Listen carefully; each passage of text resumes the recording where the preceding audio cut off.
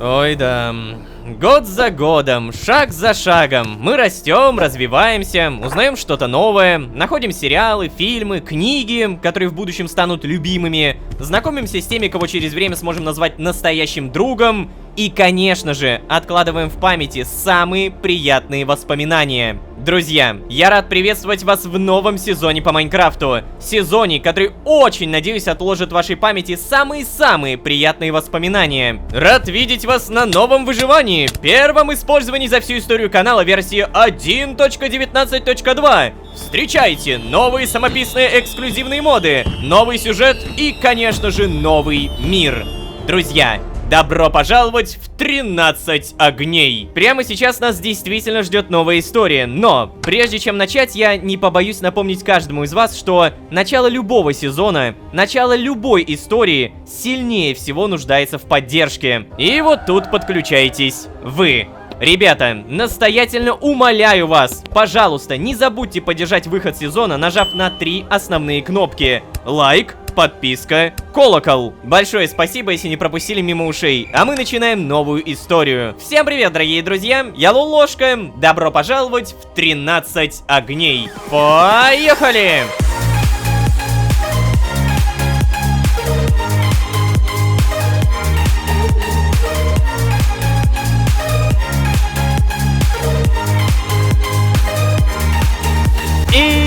Снова всем привет, дорогие друзья, я Лолошка. Добро пожаловать в новый сезон под названием 13 огней. Новые персонажи, история, прокачка. Но при всем этом самое главное — единый лор. Да, друзья, история данного сезона может быть тесно связана с одной из 4 прошлых историй: Голос времени, Идеальный мир, Игра бога и Новое поколение. Но при всем при этом каждый из этих сезонов можно смотреть в любом хронологическом порядке. Спасибо за понимание, а мы начинаем.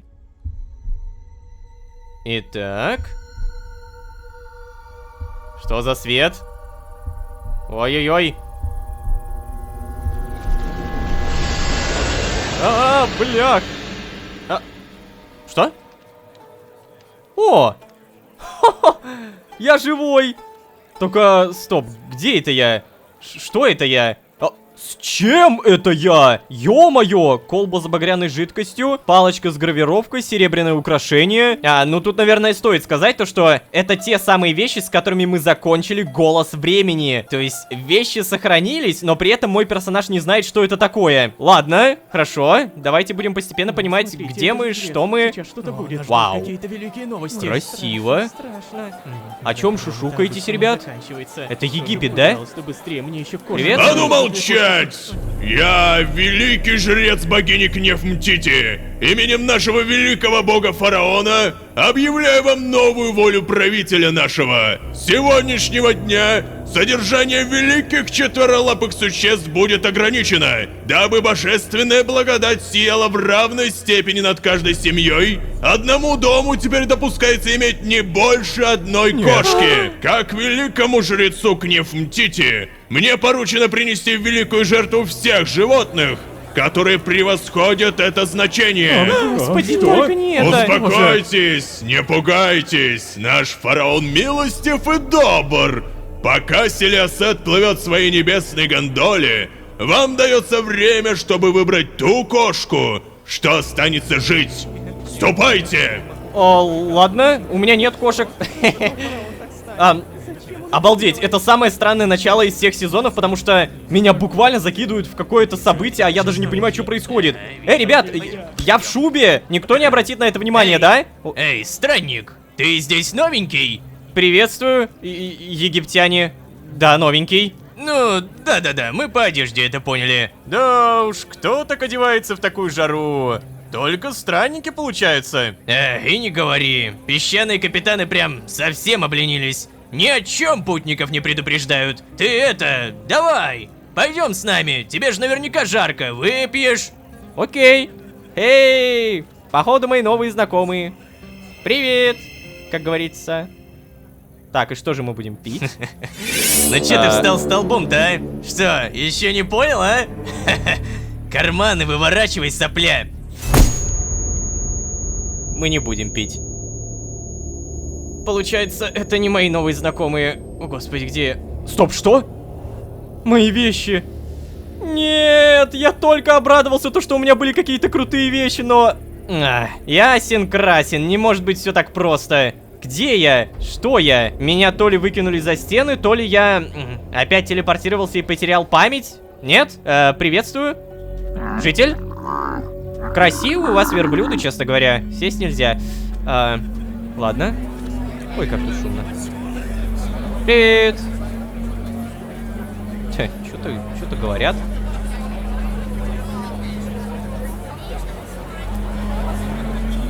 А куда очередь такая? Я прошу прощения. Hello? Да, ты куда лезешь, оборванец? Ты что? Стань в очередь, как и все. Хотя я по морде твоей вижу. Нет у тебя денег, чтобы попасть в Великий Нарфонис. Так что лучше больше не лезь сюда. И проваливай. Я запомнил тебя. Следующий. Так, документы, дамочка. Бляха! Ага, и тут пытаются пройти всякие какой разы. мерзкий тип, да? Нравится ему проявлять свою власть там, где она у него есть. Погляди-ка. А есть она у него только против слабаков. Тьфу. Я Бурискста.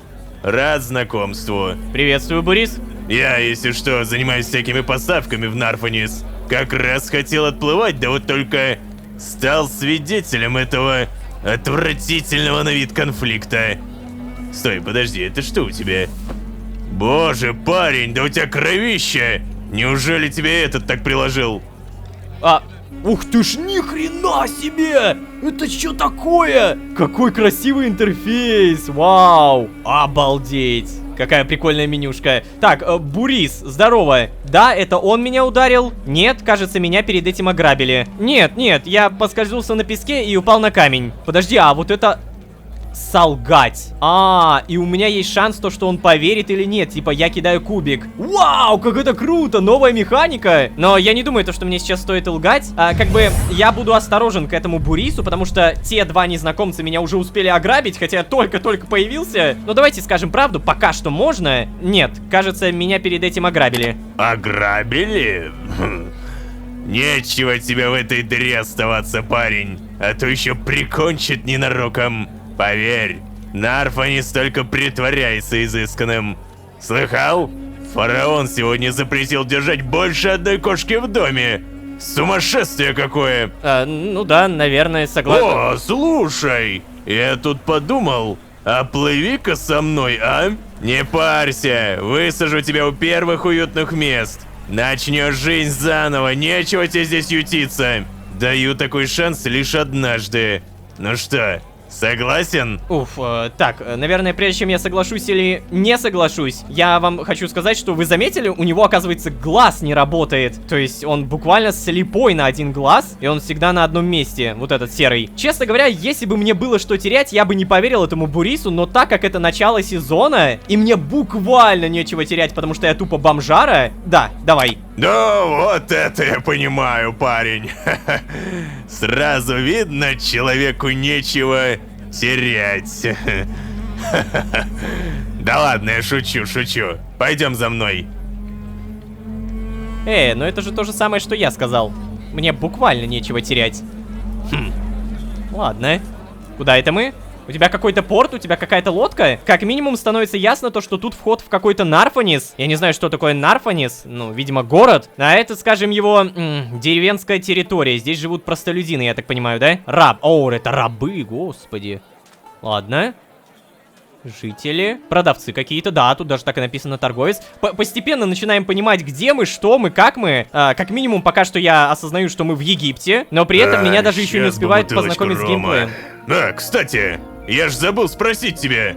Тебя звать-то как? Ложка меня звать. Но на самом деле это меня уже немножко настораживает, то что ему буквально плевать даже, как меня зовут. Окей, принял. Добро пожаловать на борт, Ложка. Стоп, вода? А как мы будем плыть? Я не понял. Парень, ты лучше бы сюда шел. Так. Ну ты молодец. Ну что, Ложка, отправляемся в путь.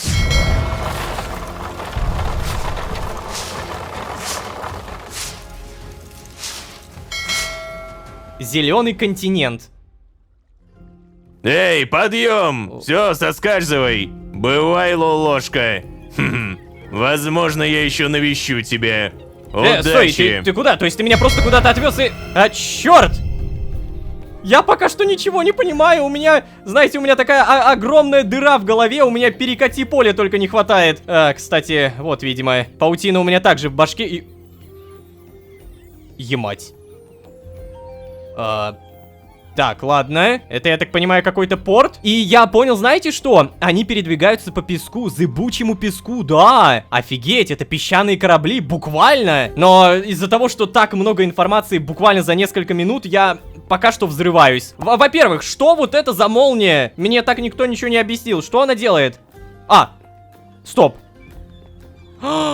Это моя выносливость! Вы посмотрите, я бегаю, и она постепенно тратится. То есть, если я сейчас буду очень долго бегать, то я не смогу бегать, да?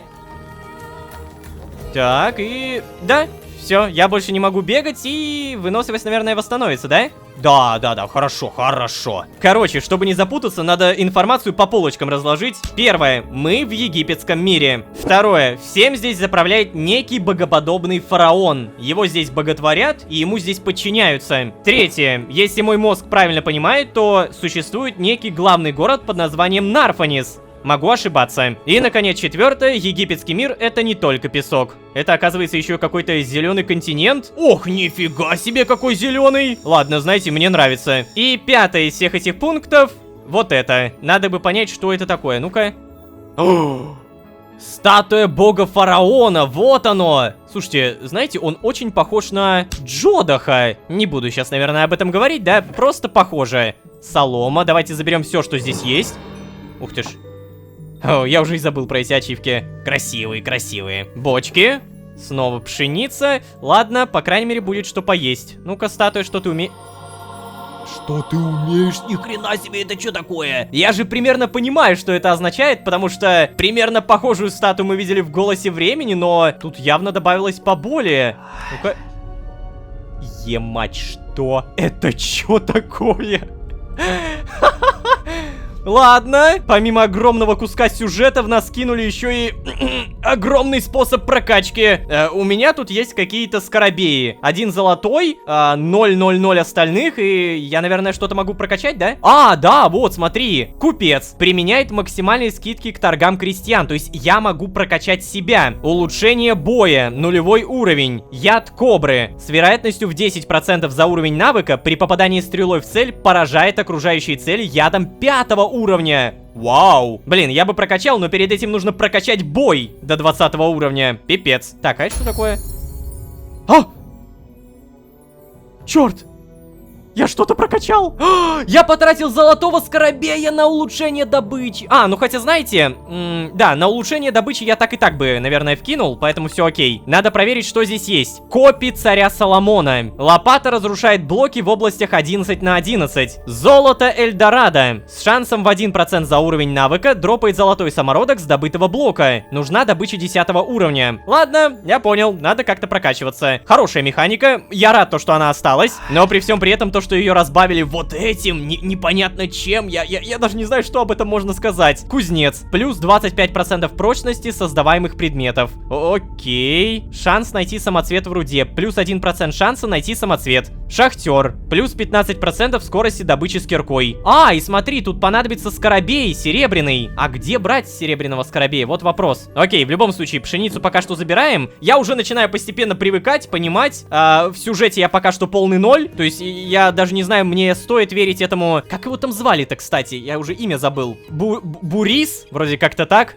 Соломенная шляпа. Плюс 1 к броне. Ну-ка. Вот это я понимаю, броня. Не то, что вам там какие-то архимагические ботинки, архимагические поножи. Ну, получается, в какой-то степени, начиная с этого момента, можно сказать: всем привет, дорогие друзья! Добро пожаловать в 13 огней. Начинается выживание. По всей видимости, наконец-то я... Что? Эвкалиптовый лес? Ух ты! Тут прям так разделяется, прикольно. Так вот, по всей видимости, наконец-то я предоставлен сам себе, и мне тут говорят о том, что... Стоп. Я дико извиняюсь, мне дерево надо. Не-не-не-не, мне дерево надо.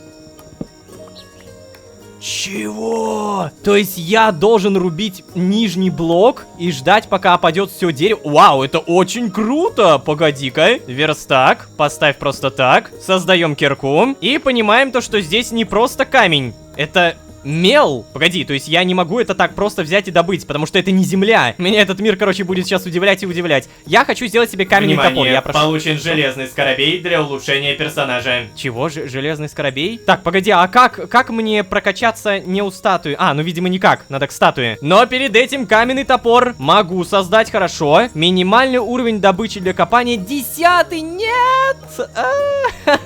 Надо прокачать добычу. Ну, серьезно. В какой-то степени это не сложно звучит, учитывая то, что у меня есть кирка. Я наверняка могу сейчас очень много добыть. Но перед этим железный скоробей. Проверочка. Как тебя использовать? Вот здесь получается, да? Вау! И я могу ветки прокачивать. Так, плюс 20% насыщения создаваемой еды. Снижение требования к уровню для зачарований. Охренеть, это же прям имба какая-то, нет? Ну, я, наверное, шахтера прокачаю. Плюс 15 скорости добычи с киркой. Вот так. Пока что непонятно. Да, возможно, я ускорился, но, может быть, это психосоматика, и я просто сам себе верю. Я пока не понимаю, нужна каменная кир... Стоп, что? Нет! Нет! Я не могу копать блоки, пока у меня нулевая выносливость! Что? Охренеть, как это круто сделали, но за что? Я недостоин такой крутоты. Дайте мне просто добывать, как я хочу. Ну ладно, мне нравится такая механика, поэтому надо, наверное, как-то прокачивать эту выносливость. А вообще у меня вопрос. Если мне для прокачки добычи нужен золотой скоробей, то как мне его получать? О, нашел информацию. Внимание, получать скоробей всех существующих типов можно просто в ходе игры. Поводом для этого может стать добыча блока, сбор урожая, крафт чего-либо, убийство, разведение животных, либо любое другое игровое событие. Понял? То есть я буквально могу просто добывать. Это несложно. Так, у меня только вот вопрос. А зыбучий песок, он работает как... зыбучий песок? Ну-ка. Ой. Бляха! Стоп! Нет! О, бляха! Как же хорошо, что здесь камень. То есть, если бы я на один блок правее был, то все, я бы утонул. Ну не до конца, но утонул бы. Так, ладно, простите за мою наглость, я просто очень хотел проверить. Так, и в итоге, если я продолжу копать этот камень, мне дадут какого-нибудь скоробея? А как я буду копать, если у меня выносливость кончилась? То есть я должен постоять, я стою, еще немножко стою и снова копаю, да? Ага, ну в какой-то степени это удобно, потому что иногда, если я заиграюсь, я могу копать 1000 блоков подряд, а выносливость как бы говорит: успокойся, парень. Но сейчас-то мне нужно копать, реально нужно. Надо в первую очередь подумать, как добывать много скоробеев. Выращивать что-то? Ха! А где я воду возьму, ребята? Стоп. Вот же она. Ну, вот, да. Надо что-то выращивать. А еще надо проверить, как все-таки копать деревянный топор. Вот это огромное дерево. Ну-ка. Опа. Опа-на! Ты посмотри, он пишет, сколько раз надо срубить. 4 из 9, 5 из 9. Господи, оно уже такое тонюсенькое, как ты это держишь? Что?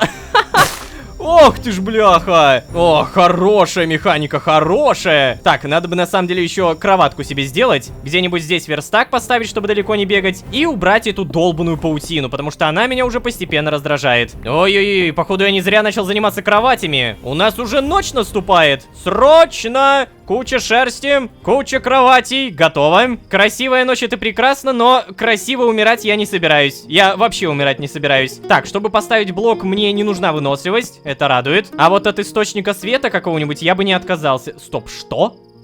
Как я должен печку создать, прошу прощения? То есть каменные инструменты я могу сделать, а печка?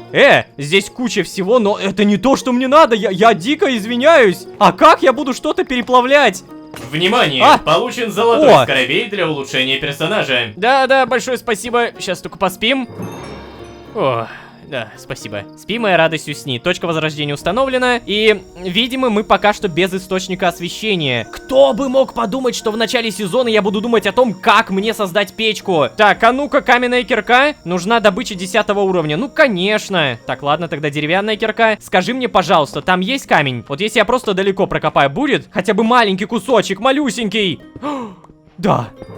Фу. Все, я выдохнул. Мне просто стало реально супер критически важно понимать, есть камень или нет. А еще мне критически важно прокачать выносливость, потому что каждый раз я жду и жду. Нашел еще одну нотку механики. Если я просто стою, то у меня восстанавливается. Если я просто хожу, восстанавливается. Но только я подпрыгну, все, выносливость не восстанавливается, и при всем при этом она и не тратится. Странно, да? Короче, прыгать мне нельзя, категорически запрещается. Ох, наконец-то есть печка. Добавляем топливо, забираем кровати и получаем самый лучший дом в мире. 10 из 10. Интересно, а если я разберу вот этот порт? Я же не думаю, что он сильно важен. Ну-ка, по одной штуке? Да, будет добываться по одной штуке, это радует. Тогда 8 штучек забираем и создаем древесный уголь. Я просто не знаю, в этом мире вообще есть какой-нибудь уголь, железо, можно ли его найти? Для меня сейчас это все в дикую новинку. Но, как минимум, освещение появилось, и на том спасибо. Кстати, здравствуйте, мистер Фараон, у меня же золотой скоробей появился. Я потрачу его, скорее всего, на добычу. То есть, да, я буду пытаться докачаться до 10 уровня, чтобы использовать хотя бы каменные инструменты. Бам! Отлично. И на 10 уровне у меня, кстати, откроется золото Эльдорадо. С шансом в 1% за уровень навыка дропает золотой самородок с добытого блока. Добывать золото мне пока что, наверное, не надо, но спасибо и на этом. О, а вот это круто! Дивный сад. Устанавливает на землю все выброшенные поблизости саженцы. Так, далее тут, наверное, вот 15 уровень. Золотая лихорадка. С шансом в 1% за каждый уровень навыка дропает самородок металла, вид которого зависит от добытого блока. О, а это мне знакомо. Песок — это золотой самородок, гравий — это железный самородок, и песок душ — это незеритовый лом. Ну да, ну да. Я очень надеюсь, что в этот раз система прокачки куда легче. Ну, кстати, да, она 100% легче, хотя бы потому, что теперь она прокачивается мной. То есть, понимаете, я беру скоробея, и я, например, хочу скоробея влить только в добычу блоков. В этот раз, чтобы прокачать копание, мне не обязательно тупо копать. И это круто. Я могу банально сделать себе деревянную мотыгу и вырастить здесь парочку пшенички. А, ну да, это же не земля, я забыл. Я не могу это вскопать. Хотя стоп. Тут есть кусочек дерна, тут есть кусочки земли. Земля! Слава богу, ты есть. Так, а во-во-во, я вижу, да, дерн. Я-то думал, что мне придется в милу копаться. Но нет, есть земля, и на том спасибо. Внимание, получен ауритеховый скоробей для улучшения персонажа. Какой? Какой еще раз? Ауритеховый? Вот он, это у нас второй по счету, и... Я могу... Что я могу? А, стоп, я что-то мог. Во, мантра выносливости увеличивает общий запас выносливости игрока. Стоимость разблокировки навыка 1 ауритеховый. Блин, знаете, мне кажется, то, что сейчас меня кормят, мне дают всяких разных скоробеев, но это только в начале. Потом, скорее всего, это будет полная задница. Будет сильно тяжелее, и поэтому надо сейчас потратить с умом. Итак, мой ум говорит, что... Так вот, мой ум говорит, что сейчас я могу прокачать только 2 навыка. Рацион и мантра выносливости. Ну, мне выносливость куда милее, поэтому ее...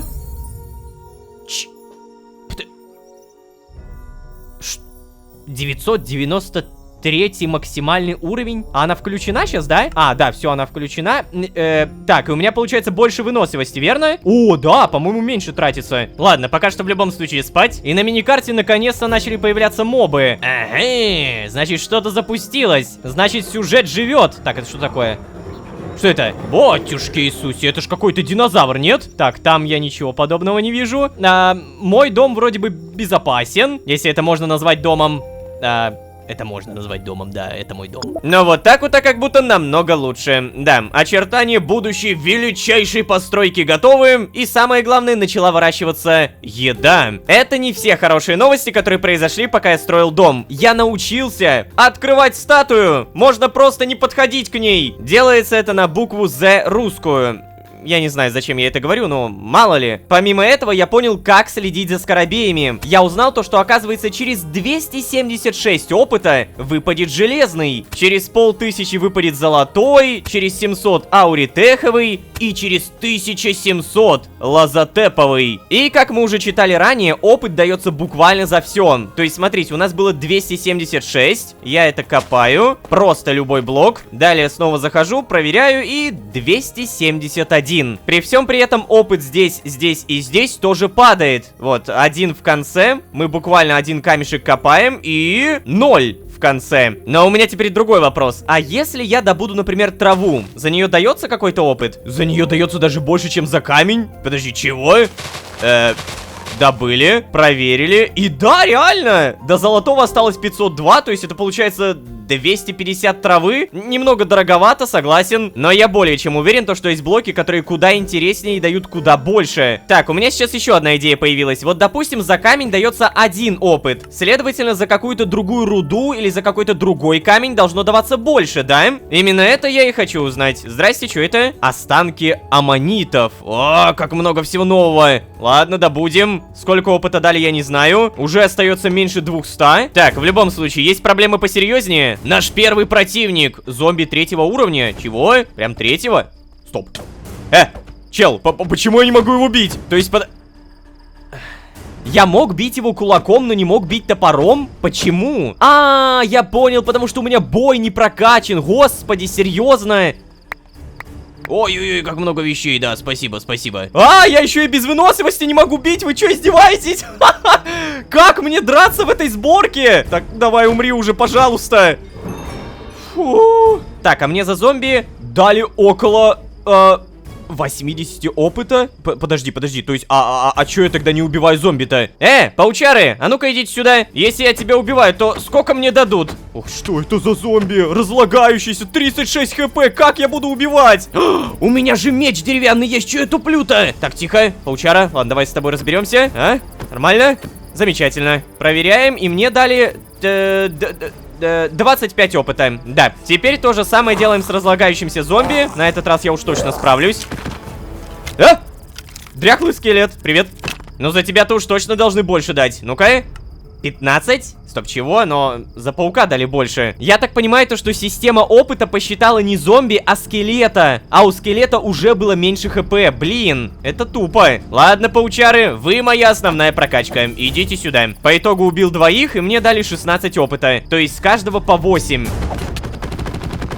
Во, и получив железного скоробея, у него сбросился опыт до следующего получения, а золотой мы получим уже через 200 опыта. Круто. При всем при этом железный и ауритеховый мы получим одновременно. Что ж, я рад, что геймплейную механику я понял более-менее быстро, а не разбирался с ней целых 5 серий, чтобы потом меня гнобили в комментариях. Надеюсь, вы тоже разобрались. Ну а теперь пора получать ответы. Кто такой Бурис? Что скрывает за собой город Нарфонис? И кто такой фараон на самом деле? Мы узнаем уже в следующих сериях. Оставайтесь вместе с нами, обязательно подписывайтесь, и таким образом вы не пропустите сюжет 13 огней. Знать бы еще, что за название такое, потому что оно же по-любому говорящее. Догадки пишите в комментариях, и самое главное, пожалуйста, я настоятельно вас умоляю, не забудьте про ваш лайк. В самом начале сезона это очень-очень важно. Спасибо большое, если вам не лень, если вы дотянулись уже заранее до этого лайка. Ну и также спасибо, если вы сделали это прямо сейчас. А если вы здесь впервые, то можете еще и позвать друзей. А с вами были Лолошка и начало сезона 13 огней. Всем удачи, всем пока. Пока. Это еще кто-то. Ой, какой он худой, вы посмотрите на него. Эй, Авди, да иди сюда, да ё-моё, не стой там.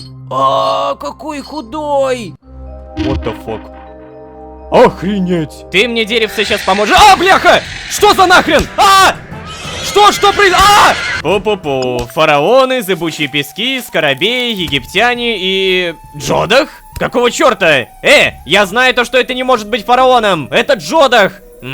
Сейчас расскажу поподробнее. Надеюсь, я не сошел с ума. Тем не менее, всем привет, дорогие друзья. Я Лолошка. Добро пожаловать в новый сезон под названием 13 огней. Поехали!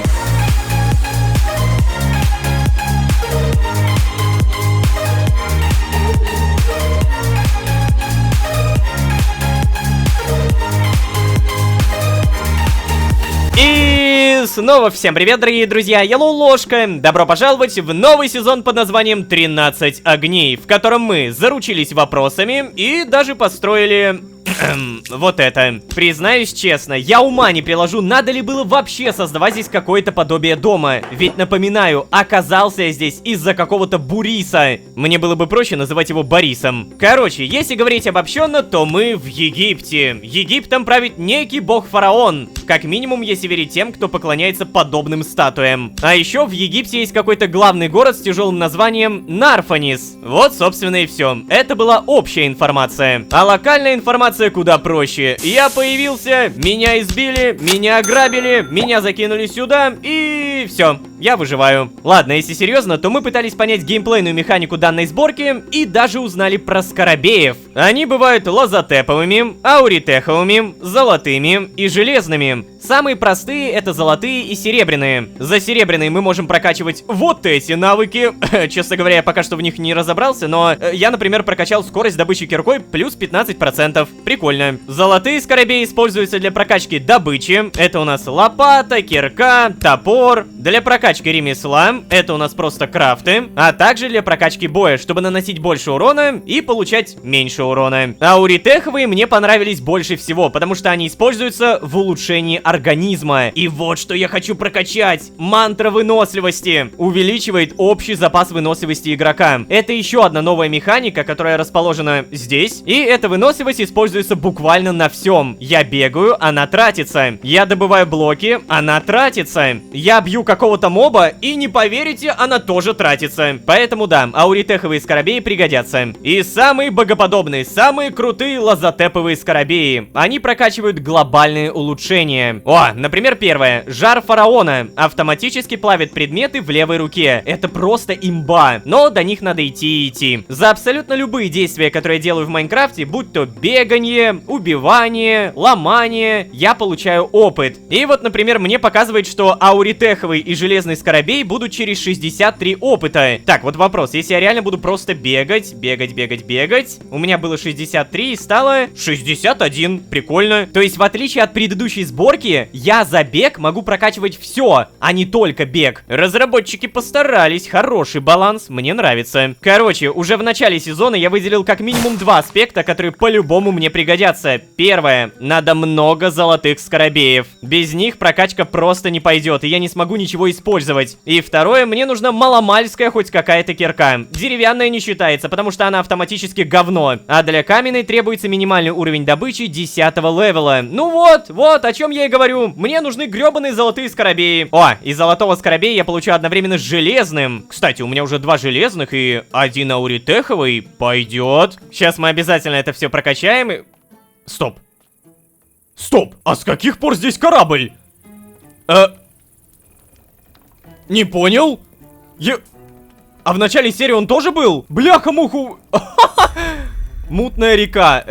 Это же корабль Буриса, да? Ничего не понимаю, подожди, но его не было. Так, это немного странно, потому что у меня реально сейчас диссонанс. Я не понимаю, типа, если здесь есть корабль, то где Бурис? И стоял ли этот корабль до этого? Ладно. Желательно как можно быстрее понять правила этого мира. И выяснить, почему статуя фараона так сильно похожа на Джодаха. Кстати, если кто-то не знает, кто такой Джодах, то это персонаж. Можно называть его как бог, можно называть его как ангел смерти. Но вы можете называть его как персонаж, который появлялся в сезоне Игра Бога, Идеальный мир, Голос времени. И такое ощущение, что даже здесь... Ну ты, ё-моё, ну посмотри, это ж прям вылитый он. Даже юбочка, вот эта вот юбочка его, она точно такая же, только золотистая. Так, окей, давайте прокачаемся. Серебряные скоробеи, у меня 2 штуки. И напоминаю, я иду до вот этой книги. Зачарователь. Плюс 30% снижение требования к уровню для зачарования. То есть я могу копить меньше опыта и больше зачаровываться. Поэтому прокачиваем шанс найти самоцвет в руде и...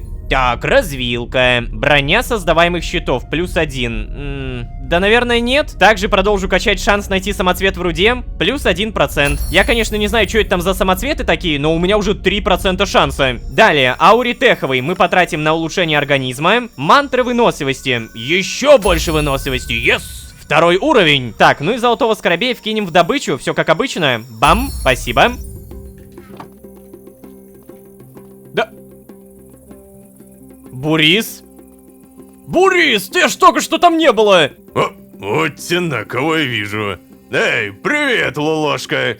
Да уж, не думал я, что мы с тобой так скоро встретимся. Да вот только не да поболтать мне. Я только что спас еще одного парня из Нарфаниса. Этот фараон Хара такими темпами всех из города распугает. Знаешь, я тут подумал на самом деле. Я ж тебя тут одного бросил, да? Непонятно где, и тебе наверняка очень сложно самому-то справляться, верно? Может быть, если вы вместе жить будете, то вам проще вдвоем будет и все такое, а? Мне кажется, хорошее место, хорошая идея. Лолошка, я понимаю, что тебе, наверное, такое может не понравиться, поэтому сначала уточняю. Ты не будешь против? Так, стоп, погоди. Ты сейчас говоришь, что кого-то так же, как и меня, спас из Нарфаниса, и предлагаешь, чтобы этот кто-то жил со мной? На самом деле звучит прикольно, правда, я бы хотел узнать, кто это? Бури, знаешь, это отличная идея. Лишние руки никогда не помешают. Нет, Бури, знаешь, я все же предпочту все делать один. Не, этот вариант мы точно не выберем. Да, Бурис, пусть остается. Эта земля все-таки ничейная, но мамочкой я ему не буду. Так, ну грубить я, наверное, не хочу ни какому-то там незнакомцу, ни Бурису. Все-таки он меня спас, да? Поэтому, да, это хорошая идея. Ну, вот ведь парень, а? Молодец, отлично. Так, тогда я сейчас подгоню сюда корабль. Далеко не уходи. Сейчас буду. Подгонишь корабль? В каком плане? Эй! Бури! А! Бурис, корабль! Но он же здесь! Или он про какой-то другой корабль? Или имеется в виду то, что он уплывет и потом заново приедет? Я ничего не понял. В любом случае, я согласился на какую-то авантюру пожить вместе с другим. Что?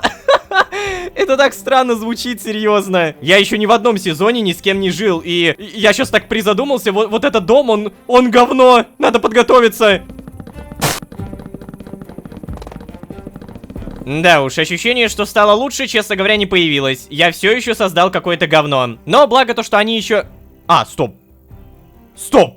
Они появились? Это еще кто-то... Ой, какой он худой, вы посмотрите на него. Эй, Абди, да иди сюда-то, ё-моё, не стой там. Какой худой. Абди. Да, привет. Ну... Молчи. Да, ё-моё, ну, Абди! Что такое? Да. Чё ж ты такой стеснительный-то, а? Никто тебя здесь уже не обидит, поверь мне. Да, Лолошка? Кстати, знакомься, это Абди. Абди, это Лолошка. Твой новый... друг. Да, здравствуйте. О, бляха. Слушай, Лолошка, ему... Я думаю, ты понимаешь, ему не сладко пришлось в Наре. Но он с тобой освоится постепенно. Я верю в это. Черт. Куда катится этот Нар, а? Так, ладно, я не буду вас смущать. Вы тут знакомьтесь, обустраивайтесь. Если еще какого-нибудь найденыша спасут, то, видимо, знаю, к кому обращаться. Да, Лолошка? Кстати, я тут часто проплываю, и поэтому, если что-то тебе нужно будет, ты скажи, окей? Ладно, если что, обращусь. Я ведь обращусь. Блин, мне оставили... О, господи. Все, он уплывает, видимо, да? Какие сочные звуки. Здравствуйте.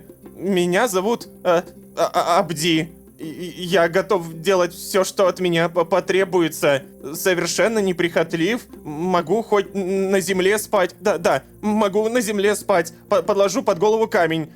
Как я могу вам помочь? Оу, успокойся, парень, Абди. Кстати, если что, то Абди переводится как раб божий. Говорящее у него имечко на самом деле. Абди, я сам тут только вчера оказался, так что не надо мне помогать, займи себя сам как-нибудь. Мы должны позаботиться о том, чтобы не сдохнуть от голода. Есть идеи? Хорошо звучит. Абди, нам нужно обустроить надежное убежище. Я думаю, из камня. Ты сможешь добыть? Так, давайте не камень, давайте вот еда. То есть я хочу действительно с ним как-то сдружиться. И такое ощущение, что спрашивая, есть идеи, я как бы с ним связь налаживаю. Поэтому, да, давайте о еде. Еда? Я справлюсь с этой задачей, да. Все, что найду, буду складывать вот в этот сарай. Хорошо? Вот прямо сюда. Я пойду, пожалуй.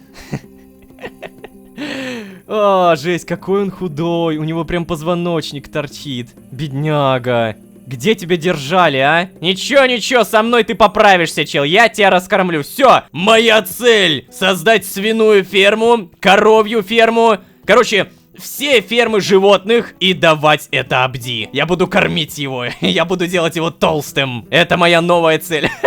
Не, на самом деле это очень прикольно. Я уже, несмотря на то, что не знаю этого Абди, примерно понимая его бэкграунд, немного...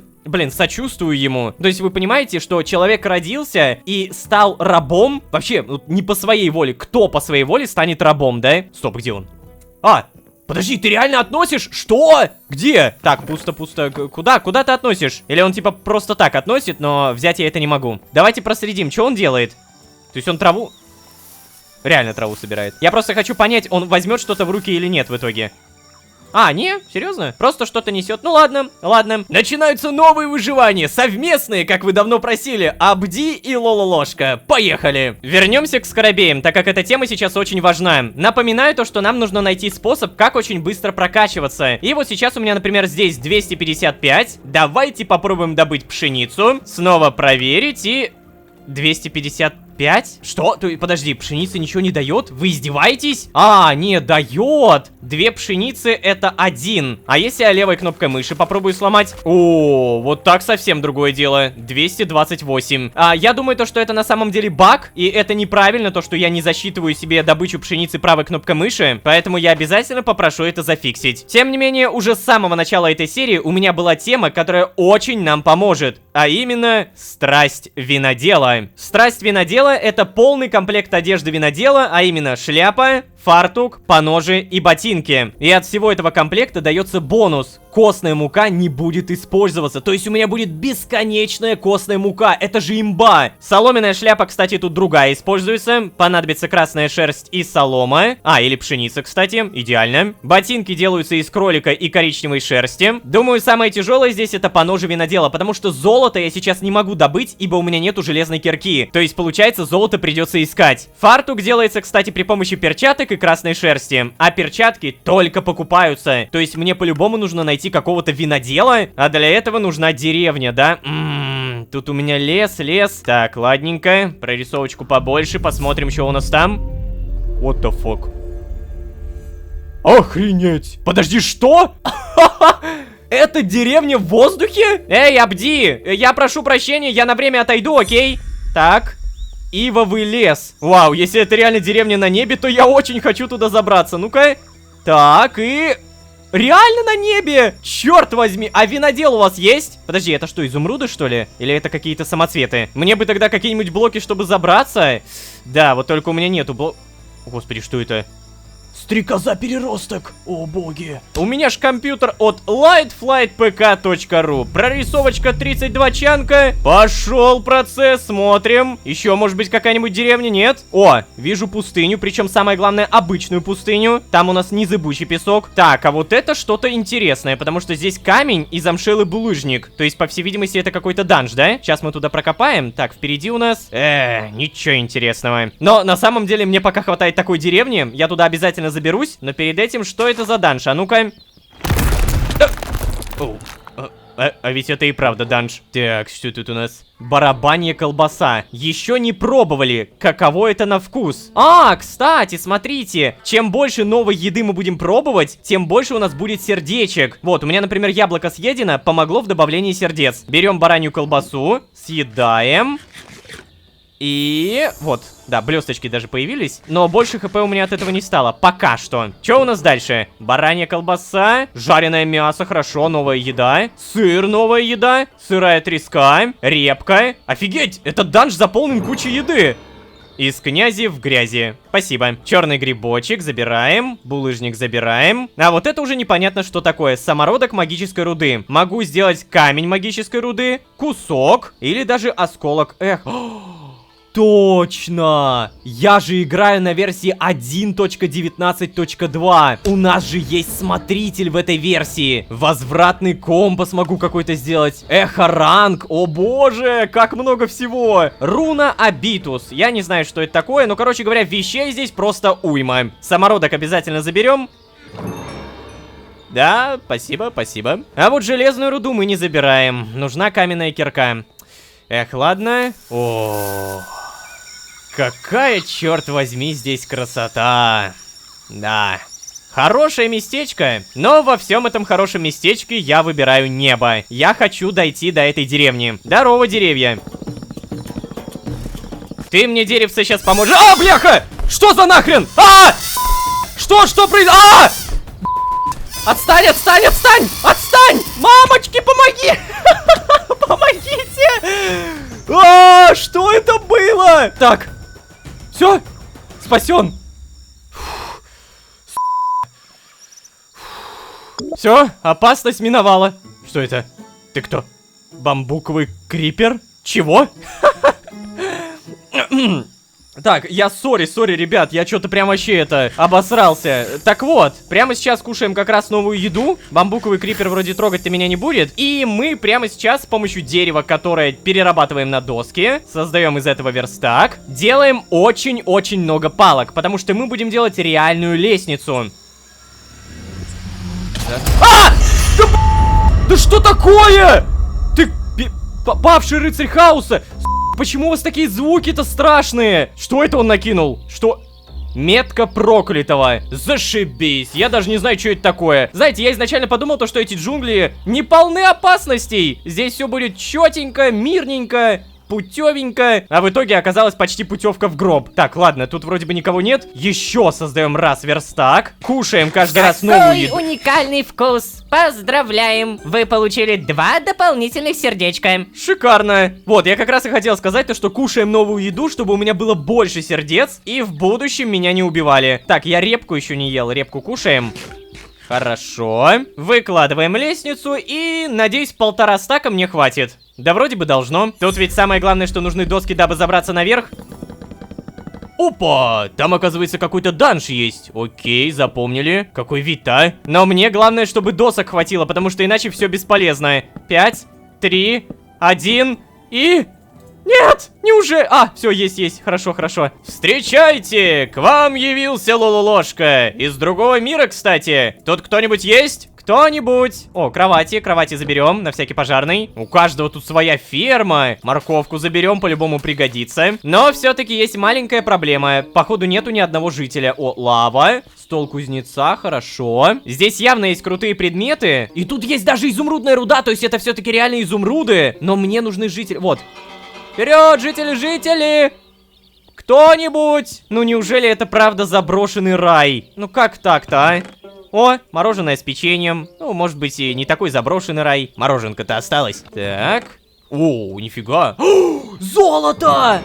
Да, спасибо за достижение. Золото, ребята! Я могу создать сет винодела. Тот самый. Мне ж понадобится вот эта золотая пряжка. Это хорошая деревня, даже несмотря на то, что здесь никого нет. Так, уголь. Забираем на будущее. Сырой лосось я забирать не буду. Я его просто съем, чтобы это была новая еда. И все. В целом, я, наверное, из этой деревни немного шерсти заберу, чтобы себе пол сделать красивый. Эх, ну вот бы тут еще железо было. О, клубничка.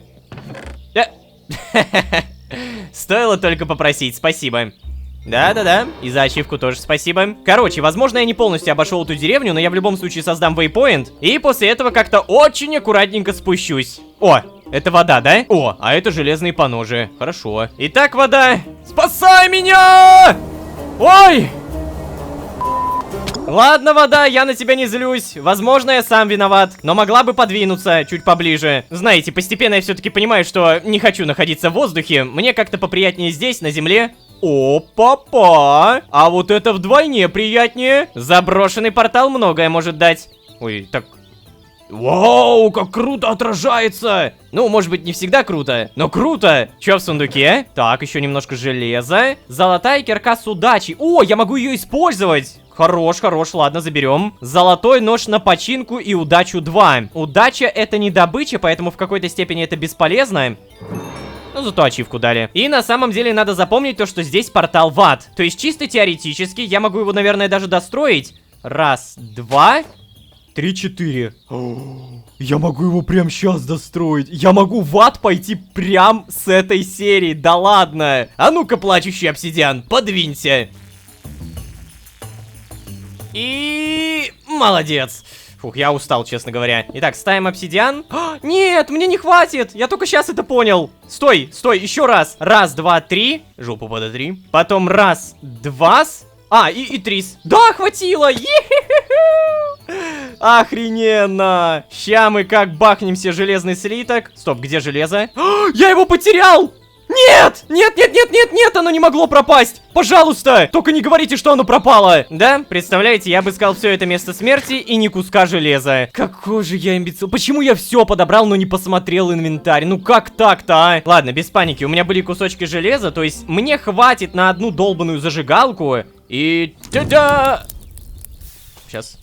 Та-да! Ох ты ж, ё-моё. А куда такой красивый и нарядный собрался? Мне интересно, а в аду как все это будет выглядеть? Так. О, тихо. Господи, где? Тихо. Мне кажется, или я появился в мире, где этот смотритель. Ребята, я появился в биоме, где смотритель. Ема, что это за ад? Это чё такое? Что за моды тут понапихали?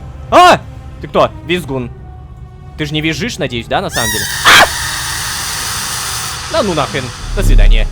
Прикольно, вообще люблю ад, всей душой обожаю. Прикольный портал получился, но тем не менее, давайте пока что просто сделаем вот такой вейпоинт. Да, далее телепортируемся к деревне. И снова здравствуйте, опасные джунгли. Ну что, кто в этот раз меня попытается съесть? Что это? Это же... Я думал, это арбуз. Или это арбуз? Это арбуз. Я вообще хочу этот данж зачистить, но теперь, когда я вижу это... А, это светлячок. Ну, слово светлячок звучит как по-доброму. И да, меня никто не трогает. Привет, Крипер. Свет мой данжик, ты скажи, да всю правду доложи. Что за ресы? Что за лут ты скрываешь тут вокруг? Ага, ловушка, помню. Ловушку мы обезвреживаем сюда. Отлично. Так, и я помню то, что где-то должен быть... Ай, бляха, тихо. Что происходит? Почему это... А, я хожу сам по себе. Ай, я подскользнулся на банане. Я реально испугался. Скольжение. Грёбаный банан. Панику навел, панику. Банана-стрела, прикольно, я это возьму на самом деле. И здесь у нас древний дротик. Золотой слиток возьму тоже, бамбуковые шипы заберем. И опять же напоминаю, тут есть загадка, которая решается с помощью рычагов. Я в целом могу ее решить, вот так, по-моему. Да, и, по-моему, теперь сюда. А может быть и нет, ну какая разница, тут где-то должен быть сундук. О, поршень, халява. А вот и сундучела. Конечно же, с говном. Ну, куда без этого. В общем, эй, Абди, я вернулся. Я еды тебе принес. Очень много еды, хорошей. Ты, главное, покажись. А, вот он, собирает что-то, как обычно. Классика, вот, возьми. Может быть, ему реально надо дать еды, нет? Но нет. Что-нибудь скажешь? Я немного стеснительный при незнакомцах. То есть, короче, он всегда говорит какую-то фразу через время. Сейчас вот, если я нажимаю, ничего не происходит. И что-то мне подсказывает, что... Мне дадут еще 2 сердца, спасибо. Так вот, что-то мне подсказывает, что сюжет продолжится, когда я несколько раз по нему нажму. Давайте попробуем, мало ли. Так, что-то кладет, ну-ка. Знаете, на самом деле, я обычный и нисколечко не заикаюсь, вот. Да верю, я верю. Напуганный бедняга. Сколько ты носишь эти трусы уже, а? Давайте новые сошью. Честно говоря, я бы хотел, чтобы Абди помогал мне с едой. То есть, просто изначально, когда он сказал про еду, и когда я нажал про еду, я думал, что он будет собирать эту еду. А тут получается, что, ну, как бы он что-то вроде собирает, да, но по факту ничего. А мы тем временем продолжаем добывать дерево. Пригодится. И при помощи этого дерева мы доделываем пол. Слушайте, мне нравится. Бирюзовая шерсть — это такая, знаете, отдельная спаленка. В спальне не должно стоять печки и верстака. Что это за бред, а? В спальне должны стоять 2 печки и ни одного верстака. Вот так вот-то. Все. И я еще, наверное, даже огорожу эту территорию. Вот так вот. Не, стоп. Вот так вот и вот так вот. Во. Слушай, а мне правда нравится. То есть вот я клянусь, пока что это мое лучшее творение в плане спальни. Я бы, конечно, печки так и быть убрал. Да, потому что это несерьезно, но пока что мне нечего сюда поставить. В будущем это будут, книжные полки, допустим. Эй, Абди, что делаешь? Цветочек собираешь, да? Что-нибудь скажешь? Да, знаете, я правда через многое прошел, но я не хочу, чтобы тяжесть моей ноши легла на ваши плечи. Простите. Ладно, прощаю. Теперь у меня есть полноценный нормальный дом. Ну, как нормальный, полноценный. Ну, как полноценный дом. Постепенно развиваемся, постепенно начинаем понимать, кто здесь, что здесь, какие устои в этом мире. Но мы так и не поняли, почему Джодах это фараон. Да, ребят, я все еще верю, что это Джодах, потому что у него скин 1 в 1. Постепенно подружимся с Абди, надеюсь. А на этом постепенно буду заканчивать. Реально, надеюсь, то, что вам понравилась эта серия. Надеюсь, то, что вам нравится, как постепенно развивается этот сезон. Да, пока что очень непонятно, но для меня очень интересно. Мне правда нравится. Надеюсь, у вас такие же мысли. Он ходит, что-то там собирает, смотри-ка. Мою пшеницу только не трогай. Не забывайте, пожалуйста, про ваши лайки, потому что, как говорится, дальше больше. Сюжеты улучшаются, механики апгрейдятся. Ну а вы, надеюсь, просто не будете забывать нажимать на лайк. спасибо. Подписывайтесь, зовите друзей. А с вами были Лолошка и Абди. Всем удачи, всем пока. Пока-пока-пока. Пока. Кстати, вообще знаешь, я бы мог помочь тебе пробраться в город и все такое. Ну, там, найти грабителей. Я же так понимаю, тебе интересна эта тема, да? Конечно! Черт возьми, у меня смысл жизни появился. Узнать, кто я такой. Знаете, у меня складывается ощущение, что в этом сезоне я либо стану жестоким рабовладельцем, либо добрым самаритянином. Сейчас расскажу поподробнее. А вообще, всем привет, дорогие друзья. Я Лолошка. Добро пожаловать в 13 огней. Поехали!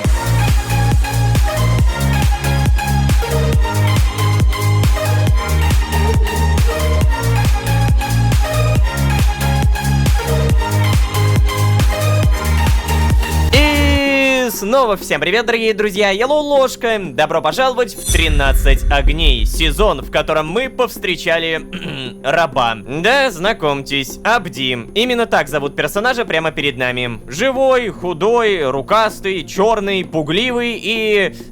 Да, пока что это буквально единственная его характеристика. Сейчас мы знаем то, что этого раба, точно так же, как и нас, пожалел некий Бурис и переправил сюда, якобы для новой хорошей жизни. Но, знаете, ни мотивация Буриса, ни полноценная история Абди нам до сих пор неизвестна. Мы даже толком не познакомились с египтянами, ничего не узнали про их главный город Нарфанис, даже не заикаюсь про некого фараона и его огромную статую. Понимаете, мы сейчас как маленькие дети, которых кормят по одной конфетки. А конфетка — это маленький кусочек истории. А тарелку со всеми конфетами убрали в ящик и сказали: ай-яй-яй, тебе еще нельзя так много. И давайте так, пока сюжет не продолжился, у меня все равно есть хорошие новости. Внимание! Я накопил целых 3 железных скоробея. И даже 2 золотых. Ну и да, в конце предыдущей серии у меня появился лазотеповый, самый-самый крутой. Я это обязательно сейчас потрачу и... Так, Абди, как обычно, собирает траву Это что сейчас? Это ты... Стоп! Это же пашня! Ха-ха! Охренеть, Абди! Молодец! Так, а ну-ка, погоди, что делаешь дальше? Я, конечно, хочу прокачаться, но сначала посмотрим. Он воды хочет взять, да? Откуда у тебя ведро? У меня нету ведра! Откуда? Вау, как он это несет, боже! Слушайте, анимация в этом сезоне еще круче, чем в предыдущем. Мне прям доставляет удовольствие за этим наблюдать. Ну-ка. Так. Ой, хорошо. Хорош. Все? Грядка готова или что-то еще? Ага, продолжает щипать. И пашня постепенно увлажняется. Ладно, Абди, ты молодец, поговорим? Не поговорим. Ну, тогда занимайся своими делами, а я пойду прокачиваться. Итак, статуя фараона, дай мне, пожалуйста, что-то крутое. Первым делом прокачаем, наверное, железных скоробеев. У меня 3 штуковины, и напоминаю, мы идем до зачарователя. Плюс 30% снижение требования к уровню для зачарования. Имба. То есть нам нужно пройти как-то вот так, да? Мне придется пустоту изучить, блин. Ну... Видимо, да, изучаем. Так, а далее шанс бесплатного зачарования. Ни хрена себе! Плюс 5% шанса бесплатного зачарования. Так это же еще круче. Берем. У меня остается 1 скоробей и выбор. Либо я пойду дальше, ближе к книге, и будет плюс 5% шанса бесплатного зачарования, либо плюс 10%. Так как у меня зачарования сейчас нету, я, наверное, все-таки пойду дальше. Поэтому, бам, плюс 5. И просто удивительно. Казалось бы, много прокачали, а потом мы делаем вот так вот-то, вот так вот-то, вот так вот-то. И тут так много всего, господи. Тем не менее, возвращаемся к скоробеям и прокачиваем золотых. Пока что у меня прокачка только одна. Улучшение добычи, добычи и добычи. Все, 6 уровень. Напомню, что мне нужен 10. Но у меня есть еще один, самый крутой лазотеповый скоробей. Кстати, до железного осталось всего 12 опыта. Прикольно. Я, получается, могу даже просто вот так вот побегать. Ну-ка. Как быстро это прокачается. Я, по-моему, уже должен получить железного скоробея, нет? Господи, да сколько там? Ну-ка, еще 5 опыта. Ну ладно, то есть за беготню и за прыжки дается не так много, но тем не менее, вот, дается. Тогда сейчас еще железного прокачаем. Вот сюда. Хе-хе-хе. Остается 1, и у меня будет зачарователь. Короче, да, лазотеповые скоробеи самые крутые, и вот, допустим, аннулирует потребность игрока в еде. Но это стоит 4 скоробея, ого! Блин, а есть что подешевле, а? О, использование эндер-жемчуга не расходует его для телепортации. О! Слушайте, можно очень быстро изучать мир. Да, берем по-любому. Надо теперь найти всего лишь один эндер-жемчуг и кидать его куда попало. Так, Абзи, ты... Чё, все? Ты закончил? Так, а может быть поговорим? Нет? Я нажимаю, ничего не происходит. Так, ладно, в любом случае, у меня есть шикарная другая новость. Внимание, внимание! Внимательно посмотрите на этот опыт. 480. Во время предыдущей серии, когда я правой кнопкой мыши собирал всякие пшенички, другие посевы, мне опыт не давали, потому что это был баг. Но этот баг исправили. В итоге мы немного добываем, проверяем, и та-дам! 450. Было 480. То есть я наконец-то могу прокачиваться при помощи ферм. А еще в предыдущей серии у меня был баг, то, что рубка дерева не засчитывала опыт. И я правда надеюсь, что это исправили. Так, все, проверяем. Пошел процесс! Вот это совсем другое дело, да. Все, багов больше нет, и я реально могу нормально прокачиваться. А то в предыдущей серии у меня прям реально было мало скоробеев. Так, теперь спать. Эй, Абди, ты там, не знаю, иди сюда, ложись рядом. Бедняга. Что за... What the fuck? Господи, корабль приплыл, ты погляди-ка. Ой-ой-ой-ой-ой, Абди там уже вовсю трудится. Так, но погодите-ка, я тут дорублю дерево, иначе просто забуду об этом. Так, Бурис наблюдает за Абди, как он работает. Подожди, стоп, а что происходит? Я не понял. Эй, парень, а ну-ка подойди. Не понял, а как же поздороваться? Все никак не могу оставить тебя в покое, погляди-ка. Ладно, Лолошка, прости. Знаешь, меня в последнее время тревожат твои слова. Все никак не могу угомониться. Помнишь или нет, но когда мы встретились у ворот Нара, ты сказал что-то про то, что тебя ограбили, обчистили. Так вот, скажи-ка, это случилось в самом Наре? Или на тебя напал кто-то в порту? А чё это тебя это так интересует, а? Ну хотя, знаете, если он кого-то подозревает из своих коллег по порту, то, наверное, это хороший вопрос. Но вообще, я могу солгать ему, чего? Это сделала городская стража, я уверен. Я прям вижу, как меня просят солгать, чтобы проверить эту механику, но, знаете, как будто если я сейчас солгу Бурису, ничем хорошим это не закончится, потому что, казалось бы, ну да, такой противоречивый персонаж, какой-то прокуренный голос, на заднем плане Абди таскает ему товары в лодку, но, тем не менее, он спас нас, поэтому, да, противоречивый... но лгать я ему пока не буду. Ко мне подошли два странных типа на площади, предложили с ними выпить, а дальше я ничего не помню. Ну да, по сути так и было. Ох, Бурис, я и сам не понял, как и где это произошло. В какой-то степени это тоже подходит, но вот это более развернутый. Два странных типа на площади. Подожди, ты сейчас сказал на площади? То есть ты все-таки бывал в городе, да?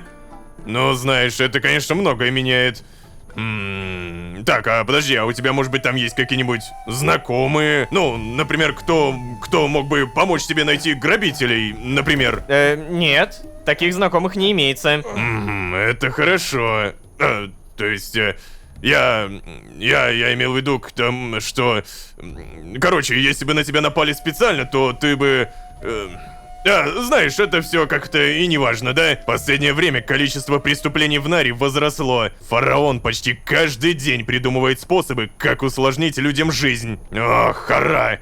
Те, кто раньше кое-как могли выживать, теперь не справляются. Кстати, а что насчет тебя? Ты как вообще? Ты, богатым был? Может быть, у тебя есть куда пойти? Блин, не нравятся мне его вопросы, ребята, я походу понимаю. Посмотрите на Абди на заднем плане. Такое ощущение, что Бурис, он хочет создать рабовладельческую сеть, и он хочет быть магнатом этой сети. И, по всей видимости, спрашивая, есть ли мне куда пойти и может ли мне кто-то помочь, он как бы заранее узнает, а будет ли меня кто-то искать, если он меня куда-то запрет. И именно поэтому, когда я сказал, что у меня никого нет, он ответил, это хорошо, и тут же опешил. Ох, Бурис. Надеюсь, я просто тебя слишком много подозреваю, на самом деле все окей. Так, что могу ответить? Есть ли мне куда пойти? У меня было много всего в карманах. Была куртка, но они все забрали. Знаешь, честно говоря, я не помню. Совсем ничего не помню. Даже о том, как оказался в Наре. Да, Бурис, я вообще-то один из самых богатых людей в мире. Удивлен, что ты раньше не спросил. Все ответы отстой, на самом деле. Ну, то есть, если я скажу, что я был самым богатым, то... Ну, мало ли он начнет меня как-то в заложниках держать, чтобы меня, типа, выкупили. Ну, знаете, я придумываю всякое. Понимаю то, что это может быть не так, но я просто пытаюсь наперед все продумать. Скорее всего, я вот это нажму. Честно говоря, я совсем ничего не помню. О, братан, да у тебя, кажется, амнезия. Ха, неужели тебя так сильно по голове приложили? Да. Кстати, вообще знаешь, я бы мог помочь тебе пробраться в город и все такое. Ну, там, найти грабителей... Или, может быть, даже кого-то, кто тебя знает. Да вот только дорогое это удовольствие, парень. Наш дурак-фараон очень заботится о том, чтобы в его городе не было ни одного человека без документа. Ты как? Что думаешь насчет этой идеи? Пробраться в город? Да я за. Зачем мне этот ваш Нарфанус? Нарфанус. Или как там его? Я начал новую жизнь здесь. Бурис, мне сейчас недоступно дорогое удовольствие. У меня совсем ничего нет. Бурис, правда, я бы тебе до конца жизни был обязан. Я должен разобраться, кто я. Да, как вы понимаете, у нас по сюжету, получается, мы потеряли память. И я, как персонаж, не помню предыдущие свои жизни в какой-то степени. И просто не помню, кто я такой. Так, короче, Бурис, это дорогое удовольствие, и оно мне сейчас недоступно. Да чё ты несешь, а, Лолошка, брось ты! Ты живешь сейчас в богатых дичью и прочими ценностями местах. У тебя есть Абди, я, может быть, постепенно еще кто-нибудь появится. В порту Нара есть небольшой рынок, и я бы мог тебя туда отвезти, рассказать, как все устроено, тыры-пыры. Но, короче, постепенно накопишь. Я бы тебе хотел, конечно, бесплатно помочь. Да у меня у самого не так много денег. Это же нужно будет еще документы заказать, разрешение, историю. Черт. Короче, Лолошка, я простой торговец, у меня нет таких денег. Мне же надо, сам видишь, корабль содержать, команду, семью. Но ты не парься, зато я знаю нужных людей. Я же так понимаю, тебе интересна эта тема, да? Конечно! Черт возьми, у меня смысл жизни появился. Узнать, кто я такой. Окей, тогда смотри. Я собираю всю информацию, сколько все это будет стоить, и потом говорю тебе.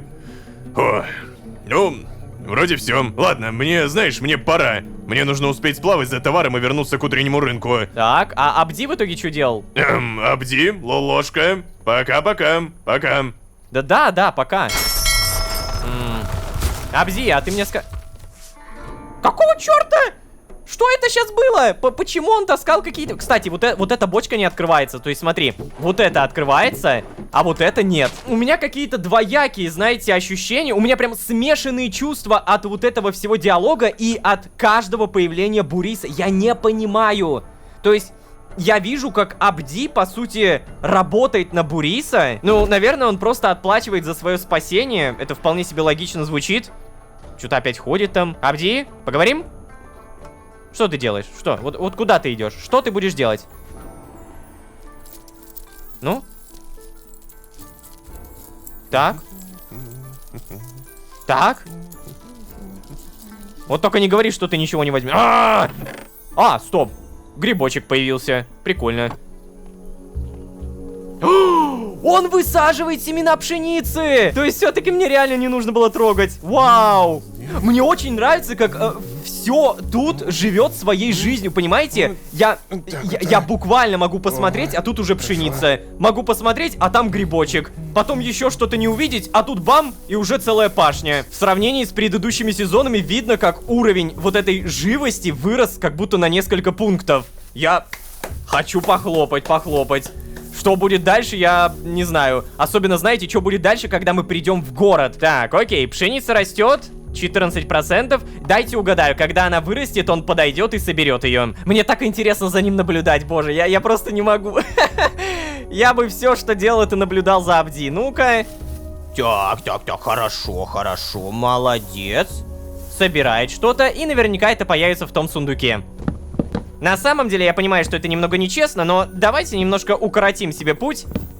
Обратно все закрываем. И сундучело проверяем. Да, смотри-ка. Красные грибы появились, пшеница появилась. Абди крутой. Мне он определенно нравится как персонаж, даже несмотря на то, что он не болтает. Ему не надо говорить, что делать. Он просто берет и делает. Да и я тоже просто беру и добываю.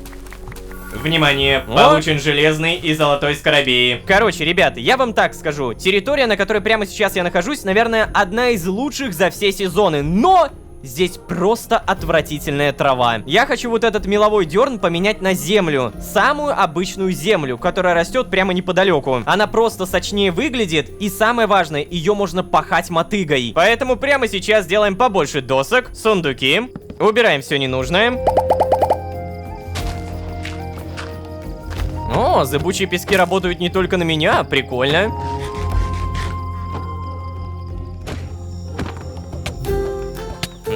Серьезно? Да уж, с таким количеством выносливости это тяжеловато.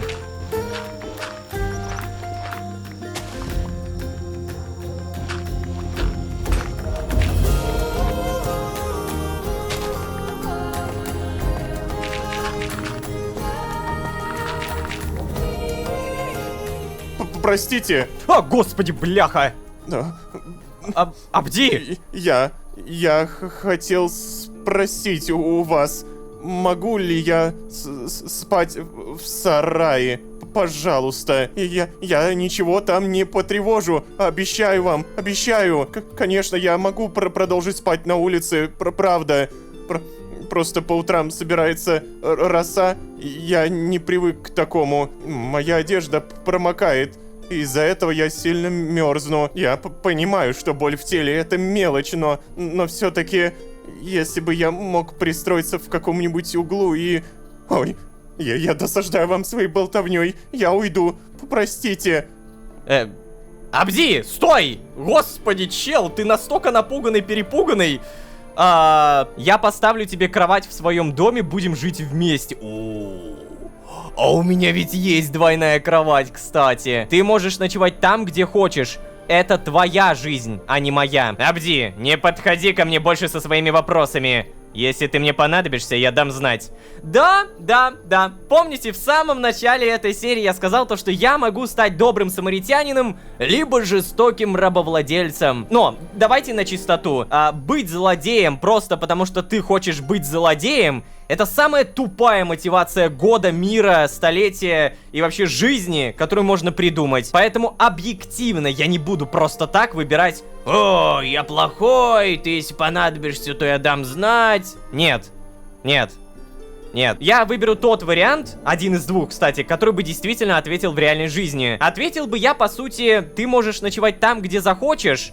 Но просто понимаете, перед нами такой человек, который реально боится всего. Да и спать в сарае, как будто это так себе идея. Я поставлю тебе кровать в своем доме. Да, вот конкретно в этом варианте я отвечу так. Что? Правда? Вы сейчас не шутите надо мной? Я каждый раз ведусь на эти шутки.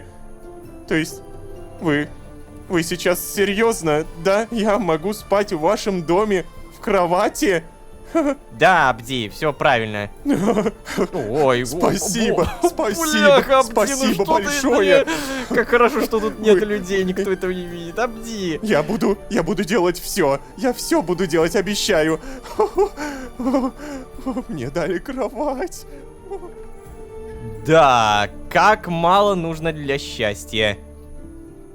Это, бля...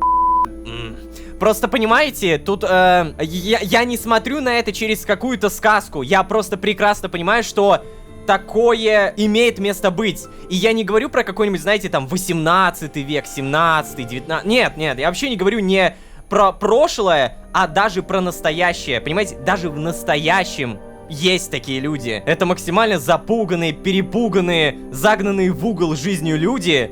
И... Я опять же вот просто смотрю на это не через призму Майнкрафта, а скорее через призму реальности. Блин, это так хреново. Короче, ладно, я не буду сейчас об этом думать. В любом случае, я считаю, что поступил правильно. Кровать у меня в любом случае тут уже стояла, мне даже крафтить ничего не надо. Хотя чисто на всякий случай, чтобы сюжет там продолжился и все такое, давайте мы ее заново поставим. Вот так. Все, ага, и Абди у нас тем временем продолжает что-то добывать.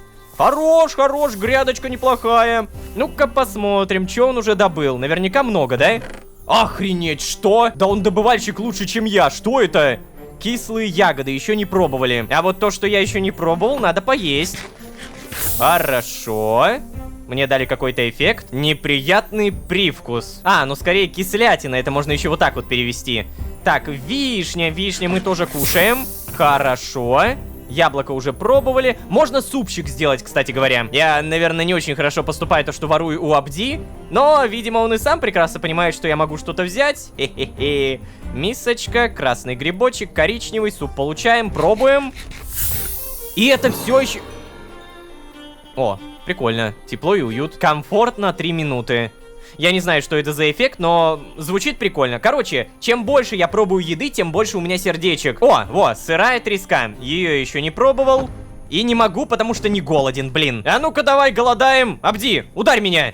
А, черт, как-нибудь по стариночке. Оп, нормально. Надеюсь, дадут сердечки, давай. Какой уникальный вкус. Вы получили 2 сердца. Короче, пока я расставлял здесь новую землю, погляди-ка, у меня 2 ауритеховых, 2 золотых и 3 серебряных скоробея. Получается, мне нужно 4 золотых до следующей добычи. Вау. Вау. Он лег. Охренеть. Так, ладно, продолжаю, все, хватит удивляться. Мне нужна добыча 10 уровня. То есть мне нужно 4 золотых скоробея. Сейчас у меня 2 уже Так, есть. всё, пора Чего? работать, не отлынивать, а работать. Быстро ты, быстро. До следующего 3-го скоробея 292 опыта. Ну и по сути там остается последний. Я сделаю это прямо сейчас.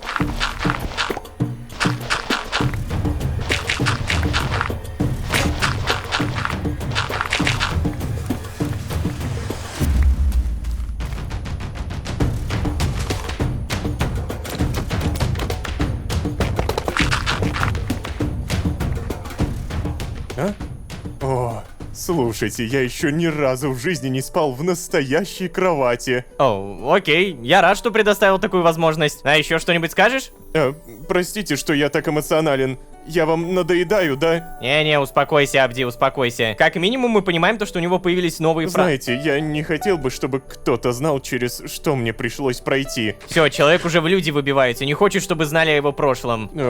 Знаете, если бы у меня был лук, я бы мог начать охотиться, чтобы, была еда. Был лук, чтобы была еда? Подожди-ка. Чувак, погоди, подожди, не уходи далеко. Есть у меня тут одна идейка. Верстак, нитки, палки, лук получаем. И он там говорил лук и стрелы. Так, что, ну-ка попробуем. Что? Подожди, стоп. И стрелы. Что? Это мне? Спасибо большое. Ладно. Только ты застрял, чел. Помогу-ка я тебе, наверное, да? Не надо застревать. Не самое лучшее место. То есть, подожди, мне нужно его слушать. Ну-ка, что еще скажешь? Я еще ни разу в жизни не спал в настоящей кровати. Ну ты это уже говорил, я знаю. То есть, охренеть! Я по приколу по нему нажимал, а оказывается надо. Все, ребят, запомнили. Теперь по всяким разным NPC нужно нажимать почаще, потому что они дают, оказывается, какие-то важные словечки. Тем временем до 4-го золотого скоробея мне остается всего лишь 143 опыта.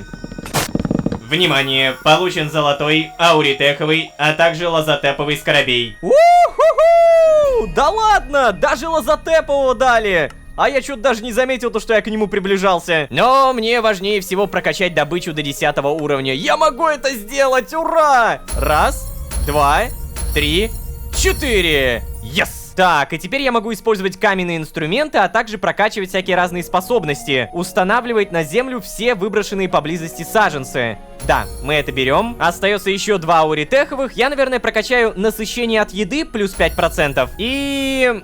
Стоп, кстати, а как другое открывать?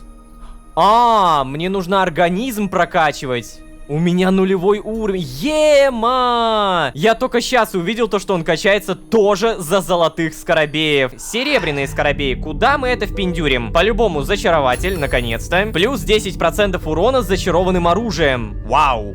Так, а что это? Плюс 10% сила накладываемых зачарований брони. О, вот это получше. Вот это берем, прокачиваем. Все, плюс 40%. Осталось только понять, как здесь зачаровываться. Ну, собственно, чародейский стол и вот это вот все. Обалдеть, это что такое? Как же много тут книг, а? Теневые руки, ищейка, устрашение, аура лечения. Из всего этого я понял только ауру лечения. А пока что я буду на этом постепенно заканчивать. То, как развивается сюжет, мне пока что нравится больше всего из всех сезонов. Это реально имба. То, как проработаны персонажи и то, как они взаимодействуют с окружением, это вдвойне имба. Я не представляю, что будет дальше. В любом случае, сюжет пока что развивается, пока что набирает обороты, и я очень надеюсь, что вы не забудете подписаться, чтобы не пропустить следующие серии. Пожалуйста, для меня, для всей команды это правда очень важно, потому что мы стараемся, делаем дальше, делаем больше. Короче говоря, развиваемся вместе с вами. Спасибо большое за ваши оценки, спасибо за ваши лайки. А если вы здесь впервые, то можете еще и позвать друзей. А с вами были Лолошка и нормальная земля, а не какой-то мел. Всем удачи, всем пока. Пока. В любом случае, в предыдущей серии я сказал то, что по-любому нужно болтать статус отношений, поговорить, сделать подарок. Это что такое? Я на миникарте вижу какой-то лес. То есть вы хотите сказать, что это...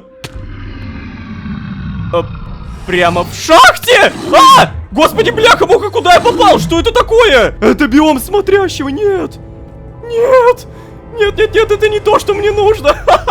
Ох, Лололошка и Абди. Идеальная кооперация, чтобы выживать около недостроенного сарая в недостроенном доме. Да. Ну а если серьезно, то сюжет в предыдущей серии ярко дал нам понять, что мы еще вернемся в город из самой первой серии. Тот самый город под названием Нарфанис. И тот самый город, где восседает бог-фараон, похожий на Джодаха. Ох, я до него доберусь, это точно. Тем не менее, всем привет, дорогие друзья, я Лолошка. Добро пожаловать в 13 огней. Поехали!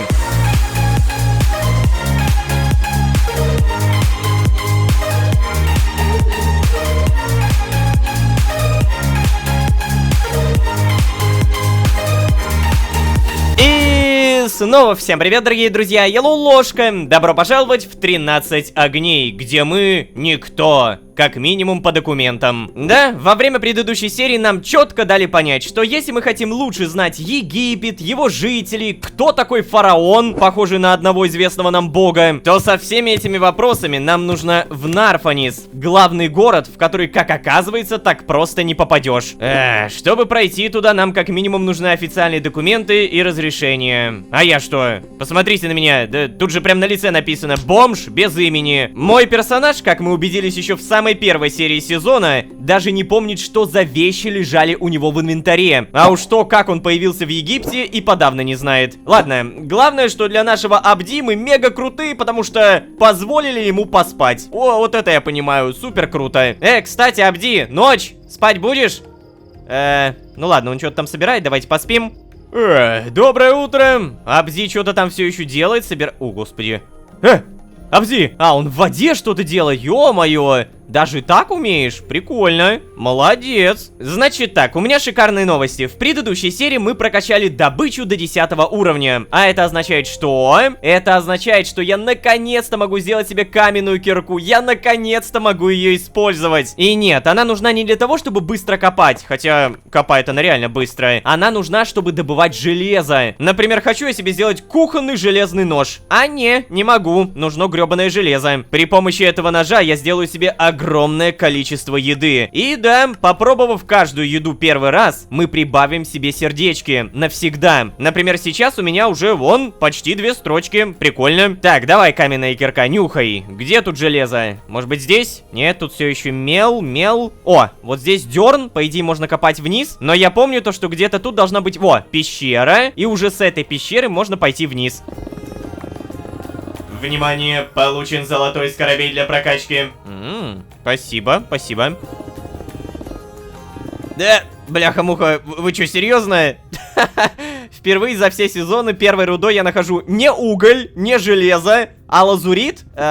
Ну ладно, давайте. Это, правда говоря, не совсем то, что мне надо. Стоп, что это? Цитрин вставляется во что угодно, плюс 0,25 везения. И как мне это понимать? Самоцветы можно вставить в предметы с гнездами на кузнечном столе. Выпадают из любой руды с небольшим шансом. Требуется инструмент без шелкового касания. Так, окей, а что такое везение? Я так понимаю, то, что мы получили этот камень благодаря вот этому. Шанс найти самоцвет в руде, плюс 1% шанса. Но у меня получается 3%.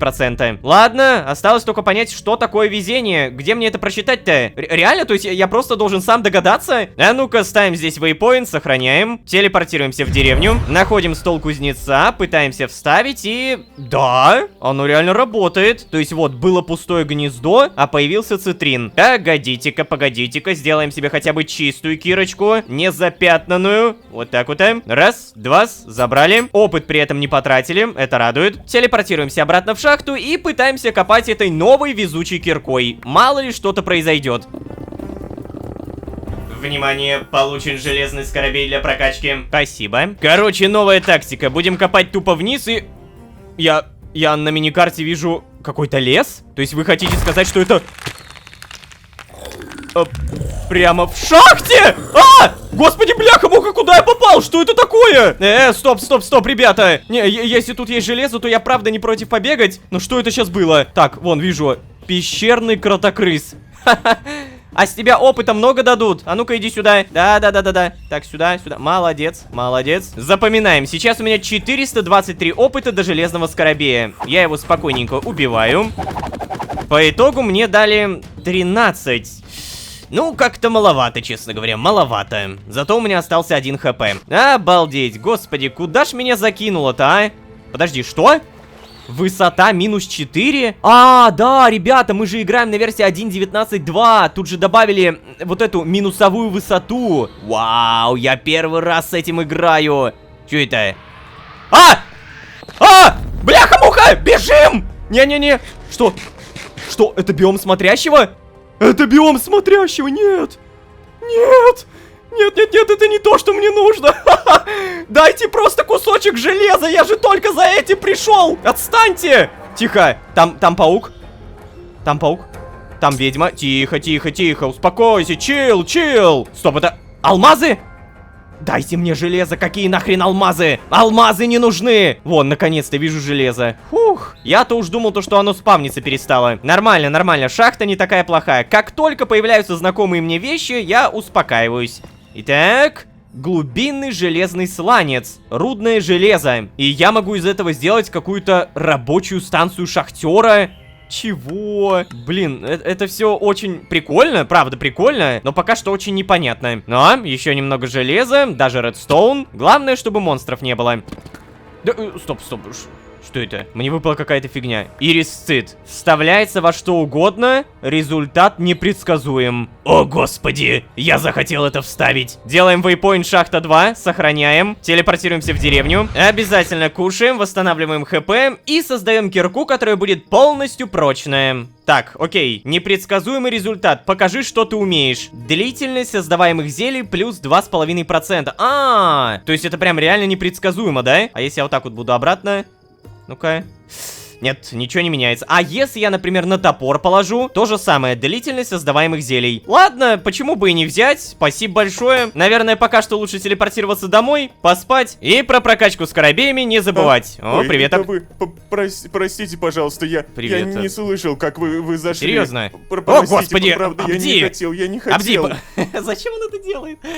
Почему ты все время мне кланяешься? Прекращай, это раздражает. Хватит вести себя так, будто я твой начальник. Ты должен проявлять куда больше уважения, чем просто поклон. Ну не, я такой, конечно, не выберу. Я выберу хватит вести себя так, будто я твой начальник. То есть это вроде бы и грубо, но при всем при этом мы наконец-то как-то разграничим себя. То есть точку поставим, то что не надо, не делай этого. Да, конечно, простите, я так больше не буду делать. Ой, да, со мной, знаете, такого еще никогда не было, чтобы кто-то общался на равных, как с человеком.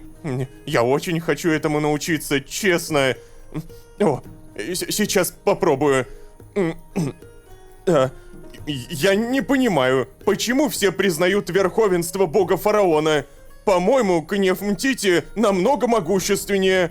Да и остальные тоже. О, черт, что я наделал? Мне конец, мне конец. Я богохульник, мне конец. Я просто хотел научиться вести дружеские беседы. Прошу вас, простите меня. Я слышал, что друзья делятся своими мыслями. Я просто сказал, что в голову пришло. Боже, пожалуйста, я умоляю вас, не отдавайте меня под суд жрецам. Пожалуйста, просто убейте меня сами. Это Я не знаю, как это комментировать. Это вообще трешак какой-то. Ну, ладно. Так, Абди, успокоились. Абди, ты с ума сошел? Встань немедленно. Абди, я великодушен, так что никому не расскажу про твои выходки. Но ты мне обязан. О, нет, такое точно. Ты понесешь ту кару, какую заслуживаешь. Да нет, я не буду такое нажимать. Абди, ты с ума сошел? Встань немедленно. Нет, послушайте. Я на все готов. Я правда, я дурак. Только не отправляйте меня к жрецам. Прошу вас. Ну, раз уж ты готов на все, сделай мне бутер с мясом.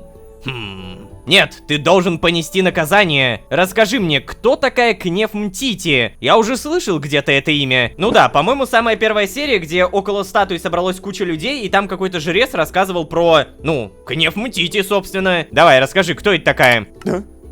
То есть, вы не знаете? Интересно, откуда же вы прибыли тогда?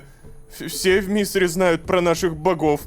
То есть, вы что, вы, получается, совсем ничего про нас не знаете? Так. А, и он будет прям рассказывать мне сейчас. Ну, давай. Ну, тогда слушайте. В Мисре с незапамятных времен существовало 5 богов. Кнеф Мтити, самая игривая и веселая из богов. Но опасайся ее поцелуев, ведь поговаривают, что она сама богиня смерти.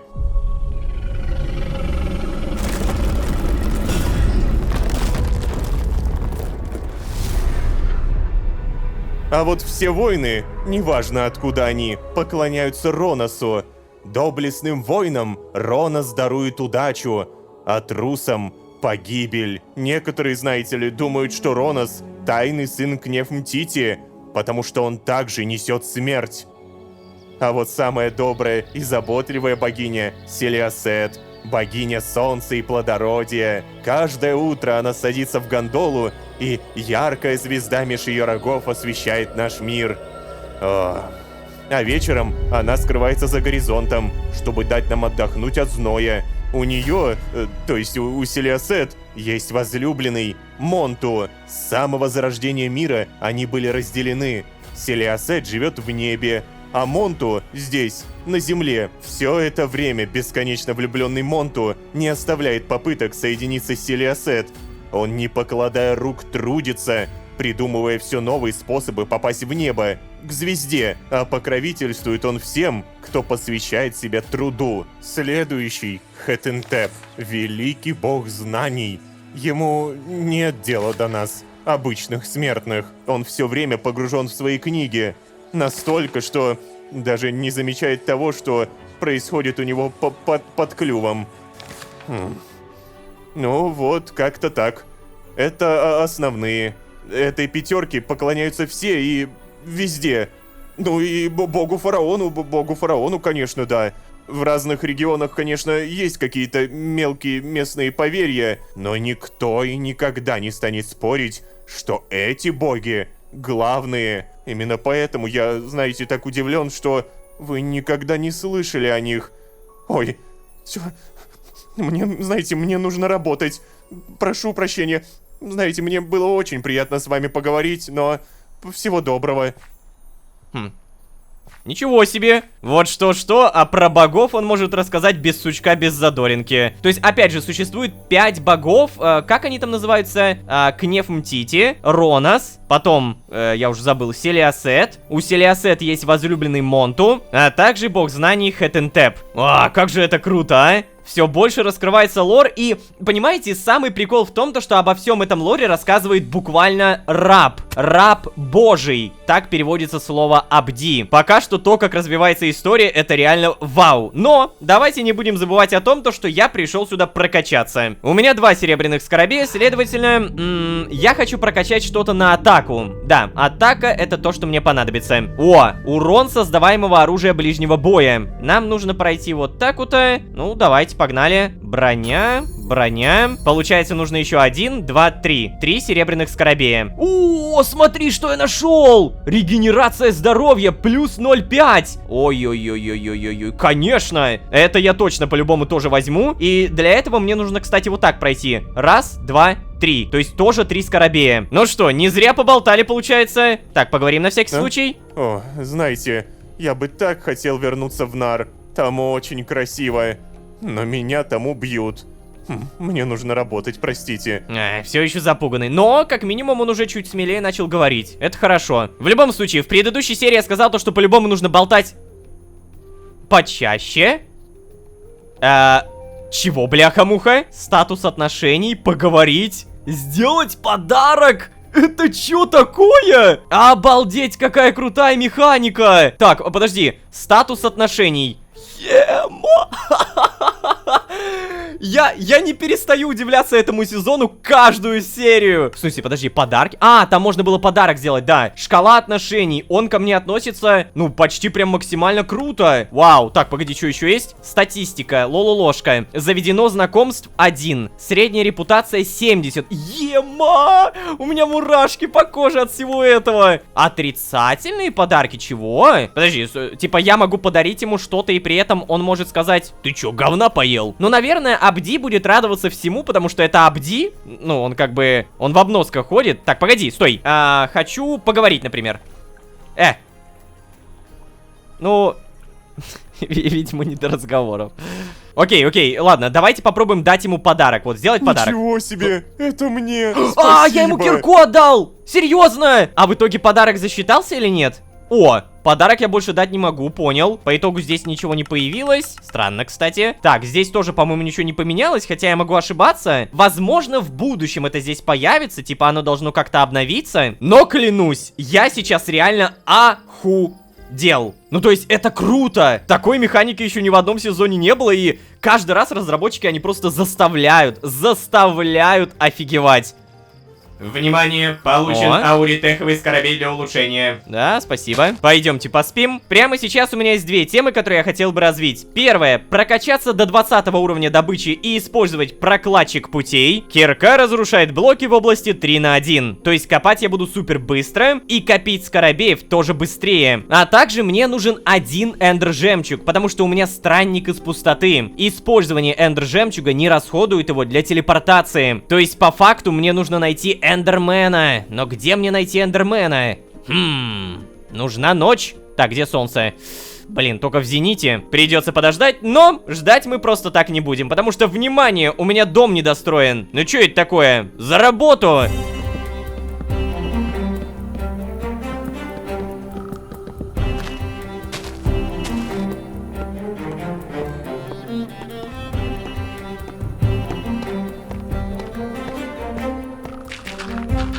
Ну, короче говоря, вот такая фигня у меня получилась. Где-то недостроено, недоделано, не обставлено. Но пока я все это создавал, вот что я понял. Мне не хватает рюкзака. И как только в поиске я вбил слово рюкзак, я понял то, что примерно за 6 сборок подряд у меня совершенно другой мод на рюкзаки. Чё это такое? Я никогда с таким не сталкивался. Нам потребуется кожа, самая обычная, нитки, сундуки и, опять же, кожа. Вроде бы легко. И при всем при этом эти рюкзаки можно улучшать. Продвинутое улучшение кормления. Кормит игрока едой прямо из инвентаря рюкзака. Хорошо. Притягивает предметы прямо в рюкзак в большой области. Так, это еще лучше. Что? Позволяет рюкзаку хранить в себе другие рюкзаки? Нифига себе. Ну хотя... Ладно, это дорого, окей. Короче, все, что мне нужно, это нити. Есть. 1 сундук. Есть. И просто кожа. Нет. Да, придется где-то найти эту кожу. Но перед этим спать, немного еды забирать и в путь дорогу бежать. Опять ты! Ну иди сюда. Я тебя сейчас так вздерну! Ненавижу тебя, постоянно вылетаешь из этих гребаных джунглей! Шоу! Ну ё-моё, 1 хп, серьезно! Задолбали! Ну так вот, надо найти коров. Ух ты. Чего? Это крипер? Ё-моё, а чё он такой красивый? Прикольно. Так, ну знаете, а может быть коровы у нас тоже поменялись? Может быть коровы другого цвета? Надо внимательно смотреть, потому что, видимо, в каждом биоме мобы меняют раскраску. Ой-ой, ты что делаешь? Это что сейчас было?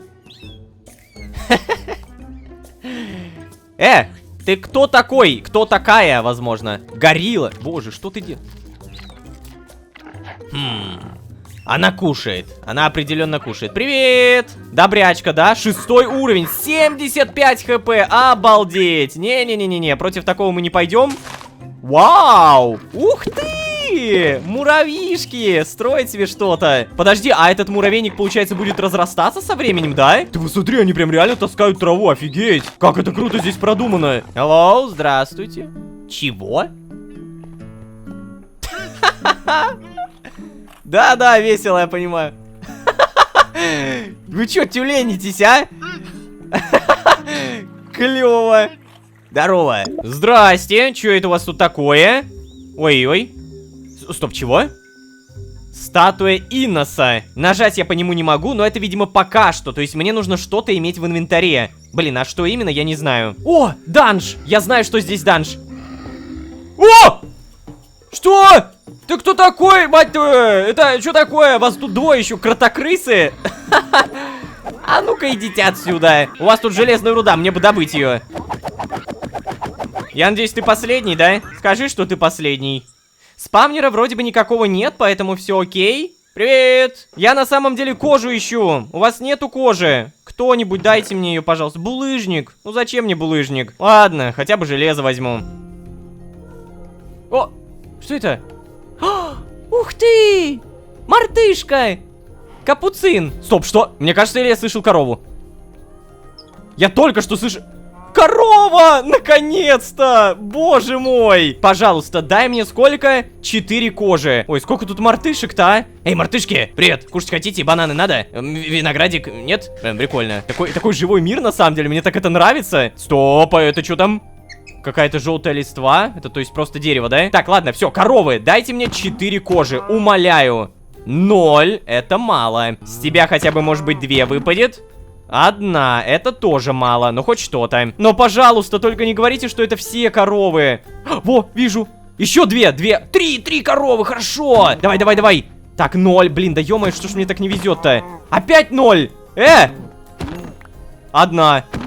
Да! 4 кожи ровно, то, что надо. Так, тут еще вижу каких-то мобов. Муравьед, вау! Эй, муравьед, я знаю, что там есть муравьи. Блин, интересно, они будут драться друг с другом или как? Ящер, ящера мы не трогаем. Тут какой-то данжик. Сейчас я быстро его обыщу, и надо бы, наверное, отсюда валить уже. Че это? Ой. Ага, это могила. Прости, могила, мне нужно это сделать. Что здесь? Это мы заберем, спасибо.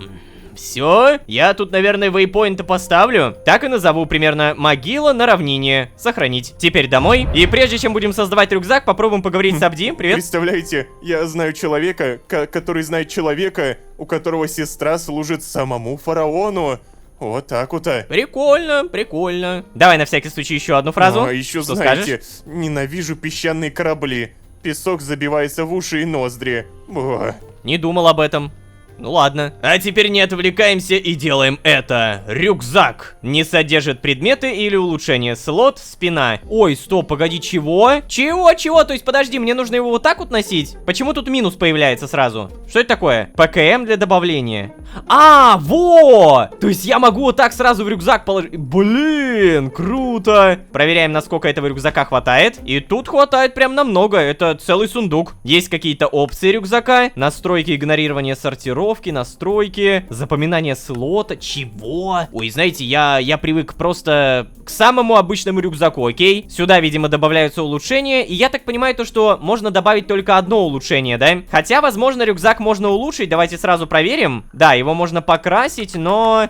Не, улучшить нельзя. Не, стоп, беру свои слова назад. Можно! Железный рюкзак. Потом можно сделать золотой, потом алмазный и улучшить даже до незеритового. Хорош. Так, а в итоге железа у меня нету, да? У меня пока что 3 кусочка. Я, конечно же, это переплавлю, но я потрачу эти 3 куска на самое главное — ведро. Я думаю, то, что ведро всему голова. Оно реально везде нужно. Да и к тому же не забывайте, что в этой сборке ведро наверняка используется для чего-то еще. Ну-ка. Чаша императора, нифига. Бесконечное ведро воды. Это я знаю, что такое, а это пустотная слеза. Хранит почти неограниченное количество одного предмета. Создается при помощи... Ой, боже, что это такое? Затуманенное сердце. Падает с эндерменов. Липкая жемчужина. Падает со слизней. По правде говоря, мне очень нравится то, что подобные моды добавили именно в эту сборку под данный лор. Потому что, вот просто представьте, есть боги. Буквально служители мира. И, как говорится, на все воля Божья. Допустим, есть чаша императора, в которой бесконечная вода. Почему? На все воля Божья. Бесконечная лава? На все воля Божья. Это очень как будто продумано. Возможно, я, конечно, слишком натягиваю, но в других сюжетных сборках такого не ощущалось. А здесь это правда как будто жестко продумано. Короче, идем спать, с Абзи болтать. Ну, знаете, все-таки да, я ненавижу песок. Ну, хоть про что-то ты можешь сказать, что это ненавидишь. Без какого-либо зазрения совести. Радует меня все-таки этот персонаж. Верю я в него, понимаете? Верю. Как и верю в то, что вы подпишетесь на канал, потому что дальше больше. Ребята, сезон только-только запустился. Он только-только начинает набирать обороты. Мы только лишь погружаемся в лор. И что будет дальше, правда интересно. Поэтому я очень надеюсь, что вы не пропустите следующие серии. А чтобы не пропустить наверняка, не забудьте, пожалуйста, подписаться. Спасибо также большое за ваши оценки, спасибо большое за ваши отзывы. Мы стараемся сделать все мега круто. А если вы здесь впервые, то можете еще и позвать друзей. А с вами были Лолошка и более-менее неплохой дом, а также рюкзак и 5 египетских богов, о которых мы только-только узнали. Всем удачи, всем пока. Пока. Принеси пожрать что-нибудь вкусного. Обязательно мясного. Мясного сейчас нет, попросите. Ну так сделай, черт возьми. Быстро. Так, а может быть я могу сделать ему какой-нибудь подарок? Стоп, что это? Официальные документы, чтобы попасть в город Нарфанис. Примерно эту фразу я повторяю уже 10 раз подряд, чтобы не забыть, что мне сейчас действительно нужно. Надеюсь, сегодня мы как-то сможем получить официальную бумажку. Пожалуйста. А вообще, всем привет, дорогие друзья, я Лолошка. Добро пожаловать в 13 огней. Поехали!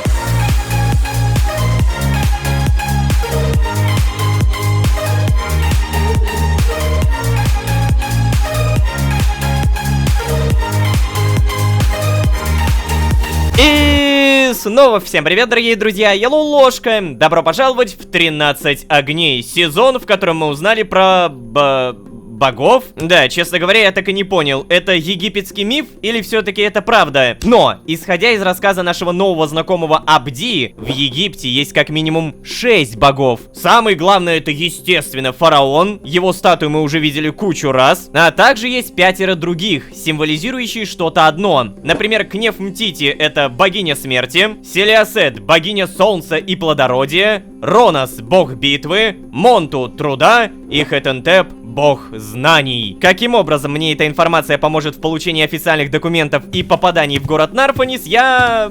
не знаю. Но я точно понимаю то, что знания нужно закреплять. Поэтому вот, закрепили. Если говорить про самое простое и нужное, что мы сделали в предыдущей серии, то... та-дам! Рюкзачелло. Это реально самое полезное. Сразу уберем туда какие-нибудь блоки, они мне явно не пригодятся. Рюкзак забираем, надеваем и про прокачку вспоминаем. Да, опять эти скоробеи. Я уже понял за эти серии то, что мне понадобится не просто десятки этих скоробеев, мне нужны сотни. Как минимум мантра выносливости прокачивается до 993 уровня, а остальных навыков здесь просто уйма. Поэтому я тут посидел и подумал, как мне копить сотни скоробеев. И до меня дошло. С спавнеры. Мне нужно просто много спавнеров. В этой сборке при помощи сломанного спавнера можно создать это. Клетка души. В нее засовывается какая-то душа любого моба. И далее эта душа, соединяясь с магической энергией, создает много-много мобов. Именно это мне и нужно. Либо можно сделать еще проще. Тупо найти какой-нибудь спавнер. Вот просто самый обычный. Я думаю, то, что это где-то в шахте, да? Есть тут у меня одна шахта, которую мы нашли в предыдущей серии, но еще лучше у меня есть вейпоинт. Телепортируемся. Привет. Минус 10 высота, боже. Опасное местечко, но самое главное это найти спавнер. Эй, кто-нибудь есть? Дайте, пожалуйста, спавнер. Черт возьми. Ай-яй-яй-яй-яй-яй, у меня ж даже кирки нету, ну что ж такое-то? Пошел в шахту, называется, да? Новую кирку создаем, и вот теперь... К кораблю идем, видимо. О, Бурис приплыл. Здорово, что по документе? Наконец-то! Я уж думал, не найду тебя, парень. Что такое? Да что? В песчаную бурю попали, черт возьми. Завертело так, что думал, не выберемся. Ха. Но я же не зря бывалый капитан, а? Мой корабль и не через такое проходил. Ладно, прости. Слушай, у тебя нечего похавать, а? У меня почти все припасы пески пожрали. Тем, что осталось, команду накормил, а сам без еды остался. Команду? Что? Да. Угостишь чем-нибудь или нет? Слушай, Бурис, я понимаю, что ты только что чуть не умер, и ты очень голодный, но давай на меня злость не вываливать, окей? Слушай, да мне самому еды не хватает. Чем я тебе кормить-то буду? Дружище, ты меня из стольких бед выручил. Вся моя еда твоя. Ну не знаю, если Абди согласится, то, наверное, можно. Давайте вот это. Друг, ты меня из стольких бед выручил. Вся моя еда твоя. Парень, вот это дело! Вот это по-нашему! Да, сейчас найдем что-нибудь. Что? Куда мы? Приветствую. Что я могу для вас сделать? Ах, Абдишка, а давай-ка принеси пожрать что-нибудь вкусного. Обязательно мясного. Мясного? Нет. Мясного сейчас нет, попросите. Ну так сделай, черт возьми! Быстро! Да. Мясного. Эй, ты зачем так с ним? Ты ч... Я скоро побежал, буду. смотри-ка. Скоро буду. А ты что стоишь? Давай! Садись, не переживай! Этот паренек только прикидывается таким дохляком. Чтобы не работать, черт его возьми. Мы столько для него сделали, погляди, а он... Ты видел, что говорит, а? Мясного? Нет. Я же только что видел, как он только что с луком и стрелами выбегал. То есть смотри-ка, да? Лук у него, видите ли, есть, стрелы у него, видите ли, есть, а мясного нет? Блин. Ладно, плевать. Ты бы видел, откуда я этого парня откопал. Ох, он был рабом у очень жестокого купца. Причем рабом нелюбимым. И вместо того, чтобы пытаться как-то выслужиться, хотя бы как-то постараться, наш Абдишка решил бежать. Ха-ха. Если бы не я, он бы давно потонул в песках пустынного моря. Вот дурачел, а! Бежать пешком из Нара! Это ж самоубийство! Ладно, че-то я так долго о нем болтают, а? Я ведь для чего вообще сюда приперся, а? Через храм мне в рожу шторм. Я узнал, Лолошка, сколько мне понадобится, чтобы подкупить нужных людей в Наре. Ты же помнишь, да? Ну, для твоих документов. О, да, ну-ка. Короче, мне понадобится 2000 утенов. Да, парень, я все понимаю. Сумма солидная, если... Так, Вот. окей, 2000. Оу. Это что такое, а? Это мясо, сэр. Да вижу я, что это мясо, черт возьми. Ладно, Абди, пожалуйста, будь добр, приготовь это мясо. Да, конечно. Сейчас приготовлю. Так о чем это? Ну да, парень, 2000 утенов, хара. Ох, совсем городские обалдели, да. Но я никакую скидку тебе... Нет, не смог выбить, нет. Знаешь, давай как сделаем. Я тебе бесплатный транспорт до порта Нара, а там ты, например, сможешь торговаться, на всякие штуковины. Да, я думаю, нормально. Эти штуки ты добудешь здесь, на Зеленом континенте, а там сможешь продать. По-моему, идеально. Здорово придумал, да? Бурис, я же прекрасно понимаю, что ты свою наценку еще какую-то сделал, да? На самом деле там никакие не 2000. Здорово, только, а что я тебе должен буду? Да, Бурис, дружище, это просто замечательно, спасибо. Бурис, ну не знаю, а ты не можешь мне просто в долг дать? Давайте вот это. Здорово ты придумал, да. Только что я тебе должен-то буду, а? Погляди, какой деловой, а! Ладно, знаешь, я вообще хотел попросить тебя, ты присмотри за Абдишкой-то, а? И остальными, кого подберу. Остальными? Так, ладно. О, Абдишка несет еду, ты посмотри, какая вкуснятина! Так и это получается целый заяц или что там, кролик был? Нифига себе, когда он вообще успел его приготовить, а? Вот. Прошло же пара секунд, Держите. пара минут. Молодчина, Абдишка, ай да хорошо. О, да. О, да. Я рад, что вам нравится, сэр. Спасибо. Ну все, давай, не стой, иди отсюда, да, иди. понял. О, Я молодец. Так вот. хорошо. Слушай, Лолошка, мне если что уже отплывать пора. Я сейчас за товаром еду. Как буду возвращаться, подхвачу тебя. Окей? Пока меня нет, подумай, что с собой повезешь. У Нара почти совсем ничего нет. Так что, знаешь, ты там сможешь толкнуть, например, мясо, рыбу, даже металлы можно. Я так понимаю, на условия нашей малюсенькой сделки ты согласен? За Абди и другими приглядишь? Ну, получается, да, окей. Вот отлично. Ну, что, увидимся еще, Лолошка? Вкусный кролик был, вкусный. Так, а ну-ка отойди. Ладно. Абди, а ты куда делся-то? Делся куда-то парень. Бедняга, его эксплуатирует. Ну все, да. К отплытию, как говорится. Так. О, а вот и Абди, кстати. Все, корабля нету. Кролик. Вкуснятина. Есть я, правда, это не буду, потому что оно обсосанное. Так, Абди, поговорим? Нет, не поговорим? Так, зато я могу вот сюда нажать. Поговорить. Не могу, да? Ему, видимо, нечего сказать. Так, а может быть я могу сделать ему какой-нибудь подарок? Стоп, что это? О, это утены! У меня сейчас 0 утенов. Ё-моё! Во! Это валюта Египта. Прикольно! Так, все, значит, запоминаем. Чтобы попасть в Нарфанис, мне нужно 2000 утенов. Тем временем Абдишка у нас, ну, вполне себе следит за посевами, за урожаем. Добывает, красава. И опять же, я хотел дать ему какой-то подарок. Допустим, я дам ему хлеб. Если это хоть как-то повлияет... Съел прямо перед ним. Еще раз, хочу дать тебе подарок. Вот, хлеб. О, поверить не могу. Опа. Вам для меня этого не жалко. Спасибо, но мне нужно работать. Ладно. Мне дали плюс 3 очка репутации, заметили? То есть постепенно в теории мы все больше и больше дружим, да? Статус отношений. Опа-на! Положительные подарки. Та самая кирка все-таки засчиталась. Хлеб засчитался. Так, а у нас, наверное, еще кто-нибудь... Бури... Ой-ой-ой, подожди, стой. Бляха! Эндермен! Эндермена надо убить. Мне нужен эндер-жемчуг. Так, ща. О, боже, как много всего. Сейчас мне нужна...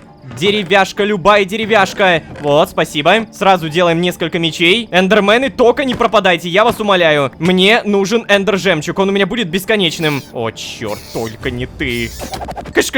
Все, хорошо. Так, эндермена я, наверное, при помощи лодки убью. Это будет самый идеальный вариант. Дощечки, бам, лодка, бум, и эндермена. Что это? Господи, кошмарный младенец, какого черта? Бляха-муха! Помогите! Я не хочу! Кошмарный сталкер! Кто такой кошмарный сталкер? Походу, я понял. Бляха, что это? Отстань! Отстань от меня! Боже, это так страшно! Там еще что-то злобное гончая. Нет, пожалуйста, отстаньте! Так, ладно, видимо, мне не до эндерменов. Страшно, правда страшно. Надо поспать, надо заделать окна. Если я не заделаю окна, то, ну, все, я трупак. По сути, я трупак. Нет! Нет, я не хочу умирать! Отстань! Боже! Нет! Мои вещи! Не падайте! Нет! Черт возьми! Кровать! Черт, выносливости нет! Кто ты? Дверной рыцарь? Серьезно? Бляха-муха! Абдишка! Абди, помоги, пожалуйста! Как бы я хотел, чтобы Абди защищал этот дом. Разберусь сам. Сейчас, у меня есть идея. Я беру быстро кровать, далее убегаю от мобов, супер стремительно, супер быстро, ставлю где-нибудь здесь и сплю. Все. Сгорите, твари, сгорите! О, горят, хорошо. Так, тут тоже горят. Все? Кошмаров нет? А мне теперь только надо понять, а как я верну свои вещи? Они утонули? О, понятно, рыцарь не горит, зашибись. Ладно, так разберемся. 1 хп в прыжке с мечом. Обалдеть. Еще и выносливость заканчивается. Я, конечно, разберусь с тобой, но мне главное, чтобы вещи не пропали. О! 2 железа дали. Вот это прикольно, кстати. Так, хорошо. Давай, деревянная лопата, помогай как-нибудь. Мне срочно нужны мои вещи. Так, только не тонем. Давайте договоримся, не тонуть. Вещи. О, ясно. Видимо, я должен распрощаться с ними. Чё у меня было, ребят? Рюкзак я в целом вернул, это самое-самое крутое. Железо у меня есть. Кирка, мечи, это все не важно. Я могу новое создать. Еды у меня нет. Да, я еду потерял. Там, возможно, конечно, еще что-то прикольное. Получен железный скоробей для улучшения. Да, спасибо. Железный скоробей, это прикольно. Самое важное, что мне нужно вернуть, это мое ведро. Вот что я вспомнил. У меня ведра нет. Если верить кадрам, то оно упало куда-то... Так... Ну, получается, вот сюда. Ой, стоп.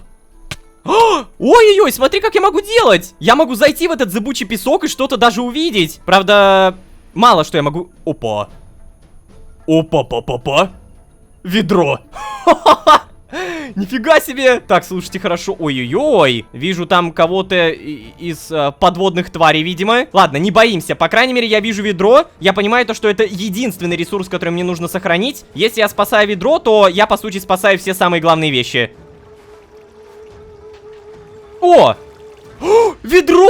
Что?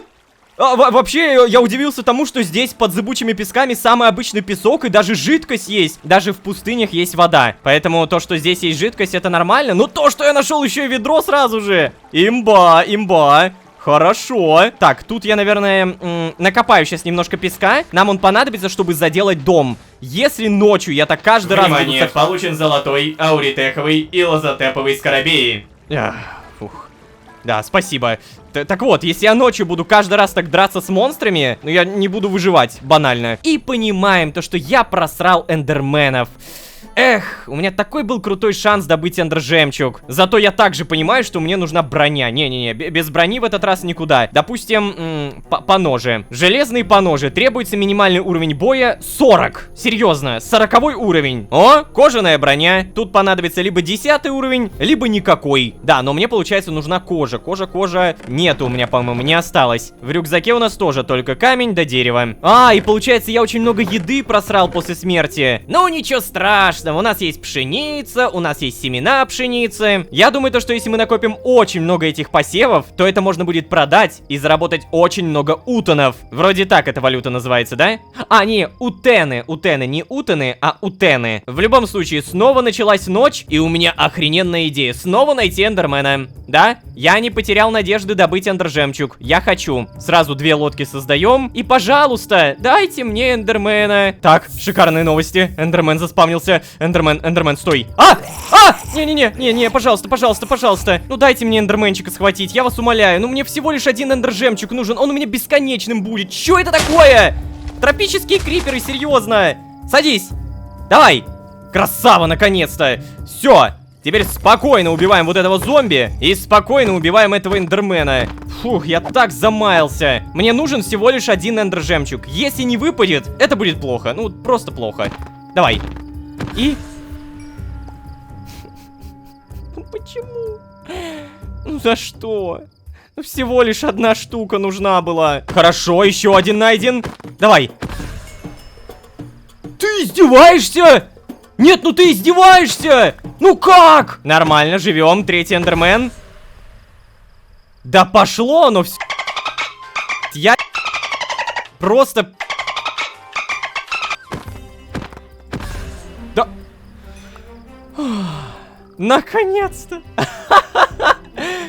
Уже... Я всю ночь на это просрал. Всю ночь! На гребаное эндер-жемчужиное говно. Давайте проверим. У меня, получается, прямо сейчас есть способность не тратить. Использование эндер-жемчуга не расходует его для телепортации. То есть я делаю вот так, и оно не расходуется. О, черт, нет. Нет, нет, нет, тихо. Плохой день, я в зыбучем песке. Ну у меня же есть вейпоинт, все, телепортируемся. У меня появился охрененный способ телепортации, ребята. Ты погляди, просто взял и забрался на дерево. Шикарно. Ой, тихо. Бляха! Отстань! Отстань! Нет, нет, нет! Отстань! Жить, жить, жить, пожить. Пожить, пожить, пожить. Нет, нельзя. Нужны окна. Нужно дверь поставить. Нормальную дверь. 84 хп у него. Поглядите, какой молодец. Вырос. Сам вырос. Никто не помогал, да. Но знаешь, есть одна маленькая проблема. Таких, как вы, я просто ненавижу. Задача номер 1. Мне кажется, уже вообще бесспорно тут все согласны, что по-любому надо огородить эту территорию. Берем стеклянную панель, создаем нормальные окна, все. Тут уже как минимум никто не пролезет. Далее, мне кажется, нужно создать двойные двери.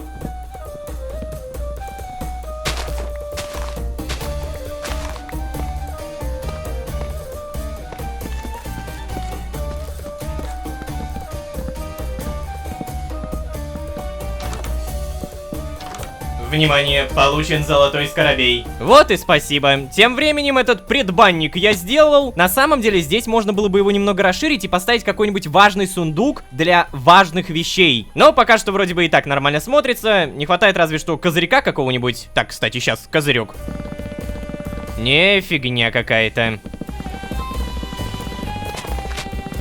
Ну, вот это уже хоть как-то смотрится. И вот здесь поставить какой-нибудь важный сундук для важных переговоров. Фу, ну а теперь с самой чистой душой, которую можно только представить, пора поспать. Все, надо спать, нафиг этих монстров, нафиг этих эндерменов. Спокойненько проснулись, спокойно посмотрели, сколько скоробеев. Офигели от того, что их уже очень много. Хотя на самом деле это мало, но пока что будем радоваться тому, что дают. У меня появилось 2 лазотеповых скоробея, то есть по сути я могу сейчас взять что-то очень крутое. Поглощает весь получаемый урон, когда игрок находится в воде. Покров Нила. 3 скоробея. У меня 2. Нет. Дар бога фараона. Дарует вечную жизнь в чертогах бога фараона. Дар можно получить лишь из его рук. Для разблокировки навыка необходимо что-то.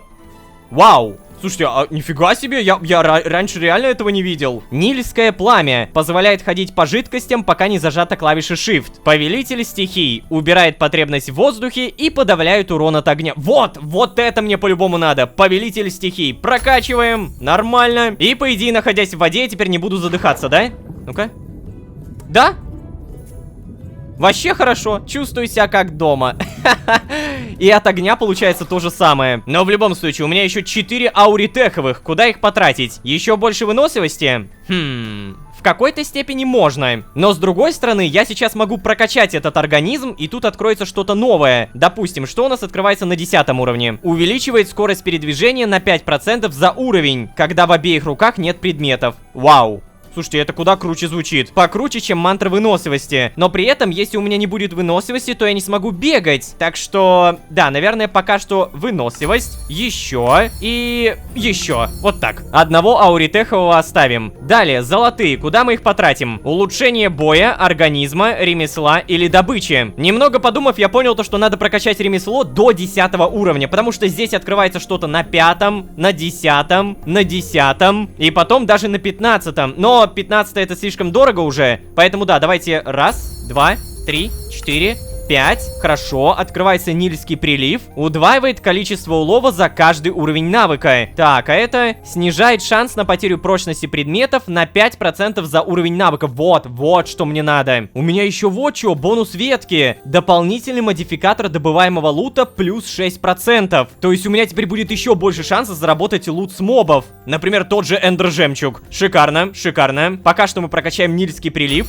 Все. И остаются железные скоробеи. Ну, тут, наверное, я как шел к оружию, так и буду идти к оружию. Сначала броня создаваемых щитов. Вот, кстати, броня мне тоже понадобится, как вы помните. Кузнец! Плюс 20% прочности создаваемых предметов. Идеально! Кирка и мечи будут ломаться еще медленнее. Теперь урон к оружию. Еще урон и еще урон. Проверяем. У моего меча 4 урона. Мы, получается, его выкидываем и делаем точно такой же новый деревянный меч. Ну-ка. Так, 4 урона. Не, во-во, смотри, 8 урон. Что?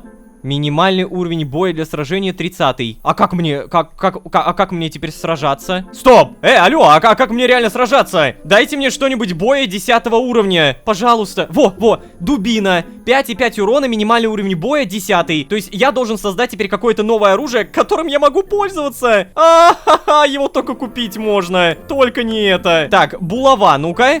Блин, она делается из дубины. О, нашел. Железный нож. Хотя бы какое-то оружие. 3,5 урона, зато 2 скорости атаки. То есть это быстрее, чем у меча. Шикарно. Так, я могу это создать хоть сейчас. Все.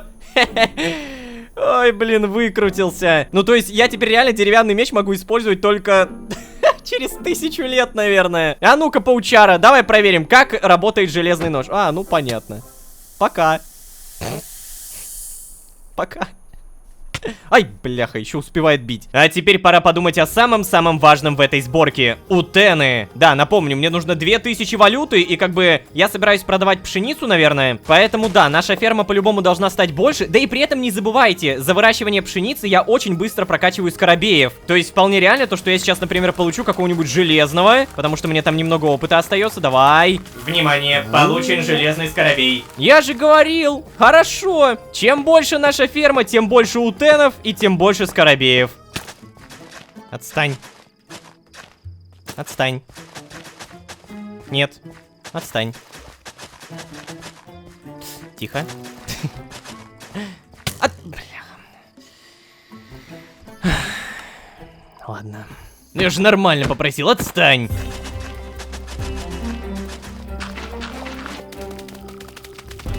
Та-дам! Более-менее нормальная ферма пшеницы готова. Но я очень надеюсь, что там на рынке эту пшеницу можно будет продавать. А вообще, пожалуйста, не забывайте, пожалуйста, подписываться и ставить лайки. Мне дико нравится этот сезон уже. Вот, кстати, представляете, только начало, а я уже могу сказать эти слова. Знаете, раньше я к этому как-то осмотрительнее подходил, но тут даже сама сборка охрененная. Не то, что сюжет, а именно сборка. Поэтому я уже могу поставить ей там 9 из 10. Ну, именно сборки. 9, чтобы не расслаблялись. Да, поэтому, пожалуйста, не забывайте подписываться, не забывайте ставить лайки. Это правда мотивирует делать дальше, больше, лучше, качественней. А если вы здесь впервые, то можете еще и позвать друзей. А с вами были Лолошка и Утены. Всем удачи, всем пока. Пока. Эй, тихо, кто-то идет.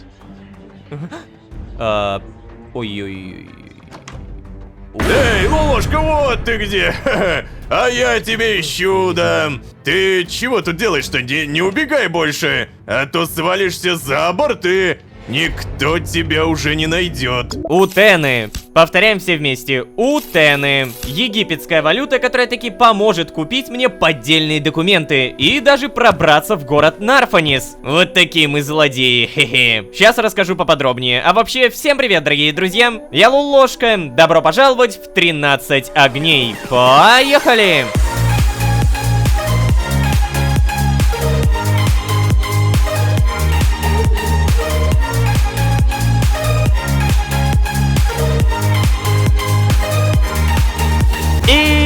Снова всем привет, дорогие друзья, я Лолошка. Добро пожаловать в 13 огней. Сезон, в котором мы подделываем документы. Вот. Да, напомню, попав в этот египетский мир, я недалеко ушел от раба. Официального имени нет, документов нет, прописки тоже нет. Короче, я никто и звать меня никак. Но, эта проблема вполне себе может решиться за 2000 утенов. Такая вот у нас местная валюта. Ага, Бурис, наш единственный знакомый, сказал, что сможет договориться с кем надо и создать поддельные документы. А уже при помощи этих документов я смогу нормально, официально максимально появляться в египетских городах. Ну или как минимум в одном городе под названием Нарфанис. Клянусь, я не знаю, где я достану 2000 утенов, у меня сейчас 0, но, посмотрите, какой крутой новый интерфейс. В предыдущей серии эти утены выглядели как-то странно. 0 был где-то слева, интерфейс не попадал по стилистике, а сейчас вот прям нравится.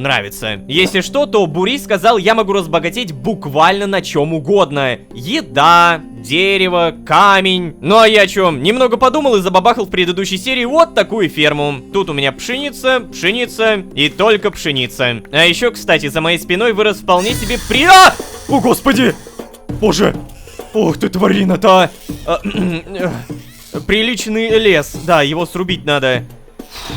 Иди отсюда. Я буду богатеть, короче говоря, на дереве и на пшенице. Я не знаю, будет ли это продаваться, но я правда надеюсь, что как-то получится. Хоть какие-то деньги заработаю. Внимание, перед нами тот самый момент, когда спать нельзя. Нам нужно много скелетов, нам нужно много костной муки. О, привет. С тебя, надеюсь, какая-нибудь косточка падает? Пожалуйста, давай. И... О, хорошо. Одна косточка. Прямо сейчас у меня 40 пшеницы. Я не знаю, давайте хотя бы стак накопим. Погоди-ка!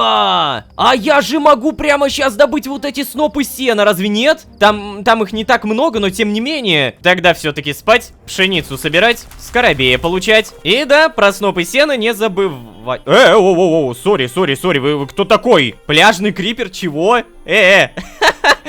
Так, только давай как-нибудь очень аккуратненько, окей?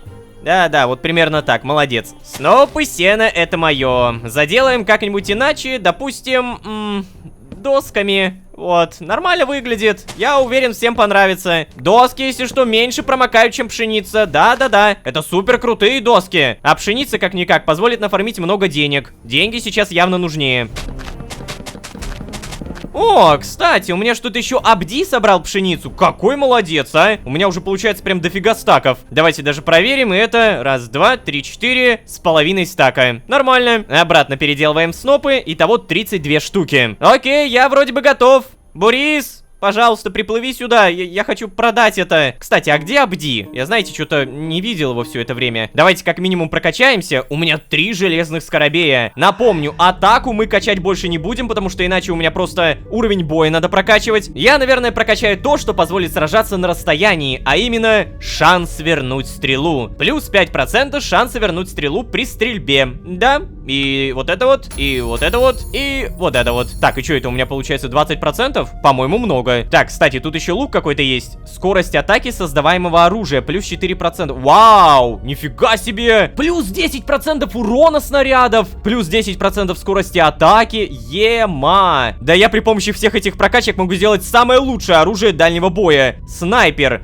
Плюс 5% урона за расстояние до цели. Вау. Еще и от расстояния будет зависеть. Плюс 20% критического урона. Как же здесь много всего, если так подумать, да? Наверное, пока что самое бесполезное для меня это еда. Ну, просто еда для меня вполне себе и так нормальная. Типа вот я съел хлеб, а потом еще немного, и все, восстановился. Внимание, получен золотой скоробей. Спасибо. Короче, напоминаю то, что примерно 3, а то и 4 серии назад я сказал о том, что хочу сделать вот это. Страсть винодела. Бонус полного комплекта брони, костная мука не будет тратиться. И вот я подумал, с предыдущей серии у меня эндер жемчуг вроде бы бесконечный, да? То есть я могу сделать вот так вот, он не потратится, я вот телепортируюсь. А это означает то, что при помощи этого жемчуга я могу найти деревню. Зачем мне деревня, спросите вы? Да все просто, сделать себе вот это, фартук. Просто в крафте используются перчатки, а эти перчатки только покупаются. Я правда надеюсь, что рано или поздно я повстречаю деревню. Давай, Майнкрафт, дай мне деревню.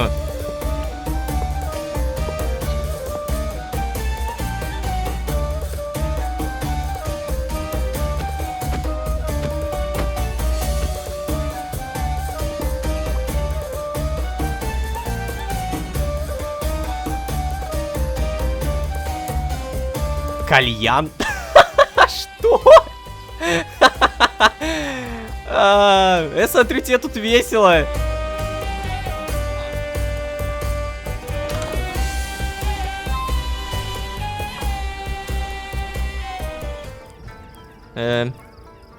Сундук.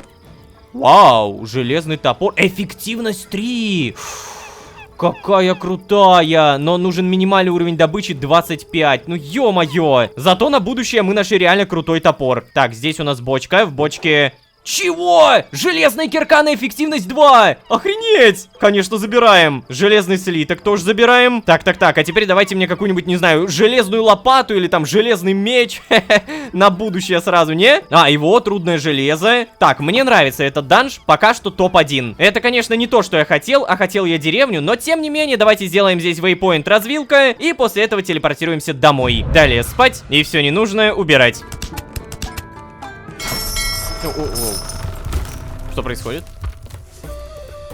Ага, корабль появился, и на нем как-то слишком много людей. Ой-ой-ой-ой-ой. Бурис приплыл, да? Да, вон я вижу Буриса. Так, стой, ща, погоди, у меня тут это, расфасовка. Хотя, стоп, какая расфасовка? Не, мы сейчас берем все, что можем продать. Саженцы дуба, семена пшеницы, еще семена. Я не знаю, что, дерево можно продать, камень. Ну, нет, я не думаю, что мел можно продать. Давайте побольше нарубим эвкалипта. Как говорится, мало ли.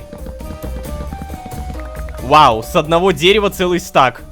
Хорошее дерево. Так, ну и, наверное, я понимаю, надо отправляться к Бурису. Не будем его задерживать. Офигеть, Бурис, какая у тебя команда-то, а? Кстати, если что, я не знаю... Ну что, готов отправиться в невероятное приключение в грязный порт Нара? Что? Грязный? Ну а что ты хотел? Если бы я придумал, как помочь получше, то я бы придумал. А так давай, пойдем. Мне задержки сейчас не нужны. Не так много времени осталось до открытия базара. А ну, команда, собрались! О, господи. Я, если что, просто не знаю, где Абди. То есть удивительно, что он у меня даже этого не спрашивает. Может быть, он, конечно, все еще где-то гуляет и все такое. Ух ты. Фига себе. Здесь капитан. Уф. Да уж задержался я. Опаздываем на базар, хара. Давайте поднажмем, парни. Так, что происходит? А, и мы отплыли сразу прямо, вау!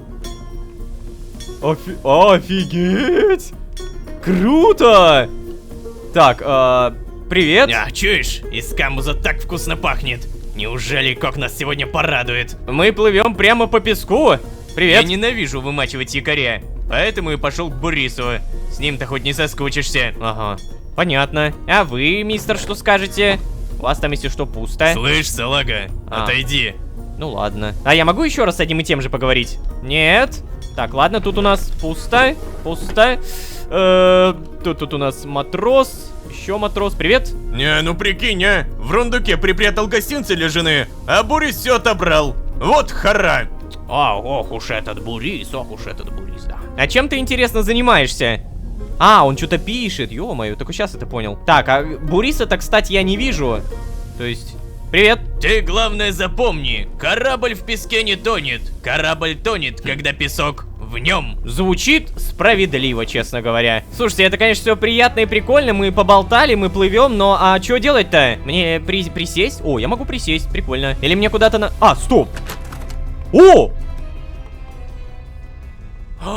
Тут спуститься О, круто! Слушайте, так это все-таки корабль-то не просто сверху. Эй, тихо, Он кто-то еще и идет. внутри. Ой-ой-ой.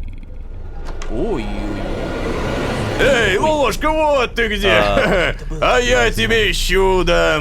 Ты чего тут делаешь-то? Не убегай больше, а то свалишься за борт и никто тебя уже не найдет. Чувак, а то, что у тебя... Ну что, парень, ты уж прости, я с тобой побродить не смогу. Работа, сам понимаешь. Надеюсь, тебя здесь не убьют, пока ты просто закупаешься. Ха.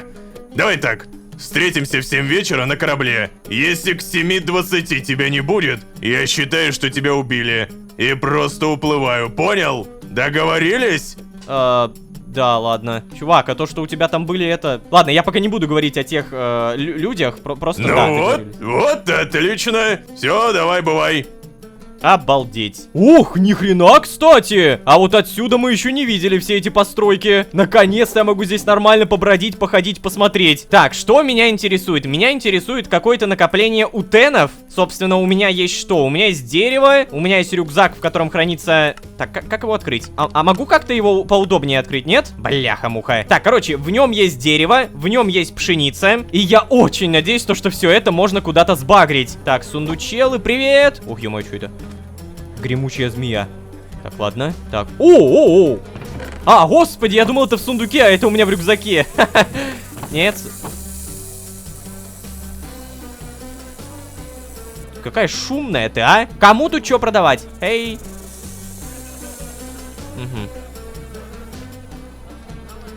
Говорить не могу. Так, и что в итоге мне тут делать?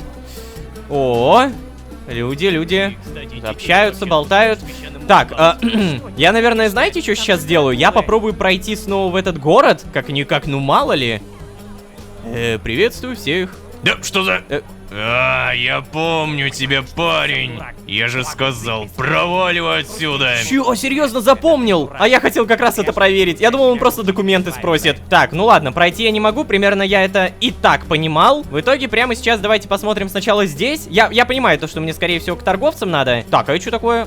Опа.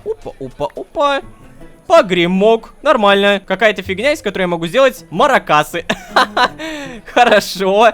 Ну, на всякий случай останется. Ой, ё-моё. Воу, ни хрена. Ладно, я вижу, что город вполне себе живет. Тут даже животные дерутся. Мне просто интересно, кто победит. Я прошу прощения. Победил какой-то индюк. Ну что, торговцы? О! Висячий фантом. Зайти не могу, ладно. А могу я с кем-то поторговаться же, да? Так, давайте я попробую нажать не погремком, а чем-нибудь другим. Допустим, рукой. Не работает. А если я по кому-то другому нажму? Тоже нет. Я, может быть, что-то делаю неправильно? Стоп, а если я Shift ПКМ нажму? Ну-ка. Да, вот он еще, торговать. Ё-моё! Какая система торговли, охренеть! Как это клево! Так, допустим, я могу подберанг продать за 16. Я могу получать так мало за такие крутые вещи. А как я 2000 накоплю? Это же нереально. Железный нож. О, у меня есть. Где? Во, железный нож. Ну-ка. Так, а как мне его продать? Ой! Нет, стой, не выкидывай. Я не понимаю, как продать. Может быть, он целый должен быть? Скорее всего, да. Я вот просто пытаюсь нажать, ничего не получается, он никак не пропадает. Хорошо. Так, тогда вы, что вы можете, что вы могете? Чё? Теперь допер, ребята, это он продает, это мне он продает. А вот здесь покупает, но чего? Сноп сена за 1? Так это же мне нужно 2000 снопов. Бурис, слушай, Бурис, ты меня, кажется, решил немножко того. О, а это что такое? Статуя какая-то, здравствуйте. Статуя Кнефмтити. Так, в любом случае, мне нужно как-то повыгоднее торговлю найти. Дерево, значит. Чего? Это ненормально! 64 дубового бревна за 4? Да нет, Бурис, я не накоплю в жизни 2000, никогда! Так, я сейчас на всякий случай побегаю, пока не буду ничего продавать. Так, здесь у нас рубины, это он продает, это он не покупает. Вот камень покупает, но опять же, за стак 4. Я с каждой секундой все больше разочаровываюсь, это бред. Ну какие 2000? О, продается какая-то крутая алмазная удочка, 100. Так, здесь у нас... а вот это, кстати, прикольно. Получается, за 8 золота я получу 8 утенов. За 16 железа я получу тоже 8 утенов. Все это пока что мега невыгодно. Но торговцев здесь так много, это невероятно. Тут реально на каждое найдется свой торговец. Чаша императора, продажа 64. Я помню то, что чаша императора это бесконечный источник воды. Коллекционная картина, самородки. Ой, это, кстати, он покупает. Так, а у тебя чего? Броня, которая продается, да? Или он кожу покупает, кстати. Или шерсть. За 16 шерсти он даст 2 утена. Ну это же бред. Я просто не перестану жаловаться, потому что это, ну, правда бред. За поддельные документы просят 2000. Бурис, мне кажется, ты меня где-то реально... Получены железный и золотой скоробей. Да, спасибо. Где-то, кажется, меня нагрели. Ну-ка, здесь что? Так, То есть, за 32 утена я куплю всего лишь 4 моркови. Реально? Но при этом за 1 сноп сена я получу всего лишь 1 утен. О, кстати, вот, он покупает снопы сена. Ну, давай, окей, давай попробуем, чё уж тут. Беру 32 штуки, открываю, торговать. Во, пошел, монетка в карман. Ну, я же реально так далеко от бомжатства не уйду. Ну, ладно, вот 32, допустим. Так, что у нас здесь? Оу. Слушай, мешочек с сокровищем. Пиратский мешочек. Сундук с сокровищем. Блин, хочу купить. У меня ровно хватает, вот прям тютелька в тютельку. Хочу. Ну ничего, если на этом ролике наберется 300 тысяч лайков, я куплю. Я куплю всего по одному и открою. Пока что, извините меня, это слишком дорого и невыгодно. Так, что у нас здесь? Ага, зачаровательные книги. Острота 2. Вот это, кстати, прикольно. Вот это более-менее выгодно. То есть я могу получить остроту 2 за 20 утенов. Это норм. Ты мне нравишься. Везучий рыбак за 20. Починка за 64. Уф, ну, справедливо, ладно. А, и при этом не забываем то, что тут еще стрелочки. Торговлю можно вниз листать. Тотем бессмертия. Вот! Чародейский стол, что я хочу? Алмазы я сейчас добывать не могу, поэтому я куплю этот чародейский стол, но он стоит 64, понял? Я буду копить. Та-та-та-та-та, проверяем, что у нас здесь. Ага, мечи. Так, ну, получается, что? Я, наверное, только дерево могу продать. Остается только оно. 64 дубового бревна, 64 эвкалипта. Попробую это куда-нибудь сбагрить. Сноп из сена, сахарный тростник. Кому тут дерево нужно было? Напомните, пожалуйста. Я уже всех позабыл. А, во-во. Так, у тебя дерево, значит, ты дерево покупаешь, да? Да. Дубовое бревно, эвкалипт. Не так много заработали, но тем не менее хоть какие-то деньги. Нашел еще одного прикольного торговца. Он глину покупает. 64 блока глины за 4. То есть я получу всего 4, но при этом 16 кирпича он продает за 16 утенов. Сколько раз я уже пожаловался за этот ролик? 10 раз? 20? Я не перестану, ребята. Тут вообще нельзя переставать жаловаться. Это невыгодно. О, привет. Так, что у тебя? А, еще один овощи, фрукты. Продажа 32. О! Стоп. Подожди. У меня сейчас глаза на лоб залезли. Или вы тоже это видите, да? Скупка 64, золотая морковь. То есть ты мне дашь 64 утена за одну морковку. Мне нужно золото, ребят. Мне срочно нужно золото. Кстати, вечер. Вечер наступил. Мне же наверняка уже туда, да? Стоп. Корабль. Где корабль?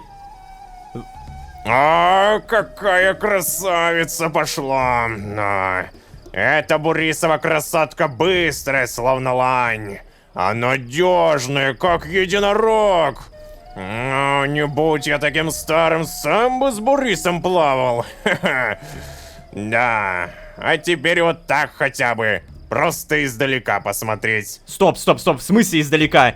Я не понял. Я опоздал, что ли? Ну, видимо. Я Вилли, кстати. В прошлом великий песчаный моряк. И путешественник, если что. Ну а сейчас для тебя простой рыбак в этом грязном порту. Знаешь, парень, ты даже для этого порта выделяешься. Не уверен, что видел кого-то в Мисре, кто бы так одевался. Ты откуда прибыл-то, Да. Молчишь, да? Не хочешь говорить? Ну, не хочешь, как хочешь. Тебе хоть ночевать-то есть где, путник? Я все еще лелею надежду, то, что про меня не забыли. Нет. О, сейчас, погоди-ка. Слушай, паренек, это ты зря. Ночью в порту опаснее даже, чем днем. Ну, пойдем ко мне, что ли? Я тебе ночлег дам. Я путникам, знаешь ли, всегда стараюсь помогать. Пойдем. Бляха! Дедуля! Не надо! Не телепортируйте меня! Я же могу просто не идти?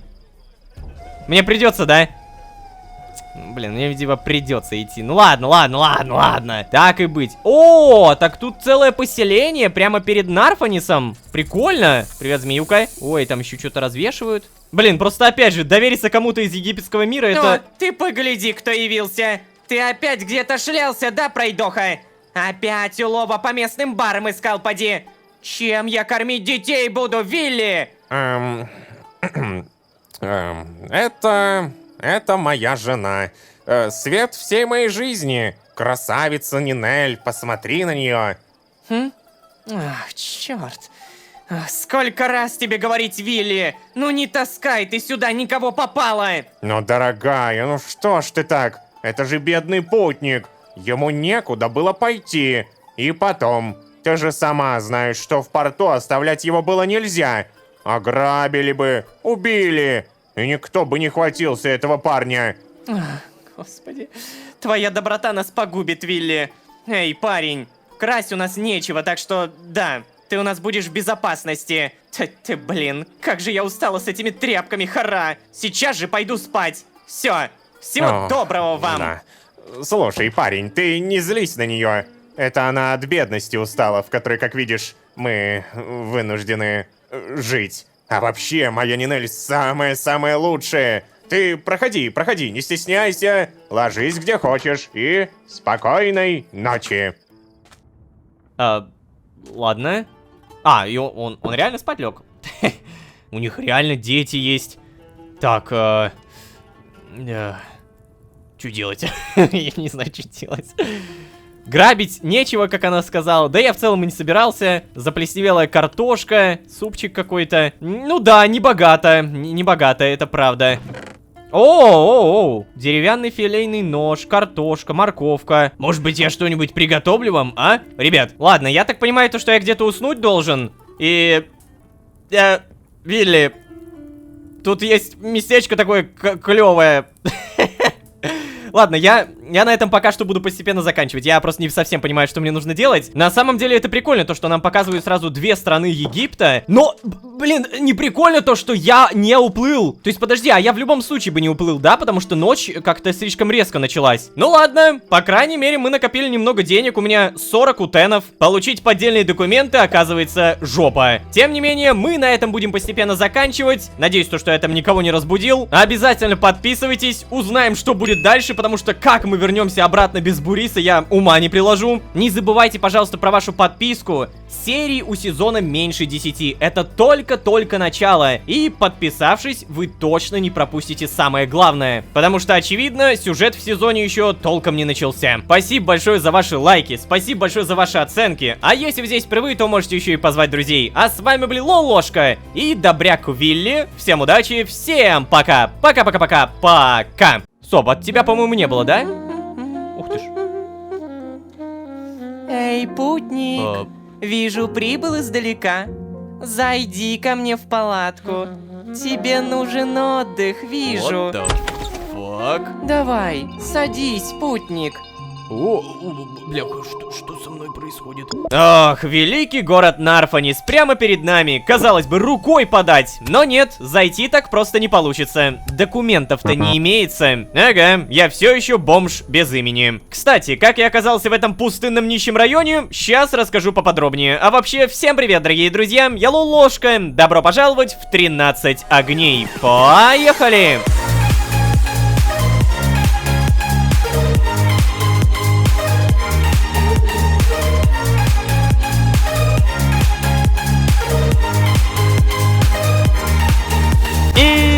Снова всем привет, дорогие друзья, я Лолошка. Добро пожаловать в 13 огней. Сезон, в котором мы стали еще более нищими по сравнению с предыдущей серией. Я дом потерял. Но давайте по порядку. Напоминаю, я и Бурис договорились, что за 2000 неких утенов, это такая местная валюта, он поможет сделать мне поддельные документы и разрешение на пребывание в Нарфанисе. Сказочные условия, скажем так, да? Но нет, согласие было таковым. Бурис отвозит меня на рынок, я продаю тут все, что успел нафармить, даю ему деньги, получаю документы и все рады. Все пошло по жопе уже на начале торгов. Просто представьте, за целые стаки крутых ресурсов мне давали по одному или максимум по 4 утена. Как я могу добыть 2000 в таких условиях? Это невозможно. А вишенкой на торте стало то, что, договорившись об обратном отплытии вечером, я опоздал на корабль. И да, Бурис просто отчалил, а я остался здесь. По итогу, побродивши немного по порту, мы познакомились с неким Вилли, который, если верить его словам, помогает разным путникам переночевать в его доме, чтобы этих самых путников не прибили на улице. Ну и, кстати говоря, я живой. Прикиньте, утро. Вроде бы меня никто не прибил, не ограбил. Эй, всем привет, доброе утро. Никого нет, дети. Что делаете? Резвитесь, серьезно? Нинель что-то готовит. Да, это у нас жена Вилли. Она не особо рада моему приходу, потому что она ненавидит Вилли за то, что он постоянно кого-то спасает. Но при этом, внимание, вопрос. А где сам Вилли? Я там доброе утро никому не должен сказать или типа того? Может быть, мне нужно прямо сейчас пройти... Верблюд, верблюд, подари мне уют. Шерсти настригу, ковер садку. Окей. Короче, я думаю, то, что мне, наверное, надо попробовать заново пройти. Да, вот эта охрана все еще стоит. Дайте угадаю, не Эй, пропустите. парень, ты чего думаешь, что-то изменилось? Меня не проведешь, иди отсюда. На одном парусе так далеко уедешь. Ты посмотри, вот сколько папирусов.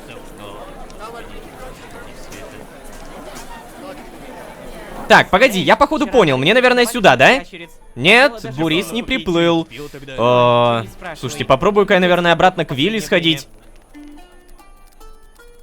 Ну, мам, ну, пожалуйста. Ну, можно мы сегодня чай попьем, ну, пожалуйста. Да, хочу чай. Ох, дети, вы же знаете, у нас нету тенов на чай. Нет, ты меня догони. Это твоя очередь. Нет, твоя. Ой. Мама, да, чай. Господи. Чай. Так, а ну-ка, тихо. Я придумала. А давайте мы с вами сыграем в игру. Я разогрею воду, мы будем ее пить и представлять, что это чай. И будем друг другу описывать, какой вкус у нашего чая. Как вам? О, мама! Это крутая идея! Серьезно? Да, круто! То есть мы сможем выпить разного чаю. Ну вот и отлично. Привет. Простите, я не слышала, как вы встали, молодой человек. Ребят, давайте вы сейчас поиграете во дворе, только далеко не убегайте, а я сделаю чаю. Какая крутая идея! Молодой человек, мне жаль, что вам пришлось стать свидетелем такой унизительной сцены. Вы не подумайте, мы не всегда были такими бедными. Вилли был богатым, очень известным капитаном. Мы счастливо жили в Наре и... жили, пока не появился бог-фараон. Знаете, вам лучше уйти. Пожалуйста, молодой человек, найдите себе другой ночлег. У нас слишком мало места.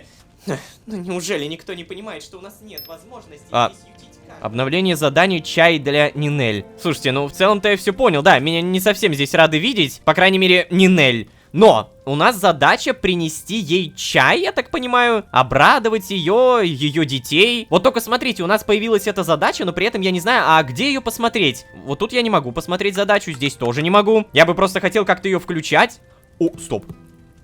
О! Я нажал на H русскую, и во! У меня появилась статистика. Квестов завершено. Выполнено 0, провалено 0, заведено знакомств 2, средняя репутация 48. Ой-ой-ой, было, по-моему, 70. Так, здесь у нас положительные подарки. Бурис, шкала отношений почти... О, негативная, обалдеть. Так, а Вилли и Нинель появились? Нет, кстати, пока что только Абди и Бурис, понял? Ай, во, задачи. Новая личность. Бурис пообещал сделать для меня документы, чтобы я смог попасть в Нарфанис и найти тех, кто меня ограбил. Для этого понадобится 2000 утенов. Интересно, это много? Да, мы уже поняли, что это много. Чай для Нинель. Меня тронула сцена, где бедные дети Нинель просили у нее чаю. Эти люди были так добры ко мне, я хочу отплатить им тем же. То есть да, это, я так понимаю, не самый обязательный квест, но я сделаю это. Я, конечно же, это сделаю. Где-то надо найти чай. А где мне его достать-то? Я же даже не имею представления. Привет.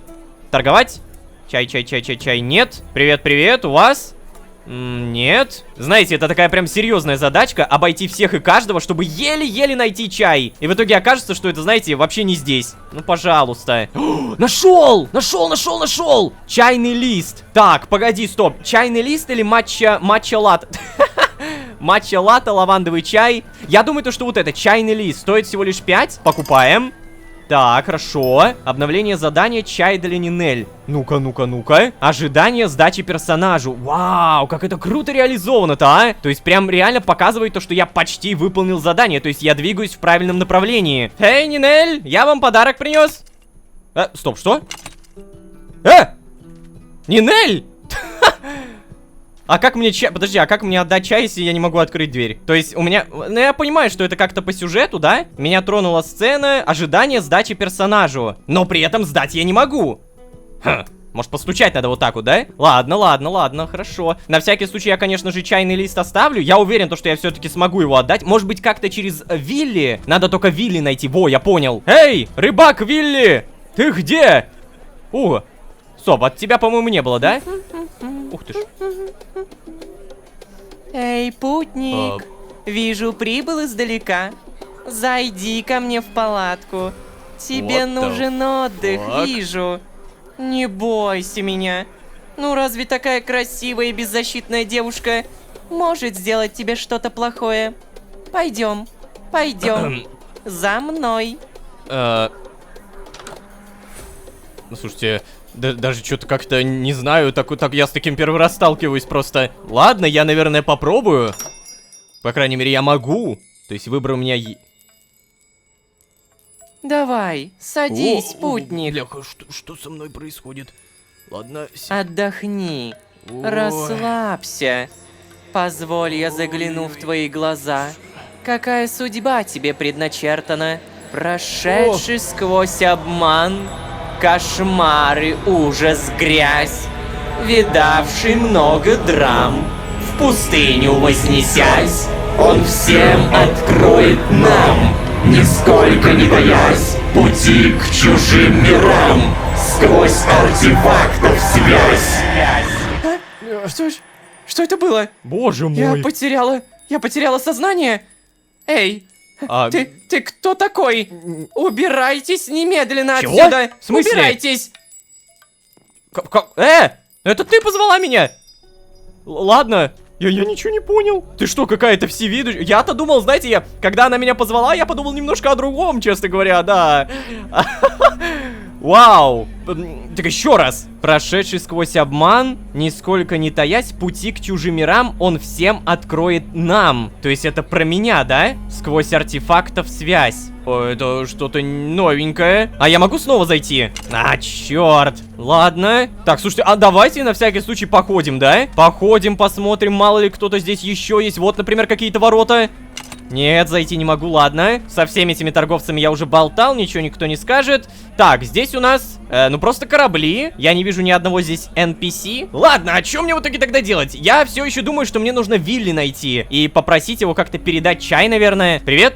Нет, не поговорим. Так, на всякий пожарный, как говорится, да? А, и кстати, напоминаю, в предыдущей серии мы нашли торговца, который покупает золотую морковку за очень-очень дорого. 64 утена. Я сначала спросил у разработчиков, баг это или нет, но мне сказали, что это не баг. Потом все сам увидишь, вот так мне сказали. О, кстати, а вот тебя я не видел. Ну-ка, что ты, кто ты? Так, рюкзак, спасибо, не надо. Часы, щупальце, крюк. Продажа 100. Вау, это, наверное, что-то очень крутое. Наковальня 64. Вот это бы я, кстати, купил, потому что наковальня мне правда нужна. Железо так много я сам не нафармлю, то есть сам не скрафчу. Ладно, давайте попробуем заново к Нинель сходить, мало ли. Ну-ка. О! То есть, могу. Нинель! Привет! А? Молодой человек, ну я же просила вас, не приходите сюда больше. Что вас сюда привело? Не волнуйтесь, я просто вот у меня замочек. Вы были так ко мне добры, я хотел вас отблагодарить, вручить чай. Так, а что у меня, кстати, еще? Вы были так ко мне добры, а я даже спасибо не сказал. Вот, зашел сказать. Ну, сухо было бы, кстати, если бы не чай. Я хотел попросить у вас разрешения остаться еще на пару ночей, пока не встану на ноги. Не, ну я, конечно, вручу чай, я что, дурак? Вот. А? Что это? Вы, должно быть, шутите, молодой человек. Спасибо, спасибо огромное. Это очень приятно. Идите сюда. Боже. Дети будут в восторге. А вы... Ой, знаете, а ведь я даже не знаю вашего имени. А, кстати, это правда. Меня зовут, сейчас, Лололошка. Лололошка. Знаете, Лололошка, вы теперь всегда желанный гость в нашем доме. Спасибо вам еще раз. Да пожалуйста, пожалуйста. Слушайте, Лололошка, вы уж, конечно, простите, но мне нужно готовить ужин для детей и мужа. Они вот-вот вернутся с работы. С работы? Вот это я приберегу. Подожди, дети у тебя тоже работают? Ого! Ну ладно, фига себе. Так, и у нас, кстати говоря, начинается ночь. Дети скоро-скоро вернутся, муж скоро-скоро вернется, а я, наверное, попробую еще раз дойти до красавицы. Ну-ка. Давайте, пустите. Да черт. Ладно, но я очень хочу снова туда попасть. Я хочу с ней как-то, знаете, поговорить о том, типа, вот вы мне это сказали, а что это могло значить? Эй, парень, ты случаем не... Бурис. Ах ты ж, ё-моё, Лололошка! Так ты живой все-таки! О, как же я рад! Лолошка, мы же договаривались! Вот, а если бы я тебя сейчас не встретил? Вот что бы ты делал, если бы мы не встретились? Пойдем быстрее! Абди там без тебя с ума сходит! Эй, стой, погоди, у меня... Ну хотя ладно, чай я отдал в целом, да? Подожди, куда... А, ты меня отвозишь обратно. Прикольно. Так, Отойди, салага. Ладно. Ну, вот мы и на И месте. у меня снова... Давай, да? парень, иди, отдыхай. Мы еще поболтаем. Я к тебе загляну в ближайшее время. Хорошо. Спасибо тебе, но надо бы обсудить вот тот моментик-то, да? И про 2000 утенов надо поговорить. Ага. Да-да, давай, пока. Все. Остался один. Абди! Так ты все-таки тут? Эй! Вот где мне его искать-то, да? Абдишка! Абди, может... Я понял. Тихо, ребята. Спит. Не будем. На данный момент мы понимаем то, что надо где-то найти золото. О, золото есть. Переделываем в самородки и создаем очень много золотых морковей. То есть, по сути, я реально могу накопить много-много утенов, да? Так, слушайте, что-то мне не очень хочется кричать. Давайте поспим, рядом приляжем. Может быть, он там проснется, привет скажет и все такое. Ну-ка. Абди! Утро наступило! Работать! Не знаю, там, пахать! Ну ладно, на самом деле пусть лежит, пусть спит. Я не особо хочу его сейчас терроризировать, учитывая то, что у меня у самого есть работа. Очень много пшеницы. Дабы пшеницы становилось еще больше и мне было не лень добывать все эти грядки, надо также прокачать оазис. Вскапывает область 3 на 3 при использовании мотыги на земле, а также автоматически высаживает семена из левой руки в области 3 на 3. Для разблокировки требуется ремесло 15 уровня. У меня сейчас 6, то есть, по-моему, я могу неплохо так прокачаться, да? То есть, раз, два... Подожди, что? А почему я не могу прокачаться? А, господи, я не у статуи, я думал, что что-то забагало. Давай, статуя, помоги мне. Ремесло сейчас будет у меня 11 уровня, да? Раз, два, три, 4, 5.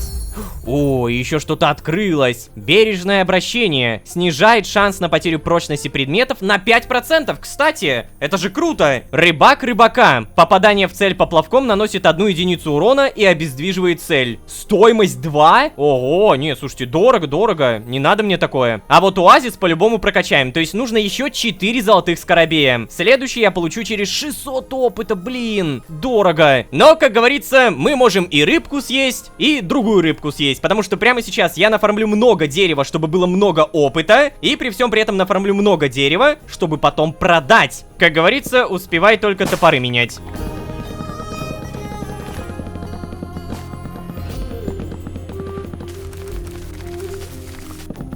Кстати, вопрос. Я вот сделал себе удочку, а как много опыта она приносит? Допустим, прямо сейчас мне нужно 719 до золотого. Я начинаю ловить, вылавливаю, проверяю и становится... Стоп. Еще раз. Подожди, мне кажется, или мне дали очень много? Еще раз, 619. Я вот прямо сейчас даже, давайте без какого-либо монтажа, без каких-либо склеек. 619. Давай, гребаная рыба, ловись. Не заставляй людей ждать. Это будет самый длительный несклеенный момент.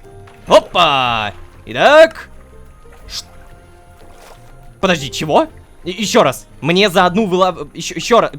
У меня просто диссонанс в башке. Мне дают по сотке, да? Давай еще раз. Просто если мне реально дают по сотке, то вылавливание рыбы это самое приятное. Ну-ка. Еще сотка! А почему каждый раз дается по 2, по 3, по 4 рыбы? Неужели я что-то прокачал? Я, по-моему... Точно! Удваивает количество улова за каждый уровень навыка. Точно. То есть вы хотите сказать, что если я сейчас вот это прокачаю, я прокачал, то мне будут давать по 150 опыта? Так, опа. Так. Вот, было 256. Еще раз. Ловим. И в итоге 106. Да, то есть каждое вылавливание рыбы дает по 150 опыта. В какой-то степени я могу всех ауритеховых скоробеев потратить на улучшение нильского прилива и буду зарабатывать еще больше. А ну-кась, накась. Раз улучшение, 2, 3. То есть мне реально сейчас должны давать примерно по 250-300 опыта. Я в шоке, если это так, но опять же, я просто проверяю. Ну-ка. О! Золотой скоробей. И до следующего 546. Стоп, машина! Ребята, я на всякий случай решил написать разработчикам и спросил, а мне правда должно даваться столько? И оказывается нет. Ребят, это баг, я только что багаюзил, жестко багаюзил. Оказывается, за каждую прокачку Нильского прилива мне не должны были давать плюс 50 опыта. Мне должны были добавлять всего лишь по 20 опыта за каждую ловлю рыбы. Ребят, сори, ну я не знал. Я написал, я не буду сейчас больше ловить рыбу, потому что это тупо будет нечестно. Тем не менее, не забываем про мотыгу. Мне надо прокачать оазис до 15-го. Сейчас у меня 3 золотых скоробея, и следующий скоро будет, кстати. Осталось прям совсем немножко. Поэтому мы просто срубим дерево. Чтобы вы понимали, пока я рубил дерево, мне уже пришло обновление, и по идее вот этой жесткой прокачки больше не будет. У меня сейчас 700 до золотого, я вылавливаю рыбу. Давай, рыба, иди сюда. И с учетом того, что я прокачал Нильский прилив до 5 уровня, мне остается 670. То есть мне дали 30 опыта. Вот это другое дело. А до этого я получал 350. Так, и в итоге, кстати, что я вылавливаю? Атлантическая селедка, палтус. По идее, я все это могу реально продать и заработать утены, да? Медузу, по-моему, можно было продать. Красный группер. Так, что еще? Сырая треска. И многое-многое другое, что я еще не выловил. Ладно, смотрите, если я хочу быстро прокачиваться, то рыбалка это все равно круто. Как минимум, если я буду постоянно качать Нильский прилив. Это первая сборка, где, походу, рыбалка это реально круто. Абди, ты уже 2 дня спишь, получается. Не многовато ли, не? Ну ладно, я как бы тоже прилягу. Доброе утро. Нет, он все еще спит. Причем он живой. Видно, что он живой. Короче, не забываем про прокачку. Да, я сказал то, что, наверное, рыбалка это самое крутое, но мы же еще не прокачали мотыгу. Помните? Где она, эта мотыга-то? Вот, оазис. То есть ремесло 1, 2, 3, 4. Открывается оазис. Ема, стоит целых 2. Как от сердца отрываю, давай. Все, текущий уровень 1 из 1. И проверяем. Бам. Это же меловый дерн, точно. Мне нужен просто дерн. Бам. О, хорошо. То есть траву он не трогает, а так выкапывается просто офигенно. Мне надо вот эту вот территорию всю дерном заложить. Я прошу прощения, мистер Камень, подвиньтесь.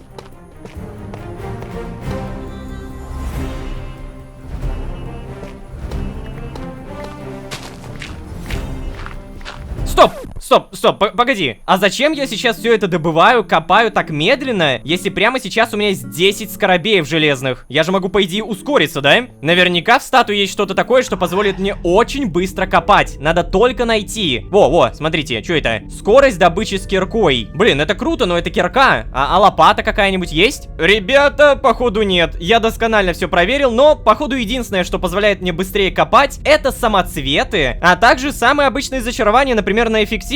Но до этого мы пока что не дошли. Зато смотри, что я нашел. Ювелир. Плюс 1 гнездо во всех предметах. То есть сейчас в каменную кирку я могу засунуть всего лишь 1 самоцвет. А так я смогу засунуть целых 2. Кстати, о самоцветах. Какие у меня есть? Я уже, честно говоря, позабыл. Оникс, вот. Оружие плюс 2,5 урона. Броня и щиты плюс 2,5 броня. Ну ладно, это та ветка, которую мне понравится качать. Я определенно в этом уверен. Но я нашел еще кое-что. Если мы посмотрим вверх, то мы найдем это. Запас энергии. Плюс 15% скорости атаки, если не голоден. И тут еще плюс 5%. Еще и плюс 10% урона, если не голоден. Вау. Я думаю, до этого стоит дойти. Но пойдем мы, наверное, вот этим путем, потому что я хочу добавить еще насыщение от еды. А еще регенерация здоровья от еды. Получается вот так. 1, 2, 3, 4, 5, 6, 7, 8, 9, 10. А еще у меня плюс процент шанс блока. То есть я могу просто парировать удар. Вау, я прям обожаю эту прокачку. Так, а ну-ка покажите, насколько я теперь быстрее. Железный нож, 2 скорость атаки. Не-не-не, а как мне на ком проверить-то? О, жертва найдена. Так, кто это? Павший рыцарь хаоса. Ну-ка. Ни хрена, как я быстро могу бить! Обалдеть! А, стоп, это я еще без насыщения, это просто железный нож. Так, погоди, а если я просто поем?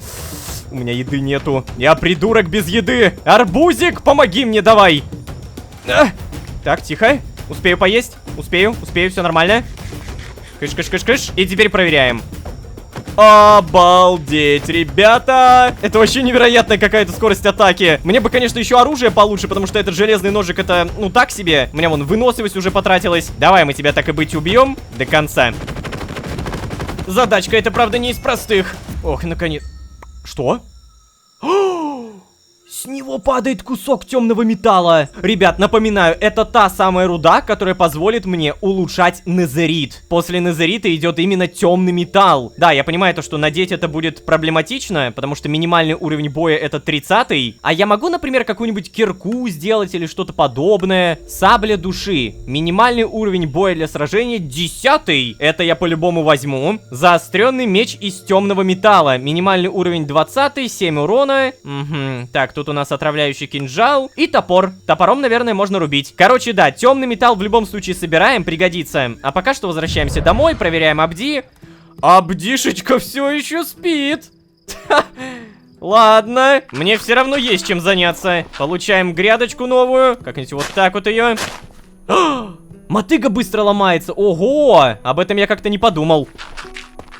Пшеницу собираем. И, наконец-то, ферму улучшаем. Знаете, что у меня не вылезает из головы на протяжении всей этой серии? Слова той самой красавицы. Причем, ладно бы она это сказала в каком-то бреду, но у нее явно поменялся голос, и она явно не помнила, что сама это сказала. При всем при этом она как будто в точку попала. Это же речь обо мне, как о мироходце. Короче говоря, начинается тот самый единый лор, о котором я говорил в первой серии. О, начинается что-то интересное. Как это все будет взаимосвязано дальше, мы узнаем. А для этого обязательно подписывайтесь и, пожалуйста, не забывайте про ваши оценки. Ваши комментарии с догадками, какими-то теориями точно так же читаются. И, пожалуйста, пишите их. Ну, правда интересно. Какие-то теоретики на фоне этих комментариев вообще выстраивают полноценные огромные теории. Так что, опять же, это все замечается. Еще раз спасибо большое. Надеюсь, вы не пропустили мимо ушей. А если вы здесь впервые, то можете еще и позвать друзей. А с вами были Лолошка и некое предсказание. Всем удачи, всем пока. Пока-пока-пока-пока. О! Стоп, что происходит? Бляха! Что происходит? Поцелуй. Ура! Я вернулся! Хотел бы я хоть кому-нибудь это сказать, но... Единственный, кто меня может услышать, спит уже 3 дня подряд. Абди, а ну-ка просыпайся. Абди нет. Так, сейчас разберемся. А вообще, всем привет, дорогие друзья, я Лолошка. Добро пожаловать в 13 огней. Поехали!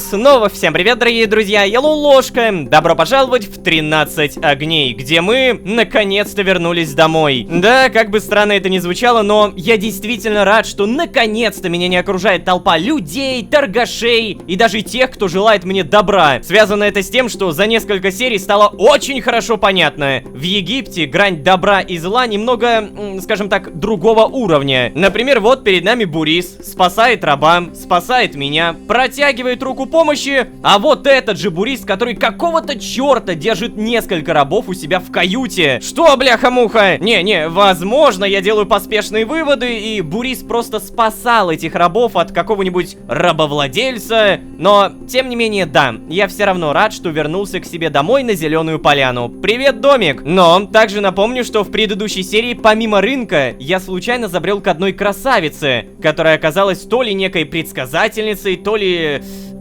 девушкой приватного танца. Короче, зайдя к ней в палату, началось то, чего я явно не ожидал увидеть или услышать. Она начала говорить очень странным магическим голосом, буквально рассказывая мне обо мне, но при этом в третьем лице. Как там было? Прошедший сквозь обман, кошмары, ужас, грязь, видавший много драм, в пустыню вознесясь, он всем откроет нам, нисколько не таясь, пути к чужим мирам, сквозь артефактов связь. Я думаю, что это речь обо мне, потому что да, я прошел сквозь обман, сквозь кошмары, видал много драм, я вознесся в пустыню, и теперь египтянам покажу пути к чужим мирам при помощи связи каких-то артефактов.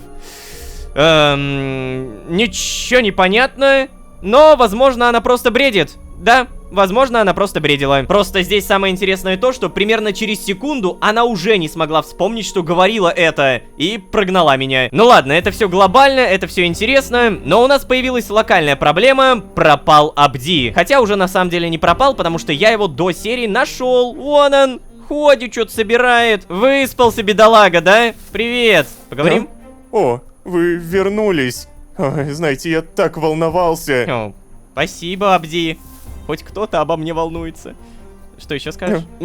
Да уж, не думал, что я буду так за вас переживать. Оу. Я многих потерял за свою жизнь.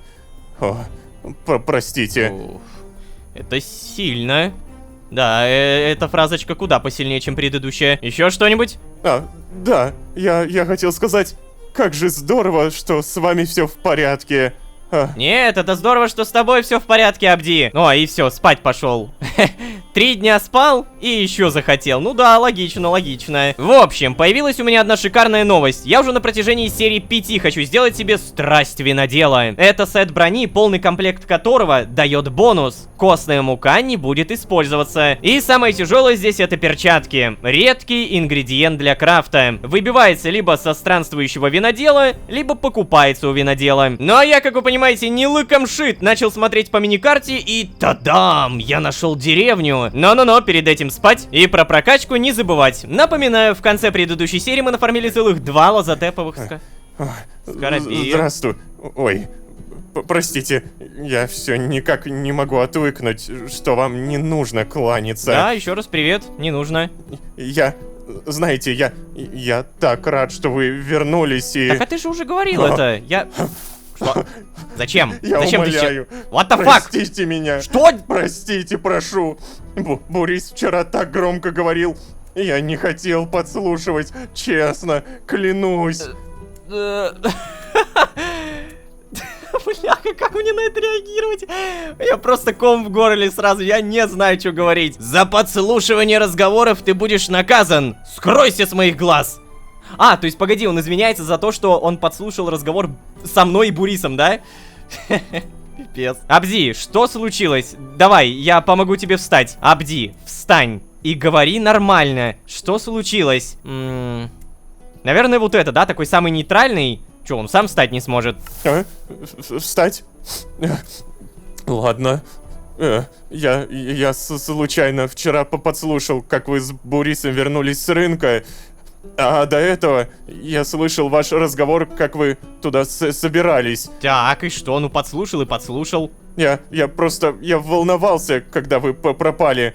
Потому что я подумал, а что, если вы никогда не вернетесь? А я так и не смогу.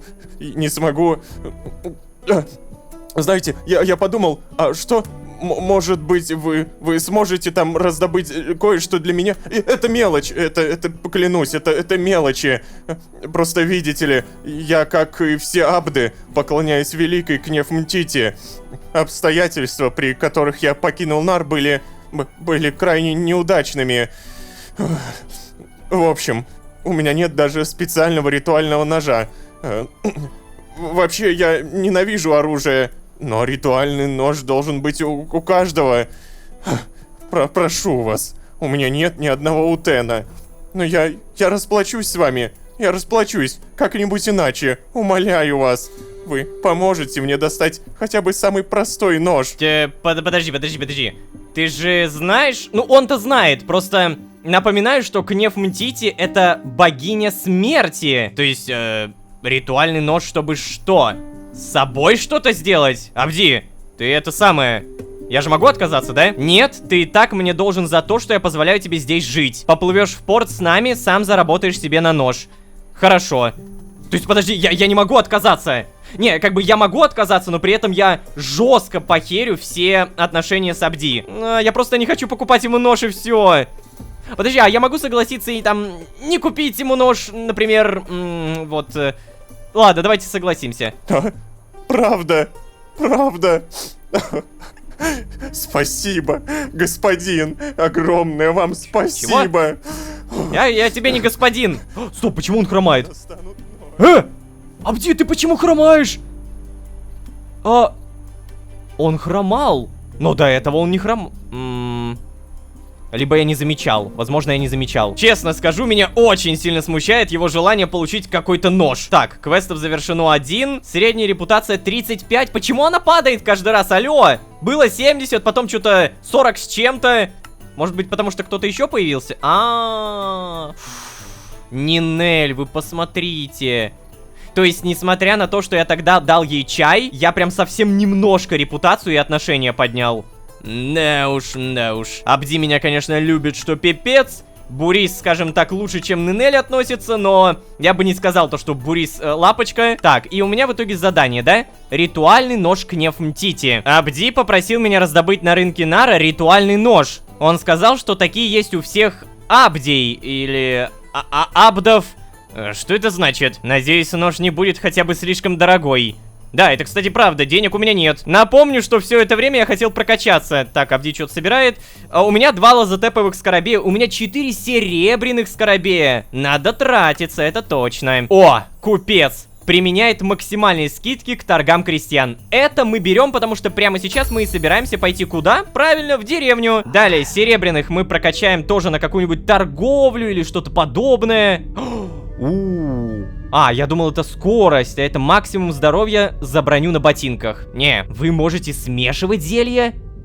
Офигеть. Слушайте, а давай. 1, 2, 3.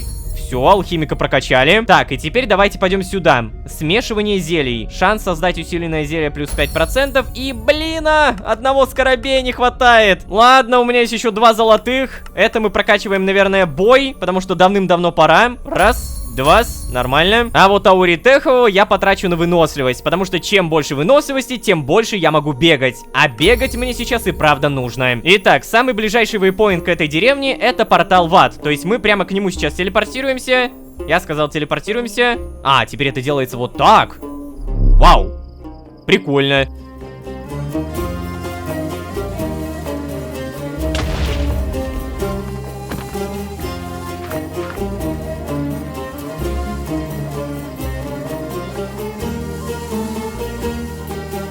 И, наконец-то, мы прибыли, наша самая первая деревня за весь сезон. Я прекрасно понимаю то, что в деревнях есть кровати, поэтому мы поспим. Да, самое первое, что мне нужно сделать, это даже не поторговаться, это не посмотреть на кого-то. Картограф, я посмотрю на тебя. Прошу прощения. Так, а вы кто такой? Лесник. Все. Хе-хе-хе, моя кровать. Надеюсь, вас там никто не убьет. Я слышу, как зомби дерется. Зомби? Кому? Так. Видимо, кто-то уже умер. Оружейник, охотник. Так, что охотник делает? Вот оно, скидки. Чего? За одну кость я получу 1 изумруд? Ну ладно, я не против. Вот это я понимаю, скидончик. Так я тут могу изумруды фармить только так. Не, я как бы понимаю то, что по лору в этом мире изумруды это просто ничто, потому что здесь скорее правят утены. Ну блин, просто для меня, как старого майнкрафтера, бессюжетного, изумруды это как будто ого-го. За одну косточку.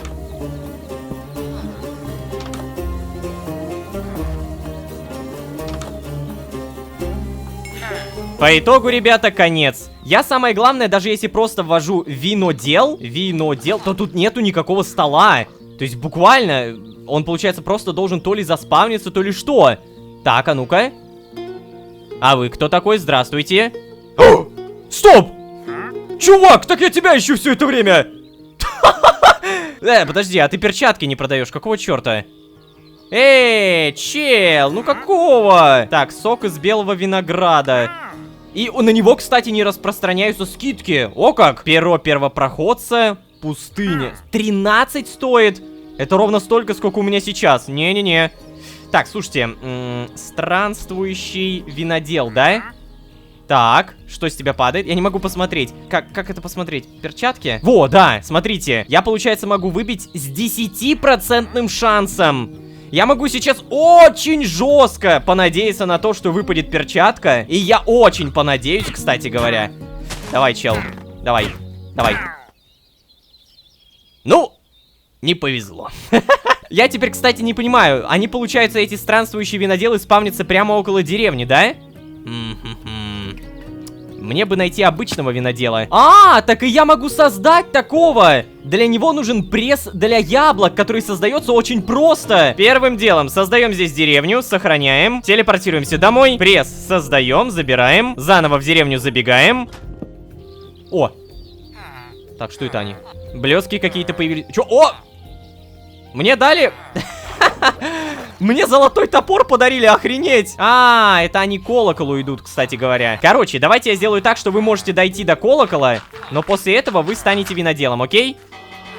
Ребята, шикарные новости! Я поспал, и все-таки у меня появился винодел. Здорово! Так, у тебя, получается, должна продаваться перчатка, да? Я у тебя покупаю семена. Далее ты прокачиваешься.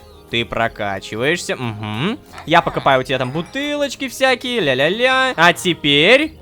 Ты все еще не продаешь гребаные перчатки! Цветочная клумба можно поставить. Мешок красного винограда. Ну-ка, цветочная клумба, это интересно. Возьмем. И все, изумруды кончились. Несмотря на то, что я вроде бы стал богатым, не получилось. Ладно, возможно, в будущем я смогу это купить. На каком это уровне открывается? А, на 5-м! То есть мне тебе нужно прокачать 5 раз. Ладно, но это уже тогда потом, когда будут изумруды. О! О, стоп, что происходит? А! Бляха! Что происходит? Поцелуй. Я так испугался сейчас. Что происходит? Надо помочь. Это же был поцелуй Джодаха. Вот, поможет. Абзишка, мне сразу помогать. Эй, что с вами, господин? Я могу как-нибудь вам помочь. О, господин, вы меня так напугали. Вы в порядке? Все хорошо? Да, слушай, вроде бы все нормально. Так, да.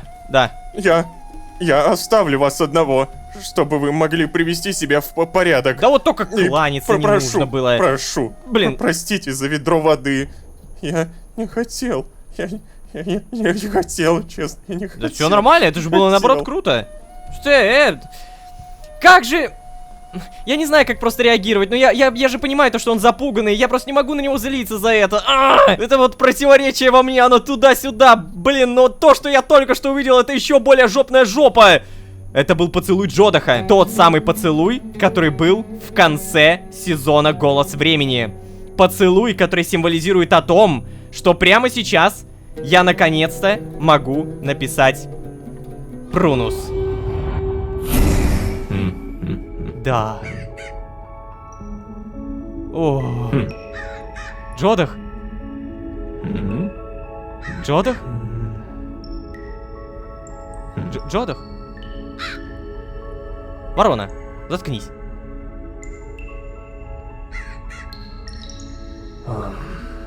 Джодах? Да. Малус. What the fuck? What the fuck? Я не знаю, как на это реагировать. Это было сейчас так хорошо. Это как воспоминание, или же все-таки это означает то, что Джодаха по своей сути больше не существует? Просто тогда это объясняет, почему тот фараон очень сильно похож на Джодаха. То есть, как будто он переродился в новом теле. Ладно, это тупая теория, я вообще бред какой-то начинаю нести. Тут просто сам факт, что, вау, я в своем измерении. Сейчас, чтобы легче вам было понять, я немного проспойлерю сезон «Голос времени», а именно финал. Если вы не хотите спойлерить себе и, возможно, потом посмотрите этот сезон, то перематывайте на вот этот тайминг.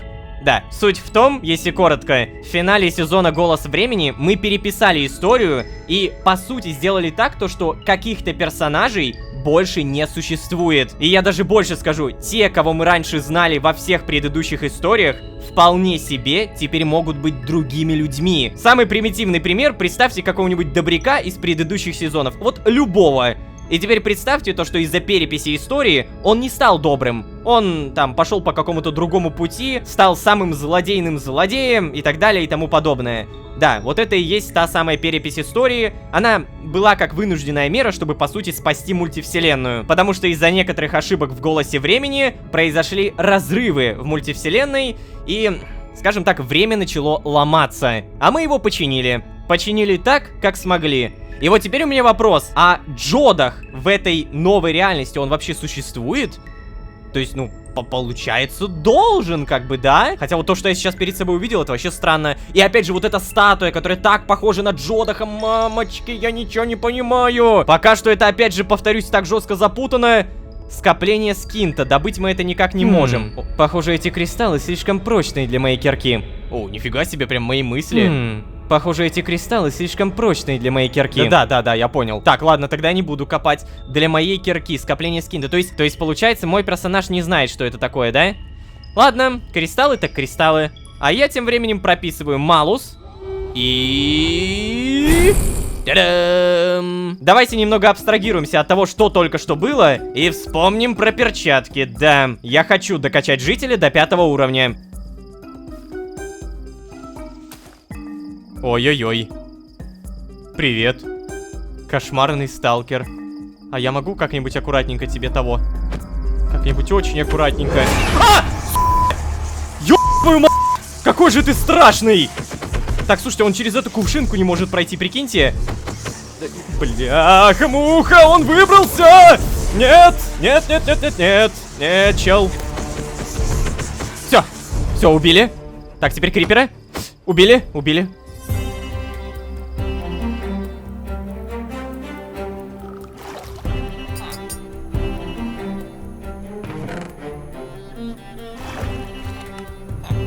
И давайте проверим, могу ли я докачать винодела до 5 уровня. Покупаем какие-то штуки-дрюки. Он у нас прокачивается.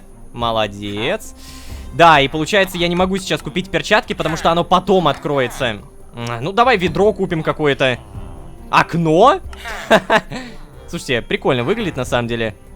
Куплю. Красный виноград. За 1 штуку даешь изумруд. А, так погоди. Я же могу вырастить красный виноград и продать, да? Крепкое и твердое. Не требует специальных условий для роста. Ну так это же идеально. Вот так вот взяли и все. И потеряли. Да, телепортируемся домой. А тут есть какие-нибудь штуки, которые я могу продать? 56 яблок, нифига себе, возьмем. Так, тогда виноград. Выращивать я его буду где-нибудь здесь в углу. Надеюсь, то, что вырастет быстро. Ой, а у меня тут еще и пшеницы куча выросла. И я тут еще, кстати, подготовил целую пашню. Так вот, короче, до серии, как вы видите, я подготовился. Поставил здесь кучу дерна. И могу сделать нашу ферму еще больше.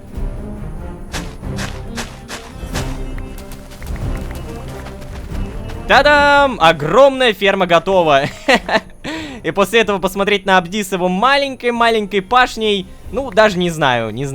Ему надо расти. Абди, посмотри на меня. Делай как я. Паши как я. Не, я на самом деле не против. Не против того, что он постоянно таскает вещи, потому что каждый раз он делает что-то новенькое. Вот, кстати, сырую крольчатину принес с охоты. Молодец, одним словом. Так, и у меня тут куча пшеницы нафармилась. Сколько это снопов сена? Только не говорите, что это мало. 15. Это 15 утенов, ребята. То есть, вот если я продам этот сноп сена, у меня будет 50 утенов. Напомню, что мне нужно 2000, кстати. 2 гребаных тысячи. Как я это сделаю? Да никак. Ладно, давайте успокоимся, хотя бы немножко прокачаемся. Бой. 3 уровень, 4 уровень. У меня уже дополнительный урон плюс 4%, хорошо. Так, а за серебряного скоробея я прокачаю то, что хотел. Вы можете смешивать зелья. Бам! Так, шанс вернуть стрелу. О, кстати, хорошо, давай. Мы теперь можем даже бесконечность у лука не прокачивать, а просто стрелять и стрелять. Вот только лука у меня нет. Такая маленькая проблемка. Ой, ты что такой грустный? Посмотрите на его глаза. Причем, что самое интересное, я все это время пытаюсь по нему нажать, но нет. Это он из-за того, что облил меня водой? Ну, вообще, на самом деле, вероятнее всего. И так как наступила новая ночь, я не забываю про кости. Боже мой, что это такое? Капитан Мертвая Борода? Серьезно? А, ты, господи, иди ко мне. 5 костей. Я думаю, то, что мне нужно штук 15. Вот, еще призвал. А, бляха-муха. Не, 1 хп, отстаньте. Что? Какого черта? Нет! Убери это, тинь! О-оу. О, о, черт! А! Нет! Так. Мои вещи. Удивительно. Это первый раз, когда я вижу, чтобы при взрыве выпало столько земли, сколько было уничтожено. Хороший у тебя динамит, пират, хороший. Погоди-ка, а может быть я его сейчас прокачаю? Я прокачаю! Да, только у меня больше нет изумрудов. И дай угадаю, ты сейчас будешь перчатку продавать. Чё? Это То есть я тебя качал до 5 уровня, и ты перчатку так и не продаешь. Не паникуем, я уверен, что это всего лишь вопрос времени, потому что у меня появился второй винодел. Я его обязательно прокачаю, но посмотрите внимательно. Я на миникарте нашел еще что-то интересное. Какое-то строение, и еще какое-то строение находится, по-моему, вон там. И вот оно, это строение. Ой-ой-ой. Че это за башня главного злодея? А ну-ка. Меня тут убьют. Я понял. Клянусь, я понял. Так. Ох, вы еще тут спавнитесь постоянно, серьезно? Я пробегу, пожалуй, да? Подожди, это же спавнеры. Запомнили, тут есть спавнеры. Ребята, это хорошая идея добыть здесь спавнеры. Но сначала наверх. Так, тихо. Железный блок. Ничего не вижу. Факел. Да, каменная кирка быстрее. Так, халява железа. Молодец. Привет. Так, здесь у вас кости, хорошо. Еще железо, халява. Чё? Нет! Чего? Утомление 3 уровня, серьезно? Ах вы демонюки. Так, ладно, тогда мы как-то очень аккуратно спускаемся. Черт. У меня же утомление, я даже выломать ничего не мог. Так, все хорошо. Вещи. Все, валим. Сюда. Где я? О, деревня. Фух. Я не помню, когда я последний раз так в Майнкрафте паниковал. Ну, по крайней мере, мы заработали железный блок. Халявный 9 железа. Неплохая находочка. По крайней мере, в ту башню мы точно вернемся. Сами понимаете, спавнеры. Спавнеры — это прокачка. Спавнеры — это мобы, а мобы — это ресурсы. А на этом я, наверное, буду постепенно заканчивать. На Абди я нажать так и не могу. Обидно. Ваши догадки, почему он такой грустный. И, конечно же, не забывайте, пожалуйста, подписываться. Ваши подписки, ваши оценки, ваши комментарии — это самый большущий залог успеха в том, что сезон будет продолжать развиваться. Даже не то чтобы сезон, а сезоны и общий лор. Мы тут не на один день приехали, мы тут надолго. Поэтому действительно многое зависит от вас, и не поленитесь. Ну, правда, 1-2 нажатия. Спасибо большое, если не пропустили мимо ушей. А с вами были Лолошка и Прунус. У меня железный нож, у тебя огромная булава. Давай проверим, кто сильнее. По 1 хп. Подожди, а тебе плевать на меня? Бляха, ладно, я понял, ты просто застрял. Странный этот скульптор, честно говоря. Это я сделал. Что? Вы? Да, хочу сделать еще. Прунус и Малус. 2 волшебных слова, способные телепортировать либо в, либо из моего собственного измерения. Но интересно не то, что измерение есть, а то, что мы там увидели. Сейчас расскажу поподробнее. А вообще, всем привет, дорогие друзья, я Лолошка. Добро пожаловать в 13 огней. Поехали!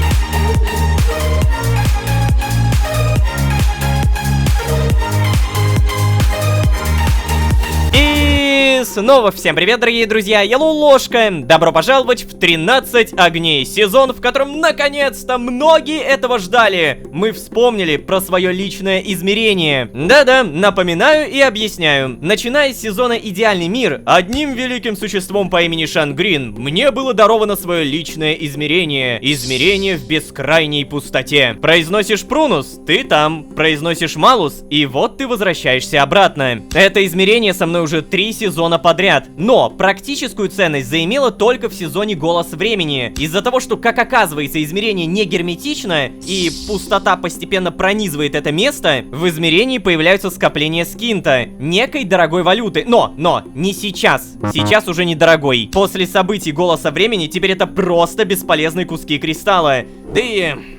Да, наш персонаж, как мы поняли, теперь даже не знает, зачем они нужны. Самое интересное то, что мы вспомнили про это измерение благодаря Джодаху, который явился ко мне как воспоминание о событиях финала Голоса Времени. Вот это многоходовочка. В те самые события он даровал мне поцелуй, способный напомнить про мое личное измерение. Короче, я сказал Прунус, телепортировался и вновь увидел Джодаха, но не как всегда, а, знаете, скорее как дымку воспоминаний. Неужели он все это время ждал меня? Сколько лет прошло? И прошло ли вообще сколько-нибудь лет? Вполне реально то, что мы не просто в другом измерении, мы в другом промежутке времени. Что вполне себе логично, учитывая Голос Времени. И еще один не менее важный вопрос. А Джодах-то теперь вообще существует? И почему статуя фараона так сильно на него похожа? Вопросы, вопросы и ни одного ответа. Но у меня есть шикарные новости. Во время предыдущей серии мы нашли жителя, который покупает одну косточку за 1 изумруд. Все благодаря моей новой скидке. Купец применяет максимальные скидки к торгам крестьян. Но, пересмотрев серию, я кое-что обнаружил. Оказывается, есть еще один крестьянин, который за 1 листочек бумаги дает также 1 изумруд. И вот я понял. Это же бизнес. Эй, тростник, привет. Такое ощущение, что из тебя делается бумага. Ты мне нужен. Оу, все по красоте. Будет полноценный мостик на этот остров. На этом острове, правда, нечего ловить, кроме тростника. Но именно тростник-то нам и нужен. Привет. О, кстати, я тут задумался, а как тростник рос? Тут же воды нету. Вот смотрите, я сажаю и не сажается. Не беда, посадим около нашей фермы пшеницы. Вот так вот. Ой-ой-ой. Здравствуйте. Драконий снайпер. Так, погоди, он меня не видит, что ли? Абди! Ой-ой-ой! Подожди,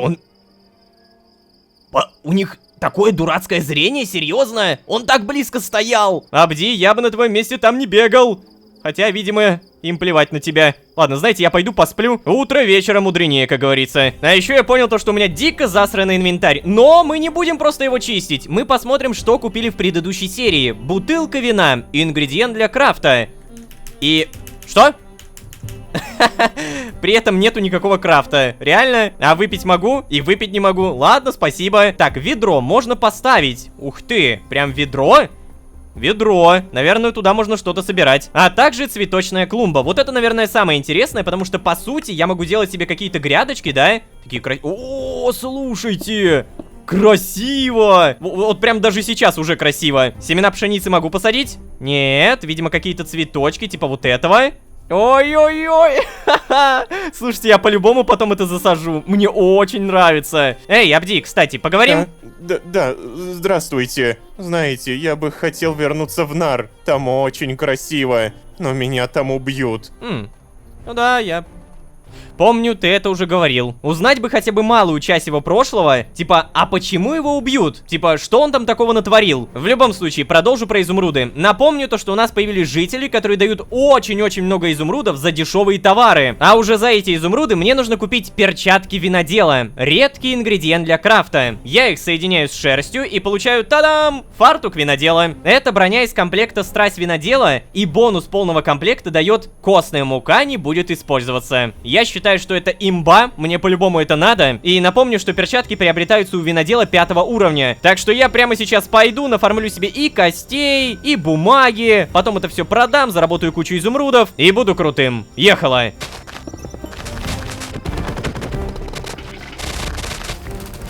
Фух, моя ферма становится все больше, круче, плодоноснее, но не безопаснее. Из этого леса постоянно кто-то выходит, и меня это уже прям реально бесит. Ой, что это? Ну что ты такое? Что? Это призрак, реально? Постоянно кто-то лезет и... Стеснительный дух. Ты стесняешься? Привет. Что ты меня? Ты же бить-то меня не будешь, да? Ты же не будешь меня бить. Ну ты серьезно, ну ты же стесняешься, ну зачем? Ладно, мне не нужны никакие монстры, я спать. Все, споки-ноки. Доброе утро. Ну что, тростник у нас получается более чем... растет. Но, походу, мы забиваем на этот тростник, потому что, внимание, приплыло что-то поинтереснее. Бурис и его команда. Так, вот на самом деле то, что здесь команда, меня немножко настораживает. То есть ты меня сейчас куда-то увезешь, да? Эй, здорово, Лолошка! Ну, как вы здесь поживаете, Сабди? Ничего? Да вроде бы все нормально, да? Вот и славно. Знаешь, я так был рад, когда нашел тебя в Наре.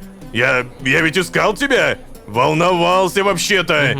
Да, ну ладно, забыли. Я ведь к тебе сегодня не один, парень. Ха-ха. Все никак не успокою свою добрую душу. Смотри, еще один бедолага.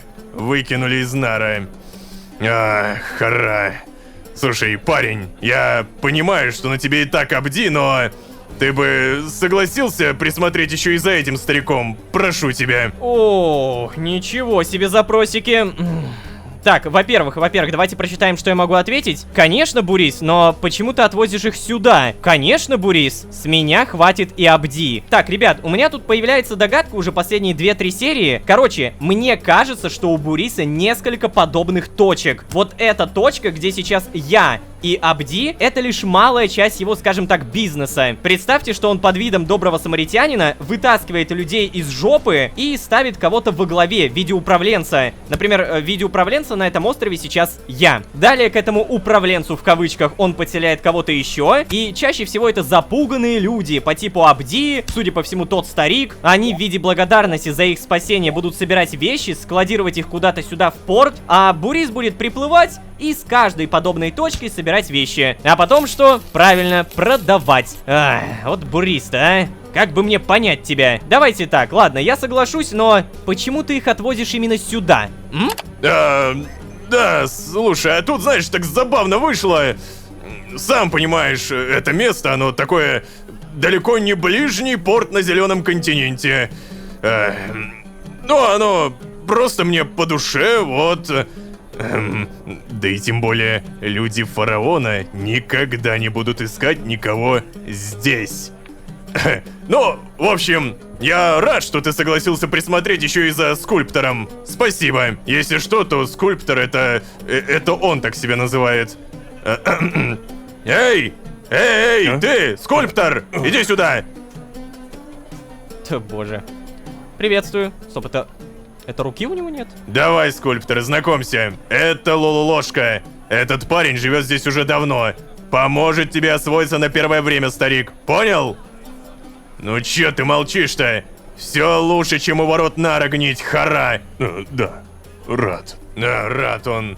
Так, короче, время-то уже, погляжу, позднее. Слушай, парень, я отчаливаю. Надеюсь, вы хорошенько уживетесь. Давай, пока-пока. Так, на меня сбагрили еще кого-то. И дайте угадаю, сейчас будет черный... Ну, конечно. Черный экран, все пропали. Привет. В смысле? То есть... Такая вот статуя, да. Что? Интересно? Поговорим? Не поговорим при всем при этом, да? То есть ты будешь просто на нее пялиться. Такое ощущение, что я должен что-то со статуей сделать. Потому что, ну я же не могу просто проигнорировать его и даже не познакомиться. Типа по нему не нажимаю. А, теперь нажимается, ладно. Все окей, это был просто баг. А на что вы смотрите? Что? Не знаешь, откуда она здесь? А я смотрю, вы не особо разговорчивы. Нет, не знаю. И все? Странно этот скульптор, честно говоря. Это я сделал. Что? Вы? Да, хочу сделать еще. Парень, у тебя есть инструменты для резки по песчаному камню? Нифига себе! Слушайте, кто это мне попался, а? Ладно, давайте ответим. Инструменты для резки по песчаному камню. Ну, у меня замочек на да, то есть я не могу ответить, получается нет. Жаль. Я буду спать здесь. Здесь же свободно? Ну, получается, да. Угу. Если вдруг раздобудешь инструменты, то... Это, знаете, это самый уставший человек на планете, которому как будто даже лень разговаривать. Ну, на самом деле, по его виду это заметно. Скульптор, офигеть. И интересная личность этот скульптор. Только вопрос, а куда он делся? Куда он ушел?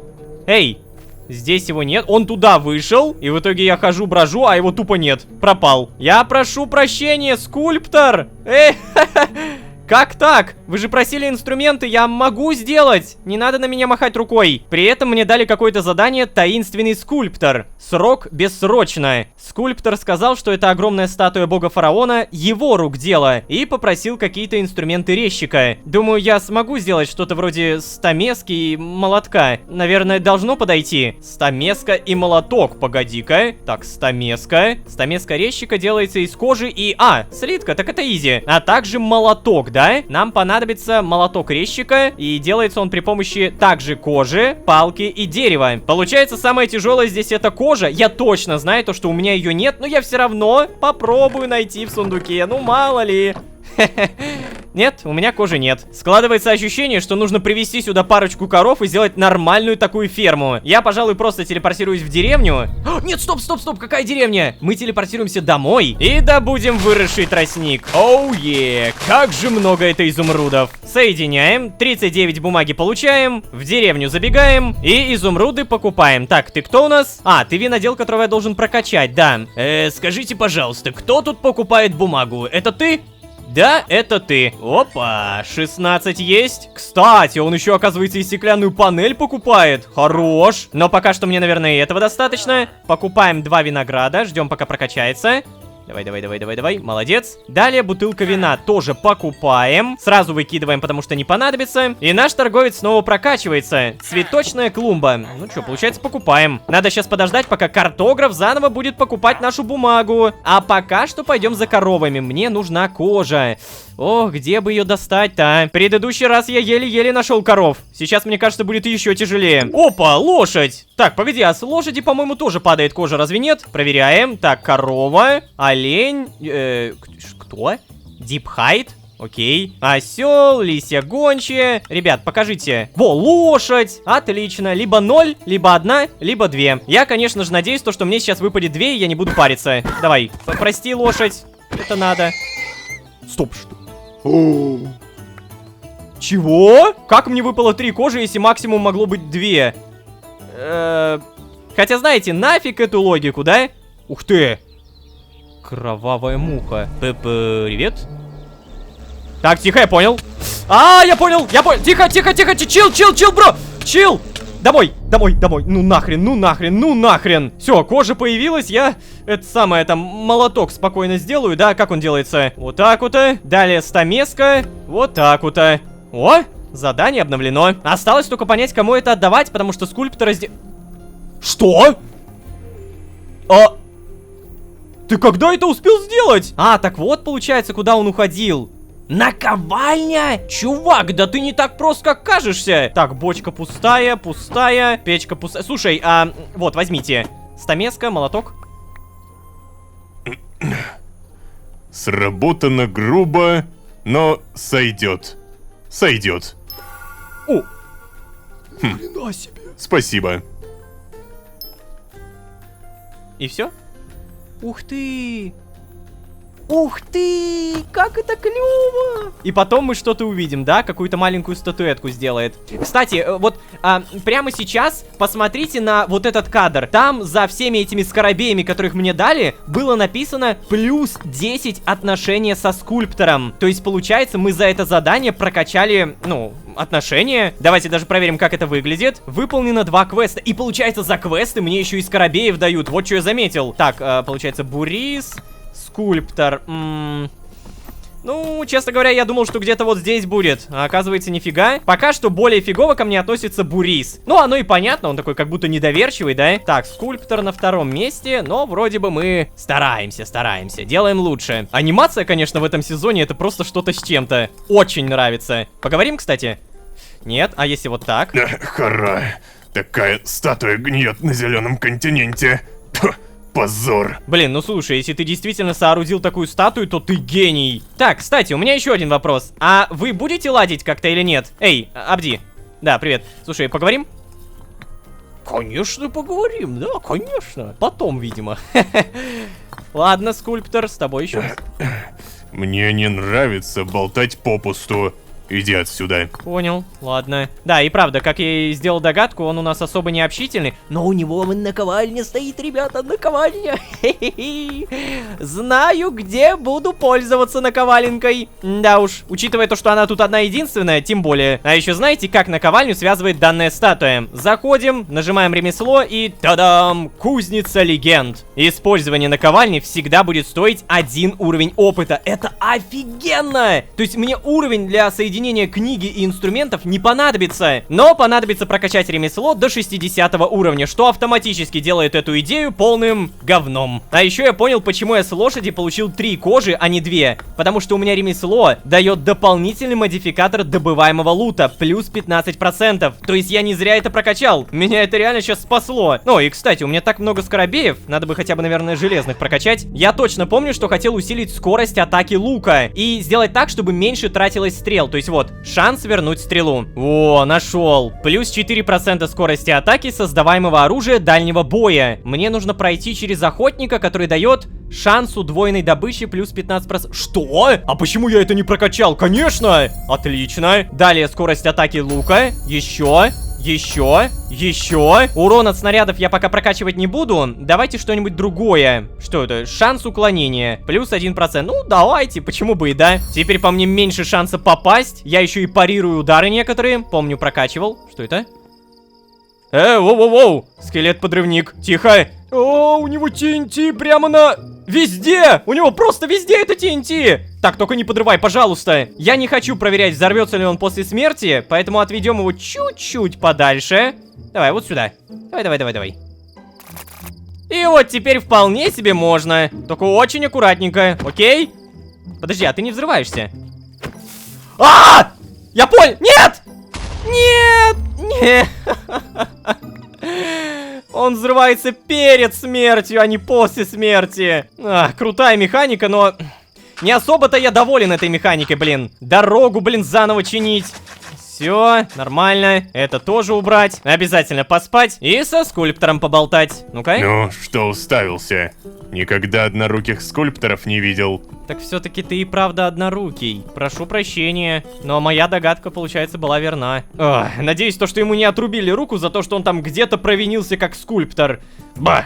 Это прям плохо звучит. Короче, у меня тут 21 кость накопилась, поэтому я не буду терять времени в деревню. В общем, спокойно продаем косточки. 16 изумруда получаем. Прокачиваем, кстати, этого охотника. И... говнище! Хотя нет, кстати, за 1 порох 1 изумруд. Неплохо. Нам в любом случае главное прокачать винодела. Чего? Стоп, подожди, ну я ж тебя прокачивал. У меня что, 3 винодела получается? У меня 3 винодела, ни хрена себе! Эй, здравствуйте! Так, отлично, мы вас, получается, прокачиваем. Это сейчас будет 4-й уровень. Мы у вас покупаем вишневую балку, ну, допустим. Хорошо. И у меня остается еще немного изумрудов. Пожалуйста, перчатка, давай. Ну, давай прокачивай. Нет! Ну почему? Это уже 2-й вино. Это не смешно. Это не смешно. Дайте мне гребаную перчатку. Я клянусь, я просто уже терпеть этого не могу. Мне нужно примерно 40 изумрудов, чтобы дойти до перчатки. Я трачу эти изумруды, а перчатки нет. Шикарно. Ладно, я в любом случае сюда не зря телепортировался, потому что, напоминаю, около этой деревни есть вот такая огромная башня. Ее видно прямо издалека. Она и правда огромная и содержит в себе то, что мне нужно было еще давным-давно, а именно спавнеры. То есть я вполне себе могу прокачиваться с помощью этих спавнеров, но надо хотя бы 1 поломать. Здрасте, приветствую, скелет-молотоносец. А может быть подеремся? Че думаешь? У меня железный нож, у тебя огромная булава. Давай проверим, кто сильнее. По 1 хп. Подожди, а тебе плевать на меня? Чел, чтобы вы понимали, у меня не мирная. Чел! Бляха, ладно, я понял, ты просто застрял. Я понял. А знаешь, я даже рад, что ты застрял. Просто если так подумать, то иначе бы я тебя не убил. Я ему иногда по 0 урона наношу. Ох. Да, это будет долго. Давайте, наверное, потом это сделаем. Я тут просто еще понял, что не смотрел вот в этот домик, который меня очень привлекает. Что в нем хранится? А ну-ка. Здравствуйте. Охотник. Так, 13 уровень. Виноградики, барабанья колбаса, жареное мясо и в целом больше ничего интересного. Ладно, пообщаемся. Ничего не могу тебе продать, сорян. Вау! Вот это, кстати, круто, трофей волка. Я надеюсь, что вы будете не против, если я это заберу. Спасибо большое. Пора начать нашу операцию по воровству спавнера. Я, по идее, могу это сделать прямо с первого этажа. Вот он, то есть прям неподалеку. Да, давай, выходи. Выходи. Мне, знаете, кажется, что он... Да, мне не кажется. Он не может выйти из этой башни. То есть он ее охраняет. Вау. Это круто проработано, потому что... Эй, ты где? Ты где? Чё? Он может выйти, ладно. Так, быстро. Скелет-младенец. Что это? Что? Спавнер. Все, валим отсюда. Гребаное утомление дали. Так, благо я успел поломать. Сломанный спавнер. Теперь я могу сделать полноценную клетку души и положить туда душу какого-то моба. Наверное, самые крутые это какие-нибудь скелеты, да, потому что это косточки. Ну а самое главное, это прокачка скоробеев. Не забываем. ТП домой. Трофей повесим куда-нибудь сюда. Нормально. Блин, это так необычно. Мне прям заходит такая декорация. Я бы хотел больше тогда трофеев найти каких-нибудь. Йоу, так их тут дофигища. И все они, оказывается, создаются. Нам понадобится какая-то доска. Причем самое главное, я не знаю, как она крафтится. Удерживайте Shift, чтобы узнать больше. Получается при кидании досок на камнерез. Круто. То есть я буквально беру камень, соединяю с железом, получаю камнерез, ставлю где-нибудь здесь и кидаю просто дощечки, да? Вау! Вау! О, круто! Так, и сколько досок я так получу? 44. А я могу обратно дощечку создать? Кстати, нет, не могу. Но я могу сделать при этом деревянную чашку. Она уже делает деревянный набор посуды, а деревянный набор посуды просто декорация. Понял? Зато я теперь могу трофеи бахать только в путь. Ух ты, дубовая стойка. Ну да, короче, это все тупо декорации. Молоток какой-то можно сделать. Вау! Дубовая красивая кровать. Захотелось, согласитесь. Белая простыня делается из шерсти. Шерсть у меня, наверное, даже есть. А, нет, нету. Это просто мел. Ну ладно. Короче, возвращаемся к спавнеру. Здесь самое тяжелое, я так понимаю, это, наверное, песок души. Блок пыли души. Сжатый блок пыли души. Просто песок душ. Синий лед даже можно использовать. Ничего себе, здесь сколько всего можно из песка душ сделать. О, во! Просто песок душ. Замечательно. Знаю я, где такое достать. Портал в ад, телепортируемся. Пожалуйста, у меня одна просьба. Не убейте меня. Один песочек душ забираю и ухожу тут же. Так, давай готовимся. Хорошо. Что за хрень? Почему все стало темно? Эй! Тьма? Чего? Это же хуже, чем слепота. Я буквально ничего не вижу. Кто это на меня наложил? Уберите, она не уходит. А что мне делать-то? А ты уберешься? 3, 2, 1. О! Убралось! Все, тогда очень быстро. Песок душ, я вижу его там. Вот он, прям вкусненький, сладенький. Но при этом до него еще нужно прям очень жестко попотеть, построиться. Рюкзак, помогай, что в тебе? Дерево, отлично. Доски получаем и ставим. Так, давайте только договоримся, дощечки, не сгорать. Гореть здесь нельзя. Все, нормально. Песок душ добыли, мне нужно не так много. Думаю, штучек 6 будет достаточно. И вот теперь мы валим. Надеюсь, надолго. Фух. Немножко распаниковался. Для клетки души, кстати, также понадобится блок стали души. А как он делается, я, честно говоря, ума не приложу. Блок стали души. Ага, слиток стали души, который создается из железного блока и сжатого блока пыли. Ну, пипец, блин. Ну, зачем? Хорошо, сжатый блок души, как ты делаешься. Понадобится блок пыли, а он делается из пыли, которая делается из...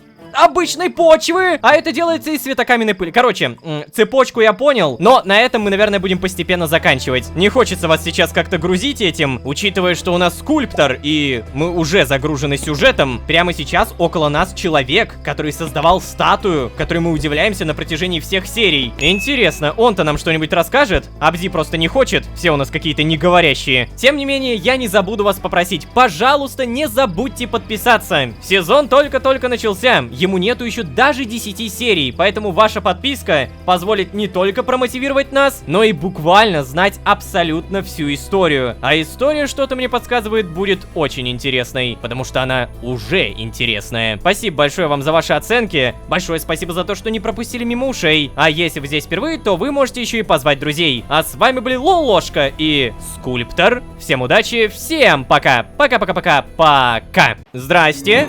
Ух ты. Новое достижение нарушения покоя мертвых. Почему это клад? Что это было? Корабль? Стоп, что? Бурис? Черный. Ох, ну что, ребята, играем в великого управленца. На меня тут скинули еще одного человечка. В этот раз вроде бы не раб, но зато вполне себе молчаливая творческая личность. Вот так вот. У меня на него планы. А вообще, всем привет, дорогие друзья, я Лолошка. Добро пожаловать в 13 огней. Поехали!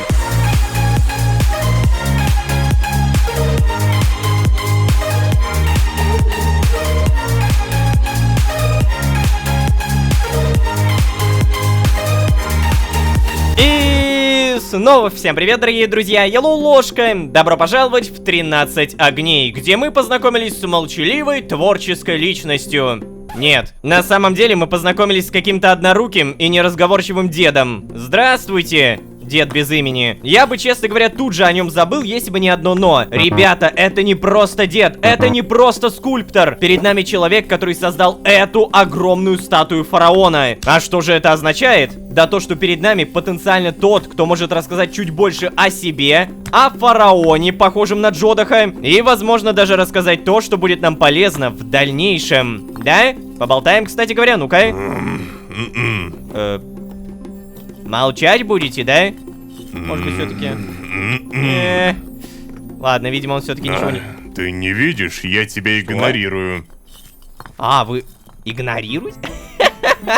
В плане... Погоди, еще раз давай.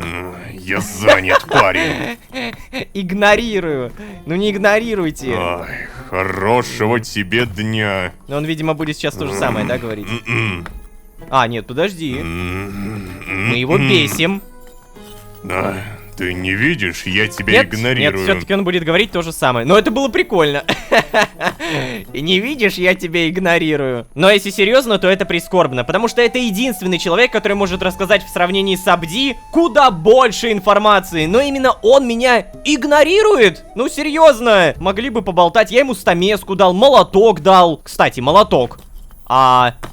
Я прошу прощения, а как вы пользуетесь молотком, если вы однорукий? Наверное, это очень хороший скульптор. Очень-очень. Тем не менее, Абди, слушай, давай мы с тобой поговорим. Ну-ка.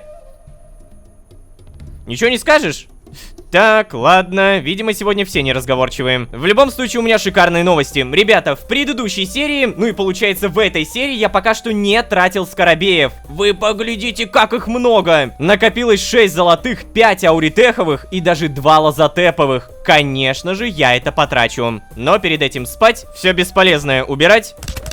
И к богу фараону подбегать. Здрасте. Так, у меня 2 железных скоробея. Наверное, сначала их потрачу. И что же я хочу? А хочу я, наверное, прокачать лук. Да, давно пора. Скорость атаки мы давным-давно прокачали. Во, урон от снарядов. Так, погоди-ка, а лук на каком уровне я могу использовать? Проверка. Подожди, чего? Я когда угодно могу это использовать? Так это же имба! Почему я до сих пор его не скрафтил? Урон от снаряда по-любому прокачиваем. Вот, тут есть даже плюс 20%. Далее плюс 10%. Далее добываем всего лишь 3 нитки. Ой, аккуратненько. И как же я надеюсь, что меня не обманули. Если там действительно можно использовать когда угодно, то луки по-любому надо прокачивать. 1 и 16 скорости атаки. Было просто 1. Как это интересно работает? Насколько это быстрее? Так, ну да. Я реально куда быстрее натягиваю. У-ху-ху!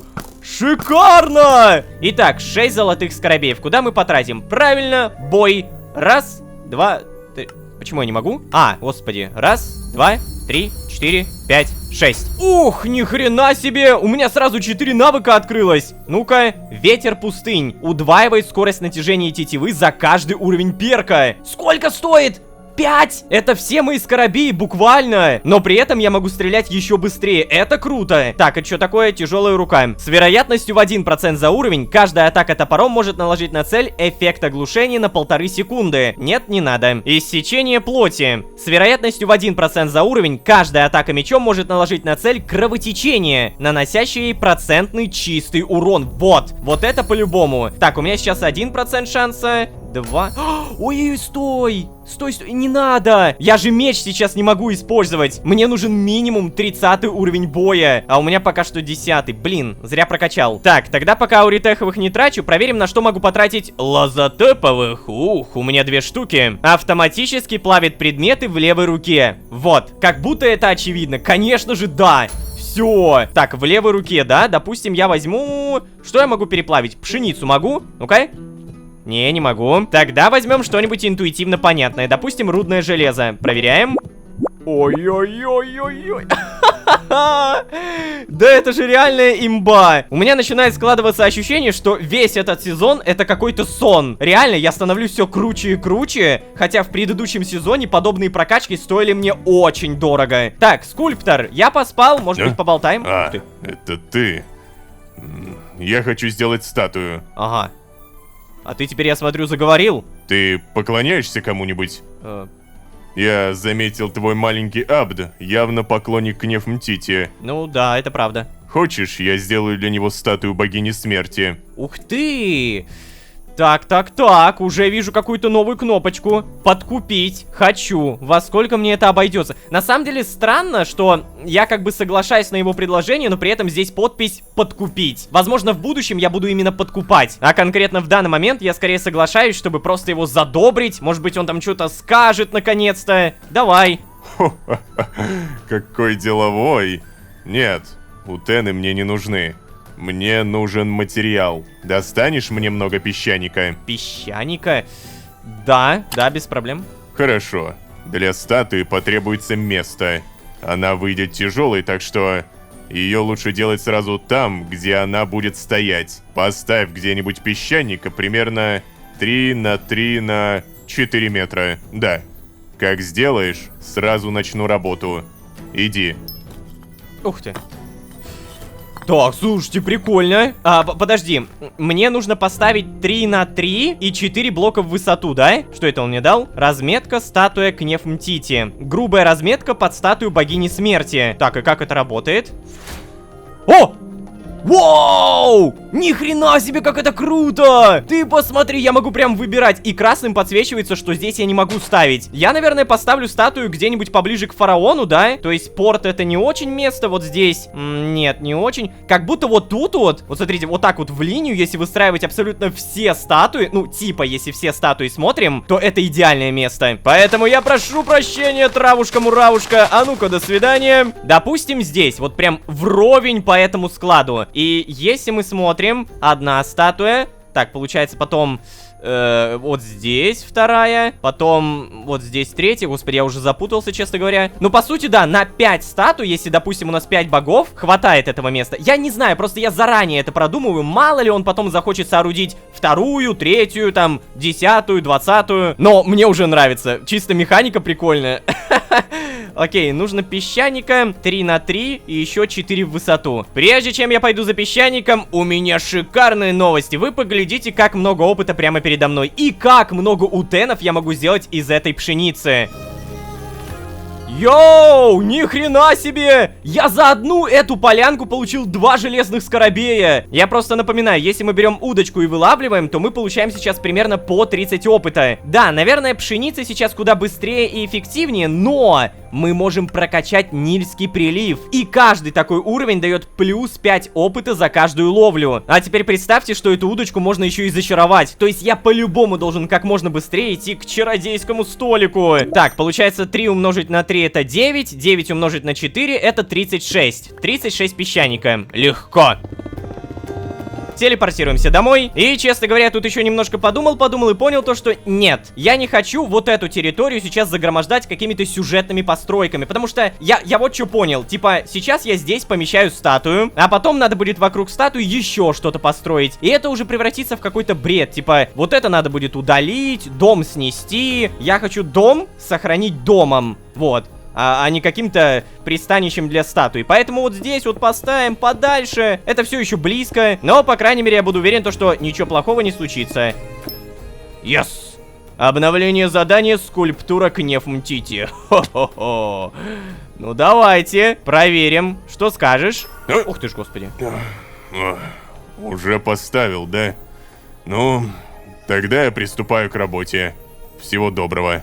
Как обычно, немногословно. Тем не менее, я хочу посмотреть, как ты будешь это делать. Типа, у тебя молотка нет. Вот я больше всего за это беспокоюсь. Казалось бы, я дал ему молоток и стамеску, а он работает только стамеской. Так, в итоге он реально идет к этому песчанику. Ну, он его долбить будет, да ладно. Как это будет выглядеть? Ну-ка.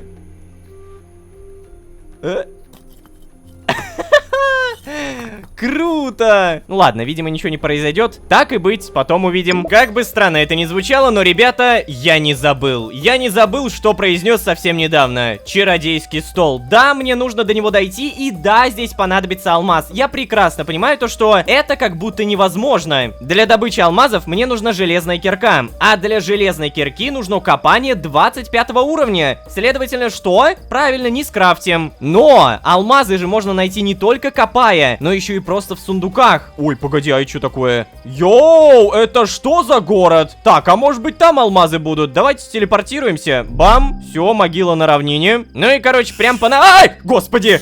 Ай, тихо, тихо, тихо, молодой, молодой! Короче, по ночным равнинам начинаем наше путешествие.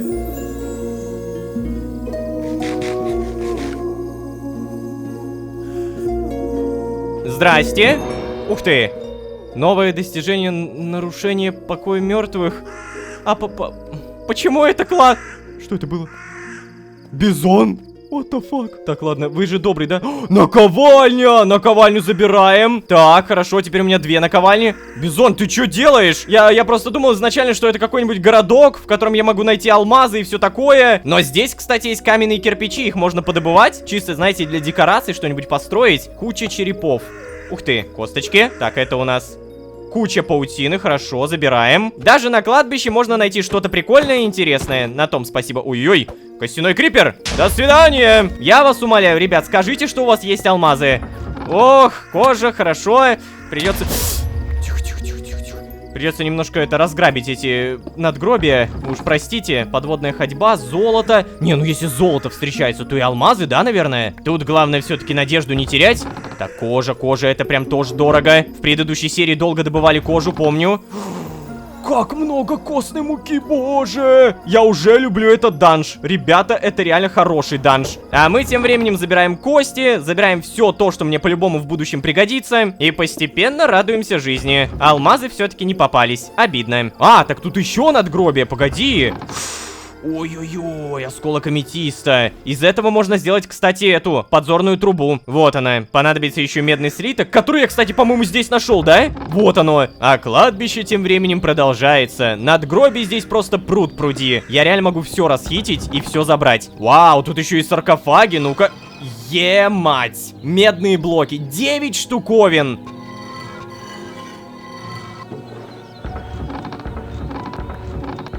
Вау, тут даже есть песок душ, который я искал в предыдущей серии. Отлично. Ребят, перед вами прямо сейчас самая охрененная новость. Да, этот саркофаг. Внимательно в него заглядываем и...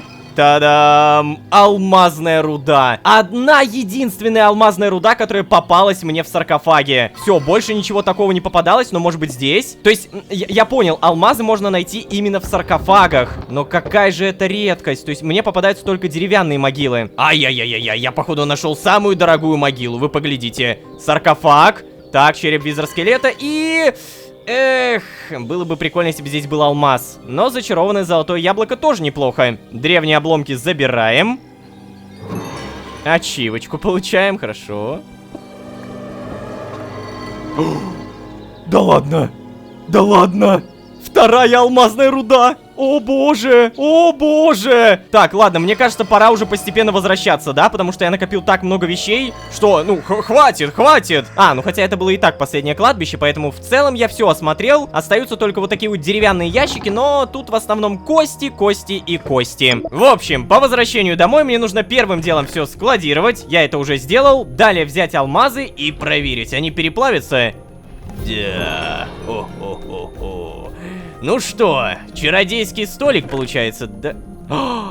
Погоди, а там же обсидиан нужен. Бляха-муха, я вообще об этом не подумал. У меня было 4 обсидиана, но я его поставил на портал. Тупанул я, ребят. Так, хорошо, а что у нас там по скульптору? Он все еще делает, но не делает. Да? Все еще точит, все еще делает. Но жалко то, что здесь ничего не появляется. Было бы реально прикольно. Короче, чародейский стол, видимо, недосягаем в плане крафта. Но я напоминаю, мы нашли торговца, который торгует чародейским столом за 64 утена. Да, я понимаю, это дорого, но это буквально единственное, что мы можем сейчас сделать. То есть я, конечно, могу где-то как-то поискать обсидиан, но такое ощущение, что это невозможно. Мне нужна там кузница или ад. Кстати, погоди-ка. Я знаю то, что обсидиан добывается в крепости Незера. По 2 штуковины. Ну, блин, по 2 штуковины это так себе, да? Прочие бастиона 4. Разрушенный портал всего лишь 1. И то с 9% шансом. А в крепости 2% шанса найти. Не-не-не, это отстой. Это дурацкая идея. Короче, самый простой способ это реально купить. А для этого нужно 64 утена. То есть мне по-любому нужно что-то торговать. Я помню то, что, по-моему, железо продается за 4 утена. 8 штуковин, да? То есть я могу теперь вот так переплавить быстро. Ай, да хорошо. И вот у меня 25 железа, следовательно, это примерно, ну, 10 утенов. Маловато, конечно. Зато я то же самое могу сделать с медью. Вот так вот. Далее я могу взять свои медные блоки, переделать их и... Вот это уже похоже на деньги. Да, ребят? На всякий случай я специально пересмотрел 6-ю серию, когда мы попали в порт Нара, и я увидел то, что помимо снопов сена, там еще и покупают снопы тростника. А я как раз недавно сделал ферму. То есть мы этот тростник добываем, мы его связываем, получаем связку. И мне даже интересно, как много я за это получу? 6 утенов, да? 6 утенов там. Далее снопы сена у меня еще где-то были, я, наверное, могу продать. Проверка. Вот, 36. А еще напомню то, что там был торговец, который покупал золотую морковку за 60 утенов. О, и еще кое-что. Я освежил память, посмотрев серию. И оказывается, я же еще рыбу продавать могу. С недавнего времени мы ловим очень много рыбы, поэтому давайте еще прокачаем Нильский прилив. 7, 8, 9, 10. Хо-хо-хо. Как много-то, а? И я, наверное, сейчас так много получу буквально за одно вылавливание, что мне, наверное, надо будет... Стоп, что? Это селедка, я думал, там акула какая-то. Короче, я сейчас буду зарабатывать так много рыбы, что, скорее всего, мне надо даже почистить инвентарь. Эх, удочка, была бы ты еще зачарована. Ну-ка. Сюда! Пошел процесс! Так, и сколько мне опыта дали? Сейчас вот, допустим, 700. Мне должны были дать примерно 50, может быть, 55. Давайте еще раз выловим. Должны дать 55. Было 700 и 645. Да, дали ровно 55. Шик, блеск. Удочка, ты неплохо справилась. В итоге у меня 7 железных скоробеев и 4 золотых. Надо бы прокачаться. За золото, само собой, я прокачиваю бой. А за железо тут надо подумать. По идее, луки, да? Все так же идем в них. Скорость атаки с оружием дальнего боя. Еще быстрее стрелять! Да ладно! Конечно! Так, еще. И вроде бы больше нет. Так, ладно, а это что такое? Плюс 20% критический урон снарядов. Конечно, берем. Вот это мы прокачали. Но, знаете, вот так вот приближаешь, и кажется, что ой, мы так много прокачали. Потом вот так вот отдаляешь, и понимаешь, что за 10 серий, когда я активно прокачиваю этих скоробеев, я... ну, не знаю, наверное, процентов 10 прокачал. Я еще даже не дошел ни до одного желтого. А желтое это самое крутое. И еще вот такие вот. Какие-то, не знаю, железные, серебряные, фиолетовые, короче. Типа урон топоров, урон мечей, насыщение создаваемой еды плюс 50%. Как я буду это все прокачивать? Ох, у меня на это весь сезон, понимаете? Но мне кажется, что это будет очень сложно. Тем не менее, пойдем поспим и к скульптору побежим. Мало ли уже можно... О, Абзи. О, корабль. Стоп, что? Бурис? Черный. Ой. О, вот это да! Никогда бы не подумал, что в этой части проклятого континента кто-то живет. Столько времени мимо плавал. Думал, тут все разрушается постепенно. А ну вон оно как. Хо-хо-хо. Я Зариф, мелкий предприниматель и торговец. Будем знакомы. Да, здравствуйте. Эй, слушайте, я знаете, что заметил? Последнее время Нар становится центром торговли, а где товар, там и купец. Верно? Хм, в общем, закрыл я свою фруктовую лавочку, а на накопленные утены купил. Вот эту красавицу! Красиво. Что, правда нравится? Ну да. А хочешь прокатиться? Дамчу в порт Нара за какие-то 10 утенов. Туда-обратно в один день 15. Я пока так изучаю, скажем, потребителя. Поэтому отправляться буду, когда удобно тебе. Что скажешь? Интересно такое предложение? Чел, ты крутой. Вега у тебя шапка. Я все это время на нее пялился.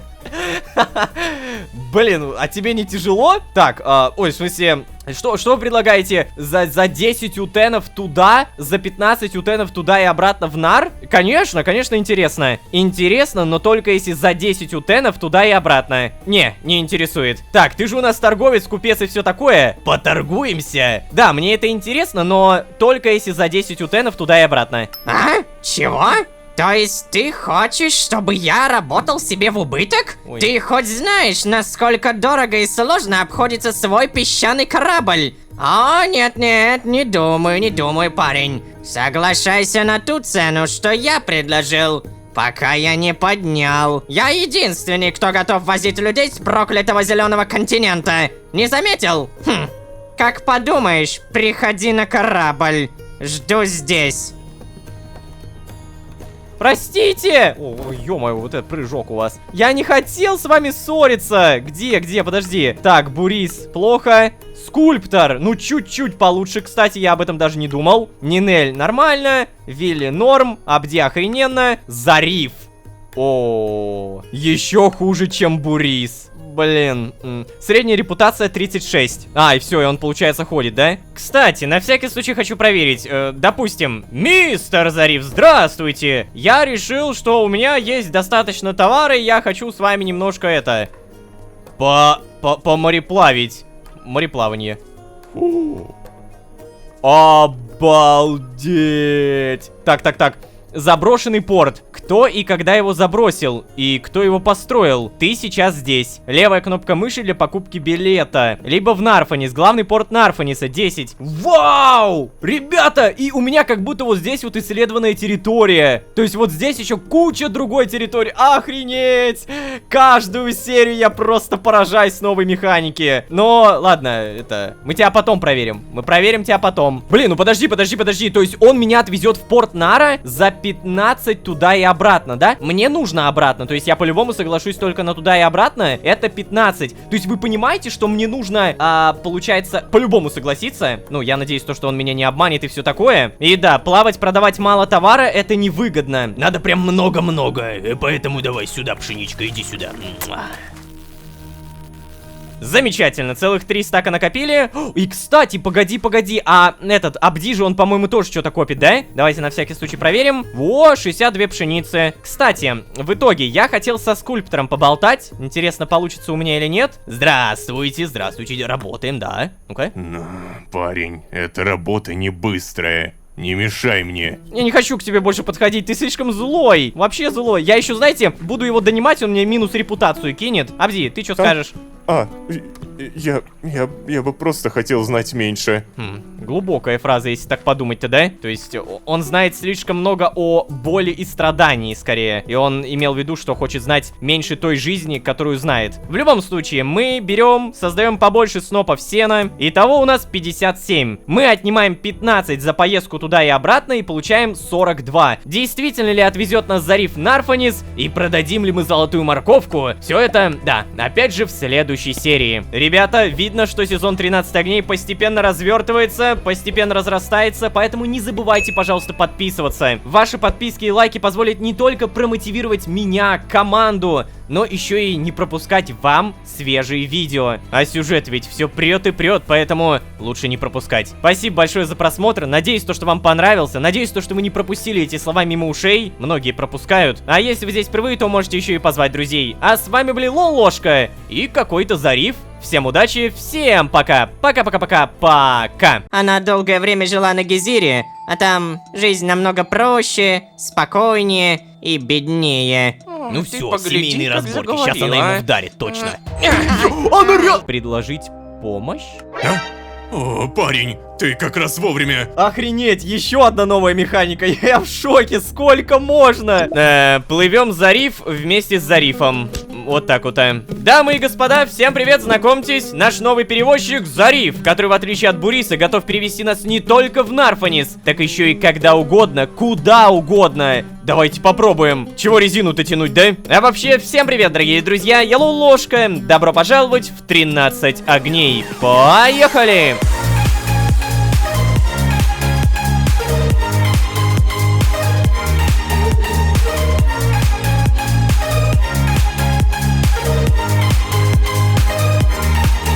И снова всем привет, дорогие друзья, я Лолошка, добро пожаловать в 13 огней, где мы готовы поплавать и наконец-то продать золотую морковку. Да-да, пора. Зыбучие пески? Не проблема. Бурис не появляется? Тоже не проблема. Внимание, теперь я в любой момент могу уплыть в Нарфанис и заработать баблишко. Или, как здесь это называется, утены. Но как же так вышло? Все просто. Дело в том, что наши зеленые земли, где мы сейчас находимся, располагаются слишком далеко от цивилизации. Именно поэтому единственные, кто здесь могут появиться, это, ну, либо случайные прохожие, путники, либо те, кому нужно вести подпольные дела. Да, Бурис идеально попадает под это описание. Но забудьте про Буриса, все, хватит! Отныне у нас есть Зариф, чернокожий мужчина, набирающий себе клиентскую базу, дабы этих клиентов по зыбучим пескам перевозить из пункта А в пункт Б. Я, как вы понимаете, для него идеальный клиент. Нам действительно все эти серии не хватало способа добираться до Нарфаниса без помощи Буриса, поэтому мы охотно согласились на сделку,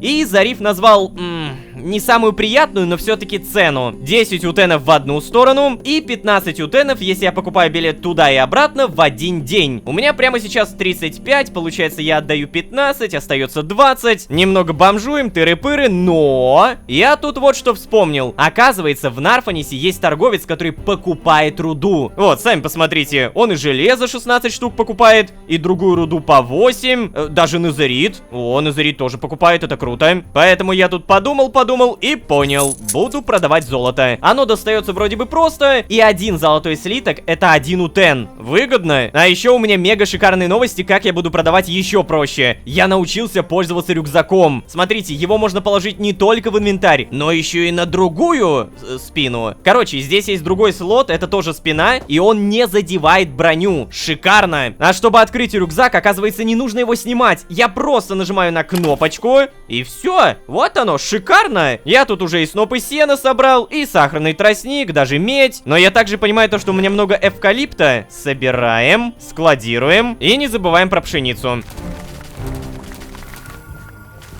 Что? Что? Благословение Селиасет. Чего? За то, что я просто добывал пшеницу? О, смотри! Я теперь хожу вокруг пшеницы, и она подсвечивается. Она растет чуть быстрее. Ема! Благословение Селиасет. И как долго оно будет действовать, интересно? Просто здесь таймера нету, как будто навсегда, что ли? Так, короче, я спросил на всякий случай у разработчиков, правильно ли это работает, правильно ли то, что у меня это появилось. И мне сказали, что да, так и должно, то есть у меня ничего не забагало. Но при всем при этом, в один момент я должен буду сделать правильный выбор. Опять эти ответы загадками. Прикольно то, что теперь я могу, получается, выращивать чуть быстрее, пока у меня это действует, да? Ну-ка. Вот, допустим, я стою и... Ну да, оно как бы работает, просто не всегда. В любом случае, пшеница мне все еще нужна. Все, замечательно, плюс 21 сноп сена. У меня было 56, а объединяем, итого 77. Это 77 утенов, да-да, богатеем на глазах, ребята. Но не забывайте, что мне это еще продать нужно и... Погоди-ка. Да ладно, статуя вырисовывается наконец-то. Я уже вижу гнев Мтити.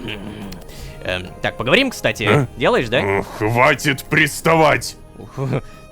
Прям на меня замахнулся. Прости, прости. Я бы вообще тебя по имени хотел называть как минимум. Но пока что дед. Просто дед. Эй, Абди, я скоро уезжаю, улетаю, уплываю. Поговорим, что-нибудь скажешь? Это вы...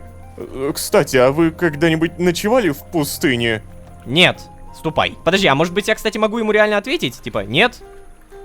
Нет, не могу. О, кстати, дедуля начал ходить через этот проход. Молодец, научился. А я тем временем, наконец-то, готов подойти к Зарифу. О, поднимайся, Ну чё, поплыли, кого я вижу? Ну чего, так и решился? Мы едем? Да, получается так. Погнали. А, господи, мне же нужно вот здесь нажать. Мореплавание. Если что, я напоминаю, мне нужен обратный билет, 50% скидка, то есть я галочку ставлю. И я сейчас должен потратить 15, да? Да, вот, у меня 15, а если я делаю вот так, то... 10. Главный порт Нарфаниса. ЛКМ для покупки билета. Ну чё, Зариф, получается, поплыли!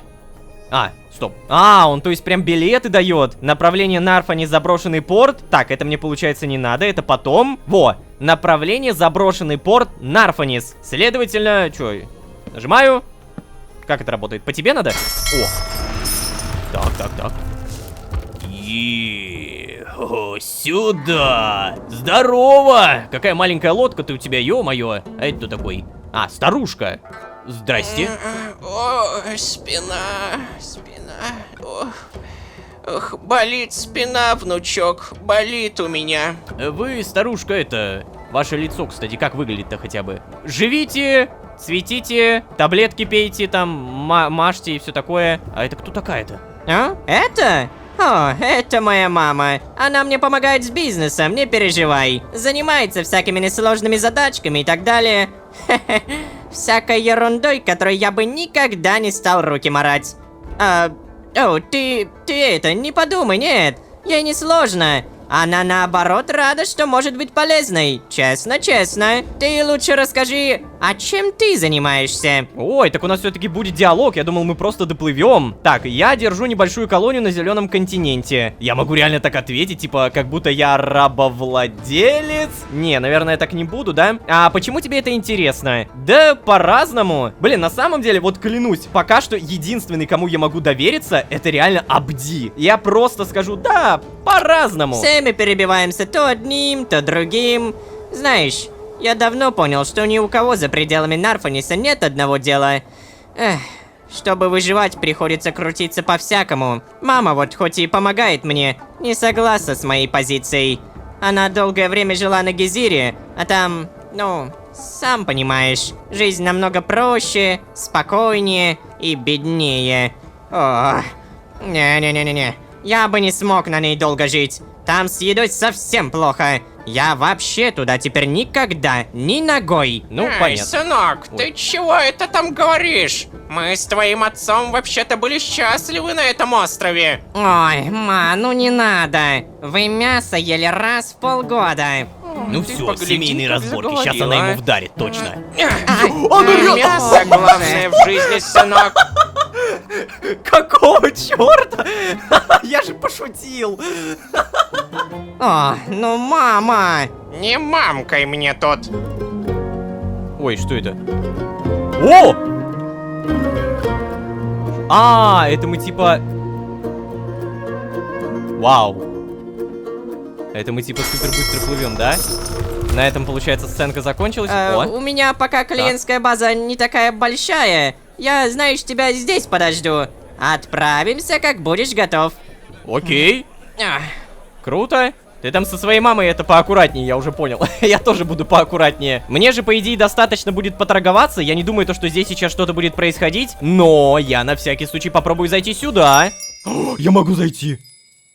О, боже, что? Я зашел к той самой предсказательнице, или кто она? Но ее нету, кстати. Фиолетовая керамика, статуя Белиара. Короче, здесь я ничего точно взять не могу. Никто ко мне не приходит. Но это прикольно, то, что я в итоге смог зайти. Ладно, до свидания. Вот и закончился прикол. Мега-супер обязательно. Снова попробуем зайти в Нарфанис. Приветствую. Нет, отталкивает. Какие ворота, кстати, смотри-ка. Красиво. Итак, дамы и господа, хочу с вами поторговаться. Торговать? Чё? Подожди, этого раньше не было. Отношение нейтральное? Стоп. Отношение нейтральное. То есть я смогу еще и скидончик получать, я так понимаю, да? Угу. Новая механика. Опять нас удивляют, ребята. Так, а ну-ка, давайте-ка мы вот что сделаем. Я эвкалипт продаю, потом еще. Сейчас очень важно еще продать снопы сена, то есть это где-то вот здесь. Торговать, снопы. Господи, у меня же их нету. Вот отсюда забираем. А я могу как-то сразу стак продать? Мне реально нужно вот так вот продавать по одной. Ну ладно, я буду делать так, как прикажете. Подожди, а у меня же кликер был. Давай. Шикарно. Хоть где-то кликер пригодится. Того у меня уже 109 утенов. Йоу! Я говорил о том, что мне нужно купить зачарованный стол. Или как там, стол зачарования. Честно признаться, я не помню, у кого это продается. Но это явно не у тебя. Так, здесь торговца никакого нет. Может быть, я кого-то пропустил? Нет. Каменная табличка устойчивости. Продажа 32. Нет, я тоже пока не буду ничего покупать. Я хочу стол зачарования. Пожалуйста. О, что это? Предложить помощь? Могу ли я как-то помочь? А? О, парень, ты как раз вовремя. Знаешь, проклятые уличные мальчишки меня достали. Снова украли у меня все яйца. А за ними сегодня придет абд очень важной дамы. Был заказ на 30 штук для торта в честь ее дня рождения. Выручай, парень. Раздобудь мне 30 яиц до конца дня. Ты же поможешь мне. Вау! Это чё, дополнительные квесты?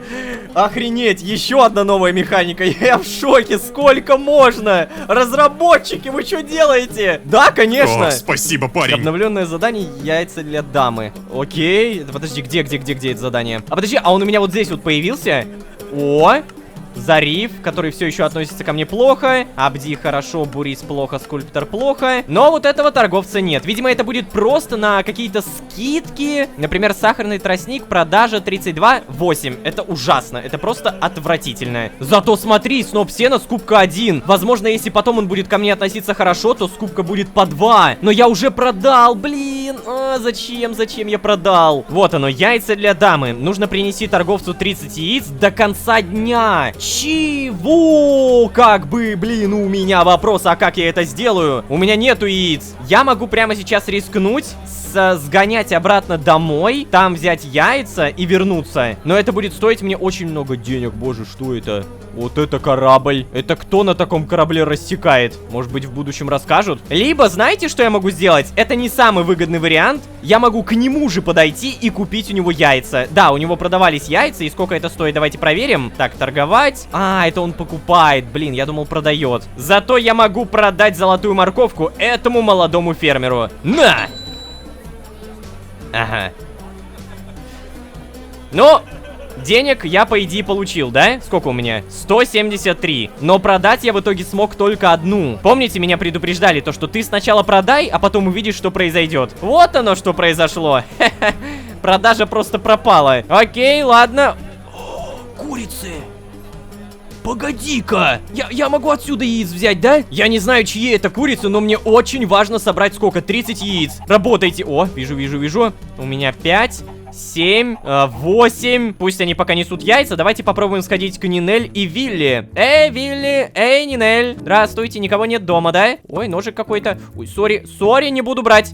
Сори. Короче, идея реально очень простая. Я могу либо сейчас вернуться домой и просто потратить деньги на то, чтобы взять яйца из сундука, либо я могу тупо здесь постоять, как-то побегать. Не знаю, может быть, даже покормить этих курятинов. Как раз семена пшеницы у меня есть. Здрасте. Кушайте. Дайте яиц только. Маленьких курятинов мы также очень быстро выращиваем. Мне это, опять же, пригодится. И да, после этого сидим и ждем. Мне нужно 30 яиц. О! Наконец-то 30 яиц! Хвала небесам, я так задолбался! Здорово! Так, что мне, получается, яйца тебе кинуть вот таким вот образом? Забирайте, О, Да ладно, неужели это... О, спасибо тебе огромное, парень! Держи, это тебе за помощь. Внимание! Получены 2 железных, 2 золотых и 1 ауритеховый скоробей. Хорош, хорош. А, так он мне еще и денег дал, примерно 40, может быть 30 утенов. Я могу еще раз предложить помощь, кстати.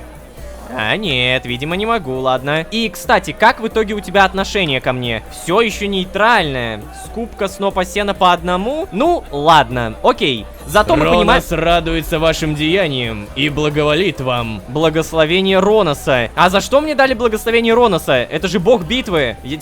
Я не дрался, я просто какому-то человеку помог. Знать бы, как это работает и, самое важное, как это сыграет на сюжете. Потому что, напомню, да, мне уже немножко проспойлерили. Так, здравствуйте, торговать. О, у вас можно выгодно сразу по 8 штук продавать. Сырая свинина, скупочка.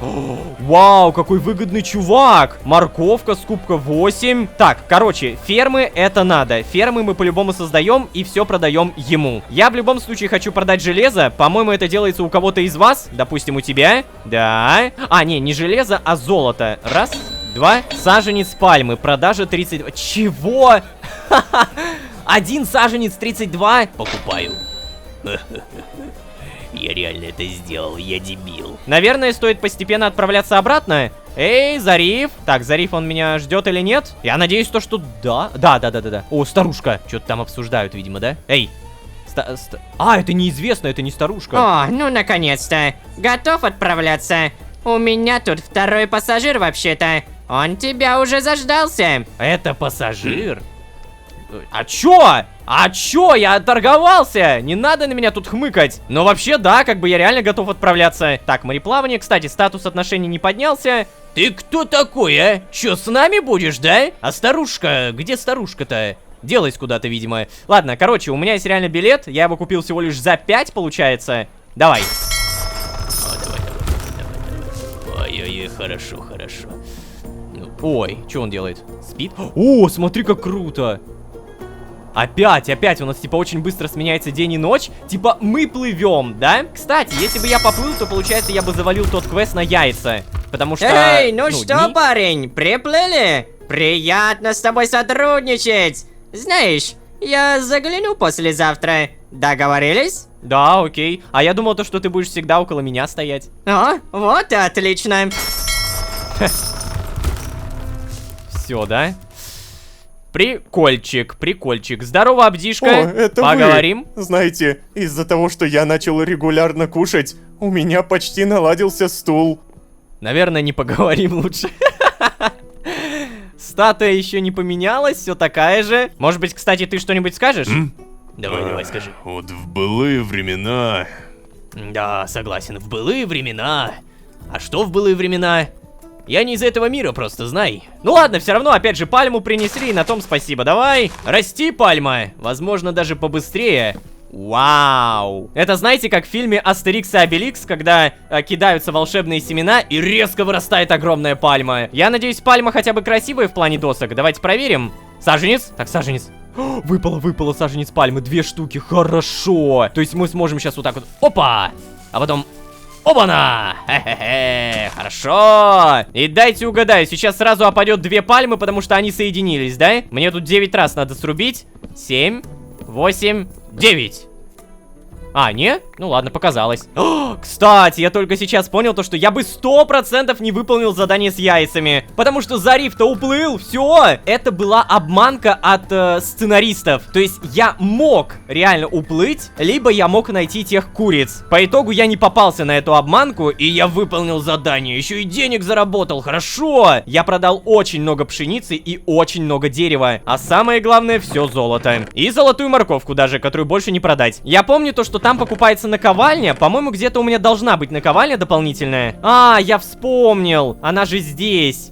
Слушай, я тут это... это самое, как бы, никто ничего не увидит. Мне нужно зарабатывать деньги всеми способами, простите. А теперь вспомним о том, о чем я говорил в предыдущей и позапредыдущей серии. О, кстати, благословение Роноса пропало. Остается только благословение Селиасет. Бррр, так, не отвлекаемся, потом разберемся. Я говорил о том, что мне нужен лук. И у меня уже есть стрелы, у меня уже есть лук. Правда, так уж получилось, то, что на одном кладбище я нашел некий колчан. Судя по всему, это реликвия. И узнать о реликвии можно больше на столе исследователя. Так, а стол исследователя это... Золото! А нахрена я продал золото? Но ничего, у нас есть всякие данжи, мы точно найдем. Ну-кась, накась, это у нас кто такие? Здравствуйте. Охотник старого лагеря. Ой, слушайте, а у вас тут есть уголь, а может быть золото? Золотишечка, немножечко, пожалуйста. Так, блин. Стоп, что? Железный меч? Смотри, как получается! Из-за того, что я не скрафтил этот железный меч, мне не добавляется урон. Помните? Я из-за того, что прокачал вот это... Господи, где? Вот, урон создаваемого оружия ближнего боя, мы получаем дополнительный урон на это оружие. Следовательно, я не могу использовать даже деревянный меч. Но, так как я нашел железный меч, у него урон статический. И я могу его использовать, боже! Хвала вам, ребята! Да, тут всего лишь 6 урона, но мне этого точно будет достаточно. Ух, 16 снопов сена, хорошо. Чего? Окей, спасибо. Тотем бессмертия, допустим. Здравствуйте! А чё это такое? Тыквенный дух? Вау! Обалдеть, подожди, а вы атакуете или как? Вау, как красиво! Но вы вроде бы не атакуете, и на том спасибо. А! Кто?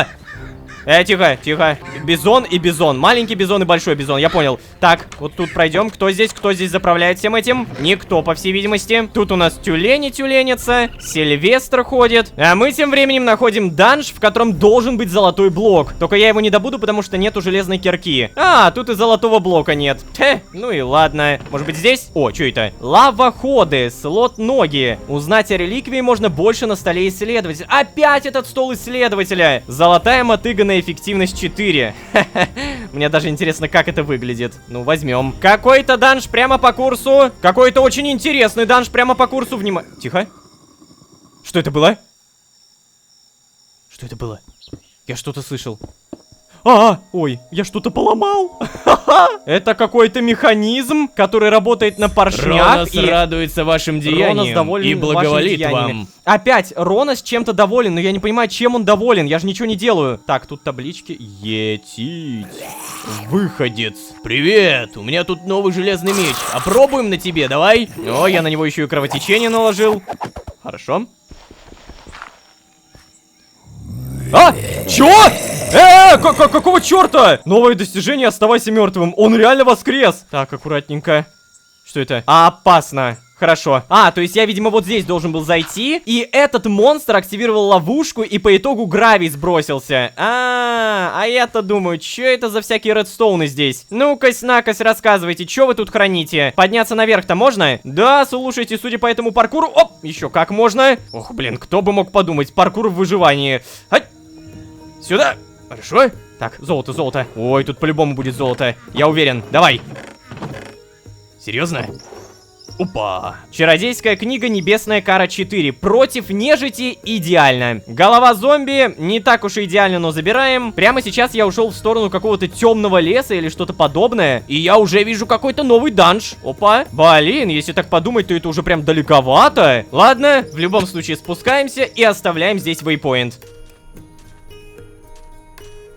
Ух ты! Рыбак, здорово! А чё это вы ловите тут? А можно к вам? Блин, я прошу прощения, а у вас где-нибудь с какой-нибудь стороны залезть-то можно? Например, с этой? Реально? Вообще нигде? Ладно, тогда я как-нибудь это по стариночке. Здравствуйте! Бочки пустые, замечательно. Ага, все-таки есть немножко сушеная ламинария. Не, мне в целом... Я молчу. В целом, я не против, что с вами увиделся, честно говоря. И самое главное, у него больше ничего нет. То есть, что? Какой шанс, что я найду то, что мне нужно именно у рыбака? Ладно, допустим. Колчан забираем, и я могу прямо сейчас наконец-то создать тот самый стол реликвий, или как он там называется? Стол исследователя. Рыбак, спасибо вам огромное. Я тут вижу, у вас можно очень выгодно изумрудики покупать. Я, наверное, даже поставлю здесь вейпоинт. Рыбак, изумруды, сохранить. А чтобы как-то между нами сохранить сделку, давайте прямо сейчас поторгуемся. Раз, два, три, 4, 5. Новые достижения, спасибо. По итогу он покупает какую-то амбру за 20 изумрудов. Что такое амбра, я не знаю, но, видимо, это что-то очень дорогое. Короче, телепортируемся домой и понимаем то, что для стола исследователя остается только одно — светокамень. А это нужно телепортироваться в ад и найти всего лишь один светокамень, как ни странно. Благо, у меня уже есть портал в ад. И тут был золотой блок все это время, ё-моё. Но я бы его все равно не добыл, да? Железная кирка пока мне недоступна, извините. Итак, здравствуй, ад. О, вижу светокамень. Ой, подожди. Вау. Ад прям плывет, смотри, если я прям приближаю. Вау. Круто сделано. Но, блин, как мне до него идти-то, а? Что? Монту доволен. Благословение Монту. А что это дает? Блин, я понимаю то, что меня просто сейчас закидывают этим, чтобы я посмотрел, как это работает. Правда, я совсем не понимаю. А, стоп, мне это скорость дало, смотри, я теперь реально быстрее передвигаюсь. За то, что я строил. Допустим, запомнили. Побольше, побольше. Хорошо. Все, можно валить домой. По итогу благословения пропали, как только я телепортировался. Остается постоянно только Селиосет. А я даже не понимаю, как я это поддерживаю. Так, значит, мне нужен светокамень. Мы его соединяем. Все остальное дополняем. И стол исследователя получаем. Как ты работаешь, штуковина? Давай куда-нибудь сюда. Ух ты прям светишься. Ладно. Блинский, а что делать? Так, окей, допустим, колчан. Нажимаем. Вау, ну-ка. Воу! Плюс 1 единица опыта за каждые 10 блоков до пораженной выстрелом цели. Еще какая-то прокачка! Ребят, чтобы вы понимали, вот этот мод, Реликс, называется. Знаете, кто создал этот мод? Сейчас покажу. Сейчас. Вот буквально ничего не вырезайте. Человек, который создал эту статую. Это буквально один и тот же разработчик. Только мод Реликс — это мод в свободном доступе. То есть его может кто угодно скачать. Значит, мне нужно стрелять и как-то пополнять. Ой, ё-моё. Хранилище стрел 0 из 10. Стрельба из лука в первую очередь использует стрелы из внутреннего хранилища колчана. Нажатие стрелой ЛКМ на колчане разместит ее во внутреннее хранилище. Нажатие ПКМ по колчану достанет последний размещенный в нем стак стрел.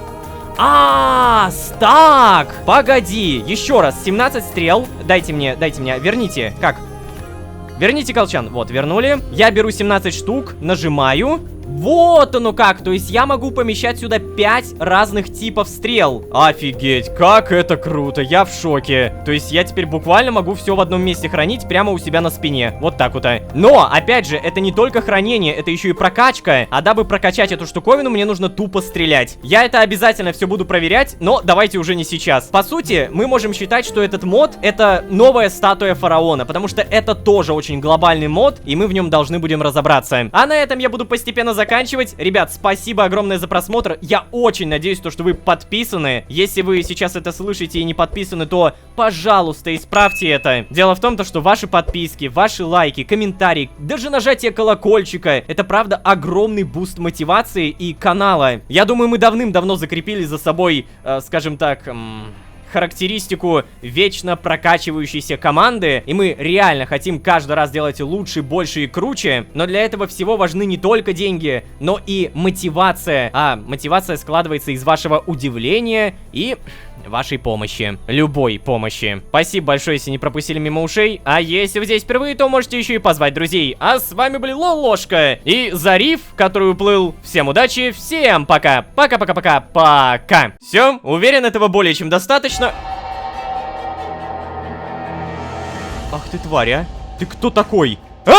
Стоямба! Стоямба! Это кто такой? Ага, поездки в город и обратно, хорошая ферма пшеницы, более-менее достроенный-недостроенный дом, но, внимание, я все еще не забыл предсказание той самой красавицы. А учитывая благословения, которые мне начали давать в предыдущей серии, ответы, походу, не за горами. Тем не менее, всем привет, дорогие друзья, я Лолошка, добро пожаловать в 13 огней. Поехали!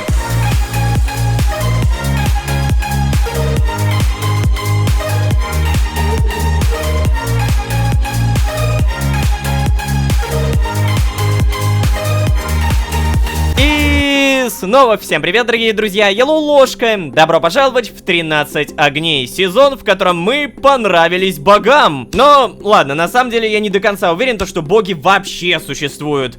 Возможно, я настолько в них поверил, что мой персонаж сам себе придумал благословение. Но, у нас есть факт. Во время предыдущей серии, делая те вещи, которые нравятся тому или иному богу, мы получали плюшки, благословение. Например, бог Монту давал мне ускорение бега, а Ронас давал чуть больше урона при атаке. Если боги действительно существуют, то это что получается? Они меня заметили? Привет, это я. Короче, сюжет сюжетный. Вопросы задают, а ответы не дают. Еще эти предсказания красавицы, статуя фараона, похожая на Джодаха, сам Джодах, но в виде какой-то дымки воспоминаний. Пожалуйста, дайте мне ответы. Короче, хочу также напомнить то, что предыдущая серия подарила нам очень много денег и даже тотем бессмертия. Я посмотрел, что из него можно сделать, и охренел. Тут какой-то простой крафт, и это трофей заклинателя. Я вот думаю, тотем бессмертия в целом-то мне особо и не нужен, да? А давайте реально потратим. Ну-ка, камень. Камень у меня есть? Подожди, у меня камня нет. Да я вам больше скажу, у меня даже кирки нет. Не проблема, создаем. Все ненужное уберем и за камнем пойдем. Стоп. Это что сейчас было? Что это? Стоямба! Стоямба! Это кто такой? Эй! Это же не Абди, да? Эй! Это... Он пропал. Стоп! У него слева сверху было написано «Незнакомец». Чего? Это кто, мать его, был? Абди, поговорим? Ты видел? Мне нравится наблюдать за растениями. Они умеют дружить. Да, это прикольно, да, растения. Но у меня же не глюки, да? У моего персонажа не глюканы. Он сидел здесь, он что-то делал в воде, но при всем при этом он вроде бы ничего не украл, да? Сундук, погоди. Нет, вроде бы все то же самое. Черт возьми. Но у меня же не глюки. Вон скульптор. Абди вообще по-другому выглядит. Обалдеть. Вот тебе и джунглевские челики. То есть какая-то цивилизация здесь все-таки есть, да? Куда ты убежал? Найти его явно не представляется возможным, но давайте так и быть вернемся. Мне нужно добыть камень, напоминаю. Все, уверен, этого более чем достаточно. Ах ты тварь, а. Ты кто такой? И самое главное, его не догнать, потому что он бегает со скоростью игрока. Семена пшеницы не выросшие. Ага, то есть ты их собирал, да? Так, здесь вроде бы не тронуто. Ну, пожалуйста, только не говорите, что мне теперь еще и поселение свое защищать надо. Я же сейчас тут турели поставлю, блин. И пофигу то, что турелей нету в этой сборке. Я мод установлю, я поставлю. Ладно, камни мы, наверное, переплавляем. Все, немного ожидаем. И забираем. Давайте посмотрим, что это за трофей такой. Надеюсь, что он хотя бы небольшой. То есть, вот куда-нибудь сюда его разместить можно? Так погоди, это заклинатель в плане из обычного Майнкрафта. Да, это его способность шипы. Это он тотем бессмертия свой дроп держит. И Векса, которые вот эти вредины. Так, а что ты умеешь? Что ты можешь?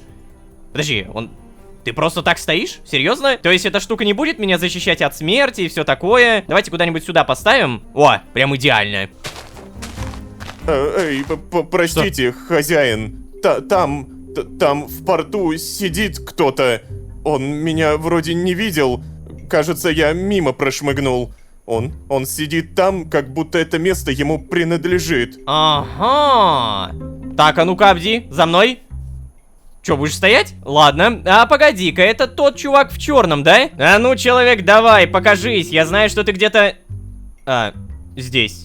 Так он и не скрывается. Подожди, но это другой незнакомец при всем при этом. Я приветствую вас. Так вот, говоря про земли Большого Огня, если земли Большого Огня находятся к северу, это значит, что я не на юге, да. А если вдруг юг западнее, и я просчитался, то... это значит, что земли Малого Огня находятся рядом с проклятым. Несомненно, означает, что я гений картографии. Я тут! У меня ничего нет, у у тебя? Ну чего застыл? Давай выкладывай, а потом выворачивай карманы. Да ё-моё, ну почему я не могу здесь с кем-то нормально познакомиться? Зато погляди, какие новые механики. Вызвать на бой. Да я тебе сейчас сам выверну. Подкупить.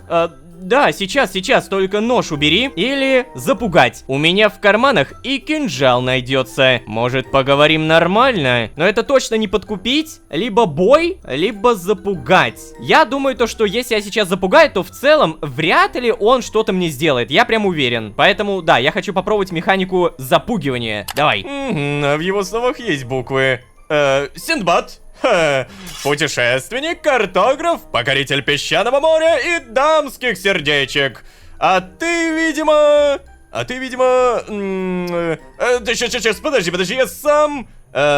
погонщик верблюдов, да? Что? Нет. Понял, ладно, тогда...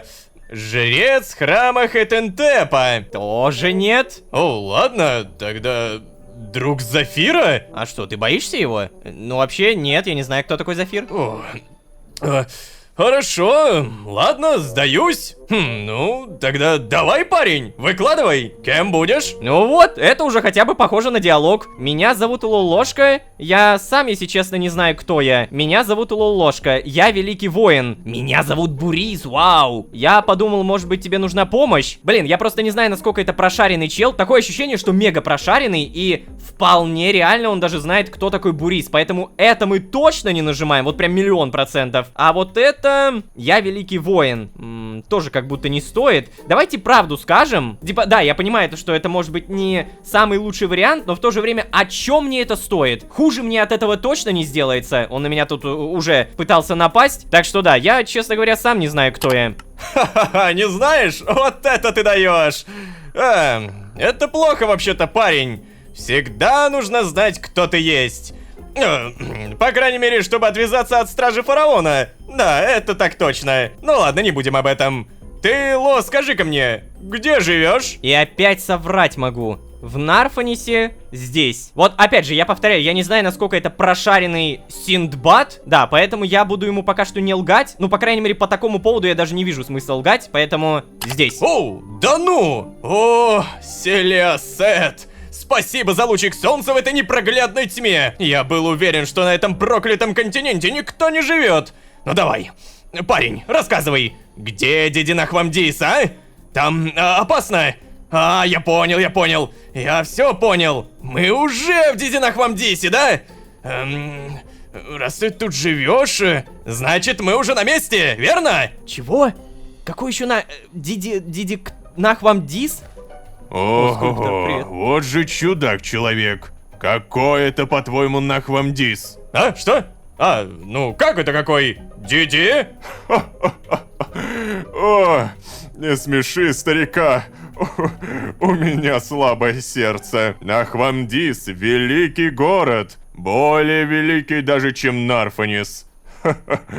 Это же кем надо быть, чтобы подумать, что эти два сарая — Дидинахвамдис? Эй, старик, а ты чё это со мной так разговариваешь, а? Я, между прочим, великий путешественник и картограф Синдбад. О, не может быть. Сам Синдбад? Да, вот именно, сам Синдбад. Слышал про меня легенды, небось, да? О, первый раз слышу. Слушай, парень, пока этот доисторический хам потешается, расскажи-ка мне, где Дидинахвамдис, а? По легенде, там хранится один из огней и... Ой, ты ничего не слышал? Время падения бога фараона близится, и... А? Это еще что за длинный? О, это... Абди. Вот тена. Эй, Абд! Приветствую. Да. Скажи-ка мне, где Дидинахвамдис? Господин, это владение Лололошки. Проклятый город далеко отсюда. Но я не знаю где. Мне нельзя знать. Простите. Да, понятно. Владение, значит. То есть ты не знаешь, кто ты такой, хочешь сказать? Но у тебя какие-то владения на проклятом континенте? Что? Ничего не понимаю. Еще и эта статуя. Ха, какая она у тебя тут интересная-то, а? Впрочем, плевать. Великий Синдбад отправляется на поиски проклятого города. Всем чао! Вот и познакомились. О, лодка. Это он приплыл на ней, да ладно. То есть смотрите, как продумали, а? Синдбад приплыл на маленькой лодочке. Вау. Так, ой, сейчас мне нужно как-то отсюда выбраться только. Тихо. Ух. Жить, пожить. Так, а я не понял, то есть всем плевать, да? Какой-то одиночка Синдбад приплыл и говорит о каких-то огнях, он заикнулся про огонь. А сезон называется 13 огней, то есть, опа-па, что-то уже интересненькое. А еще он сказал то, что падение бога фараона близится, и рассказал про некий Дидинахвамдис, который он ищет. Причем, заметьте, скульптор сказал, что Нахвамдис это какой-то великий город, который даже величественнее, чем Нарфонис. Блин, за пару минут слишком много информации. Но в целом я более-менее все разобрал, все более-менее понял. Единственное, что не совсем понятно, куда он в итоге убежал. А этот незнакомец в черном, он больше не появлялся? Нет? О, что? Он буквально только что его не было, или он был в пшенице? Стой! Стоять! Вот я прям сразу за ним бегу. Если ты сейчас пропадешь, то ты тварь последняя. Тварь последняя. Черт. Ну ладно, видимо, все-таки по сюжету я не могу его догнать. Опять эти вопросы и никакого ответа. Ну ладно, на самом деле, один ответик мы получили про то, что 13 огней в названии сезона, это не просто так. Нам уже заикнулись про какой-то один огонь. Эй, дедуля, поговорим? Смешно этот Синдбад твой. Он не мой. Я сам не знаю, кто он. А я ведь что-то знаю про проклятый город. Так, и что ты знаешь? Ну, как минимум, я бывал в Нахвамдисе. И это все, что ты расскажешь? Да, я так много прожил, не потому что много болтал. А вообще, какой же картограф из этого Синдбада? Он даже не понял, где находится. Да, это, кстати, правда. Дырявый из него какой-то картограф. Так, и все, видимо, он будет сейчас повторять одно и то же. Погоди, а мы можем вот именно что поговорить? Нет, просто именно поговорить мы не можем. Так, а что у нас в итоге здесь? Ритуальный нож Кнефмтити.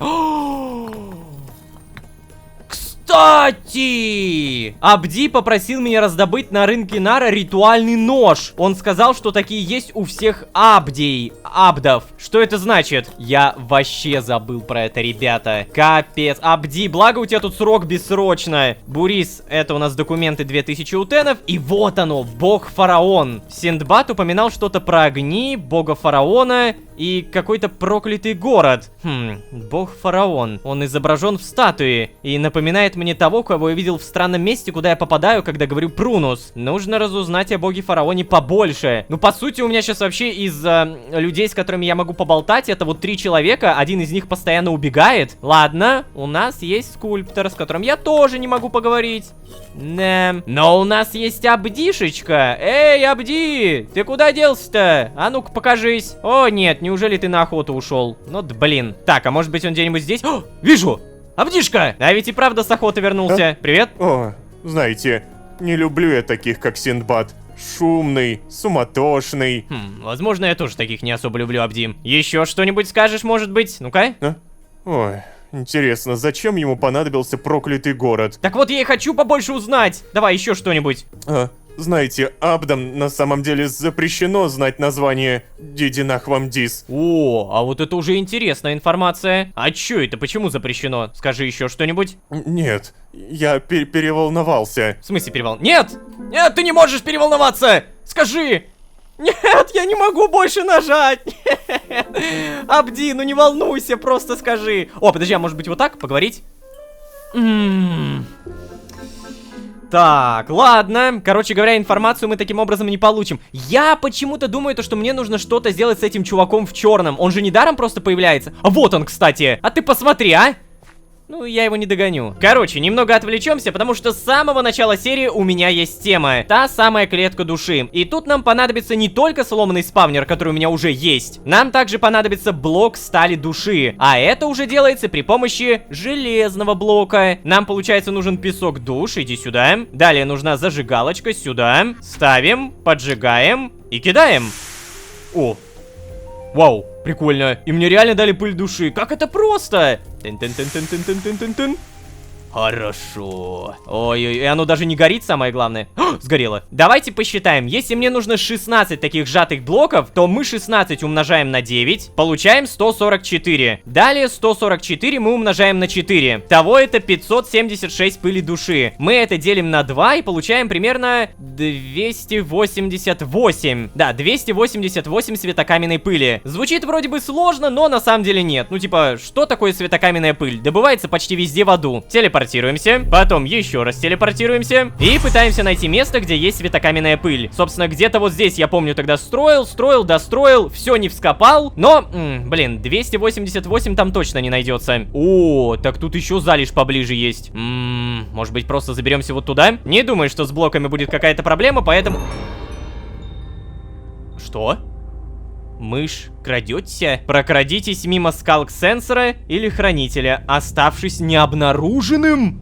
Чего? Подожди, то есть это реально биом смотрителя? Это ребята. Ой-ой-ой-ой, так давайте без смотрителя. Или как его там? Вардена, точно. Ой, я, пожалуй, вот здесь пройду. Все, короче, мне нужны блоки. О, это просто назерит.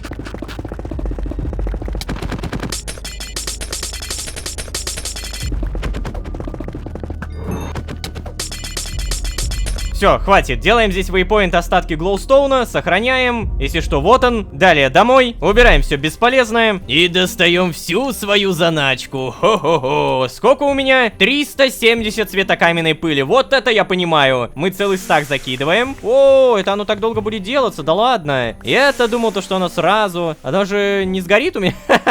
Я просто немножко переживаю, все такое. Пока что мы закидываем прям много-много светокаменной пыли. Пусть оно там переплавляется, пережаривается. Главное, чтобы было около 600. Ни хрена себе, оно уже все переработалось. Боже мой, сколько, ну-ка, 667. И что же это означает? Мы можем спокойно создать блоки пыли души. Раз, два, три, 4, 5. Далее, по идее, нам нужно это все объединить, и получится сжатый блок пыли души. А, я помню, мне нужно 16. Да, и 16 у меня вроде бы как раз. Вот прям тютелька в тютельку. И уже эти сжатые блоки пыли души мы просто соединяем с железным блоком.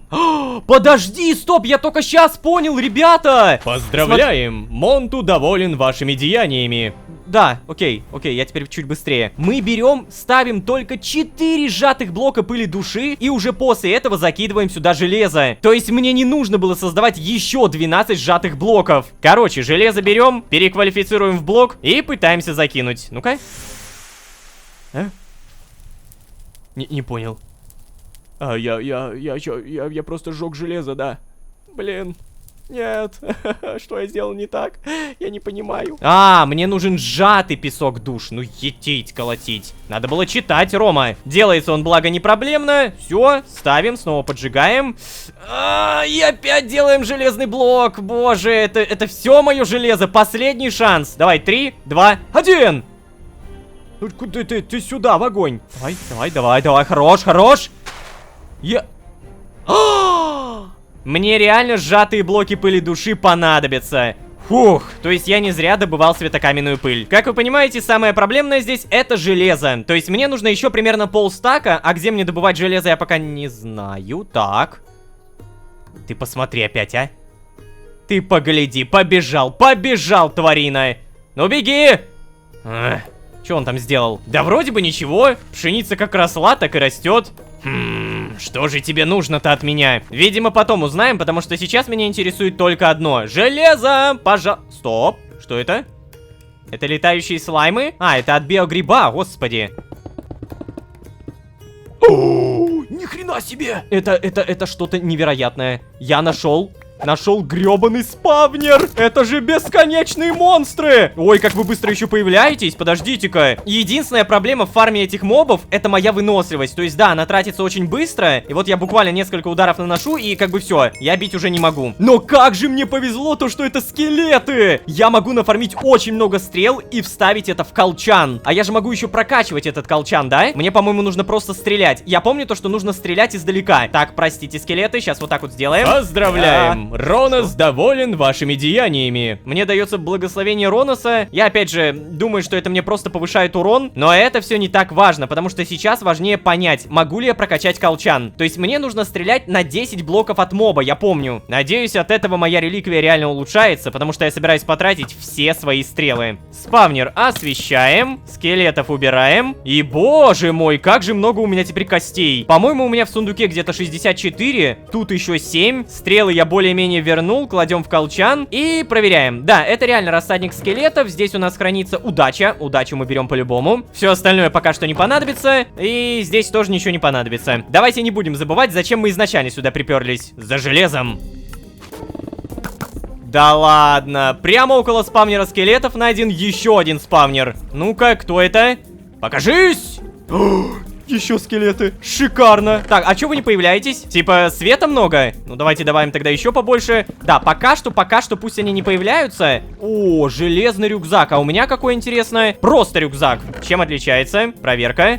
Е-мать. Я понял, чем отличается. Хелицеры падают с пауков. Из этого можно сделать что-то и даже... Книгу алкогестии! Использует свой заряд для удваивания предметов. Это самый лучший артефакт, который можно сейчас реально скрафтить. У меня есть череп визор скелета, у меня есть хелицеры, есть книга, даже затуманенное сердце точно есть, я видел. Нам остается добыть только 5 артефактов. Да, они тяжелые, да, сложные и так далее. Но вы поглядите, что эта книга умеет. Мы просто берем и из одного незарака получаем 9. Из одной глины получаем 3. Можно даже раздвоить звезду Незера. Тут много удвоений. Но на все это тратится заряд. Заряжается книга при помощи редстоуна либо светокамня. Другого не дано. Второй спавнер также выделяем вейпоинтом. Окончательно добываем железо. Телепортируемся домой и... встречаем друзей. Здорово! А! Бляха! О, еще один! Нет, ребята, ну вы чё? Ну давайте без этого! Ну я же нормально приперся, вроде бы хотел просто переплавить железо. А, кстати, я же могу переплавлять прямо в левой руке, помните? Это выкидываем и... О, да-да-да. Об этой способности забывать не стоит. Я не могу, просто как же это удобно. А вы, твари, пшли вон отсюда. В общем, железо готово, блоки берем и, наконец, окончательно все создаем. Та-дам! 4 блока стали души. Понадобится любой песок душ. Благо у меня как раз таки есть. Ставим 4 блока. Так, и теперь мне нужен спавнер, который я куда-то явно положил, но я не помню куда. О, нет, только не говори, что я тебя выкинул. Я тебя умоляю. Ну, черт, ребят, я все перепроверил, но спавнера реально нигде нет. Возможно, мне сейчас стоит телепортироваться, например, сюда. Я хотел сказать вот сюда. Раздолбать этот рассадник скелетов, получить сломанный спавнер. И да, по итогу сделать то, что было задумано. Бам! Давай. Хорошо, наконец-то! Клетка души! Я же могу, по идее, ее заново поломать и заново забрать, да?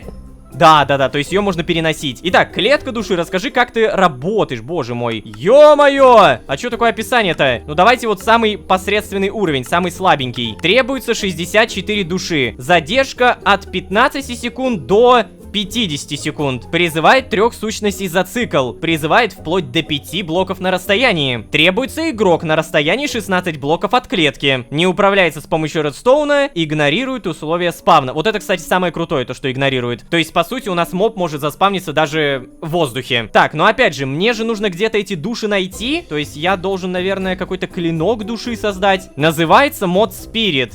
И тут, наверное, вот, меч из стали души. Дает дополнительные души при убийстве. Так, дополнительные, а можно какой-то самый обычный? Реально? Это единственный клинок?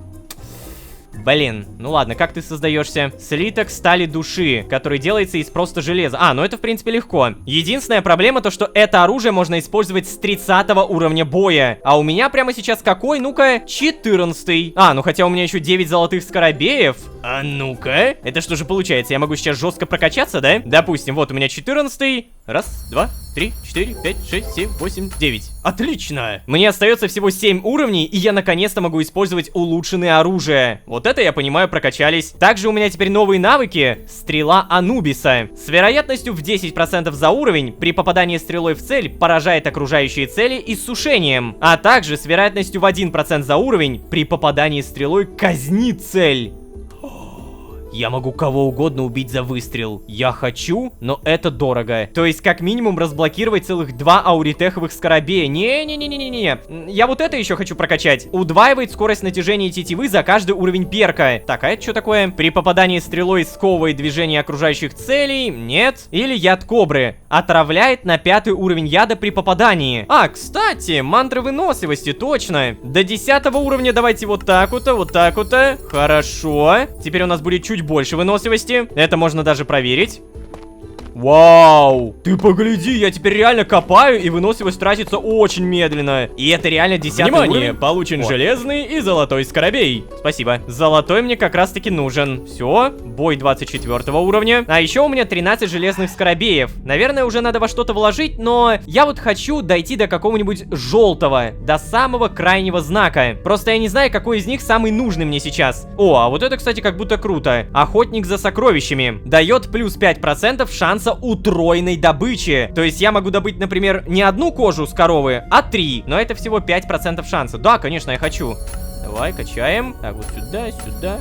А, и еще мы прокачиваем шанс удвоенной добычи. Вау. Да у меня сейчас такой шанс еще. У меня тут еще прокачано плюс 15% шанса удвоенной добычи. То есть я теперь добываю прям очень много. Допустим, вот, есть у нас корова. На нашем мече нету ни одного зачарования, никакой добычи. Следовательно, я должен получить мало кожи. Но мы же как-никак скоробеев прокачали. Проверяем.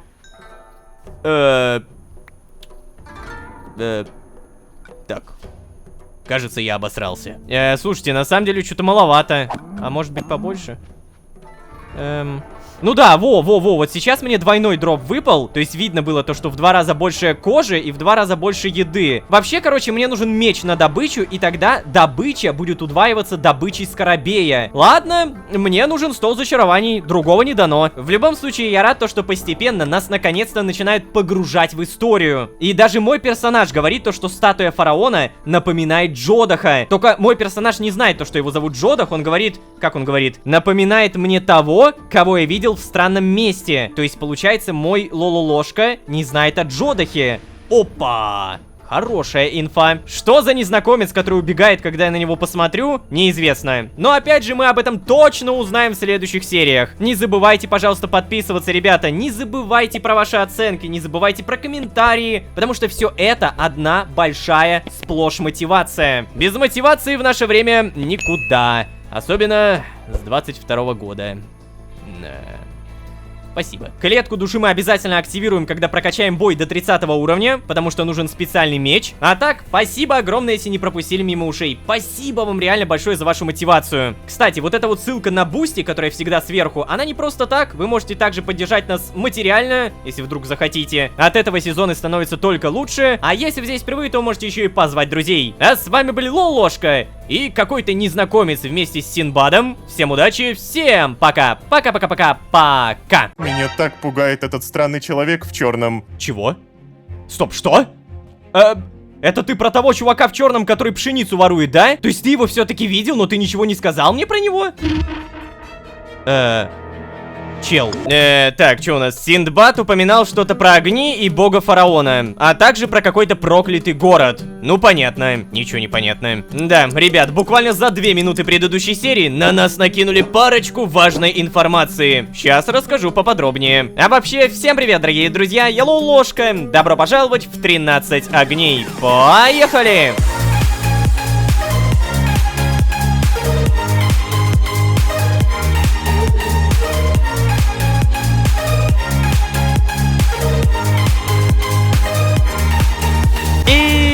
Снова всем привет, дорогие друзья, я Лолошка. Добро пожаловать в 13 огней. Сезон, в котором наконец-то нас начали поливать историей. Правда, да, пока что это похоже на брызги истории. Но я не против идти по накатанной. Я не против идти по порядку, потому что информация так усваивается легче. Так, короче, во время предыдущей серии мы встретили как минимум 2 незнакомцев. Про первого мы до сих пор ничего не знаем, кроме того, что он буквально копошится в моем поле пшеницы, а как только мы его замечаем, стреляем, он резко убегает и все, догнать его тупо невозможно. А второй незнакомец чуть более разговорчивый. Мало того, что он приплыл на маленькой лодочке, так еще и представился Синдбадом, неким великим картографом. Но о том-то, что он великий, знает, видимо, только он. Разговаривая со мной, он даже близко не понимал, где находится. А еще, по его словам, мы поняли, он пытается найти проклятый город под названием Нахвамдис. Синдбад проговорился, что в этом городе хранится один из огней. Но, поняв, что он рассказывает какой-то секрет, тут же замолчал и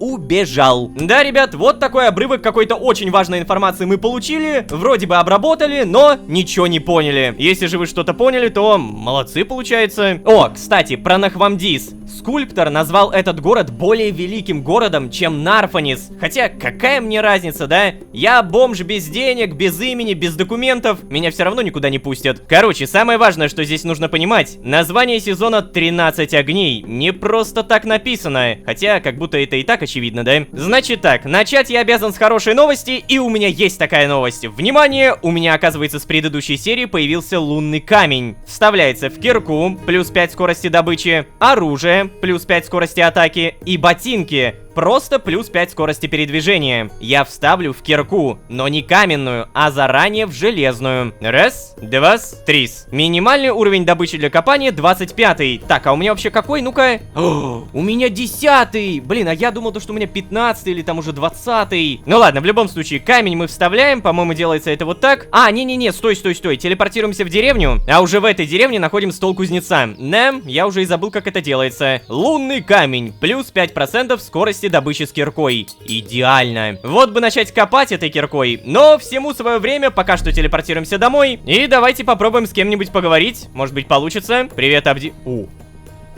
Что? Абди? Погоди, ты... Стол перекладываешь? Зачем? Он что, тебе мешал здесь, что ли? А где кролик? Так, погоди, он реально его возьмет? Ну-ка.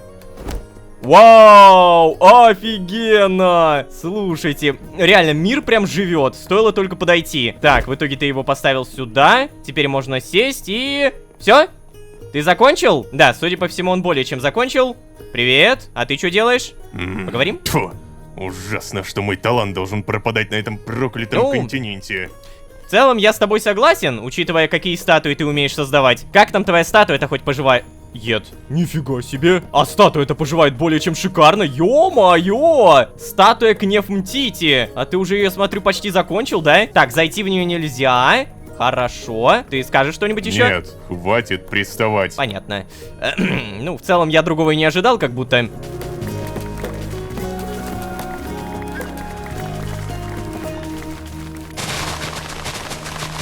О, Абди. Смотришь на статую? Что? О, господин, это вы. Знаете, я раньше боялся скульптора, но теперь... Это же великая Кнефмтити. Я так рад. Но я также опечален, что теперь не смогу проводить ритуалы без ножа. Нет, прошу вас, не подумайте. Я знаю, что достать ритуальный нож для вас непросто. Я так понял, что вас тоже не было у Тена за душой. Но ничего, я могу причинять себе боль по-другому. Что?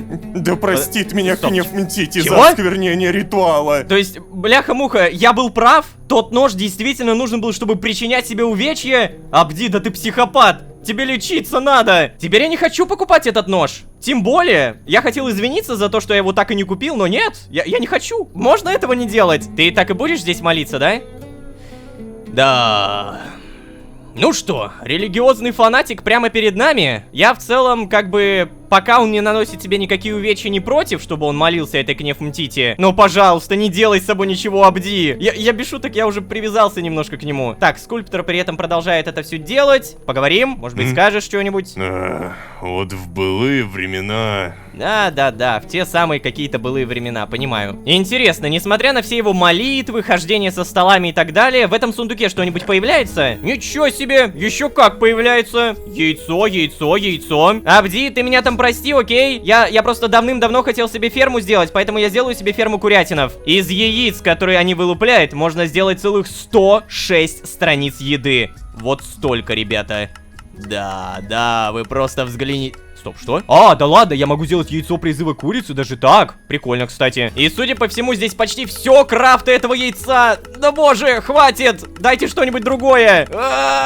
Ну, короче говоря, да, яйца. То есть у нас примерно 25 еды, которую мы можем попробовать. И тут ведь так и написано. Еще не пробовали. Интересно, каково это на вкус? Напомню то, что пробуя разную еду, нам прибавляются дополнительные сердечки. И вот у меня уже почти 2 строчки. Так что да, ферма куриц пригодится.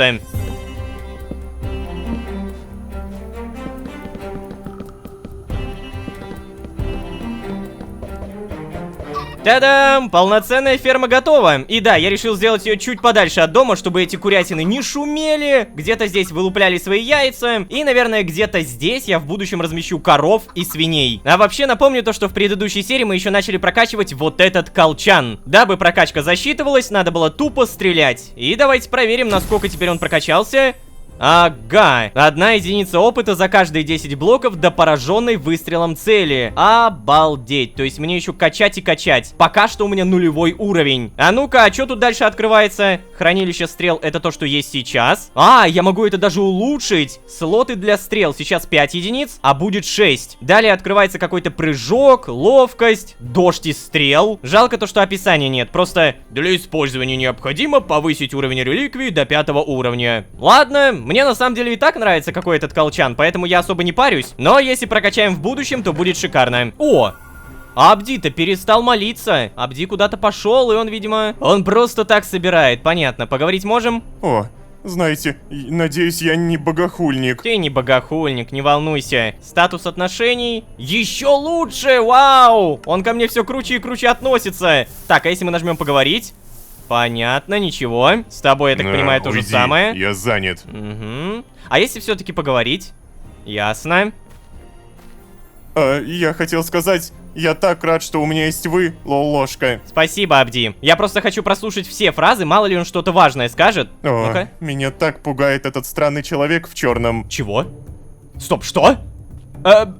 Вот оно, стоило только сказать про важное. Это ты про того чувака в черном, который пшеницу ворует, да? Абди, скажи еще что-нибудь. Что-нибудь еще. Вау. Образ Кнефмтити прямо рядом с домом. Нет, про чувака в черном. Может быть, поговорить? Бляха. То есть ты его все-таки видел, но ты ничего не сказал мне про него? Не пропадает у меня ощущение, что все-таки я как-то могу завести диалог с этим незнакомцем, но нет, я вот даже специально по этим джунглям хожу, как вы видите, ничего. Значит так, ребят, смотрите, у меня есть план. Прямо сейчас мы всех ауритеховых скоробеев потратим на то, чтобы прокачать Нильский прилив. Текущий уровень 10, то есть мы прокачиваем до 11, 12 и 13. Следовательно, сейчас за каждую ловлю рыбы я буду получать еще больше. И нет, не только предметов, напоминаю, еще и опыта. О, спасибо. Моя цель наконец-то прокачать золотых скоробеев и докачать бой до 30 уровня, потому что что-то, мне кажется, я затянул. Ребята, уже 2-3 серии прошло. То есть сейчас у меня 2 скоробея, нужно 6, остается 4. За дело.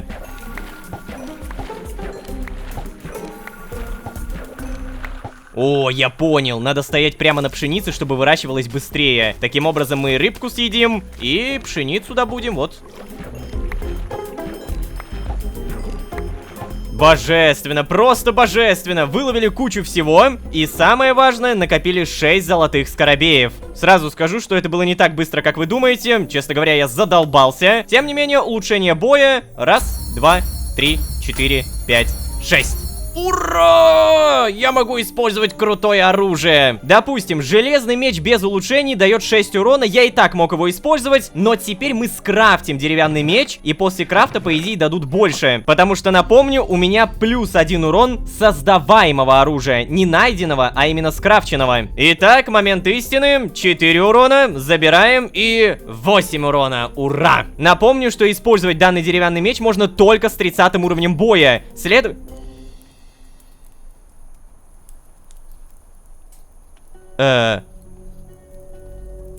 Чел. Да, короче, следовательно, мы теперь можем... А что я говорил вообще? У меня просто ком в горле. Привет? Ой. Тихо. Успокойся. Да не буду я тебе ничего делать, господи. Простите, простите. Я не думал, что вы заметите мое присутствие. Я лишь пытался убраться подальше из Нара, потому что я скрываюсь. Вы ведь тоже не просто так живете на проклятом континенте, верно? Вы ведь тоже верите, что это заговор? Тоже знаете, что огни должны зажечься, да? А? Эй, Ой, эй, что такое? ложка, господин. Там, Амар Фараона. Это кто такой? Ой-ой-ой. Это кто такой? Чел, ты знаешь, кто это? Ладно, мне, видимо, сюда, да? Охренеть! Что за хрень? А? Эй, ложка, поклонитесь. Это же я Амар. просто- я Назовись, просто- смельчак с проклятого континента. Ну же! Так. Ложка меня зовут. Вот. Так. Нет в списке. И что это значит? Есть! Что это значит? Есть! Эй! Эй! Воу! Ребята, что это значит? В плане нет в списке! Что вы делаете? Что происходит? Я не понимаю. Вы... Амар. Я так понимаю, ты вообще не знаешь, кто я, верно? Нет. Ха-ха-ха. Поразительно. Да. Вот этот Абд знает свое место. В отличие от тебя. Но так и быть, смельчак с проклятого континента. Я сделаю исключение. Меня зовут Аль-Мухариб. Карающая длань фараона. Я старший Амар и никогда не знал поражений. Хорошо, мистер Амар. А зачем вы здесь? Кстати, там еще какой-то корабль стоит. Это же корабль Зари. Нашли! Мы нашли его! И еще какого-то однорукого старика. В списке нет. А если нашли, почему до сих пор не привели? Есть! Ага. Давай, Ага, да, быстрее. тот самый. Я вот прям как догадывался, то, что за ним. Чувак, я тебя не выдавал, если что. Старик, ух ты ж, бляха. Ага, вот как значит. То есть ты думал, что меня напугает какое-то проклятие? Ха-ха-ха. Или ты думал, что я не знаю, где найти всякое отребье вроде тебя? Оставим пустые разговоры. Аль-Кафир, в прошлом верховный жрец Хатентепа, ныне же охульник и предатель. Ты приговариваешься к казни. Время казни сейчас. Нет, почему это показывают? Бляха!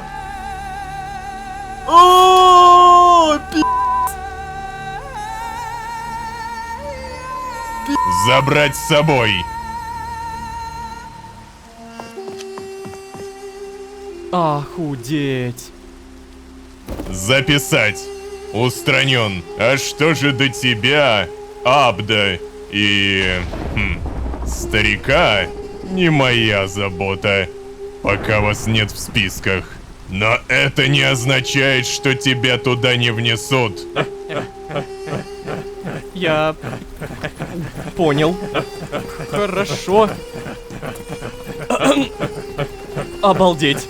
То есть, если бы я был в списке, то... ну, в целом, я правда все понял. Уплывайте, пожалуйста. Подальше отсюда.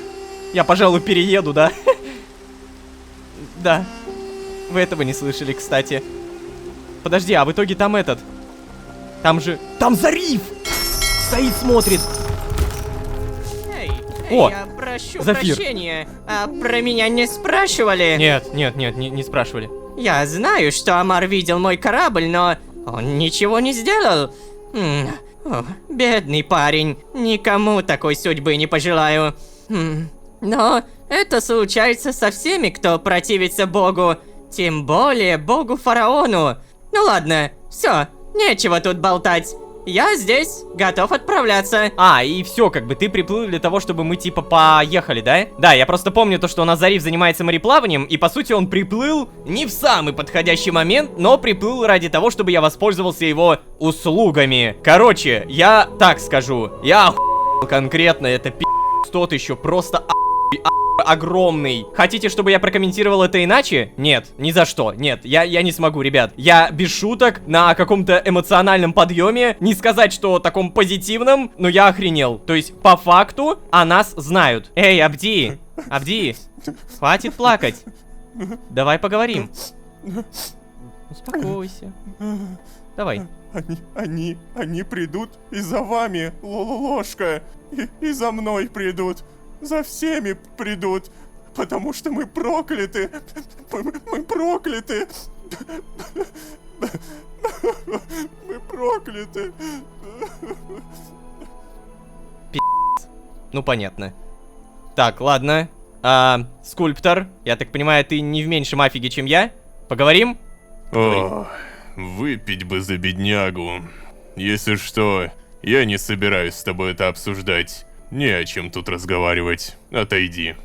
О, ладно. Ну, в какой-то степени ты прав. Нечего тут обсуждать. В любом случае, давайте немножко, отойдя от всего того, что мы сейчас увидели, мы тезисно проговорим о том, что вот у нас перезарядился Зариф. То есть теперь мы можем обратно в Нарфанис сплавать. Но у меня не так много сейчас продуктов, поэтому мне нечего продавать. Так что давайте мы, наверное, подкопим и обязательно поплывем. А что мне нужно подкопить? Наверное, в первую очередь пшеницу. Поехали. Ну вот, я уже более-менее расслабился, знаете, такая привычная обстановка. Добыть немного пшеницы, выкинуть кучу семян. Кстати, насчет семян у меня их правда куча. Я бы, честно говоря, был рад, если бы эти семена можно было продать на рынке Нара. А так, по сути, я их просто выкидываю. Ну, короче, если я там найду, кому это продать, то я обязательно это продам. Тростник тоже добываем. И вроде бы у меня достаточно ресурсов, чтобы я наконец-то сплавал в Нару. Да, я думаю, что можно уже всякого продать и заработать дополнительные 100, может быть, 200 утенов. Дамы и господа, прежде чем я куда-то поплыву, внимание, у меня 15 железных скоробеев. Надо бы потратиться. Потрачусь я по-любому до какой-то желтой штуки. Лечение от еды, скорость атаки. Да. Скорость атаки создаваемого оружия ближнего боя плюс 25%. Так, урон со щитом, урон создаваемого оружия. Не, стой. Если я сейчас опять прокачаю вот этот плюс 1 урон, то я тогда не смогу опять нормально использовать мечи. Не, тогда давайте что-нибудь другое. Я тогда прокачаю луки. Во, скорость атаки создаваемого оружия. Еще. Плюс 1 гнездо создаваемого оружия дальнего боя. Что бы это ни значило, давайте. Плюс 5% урона за расстояние до цели. Отлично. И, наверное, шансы уклонения прокачаем, чтобы по мне не могли попасть. То есть вот так. Плюс 1.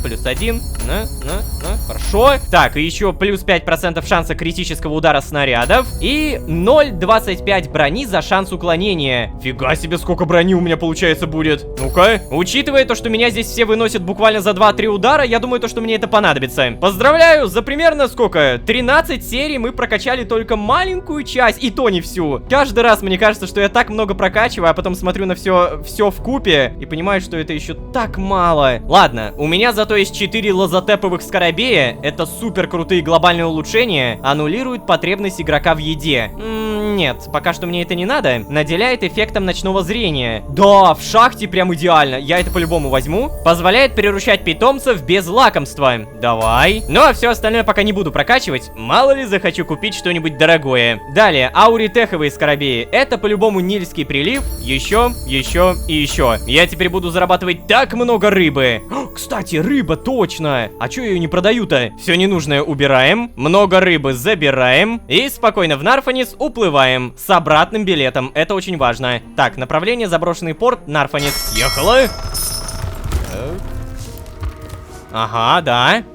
И вот мы плывем. Блин, как это прикольно сделано, да? То есть небо прям меняется. Видно, что мы плывем. О, старушка, здорово. Мы поговорить можем? Нет, видимо, не можем. И все. Приплыли. Переход сделан просто офигенно, вот клянусь, это 10 из 10. Эй, всем здорово, я тут к вам поторговаться пришел. Это мне, наверное, продавать не надо. Стоп, что? А почему ты ко мне относишься плохо, я не понял. Что я тебе сделал, алло? Так, погоди, а ты? Вот я тебе помогал, помнишь? Чего? Вы чё, охренели? Ладно, я в любом случае продам, потому что вроде как покупают за ту же цену.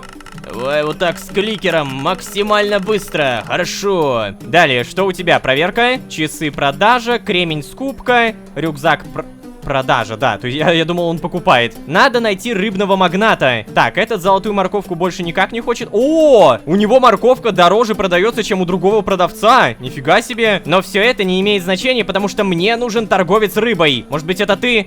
О, кстати, вот ты-то, наверное, мне даже в будущем пригодишься. Запомню, что у тебя кристаллы продаются, спасибо. Походу нашел. Вот оно. Атлантическая селедка. Продаем. Зарабатываем, продаем это, продаем это. Все, продаем, короче говоря, нажимаем тупо. И таким образом у нас 347 утенов. За все то время, сколько я это все фармил. Это, сейчас скажу, 3 серии. Как я собираюсь 2000 нафармить, я все еще не понимаю. Я даже задерживаться здесь не буду. Оставлю себе сахарный тростник, это все равно не так много денег. Давай, Зариф, ждешь меня здесь? Я хочу уплыть. Сюда, поехали. Так. Хорош, хорош. Я бы, честно говоря, был бы рад, если бы у одного продавца можно было купить обсидиан. Я пока что такого не нашел, но я уверен, что можно найти. Так. Все, приплыли. Спасибо, Зариф. Кстати, можем поговорить? Не можем. Ну ладно. Кстати, заметили вы или нет, но это уже второй незнакомец, который говорит про какие-то огни. И если Синдбад проговорился про то, что огонь есть в каком-то Нахвамдисе, то уже этот мертвый незнакомец сказал о том, что огни должны зажечься, и про то, что... Короче, он про какое-то предсказание, видимо, говорил. А еще мы узнали то, что этот незнакомец был жрецом когда-то. Жрецом кого? Хетентепа. Да уж, постепенно история опоясывает нас все больше и больше, мы постепенно все больше и больше понимаем, и, как говорится, дальше тоже больше. Очень надеюсь, то, что вам нравится. Мне, честно говоря, безумно. Эти сцены, это просто что-то с чем-то. Обязательно подписывайтесь, чтобы не пропустить, что будет дальше. И, конечно же, не забывайте про ваши оценки, потому что это все одна большая мотивация. Без мотивации в наше время никуда. А если вы здесь впервые, то можете еще и позвать друзей. А с вами был Лолошка и уже 347 утенов. Всем удачи, всем пока. Пока. Короче, как бы странно это ни звучало, но если мы собираемся добыть много денег, мне по-любому пора создать... Что? Дядя Нахвамдис уже где-то за поворотом. Напишу книгу о своих похождениях. Так, кстати, где это я? Скажем ему, да, ребят? Эй! Исчезни, Марок, исчезни! Амар по имени Аль-Мухариб. Великий воин бога фараона, который... приплыл и убил незнакомца, с которым я только-только познакомился. Да уж, не самое позитивное начало, тем не менее, всем привет, дорогие друзья, я Лолошка, добро пожаловать в 13 огней. Поехали!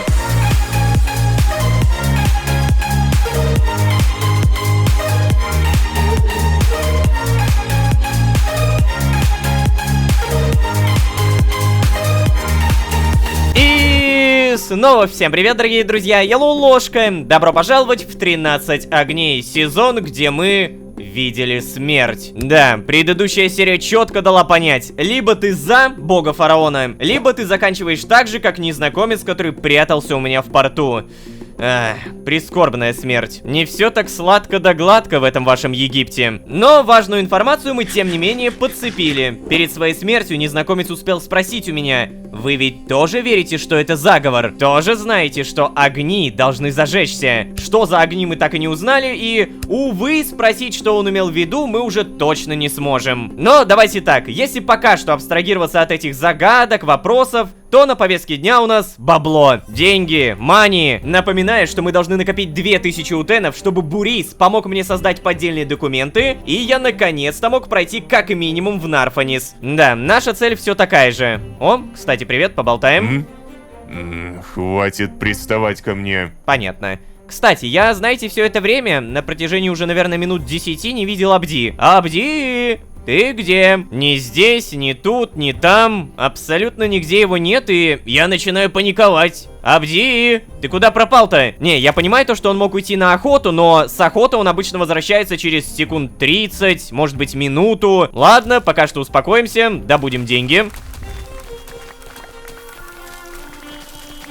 Короче, ребят, в предыдущей серии я задался вопросом, а зачем мне дают так много лазотеповых скоробеев? То есть, смотрите, у меня сейчас 2, я уже прокачал 1, 2, 3, 4, 5, 6 глобальных улучшений. Казалось бы, меня просто закидывают и закидывают. Но, оказывается, небольшой спойлер, эти скоробеи в будущем еще пригодятся. И нет, не только на улучшение. Так что люди, пишущие про баланс, знайте, я тоже задавался этим вопросом. Но, оказывается, все окей. По крайней мере, я сам на это надеюсь. Короче, как бы странно это ни звучало, но если мы собираемся добыть много денег, мне по-любому пора создать... Чувствую. Что? Дядя Нахвамдеец уже где-то за поворотом. Напишу книгу о своих похождениях. Да. Великий за? Синдбад первым в современной истории добрался до проклятого континента. Прошел через 1000 опасностей и нашел самый сильный из огней. Выкуси, Мусфира, а ты в меня не верила. Так, кстати, скажем где ему, это да, я? ребят? Эй, Синдбад, привет. Исчезни, Марок, исчезни! Это я. Это ты! Ты чего здесь делаешь? Ты что, следил за мной? Я понял. Ты тоже охотишься за огнями, да? Синдбад, оглянись, ты вернулся туда же, откуда ушел. Великий картограф, красава. Синдбад, что это за огни, о которых ты все время бормочешь? О, хороший вариант. Так, и это... Синдбад, у меня ощущение, что ты в опасности. Вчера здесь был Амар. О, это тоже хороший вариант, блин. Да, я, наверное, про огни спрошу, потому что я хочу знать, что это такое. Ты не знаешь про огни? Черт, я вернулся туда же, откуда начал! Какое проклятие наложили на меня боги! За что? Мусфира, ты была во всем права, а я не верил тебе! Черт! Знать бы, конечно, еще кто такая Мусфира. Мусфира — это моя первая любовь. Нам было по 12, и я обещал увезти ее на Гизиру, чтобы там воспитывать коров. А она сказала, что я слабак, и никакие путешествия мне не светят. И ушла к мальчику, чей отец занимался выращиванием сахарного тростника. Представляешь? Потому что он кормил ее конфетами. Кстати, прокормил. Раз уж я вернулся снова к маленькой гавани людской жизни... Ты покормишь меня, а? Ладно, еды у меня все равно навалом, поэтому да, давай. Вот это по-нашему. Итак, кушать, видимо, подано, да? О, скульптор. Кого вижу? Привет. Великий картограф вернулся. Ну что, как там Нахвамдис поживает? А я думал, с возрастом приходит мудрость, старик. А у тебя пришла только... только... Ну, давай. Глупость! Вот, к тебе пришла только глупость. О, давно я так не смеялся. Знаете, я проголодался. Ага, ну так а если ты проголодался, чего уселся тогда? Давай, еду нам неси! И это все-таки гость! А Лололошка хозяин владений! Кстати... Да, Абда вашего нигде не видно! Получается, ты! О, боже, серьезно. Кстати, ну, вообще я бы... Старика, однорукого, великого скульптора заставляют таскать еду. Давай, не кряхти там, неси! Кстати, парень, так это что же получается? Ты живешь на проклятом континенте, но ничего не знаешь про огни? Ну, вообще получается так, да. Вот оно как! А доверять-то тебе можно? Ну, наверное, да. Ну так бы любой Еще не могу поверить. Получается. Меня, великого скульптора. Нифига себе, скульптор. А Вот, ты реально готовить? держите. Кстати, а где Абди? И да, картограф, ему можно доверять. Вон, вчера Амар приплывал. Он с нашим Лололошкой очень спокойно поговорил. Стой, ты сказал Амар! Где Амар? Где? Сядь и ешь. Они уплыли давно и вряд ли сегодня вернутся. Того, кого они искали, нашли. Наш Лололошка не так прост, как кажется, Синдбад-картограф. Но не так, как мы с тобой. Этот парень вчера первый раз в жизни услышал про существование омаров. Впервые? Ага. И пока Абди изо всех сил старался слиться с землей, Лололошка стоял и смотрел Амару в лицо. Знаешь, мне обалдеть. кажется, тут есть два варианта. Либо Лололошка бог-фараон или великий жрец собственной персоной, Невероятно. либо же он потерял память. Да, Бурис мне рассказывал, что нашел его с пробитой головой в порту Нара. Так что второй вариант мне кажется более вероятным. Да ну. А? О! Вот тена. Абди! Абди! Ты чего, всю ночь ревел в лесу, что У ли? него красные глаза. Я первый раз слышу, чтобы вы так много разговаривали, господин скульптор. А, ты про... Да, это все этот горе-путешественник, посмотри на него. Болтает без умолку. Единственный способ его заткнуть — хотя бы просто начать говорить самому. Да. Ну да, это про меня. Ну ладно, давайте есть. Эй, Абд, а ну-ка давай, сядь, поешь с нами. Ты выглядишь просто ужасно. Тебе нужно подкрепиться. О, я никогда еще не ел с господами за столом. А мне можно? Ты у меня спрашиваешь? Да, конечно, можно. Боже, я реально должен ответить. Да. Да давай, давай, не тяни, садись уже. Давай, присаживайся. Да, наконец-то. Попробуй, В вкусненько. общем, Лолошка, огни — это легендарные артефакты, разбросанные по всему Мисру. Существует миф, что тот, кто сможет собрать все артефакты вместе и зажечь их, получит небывалую силу и невероятные способности. Никогда бы не подумал, что такой взрослый человек может верить в сказки. Ой, простите, я ничего такого не имел в виду, честно. Я просто не спал сегодня. У меня вырвалось. Да тихо ты, боже. Ты не первый, кто пытается меня высмеять, Абд.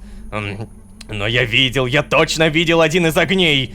О, я так хочу найти какой-нибудь сам. Но сложно же найти то, чего не существует. Нет, Абди, огни действительно существуют, и кто-то явно за ними охотится. Мисру угрожает опасность, ведь эти артефакты называют огнями не просто так. Они несут свет, и когда они пропадают, пропадает и свет. Ну, какие ладно. подробности? Ну, что сказать? Да спасибо всем вам за угощение, получается.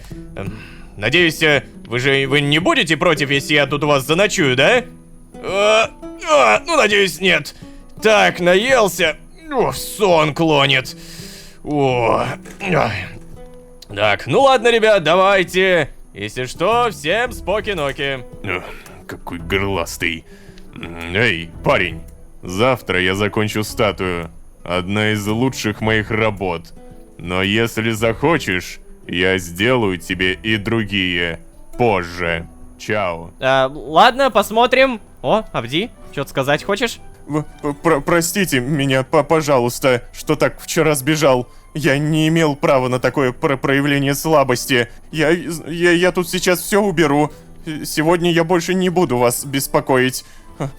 Простите. Ой, я слишком плохой. На меня точно злятся. Все нормально, Абди. Только на самом деле меня немножко смущает, конечно, вот такой синяк под глазом, даже 2 синяка под глазами. То есть он, получается, реально все это время был в лесу и ревел из-за того незнакомца. Это очень круто строит характер Абди. На самом деле, мне очень нравится, как в этом сезоне в целом подаются характеры у каждого персонажа. Они не просто все друг с другом взаимодействуют, они еще и друг друга воспринимают. То есть, условно говоря, такие мелкие детали, когда скульптор подмечает, что Синдбад вечно тараторит, вечно болтает. Единственное, что я не понял, а куда Зариф делся? То есть все это время его тупо не было на лодке? Вот так вот. Наверное, ушел куда-то, путешествует по этим лесам. В целом, я не против. Так, слушай, а мы можем еще все-таки поговорить?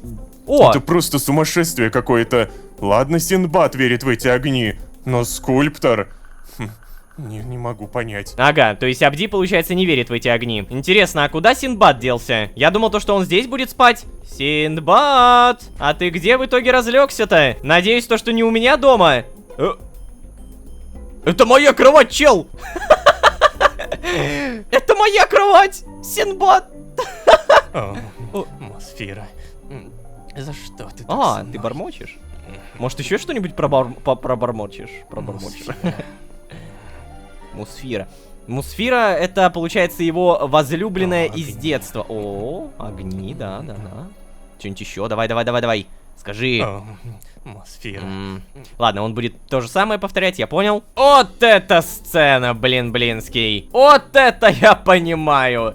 А мне где спать? Эй, стой, прежде чем ты уйдешь на охоту, поговорим? Что-нибудь еще скажешь? Это все сказки. Сказки. Ну, как уверенно сказал, ты посмотри. Прям с таким презрением к скульптору и Синдбаду говорит. Типа он не верит, он прям реально не верит. Так, еще вопрос. У меня какое-нибудь задание выполнилось? Нет. Ой, бляха, я опять забыл про ритуальный нож к Нефмтити. Но я, кстати, не могу сейчас плавать, потому что Зарифа нету. Зариф просто куда-то делся. Типа, возможно, это такая, знаете, искусственная оттягивалка, чтобы я не плавал туда-сюда. Но куда он в итоге уходит, непонятно. Статуя при этом никак пока что не поменялась. Хотя мне сказали, что уже вот-вот закончится. Ну да, тут получается глазюки, ожерелья, возможно, еще какие-то рубины. Короче, остается прям совсем немного. И, господи, мне без шуток нравится, какое у меня крутое взаимодействие с персонажами. А я, помните, перед тем, как Синдбад появился, начал говорить про вот это, ту самую страсть винодела. Да, я уже несколько серий говорю о том, что пора это сделать, скрафтить. А все упирается в то, что у меня тупо нету перчаток. Именно поэтому сегодня я окончательно добью хотя бы какого-то жителя до продажи перчаток. Да я даже тянуть не буду, просто взяли и поехали.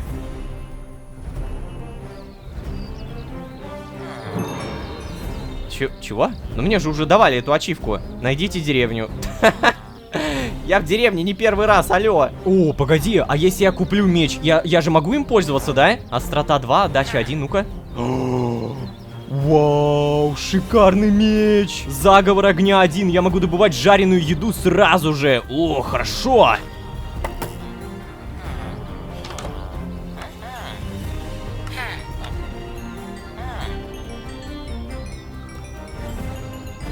Да, наконец-то, боже, наконец-то!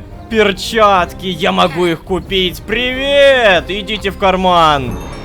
Новое достижение. Повысьте уровень крестьянина до мастера и совершите грандиозную покупку. Это и правда, черт возьми, грандиозная покупка. Так, редкий ингредиент для крафта. Это действительно редчайшая фигня, потому что у меня ушло целых 3 винодела. При всем при этом максимального уровня. Так, в итоге, это я могу создать, это...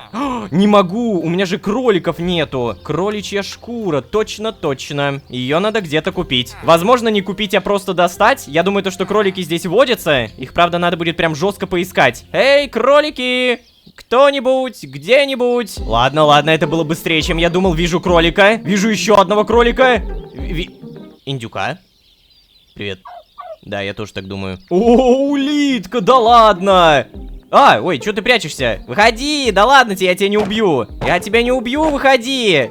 О, вышла. Улиточная слизь. Из этого можно сделать улиточный блок слизи. Можно сделать эскарг. Вау, сколько восстанавливает. 8 единиц сытости. И это при всем при том, что не учитывается даже вот эта прокачка. Ладно, короче, самое важное это кролики. Давай. Ни хрена себе! Зарешал шанс на дополнительный дроп. Недаром я прокачивал. Так, а ну-ка, я видел еще кроликов.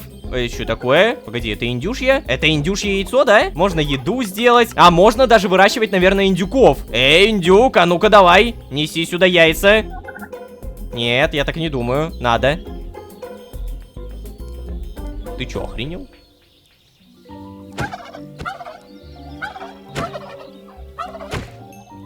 Нужны были яйца. Жареная индюшатина. Боже, какая она красивая. А я могу ее поставить? Ну-ка. Йоу!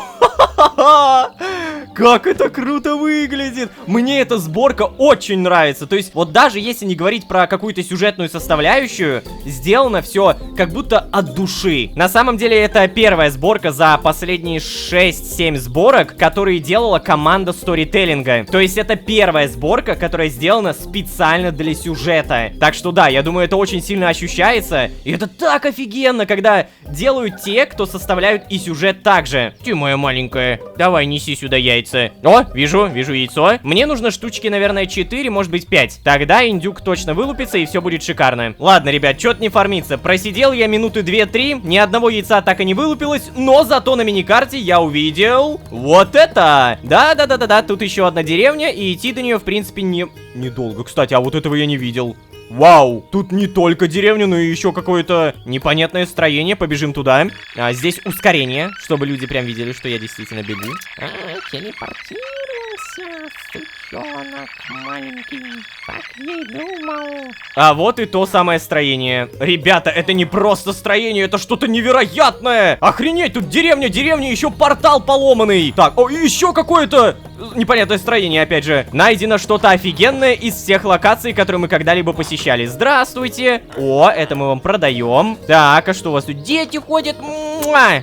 Простите. Вы, главное, дайте мне что-нибудь крутое. Так, могу купить немного редстоуна, и я даже куплю, потому что я хочу посмотреть, как он прокачается. Давай, что у тебя теперь будет продаваться? Лазурит, хорошо. Золото за изумруды, тоже неплохо. На будущее мы по-любому ставим здесь вейпоинт, царская деревня, и я уже заметил то, что я хочу своровать. Вот оно, книжные полки. Стоп, что? А, картину возьмем. Вот, книжные полки в этом доме. Я много брать не буду, штучки 2 хватит. Спасибо, вы очень хорошая деревня, очень приветливая. Тут еще книжные полки. И еще книжные полки. Боже, да они тут реально везде. Внимание, найден самый лучший фермер. Он покупает пшеницу. Вот это я сейчас разбогатею. Давай. Ну-ка, сейчас еще прокачается. И чё? Ага, продаешь пирог. Пирог я по-любому покупаю. На будущее подобная еда — это самая лучшая еда. Теперь он еще прокачивается. Йоу, мороженое с печеньем и клубникой, конечно! Я потрачу все деньги на это говно. Я сейчас сделаю так, чтобы ты у меня был самым крутым прокачанным фермером. Это первый раз за всю историю, сколько я играю в Майнкрафт, чтобы у меня фермер был максимального уровня. О, соломенная шляпа, прикольно. Но нам нужна другая соломенная шляпа, чтобы получить бонус полного комплекта. Кстати, об этом. Нам нужно много красной шерсти, нам нужна синяя шерсть и белая. То есть, по сути, у меня все есть. А, не, еще коричневая шерсть. Так, а коричневый краситель это как? Это при помощи какао-бобов. Ой-ой-ой, хорошо, я знаю, где их достать. Телепортируемся в деревню. Как-нибудь очень аккуратненько спускаемся. Вот, хорошо. Так. И здесь я точно видел какао-бобы. Я думаю, то, что мне одного хватит. О, нашел. Кожу выкидываем, забираем. Все, спасибо. Краситель получаем. И понимаем то, что мне нужна шерсть. Синбад, кстати, все еще спит. Давайте пока что все ненужное уберем. По идее, шерсть я могу найти в этой же деревне, и мне нужна именно белая шерсть. Внимание, внимание. Подготовьте мне белую шерсть. Вижу оранжевую. Просто я так понимаю, то, что другую шерсть перекрасить уже не получится, да? А, погоди, чего? Я могу перекрасить? О, так это же шикарно. Все, тогда добываем любую шерсть. Красную шерсть даже не придется красить. Она и так уже красная. Осталось только найти синий краситель, но и это не проблема. Мы только что были в царской деревне, и там кто-то продавал лазурит, я помню. Я уже позабыл, по-моему, это был священник. Здрасте. Да, покупаем немножко лазурита, в краситель переделываем, получаем синюю шерсть, и наконец-то идем домой. Та-дам! Поножи винодела готовы, фартук винодела есть, соломенная шляпа не готова, кстати, потому что нужна какая-то пшеница, видимо. А теперь совсем другое дело. И последние ботинки. О, спустя сколько? 8 серий, ребята, или даже больше я сделал этот гребаный сет. А ну давай, не разочаруй, как ты выглядишь? Ох, уже нравится. Хорошо. Так, пошел процесс. Ну неплохо же, да? Мне определенно заходит. Шляпка сочетается со скином, с этим фартучком. А как это в итоге все работает, давайте проверим. Допустим, я хочу семена пшеницы, да? То есть бам. Ой. Подожди. Я... ой, стоп, я понял, надо костную муку и потом нажать, да? Да! Имба, ребята! Просто имба! У-у-у! Наконец-то! Я так долго хотел этот сет. Ну, на самом деле, он дорогой. Да, если так подумать, то вот эти перчатки достать их очень тяжело, если бы не скидка. Что ж, не тяжело представить, что когда Синдбад проснется, он позовет меня с собой в Нахмамдис. И, наверное, еще Бурис должен приплыть. Я что-то жду его, а он все не приплывает, да не приплывает. В любом случае, надеюсь, нам поподробнее расскажут про эту детскую сказку, как говорит Абди, и мы поймем, что же это за огни-то такие. А на этом я буду постепенно заканчивать. Ребята, не забывайте, пожалуйста, подписываться, не забывайте про ваши лайки, оценки, комментарии. Все это жестко одним кликом бустит всю нашу команду. Команда большая, и вы одним кликом делаете не одному человеку приятно, как обычно, вот одному ютуберу, а вот прям x30, понимаете, один лайк на 30 человек. Только не поделить, а умножить. Вот так вот. Поэтому мы правда на вас надеемся, не забывайте про эти кнопочки. Спасибо большое, если не пропустили мимо ушей. А если вы здесь впервые, то можете еще и позвать друзей. А с вами были Лолошка и Страсть Винодела и детская сказка про какие-то огни. Всем удачи, всем пока. Пока-пока-пока-пока. Я тебе новичка привез, парень. Эй, иди сюда, давай. Зачем ты это делаешь? Стоп. Он на кого-то похож. Так, а чего же вы тогда на наше поклонение к Нефмтити-то злитесь? Вы же сами, можно сказать, не тому богу молитесь. Ах ты! Так, получается, что у нас? Возвращение Синдбада, горстка информации про какие-то огни. Оказывается, это просто детская сказка. А самое главное, первый нормальный, не сухой диалог между всеми персонажами. Я ставлю жирный лайк предыдущей серии. Это точно. Тем не менее, всем привет, дорогие друзья. Я Лолошка. Добро пожаловать в 13 огней. Поехали!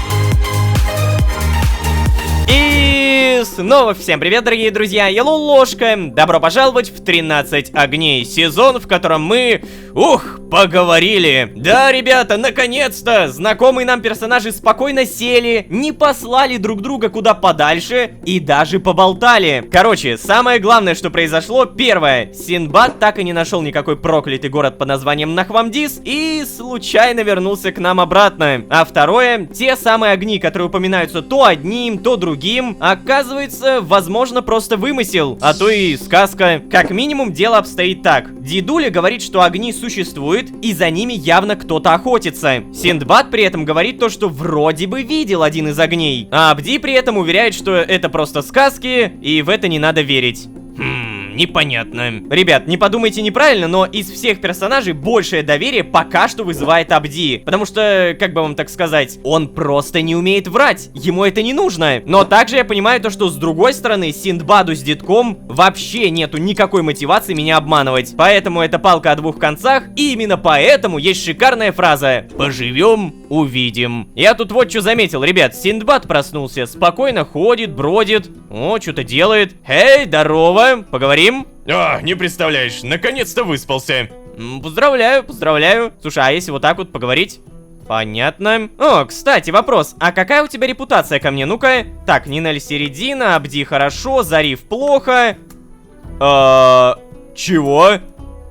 Стоп, реально? Синдбад меня вообще ненавидит? Честно говоря, это не то, чтобы пока что отражается, но... Слушай, чел, я запомнил. Было бы намного круче, если бы здесь было написано «шкала доверия», а не отношений. Тогда я бы как-то более-менее все понимал. Давайте поступим так. У меня есть алмаз. Хотя нет, стоп, какой тебе алмаз? У меня есть железо. Ты, я смотрю, все еще стоишь. Давай я попробую тебе его подарить. Вот так вот. Ну, спасибо. Вот тебе и спасибо. Так, а ты мне что-нибудь за это дал? Нейтральный нейтральные! То есть оно просто ничего не делает. Так, тогда давай я попробую дать тебе красную шерсть. Не могу. То есть пока что перезарядка. Ладно, как продвигаются дела со статуей? Привет, дедуля. Скульптура к Нефмтити будет выглядеть намного лучше, если добавить золото и красок. Синее и черное, да. А еще рубин. Рубин. А еще рубин? Рубин это вообще что такое? Я даже не знаю, что это такое реально.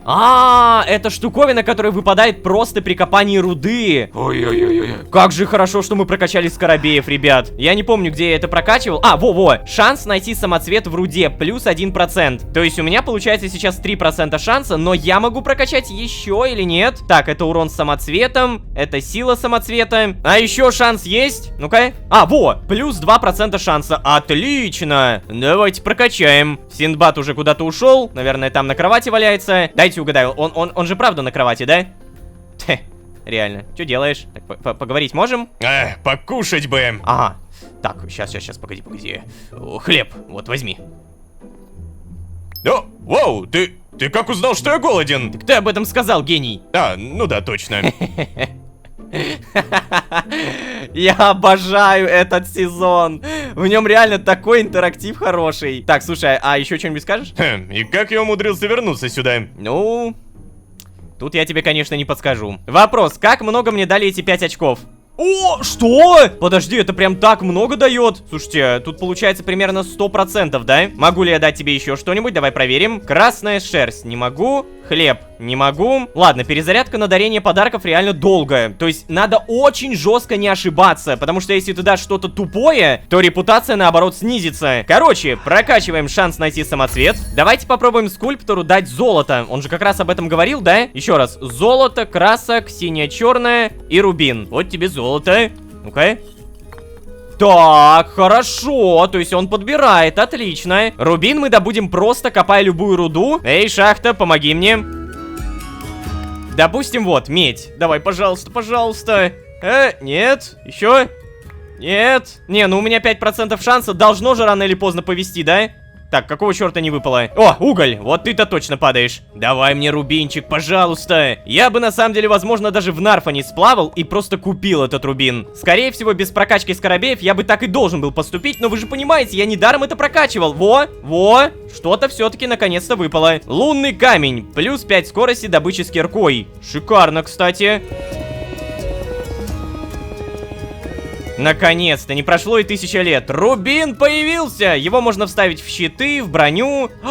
А, я помню. Он мне уже, кстати говоря, падал. Итак, скульптор, вот забирайте рубин. Вот забирайте, получается, синий краситель. И нам, получается, остается только черный. С черным красителем будет немного потяжелее. Нам как бы спруты нужны, а спруты здесь, ну, сами видите. А, погоди, серьезно? Его можно сделать из древесного угля? Я даже не знал про это. Тогда просто одно дерево кладем в левую руку, переплавляем в древесный уголь и получаем черный краситель. Изи. Так, вот, держи. По идее, я все принес, да? Нет? Тебе мало? Ладно, вполне реально то, что мне нужно просто отойти. Здорово. Давай я дам тебе картину. А, черт, еще не могу. Обалдеть, какая же задница у меня с инвентарем. Надо прибраться. Также напоминаю то, что спустя более чем 8 серий мы наконец-то сделали себе full сет винодела. Называется «Страсть винодела». Костная мука не будет использоваться. И получается, прямо сейчас я могу взять одну штучку, а после этого выращивать абсолютно что угодно. What the fuck? Так, погоди-ка, стоп. Не про костную муку сейчас, ребят. Охренеть! Ты сделал это! Скульптор! И ты будешь молчать, реально? Так, погоди, поговорить. Ты будешь просто молчать. Это же шикарно! Охренеть! Появились какие-то чаши. Статуя засияла, причем черным. Напоминаю то, что это статуя богини смерти. Это вам не хухры-мухры. Ну да, сейчас скорее самое обидное то, что я никак не могу это обсудить. Вот он просто восхищается. По глазам это заметно, но нет. Так, ладно, тогда у меня вопрос. А где, собственно говоря, Абди? И Зариф! Зариф вернулся наконец-то! И старушка! Эй, ну мама, ну тебе обязательно делать это на палубе. А ну-ка не возникай, иначе твое белье не высохнет и стохнет. А ты не зарабатываешь достаточно, чтобы каждый день новые трусы себе покупать. О, привет. Слушай, а пойдем-ка спустимся на берег. Нечего нам тут торчать. Может быть, у тебя найдется чем горло промочить. Ладно. Так, погоди, а куда Абди убежал? Он что, попить принесет что? Вау, да ладно. Абди, какой крутой, а? Вот, Ты возьмите. погляди, что делает. Гости моего господина должны быть всегда довольны. А ну-ка попробуем. Ух ты! Ох. Да. Какой у тебя самостоятельный абд, парень. А вот у меня вообще своих нет. Не доверяю я им, если что. Того и гляди, зарежут тебя ночью. Все украдут и сбегут. О, да ты не волнуйся. Нет, я не про твоего. Твой, конечно, не такой, нет. Но ты сам посуди. Чего они все Кнефта поклоняются, а? Я вот поклоняюсь Монту, потому что я крайне трудолюбив Ух ты! и... А я думал, все капитаны поклоняются Роносу А? и... Что? Абд? Ой. А ты чего это встреваешь, а? Ну да, большинство капитанов поклоняются этому тупому вояке. Но я-то в первую очередь бизнесмен. Я всю жизнь занимался разной торговлей, а на корабли перешел недавно. Я просто... Так, а чего же вы тогда на наше поклонение к Нефмтити-то злитесь? Вы же сами, можно сказать, не тому Что? богу молитесь и... Ах ты! А, Прости, я... Это твой Абд. Наказывай его сам. Ох ты ж, ё-моё, так ничего же не произошло, он же просто говорил с тобой. Абди, нанеси себе 10 ударов палкой. Нет, Зариф, Абди не сделал ничего плохого. Ну, я вообще не вижу никакой проблемы, то есть это просто диалог. Нет, Зариф, Абди не сделал ничего плохого. А? Спасибо. Не понял? Это что за ерунда такая, а? О, ладно. Парень, я бы никогда не стал поклоняться Роносу. Знаешь почему? Нет, почему? Да потому что Ронос использует свою силу во зло. Что, он что-то хочет рассказать нам? Нет. О боже. О май гад. 2 перевозчика. Мне даже интересна реакция Буриса сейчас. Эй, Лолошка! Рад видеть тебя! Здорово! Иди ко мне! Ха-ха. Ну как у тебя дела, а? Давай, рассказывай! Ну, Лолошка, ты че молчишь-то? Эй! В школе за такое поведение ты бы столько розок отхватил. Хотя откуда тебе знать, что такое школа? А? Я не понял, ты че сейчас там вякнула? Ой-ой-ой. А что, хочешь сказать, я не прав, да? То есть ты хочешь сказать, что ходил в школу? Я ходил в школу Роноса! Это школа жизни! Ох, парень. Понимаешь теперь, почему я сторонник Монту? Захочешь плыть сегодня в нар, я буду у себя на корабле. Что? О, ты вот эту миску называешь своим кораблем, что ли? А? Да. И я этой миской горжусь. Потому что не о чем тебе больше гордиться! Какой отвратительный ханзир! Хра ему в лицо! Ой. Ох, парень, ты бы осторожнее себе друзей выбирал, а? Эти поклонники Монту, те еще прохвосты. Ладно, че я злюсь-то такая? Будто мне сделали до этого дурачка на шлюпке. Я тебе новичка привез, парень. Эй, иди сюда, давай! Она найдет, видал? Смотри какой. Да, подожди, а нахрена мне еще один новичок? Алло, я тут со всеми не перезнакомлюсь. Зачем ты это делаешь? Стоп. Он на кого-то похож.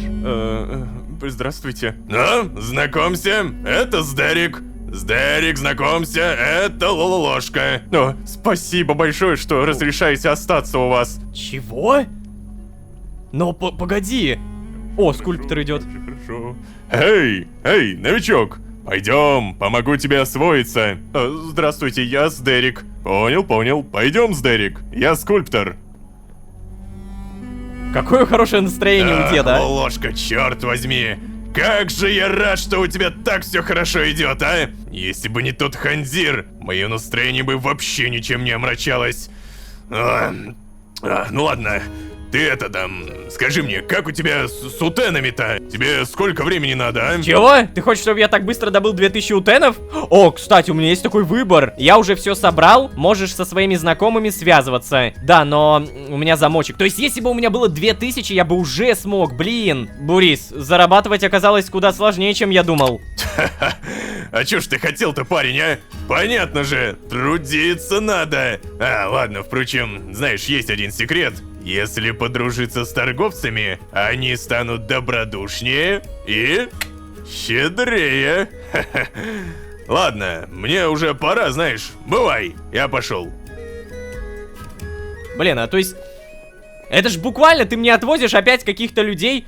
Но, ребят, я думаю, нет смысла объяснять, что Сдерик напоминает человека... Да-да-да, сейчас меня телепортируют, видимо, да? Да, вот сюда. Короче, нет смысла объяснять то, что Сдерик похож на Седрика. У него даже имя похоже, черт возьми. О, подожди, Синбад, ты что тут делаешь?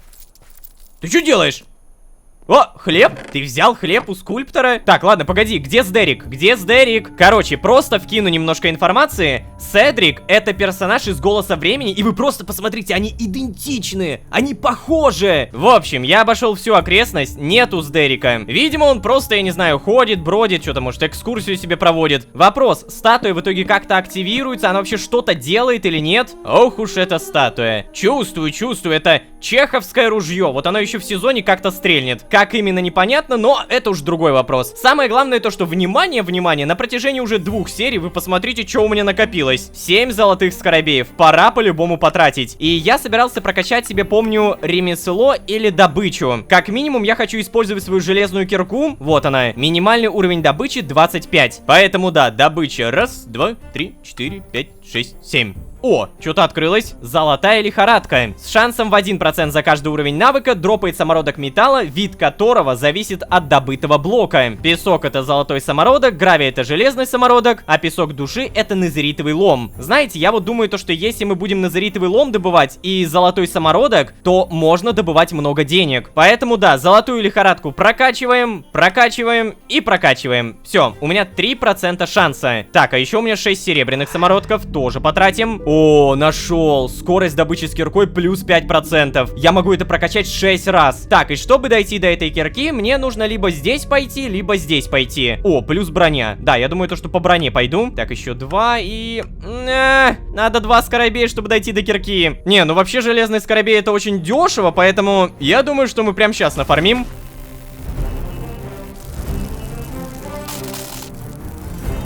Наконец-то! Железный скоробей. Короче говоря, я вот что понял. Мне, оказывается, дают куда меньше опыта, если эта пшеница выращена при помощи костной муки. То есть, если пшеница выросла сама, именно натурально, то за нее дают много опыта. А вот если вот так вот кликать, то это очень-очень тупо. В любом случае, 2 серебряных скоробея. Мы прокачиваем броню и кирку. Yes! Теперь, получается, мы будем копать еще быстрее, да? Давайте проверим. Ну да, слушайте. Так что очень интересно проверить, как будет копать железное, и уж тем более, как будет потом копать алмазное. О, или незеритовое. Привет. Что делаешь, кстати? Поболтаем? О, знаешь, давно хотел сказать. Смешное у тебя лицо. А что с ним? Ну, может быть, из-за костюма, не? Вау, кстати, я до сих пор не могу сделать подарок. Погоди, а как долго это перезаряжается? Так, а тебе? Тебе могу. Поговорим, кстати? А вот так? Знаете, я никогда раньше не чувствовал такого тепла в груди, как с вами. Ну перестань, Абди, ну перестань. Надо бы попробовать Абди что-нибудь подарить. Капец, кстати, он уже понатаскал-то, да? Яблоки тут всякие, яблоки еще. Давай я подарю тебе сноп сена. Вот. О, спасибо. Ага, то есть я так понимаю, это был нейтральный подарок, да? Да, вот даже здесь это написано. Нейтральные подарки, сноп сена, отрицательных не было. Положительные подарки, хлеб и каменная кирка. То есть я мог из этого снопа сена сделать 3 хлеба, подарить ему, и это было бы куда лучше. Ладно, в любом случае, Зариф, ты как там? Нормально с тобой? Ты там не обижаешься на Буриса-то? Поговорим, может быть, нет? Мореплавание, сделать подарок. Кстати, ему, наверное, тоже надо подарки давать. Давайте попробуем... Господи, я даже не... Еду. Вот еда вообще всем нравится, мне кажется. На. Фу! Еще раз ты мне это подсунешь. Еда не всем нравится, да? Статус отношений. О май гад. Я все убил к чертям собачьим, ребята, отрицательные подарки. Ну как? Ну это же мороженое! Это мороженое, Зариф! Короче, с самого начала серии хотел сказать, внимание, ребята, я не забыл про клетку души. Тот самый спавнер, который мы сами можем улучшать. Здесь есть минимальный посредственный уровень, продвинутый, средний и даже максимальный. Пока что нам достаточно посредственного. И чтобы добывать души, нам, по идее, нужен специальный меч. Вот он, меч из стали души. Создается из слитка стали души. Так, получается, мне нужен просто слиток. Это делается из блока пыли души. А так как пыль у нас есть, мы просто соединяем. Вот так вот блок получаем. Еще здесь забираем. Ну и вроде бы, да, нашу проблему решаем. Так, получается, вот так, да? Да, пошел процесс, пошел. Слиток. Мне нужен еще один. Поджигаем, кидаем. Давай. Ой, да молодец. Все, по идее, меч я могу создать, да? Я из этого меча могу создать еще какой-то блок руны Хастилис. Я не знаю, что это такое. Описания у этого никакого нет. Но это уже интересно, то, что мод такой продвинутый. И мы реально можем сделать, походу, какой-то мега-мега-мега спавнер. Соединяется эта сталь даже не с палкой, а с незераком. Вот так вот. Меч из стали души. Минимальный уровень боя для сражения 70-й. Ну это же просто... Ну какой 70-й? Не, я понимаю, 11,5 урона это круто. Но 70-й уровень! Это сколько мне надо? Еще 40! Боже! Короче, мне нужен обычный спавнер пока что, вот что я точно понимаю. А самый обычный спавнер точно был, по-моему, вот этот, да? Да, вот, здорово. Если я, по идее, буду убивать скелетов, я буду получать, во-первых, кости. Во-вторых, я буду получать стрелы, которые мы запихаем в колчан и прокачаем его. И в-третьих, самое важное, мы будем получать скоробеев.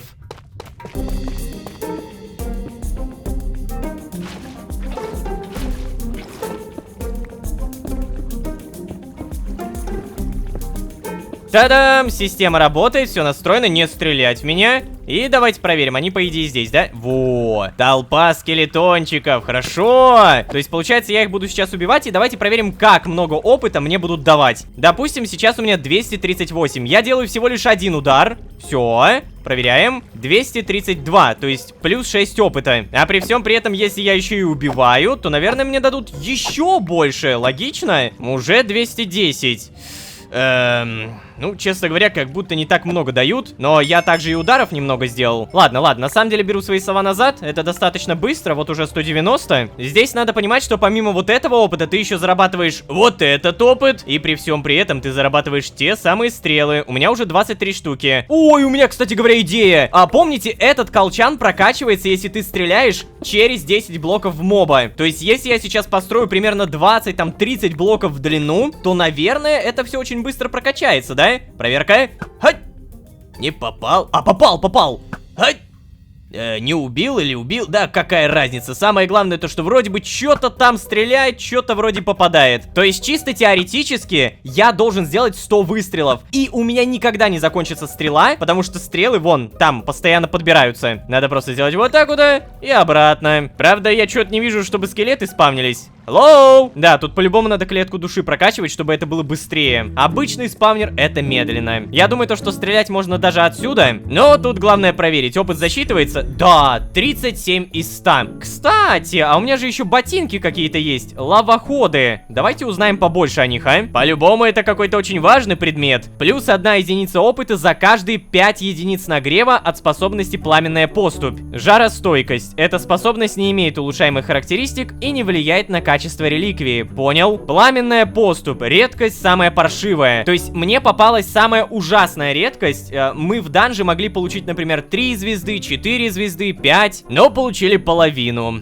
Да. Короче, в течение определенного времени позволяет передвигаться по поверхности лавы. Продолжительность 22 секунды. То есть, получается, мы можем ходить 20 секунд, и мы таким образом прокачаем 4 опыта, да? Я не совсем понимаю, но давайте проверим. Вот, допустим, я надел, я встаю в лаву. Ой, подожди, я реально стою на ней. Так, и что, они, получается, рано или поздно провалятся, да? То есть я могу 22 секунды так стоять. Я могу так в аду ходить, боже! Какие крутые реликвии мне попались-то на самом деле. Причем я спускаюсь по лаве, будто по ступенькам. Офигенно. По истечении запаса времени ботинки начинают перегреваться и наносить носителю урон пропорциональной степени перегрева. Ребята! Так я могу бесконечно ходить. Они меня никогда не будут поджигать, потому что у меня прокачано благословение, глобальное улучшение. Повелитель стихий убирает потребность в воздухе и подавляет урон от огня. Это божественное сочетание. Портал в ад. Забегаем. И прям сходу проверяем, как это работает. Давай.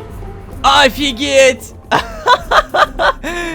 Ребята, я обожаю лавоходы. То есть Все это время они у меня были, и все это время я их ни разу не надел. Привет, скелет! Смотри, как умею. Вот так вот умею, да-да. Прекрасно. Вот так гулять по аду мне явно нравится больше. Тем не менее, давайте телепортируемся домой и начинать спрашивать вас в комментариях, кто такой Сдерик. Ребята, а ну-ка, давайте свои догадки. Сезон явно сворачивает уже в ту сторону, о которой ты даже не начинал задумываться в начале. И мне это определенно нравится, потому что я обожаю сюжеты, которые заставляют каждый раз офигевать, вот буквально. Какой еще Сдерик? Почему он похож на Седрика? Почему статуя бога фараона похожа на Джодаха? Заметьте, мои догадки про Джодаха, они уже, ну, как бы, чем-то дообоснованы. У нас есть еще один персонаж, который тоже похож на другого. Обо всем этом обязательно пишите и, пожалуйста, не забывайте подписываться. Дальше больше, это явно видно. Надеюсь, то, что вам нравится. Надеюсь, то, что вы также поставите лайк. Нажмете, там, что, колокольчик,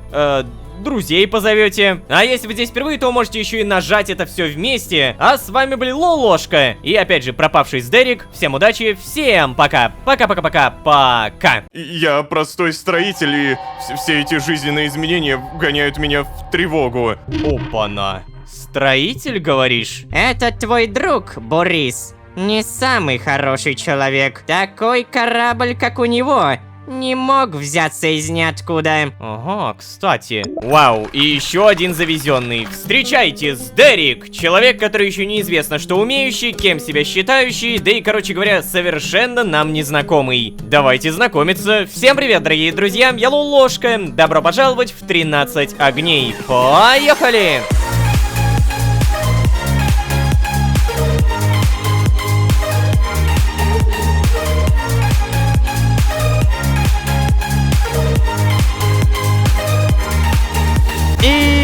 Снова всем привет, дорогие друзья, я Лолошка. Добро пожаловать в 13 огней, сезон, где мы попали в деревню. Да, представляете, сами того не осознавая, мы скорее не просто попали, мы создали эту деревню. Обездоленные, безымянные, как я, нищие, все мы здесь собрались под началом одного единственного человека, Буриса. Напомню, что мы с самой первой серии задаемся не самым тупым вопросом. Какая мотивация у Буриса собрать нас в этом месте? Зачем? И это я еще перестал часто задаваться вопросами про огни, про статую фараона, которая очень похожа на Джодаха. Да-да. Зато, внимание, появилась вполне очевидная заинтересованность. Кто такой Сдерик? Его только привезли в предыдущей серии, а по итогу он тут же ушел куда-то в лес, на экскурсию. Не дали даже поговорить. А ведь Сдерик — это очень интересный персонаж, потому что он очень сильно похож на другого персонажа из другого сезона. Они, ну прям один в один по лицу, и при всем при этом они даже не отличаются по буквам в имени. Мы, с одной стороны, понимаем то, что это тупо нереально, ну, типа, это рофл какой-то, а с другой стороны, мы понимаем, что это же явно все не просто так. Я вам так скажу, в предыдущем сезоне часто повторялась одна фраза: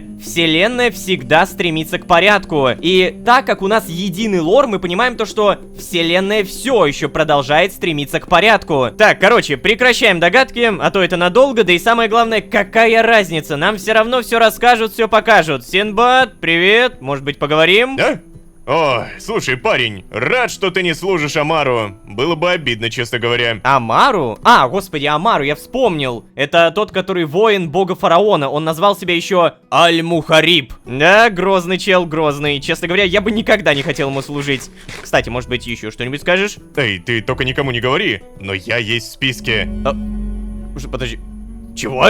Подожди, и ты решил рассказать об этом мне? What the fuck? Если вы не поняли, про какой список речь, то это список, кого нужно убить. И мы уже видели, как работает этот список. Знаешь, я бы не сказал, что ты мне настолько жестко доверяешь, чтобы такое сказать. Так, может быть, еще что-нибудь? Слушай, если что, я буду здесь, пока не буду готов к походу. Так, походу. А, ну да-да-да, он же огни ищет, точно. Окей. Самые внимательные наверняка заметили то, что у меня много снопов сена. Да, я собираюсь поплыть в Нарфанис и наконец-то заработать у Тены. При всем при этом зарабатывать я буду при помощи Незерита. Да, я понимаю то, то, что у меня сейчас всего лишь один обломок, но скоро будет больше. Нам надо всего лишь подойти к статуе и напомнить один навык. Золотая лихорадка. С шансом в 1% за каждый уровень навыка дропает самородок металла, вид которого зависит от добытого блока. Сейчас у меня 3-й уровень, получается 3%. Ну давайте еще прокачаем. Еще. Так, 6%. И что же это получается? То есть я, например, беру песок душ, я копаю его и... Ничего не работает! А, черт возьми! Почему? А, погоди, а возможно мне нужно это делать киркой. Там же у нас типа добыча и все такое. Не, ну киркой это будет сильно дольше. Я не понял, а где мой назаритовый лом? Вы что, меня обманываете? То же самое, но лопатой?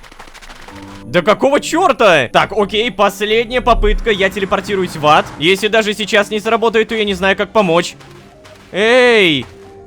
Ну это же ненормально. Эта штука у меня включена, да. Да, ребят, походу меня где-то жестко обманули. Я добыл уже 53 песка душ, ни одного лома. 0. То есть вот этот я взял из сундука, по идее.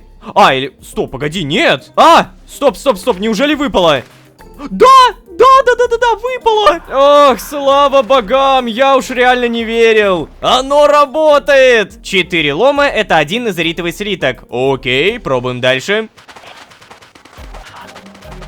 Окей, давайте на чистоту. Я думал, это будет куда проще, потому что 6% шанса. Но даже 6% шанса — это полный отстой. Надо будет прокачать еще. Кстати, у меня вопрос, а где все остальные? Абди, например? О, дедуля, привет, поговорим? Я не в настроении, парень. И для этого ты убрал этот блок? Мог бы на самом деле не вставать. Ладно, тогда давайте с Зарифом попробуем. Привет, Зариф, поговорим. Так, мореплавание, статус отношений, отвратительная шкала отношений и... Нет, поговорить мы в итоге не можем. Короче, я прекрасно понимаю то, что да, затягивать с утенами не надо. А ты какого черта вчера куда-то ушел, а? Привет. Это вы? Прошу прощения, что сбежал вчера, толком не познакомившись с вами. Я, честно говоря, не особо мастер общаться с людьми. Я простой строитель, и все эти жизненные изменения гоняют меня в тревогу. Опа-на. Строитель, говоришь? Вселенная всегда стремится к порядку, как говорил один мой знакомый. Не обращайте внимания, просто вырвалось. Ну давай, продолжай. Да, конечно. Давайте попробуем еще раз, может быть. Я, Сдерик, служил строителем при жреце Хетентепа. После того, как предыдущий жрец Аль-Кафир был предан анафеме, всех его строителей прогнали. Меня в том числе. Я не смог найти себе нового места, поэтому теперь здесь. Я правда постараюсь быть полезным, быстрее освоиться. Вот. Кстати, знаете, я вот что думаю. Ваше лицо кажется мне каким-то знакомым. Мы с вами не встречались раньше, а? О, ничего себе ты как заговорил. Каждый раз я хочу назвать тебя Седриком. Но вообще, если так подумать, то... Нет, Сдерик, раньше мы не встречались. Ну да, наверное, вы правы. У меня, знаете ли, плохая память на лица. Кстати, я могу чем-нибудь вам помочь сейчас? Так, а что ты умеешь? А, ну да, ты же у нас строитель. Раз ты строитель, может быть, ты обеспечишь нашу компанию жильем? А то нас тут как-то многовато стало. Сдерик, слушай, я понимаю, странный вопрос, но, может быть, у тебя есть идеи, как быстро заработать утенов в порту Нара? О, а вот это, кстати, тоже топчик. Придумай сам, чем себя занять, хорошо? Ну, это отвратительно. Так, короче, либо первое, либо второе. Давай вот это. Как быстро заработать бабло? Утены? Такого я точно не ожидал. Ну, знаете, вообще у меня с некоторыми торговцами прям там хорошие такие отношения. Я там часто закупал материалы, обедал, да и в целом много время проводил. Если вы, знаете, меня с собой возьмете, я бы там, наверное, мог даже поторговаться за вас. Вот, да. В общем, если что, я буду недалеко от корабля. Просто позовите, когда соберетесь, хорошо? Буду ждать там. Окей, ладно. Так, прямо у корабля будешь ждать, да, получается? Ну что, получается, прямо сейчас у нас есть... Что это? Замок из песка? Тебе совсем нечем заняться? Слушайте, реально строитель. Давайте на всякий пожарный мы соберем немного... Я сейчас обосрался, честно говоря. О, боже мой, что это такое? Здрасте, житель! О, тихо, тихо, тихо, молодой. А с вами что, торговаться можно? Да, потун. Ну-ка, приручите слона путем скормления ему акациевого цветка. А, я же приручаю всех правой кнопкой мыши, точно. Так, а ну-ка, теперь это мой слон, спускайся. Бесконечный окорок. Узнать о реликвии можно больше на столе исследователя. 64 изумруда. Трэш. Оотека. Давайте купим, проверим, что это такое. Ну-ка. Будьте господи, это мой таракан, это твоя помойка. Да, можешь ходить тут, грызть что угодно. Погоди, могу приручить, ну-ка. Не приручается. Так, слушайте, ребята, вас, конечно, тут очень много, вы очень шумные. Но что еще продаете? Господи. Перо первопроходца. Выветренные холмы. Я вот не понимаю, что это за перья все время продаются. Давайте купим одно, проверим, как это работает. Так, исследуется что-то слева снизу написано. Чего? Я что сделал? Боже, я какую-то карту открыл. Погоди-ка. Это карта, которая ведет далеко... Далеко, видимо, туда. Да, если судя по карте, то это вот туда надо идти. Давайте так, я туда обязательно схожу. Вот прям обязательно. Но сначала нужно все-таки продать все эти ненужные вещи. Убираем снопы сена, тростник, рудную медь переплавляем в левой руке. И получается так, что вот с этими вещами я еду на продажу. Слушайте, на самом деле много. Такое ощущение, что я прям залутаю. Эй, Сдерик, или как там тебя, Сдерик, да. Может быть это, погнали? Поговорить? Да? О, вы хотите, чтобы я все-таки поехал с вами, да? А как будто у меня выбор есть. А, стоп, ну вообще, да, есть. Короче, да, хочу. И все, получается. Да, смотри, он прям за мной идет. Воу, прикольно, прикольно. Итак, Зариф, получается, мне и моему другу билет до Нарфаниса. Покупаем и поплыли. Эй, а за друга кто будет платить, Черт, а у тебя денег нет, да? Слушайте, об этом, честно говоря, я не подумал. Хорошо, я возьму еще. И что, у меня 2 билета пропадет, да? Ай-яй-яй. Ой-ой-ой, стоп, я забыл, бляха-муха, ребята. Я забыл купить билеты обратно. То есть мне придется покупать по двойной ставке опять обратно. Ё-моё, какой же я придурок, а? А всего-то галочку надо было нажать. Здрасте, старушка, поговорим? Не поговорим. Так, Сдерик у нас спит. Ага. Ладно, будить не будем. Эй, Зариф, скажи что-нибудь. Ох, парень, это твой друг, Борис. Не самый хороший человек. Я не стал вчера ничего говорить, подумал, нет смысла. Да и был слишком зол, но... парень, я понимаю, его грубость и внешний вид может заставить тебя думать, что он простой и прямой человек, но... нет, он не так прост. Я уже говорил тебе, мы все выживаем здесь как можем. Такой корабль, как у него, не мог взяться из ниоткуда. Ладно, не хочу об этом говорить. Ага, кстати, типа, по меркам этого всего сезона и всех кораблей, корабль у Бориса оказывается не такой простой, да? Хорошо, что ты это сказал, Зариф. Все, дни у нас идут напролет, и мы приплываем. Опа. Так, Сдерик, что, ты за мной, что ли? А, реально, будет за мной, прикольно. На всякий случай поговорим с Зарифом еще раз. Ничего, мореплавание. Блин, и да, у меня нету обратного билета. То есть, по сути своей, я тупанул. Я мог сэкономить примерно 10 утенов. Сразу раскрою карты. Я сюда приплыл не просто так, а еще и ради того, чтобы наконец-то выполнить задание. Ритуальный нож Кнефмтити. Абди попросил меня раздобыть на рынке Нара ритуальный нож. Он сказал, что такие есть у всех абдов. Так, короче, нам, получается, нужно просто сейчас всех порыскать. И как вообще работает торговля, Сдерик? А ну-ка, давай. О, что? Предложить помощь? Могу ли я как-то помочь? Да, вот. Да, помощь? Мне откуда знать, что ты не очередной прохвост, который хочет меня обмануть, а? Плевать. Я в таком положении, что выбирать не приходится. Я сломал свой основной инструмент. Он служил мне верой и правдой столько лет. Если я не смогу ничего продавать, у меня не будет утенов заплатить налоги. Ты...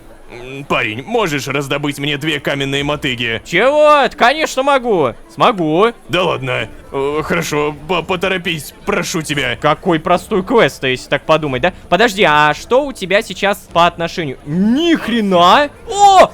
Ни хрена! Сноп сена по 2 покупает! Так, конечно, я это делаю.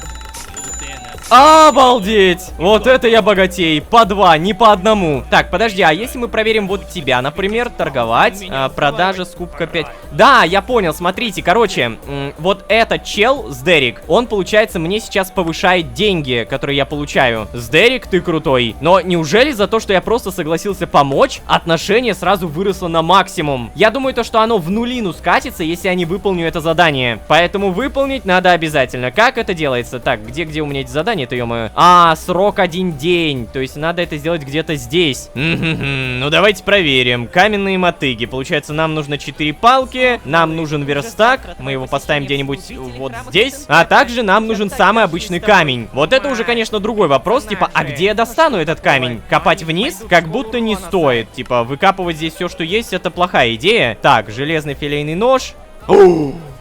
Вот оно! Ритуальный нож. Так, а здесь написано клинок ритуальный. Интересно, это то же самое? Но, судя по всему, да. Типа, я не вижу здесь больше ничего ритуального. Поэтому мне надо потратить 80. Какие же огромные это деньги. Ну, мне чисто ради сюжета интересно, что будет дальше, поэтому да. Используется для подношений богини смерти. А, да, все, это тот клинок. Окей, мы купили, мы потратили. Hello! А кто здесь медь-то покупает? Ты? А, вот, да. Бляха-муха, ты медь не покупаешь, серьезно? О, опа. О, кого я вижу? Привет. Рад видеть знакомое лицо. Привет, Вилли. Ха, представляешь, у Нинель скоро день рождения. Вот, хожу, ищу друзей, приятелей.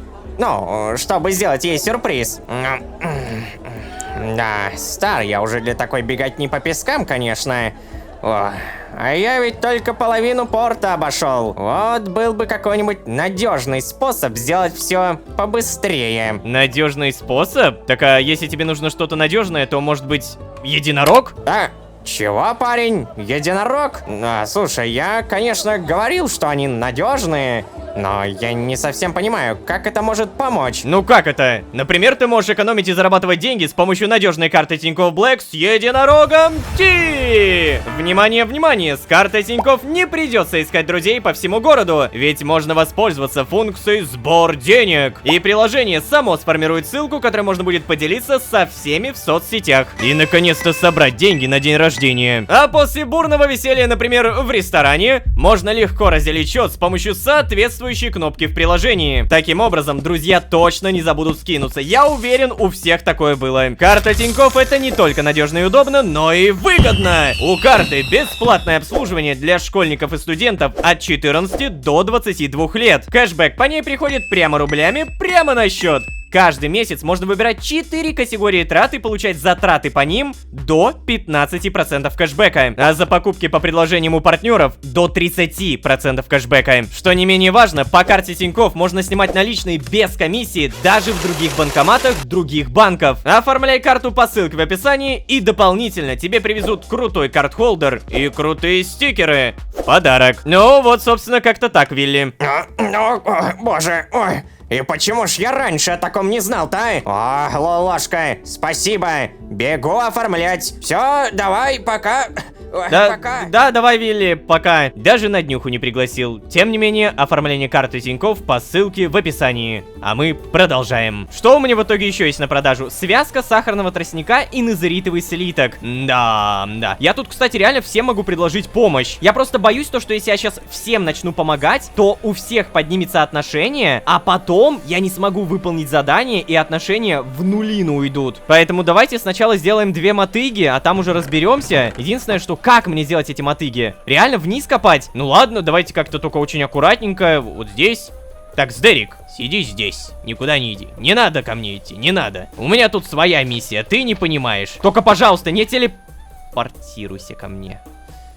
О, господи, как мы выберем? Что я делаю? Ради гребаного задания, что я делаю? Я реально выкапываю куда-то до камня, надеюсь, да? Да, фух, тут есть камень. Боже, я уж подумал, его не будет. Ну, а теперь нужно как-то выбраться. Телепортируемся. Все, как будто ничего не было. Этот проходец мы закрываем. Ничего не было. Пока мы мотыги не сделали, слушай, у меня вопрос. А если мы попробуем с тобой пройти сюда? Может быть, что-нибудь скажут? Я же сказал, проваливай отсюда. Ну ладно, тогда так и быть. Я надеюсь, то, что там день не прошел, я могу выполнить задание, да? Как? Просто кинуть? Вот возьмите. Да ладно, неужели это... Ох, парень, спасибо тебе огромное. Вот, держи, это за помощь. Охренеть. Я не против помогать вам всем. Ребята, вы лучшие. В общем, мне остается продать только связку сахарного тростника. Я хожу, брожу, реально пытаюсь найти, не получается. Именно поэтому прямо сейчас я просто продаю назаритовый... Чего? 3! Я думал, тут 8! Не, чел, нет. Этот назарит будет моим. Чувствую, меня тут все облапошить пытаются. Реально, на рынке 5 минут, а уже чувствую себя обманутым. Короче, мы вроде поторговали. У меня 405 утенов. Я планировал заработать на меди. Да, как бы в свое оправдание скажу, что я планировал продать именно эти слитки. Тем не менее, то, что мы заработали плюс 1 с каждого снопа сена, это круто. Поэтому давайте в любом случае мореплавание. Ох, бляха-муха, и что, получается, придется билетик еще... Может быть, давай как-то... Эй, а за друга кто будет платить? Ну, по одному билетику. Хорошо, я возьму. Блин, 40 утенов просрал. Я как будто даже в плюс не вышел. Сколько вот у меня было? 300 с чем-то, да? Ну, вот стало 385. Ну, опять же, оправдание медь. Все, у меня есть оправдание. Погнали. О, мы сразу здесь. Прикольно. О, знаете, я так устал за сегодня. Да, я понял, что ты устал. Подожди. Пойду вздремну. Удачи вам. Ой, спину ломит. Давай, удачи тебе, Сдерик. А куда ты ляжешь, интересно? Понятно. Вообще пох, реально. На паутину можно было сразу. Обожаю сэндвичи. Обожаю сэндвичи. Славься, Хэттентап. Ну, понятно, короче, да, он будет то же самое говорить. Ну, бляха-муха, обожаю сэндвичи. Какая легендарная фраза, а? Ну что, Абди, давай я тебе подарю ножик. Так, ты где? Вот, и вон он. Чего делаем? Молится, офигеть, он прям молится. Ладно, вот, возьми тебе ритуальный нож. Да, господин? О, это невероятно! Какая рукоять! Какое лезвие! Я терпеть не могу оружие, но это вызывает у меня настоящее благоговение. Господин, знаете, как абды молятся богине? Нет, не знаю. Что, расскажешь?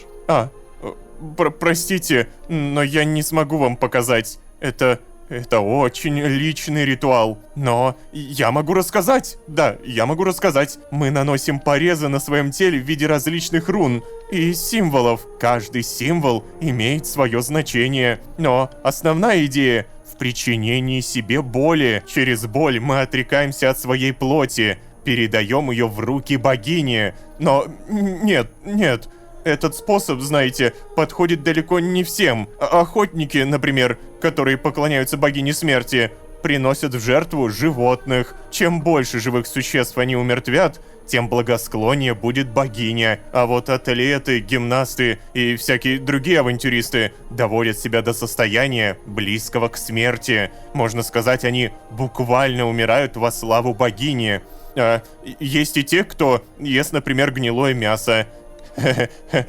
Мне кажется, именно они верят в то, что чаши подле ног богини демонстрируют ее благосклонность. Они говорят, что для каждого чаши горят по-разному и загораются по одной. И если ни одной не горит, значит богиня недовольна. Но это же бред. Всем же видно, что они горят всегда. Я ни разу не видел, чтобы хотя бы одна чаша не горела. Ой, простите, нехорошо, когда аб так веселится. Позвольте, я закончу молитву, господин. Ну давай. Подожди, а это они типа горят таким образом? Но если это огонь, то это огонь. Молись, как говорится. Так, поговорить мы можем? Если я по нему нажимаю, то ничего не происходит. Окей. На всякий случай про тебя не забудем. Здорово. Ты можешь так сказать. Я не в настроении, парень. Самое смешное, что он убирает блок, встает и такой: я не в настроении.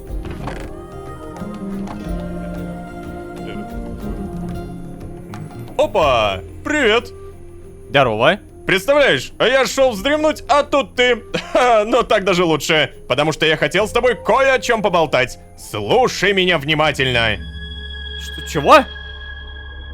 Когда наш мир только возник силами богов из единой песчинки, между собой боги договорились, что никто из них никогда не будет главным. Для этого каждый создал по 2 сильнейших артефакта. Догадываешься, каких, да? Ага, вижу, да. Каждый создает по 2 огня. Эти артефакты они спрятали в мире так, чтобы другие боги не знали, где их найти. Их задумка была крайне простая. Представляешь, если кому-то из богов будет угрожать опасность, ну, от другого бога, то атакованный бог для защиты может призвать свой артефакт. Прикольно, да?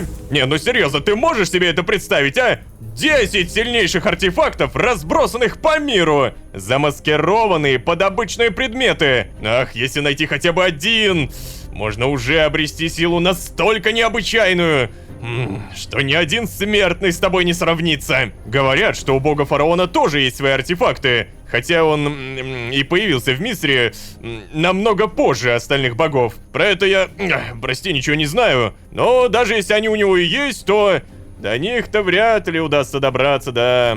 Короче, парень, я к чему это все веду? Давай искать огни вместе, а? А, вот зачем. Кстати, очень хорошую инфу он мне выдал, смотрите. Говорят, что бог фараон появился намного позже остальных богов. Мы понимаем, что он явился как мироходец. Господи, какие у тебя глаза. Короче, мы понимаем то, что фараон это тот, кто изначально не был в этом мире. Он пришел извне. И опять же, я просто не могу не напомнить, просто ну не могу, что фараон очень сильно похож на Джодаха, который как раз умеет путешествовать по вселенной. Тем не менее, давайте не об этом, давайте искать огни вместе. Итак, что я могу сказать? Да зачем мне это? Мне и тут хорошо. Синдбад, слушай, а тебе не кажется, что эти огни это какая-то выдумка? Синдбад, ничего обещать не могу, но знаешь, город Нахвамдис меня уже заинтересовал. И это правда, кстати. Да. Ай да красавчик, парень!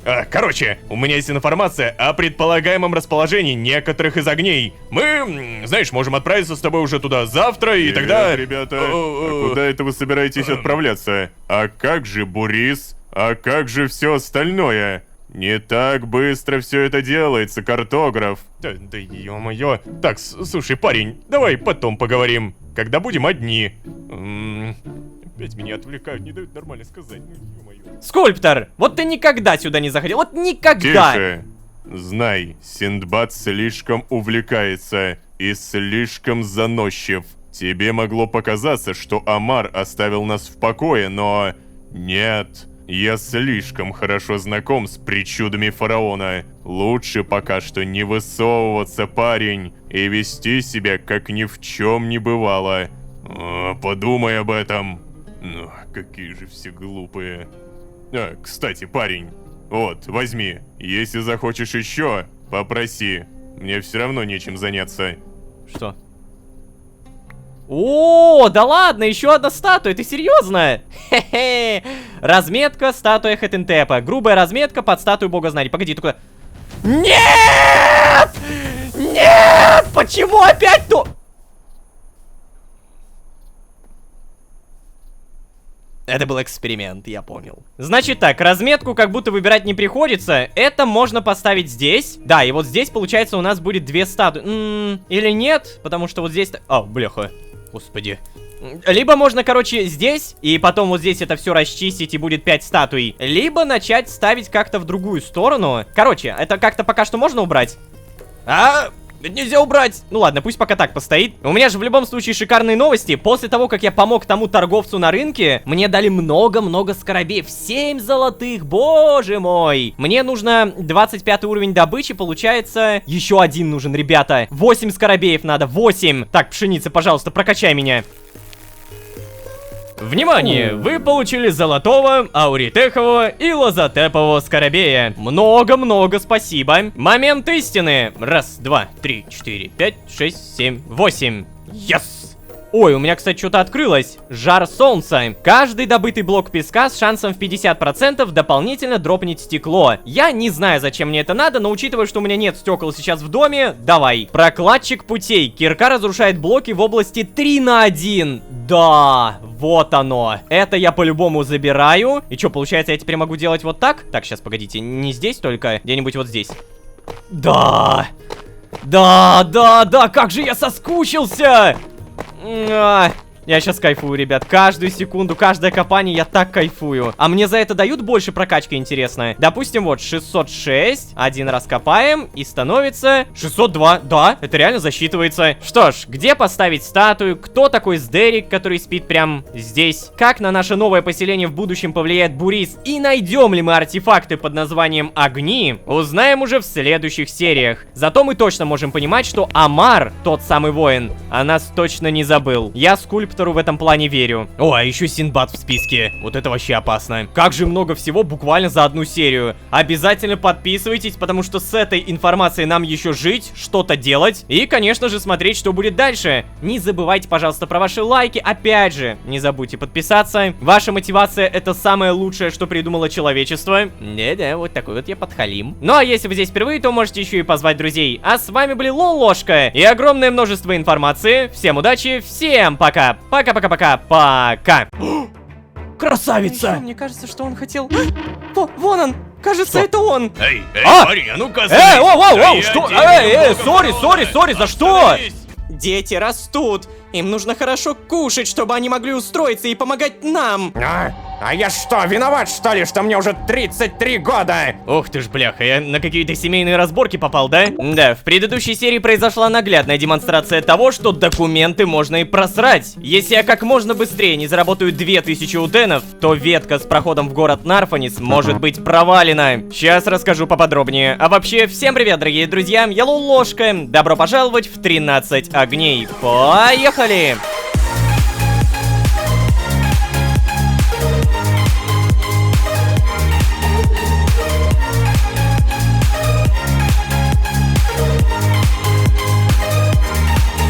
И снова всем привет, дорогие друзья, я Лолошка. Добро пожаловать в 13 огней, где мы все еще бомжи. И нет, в этот раз это не просто повествование, в этот раз это призыв к действию. Предыдущая серия ярко кричит о том, что вот тебе Сдерик. Смотри, с ним ты заработаешь больше денег при продаже той же пшеницы. Копи 2000 утенов, черт возьми. Да, прям так и говорят. Честно говоря, я бы не особо торопился, если бы не одно но. Выбор. Через других персонажей нам постепенно начинают намекать. Не всегда стоит идти на поводу у Буриса. Следовательно, вполне возможно, скоро придется сделать выбор. Либо Бурис, либо кто-то другой. Возможно, кто-то, кто более для нас интересный. А я, как вы понимаете, хочу и рыбку съесть, и... документы успеть получить. Короче, да, попробуем сесть сразу на 2 стула. А для этого нужно конкретно запотеть и заработать кучу бабла. Ну и перед этим кое-что рассказать. Внимание, в предыдущей серии мне дали вот это. Разметка. Статуя Хетентепа. Грубая разметка под статую бога знаний. Я ее разместил, появились желтые очертания, я забил, но до этой серии я все-таки, та-дам, поставил песчаник. Честно говоря, я думал, что придется рассказать об этом скульптору, но нет. Он просто взял и пошел долбить камень. Давай, покажи это, молодец. Хорошо. Ты, кстати, может быть, что-нибудь скажешь? Если ты будешь отвлекать меня, на эту статую уйдет еще больше времени.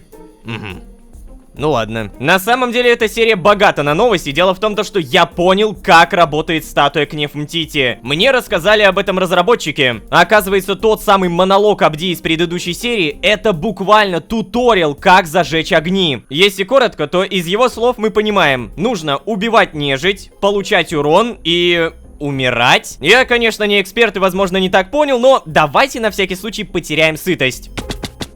Итак, допустим, у меня 6 плоти. Мы просто едим. Далее у нас появляется голод, это нормально. Далее мы снова едим. И ничего не происходит. Так, возможно, мне нужно чуть больше поесть, да? Пока что у меня 4 плоти минус, а больше-то у меня и нету. 5-я, 6-я. Нет, у меня кончилось. Боже. Окей, тогда попытка номер 2. Я попробую умирать. Допустим, вот я на дереве. Допустим, я создаю здесь вейпоинт дерева. Допустим, я падаю и... Ну, серьезно, гребаное сердце. Попытка номер 2, давай. Вот так вот, хорошо. Эй, богиня, я надеюсь, что тебе это понравилось. Я сейчас буду это реально повторять и повторять. Внимание! Гнев Мтити довольна вашими деяниями. Да ладно. Ребята, оно работает! Вторая жизнь, благословение Гнев Мтити. У меня сразу 2? Так, погоди. И да, реально огонь зажегся. Охренеть, Абди, это лучший туториал. Так, кстати, Сдерик, здорово. Чё, как у тебя дела, что делаешь? В песочке рыскаешь, да? Поговорим, может быть? А, это вы?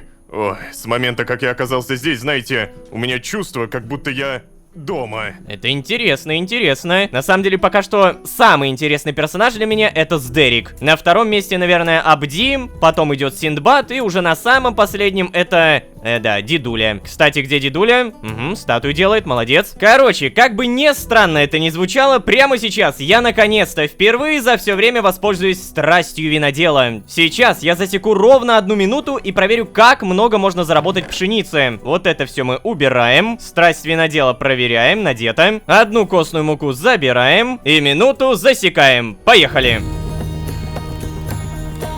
Остается 3, 2, 1... Все, отлично, ровно 1 минута. В итоге у меня сколько? 89 пшеницы.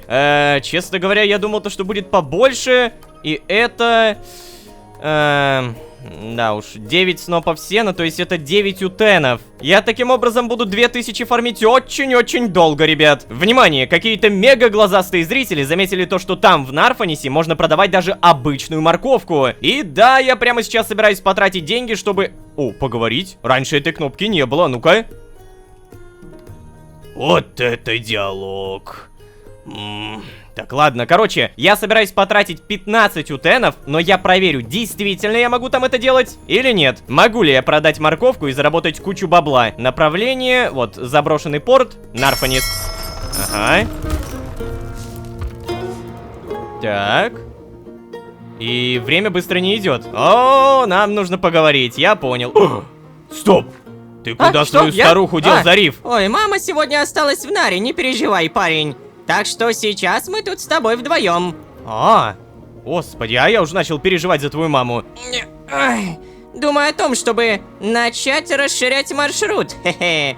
Заходить на какие-нибудь новые острова. Уверен, на Гизире было бы много желающих сплавать в Нар. Да вот только у меня никакого желания плыть на Гизиру нет. Но, правда, мои надежды, что появится огромная толпа людей, желающих хотя бы просто посмотреть на проклятый континент, пока что не оправдались. Зато вот, ты стал моим постоянным клиентом.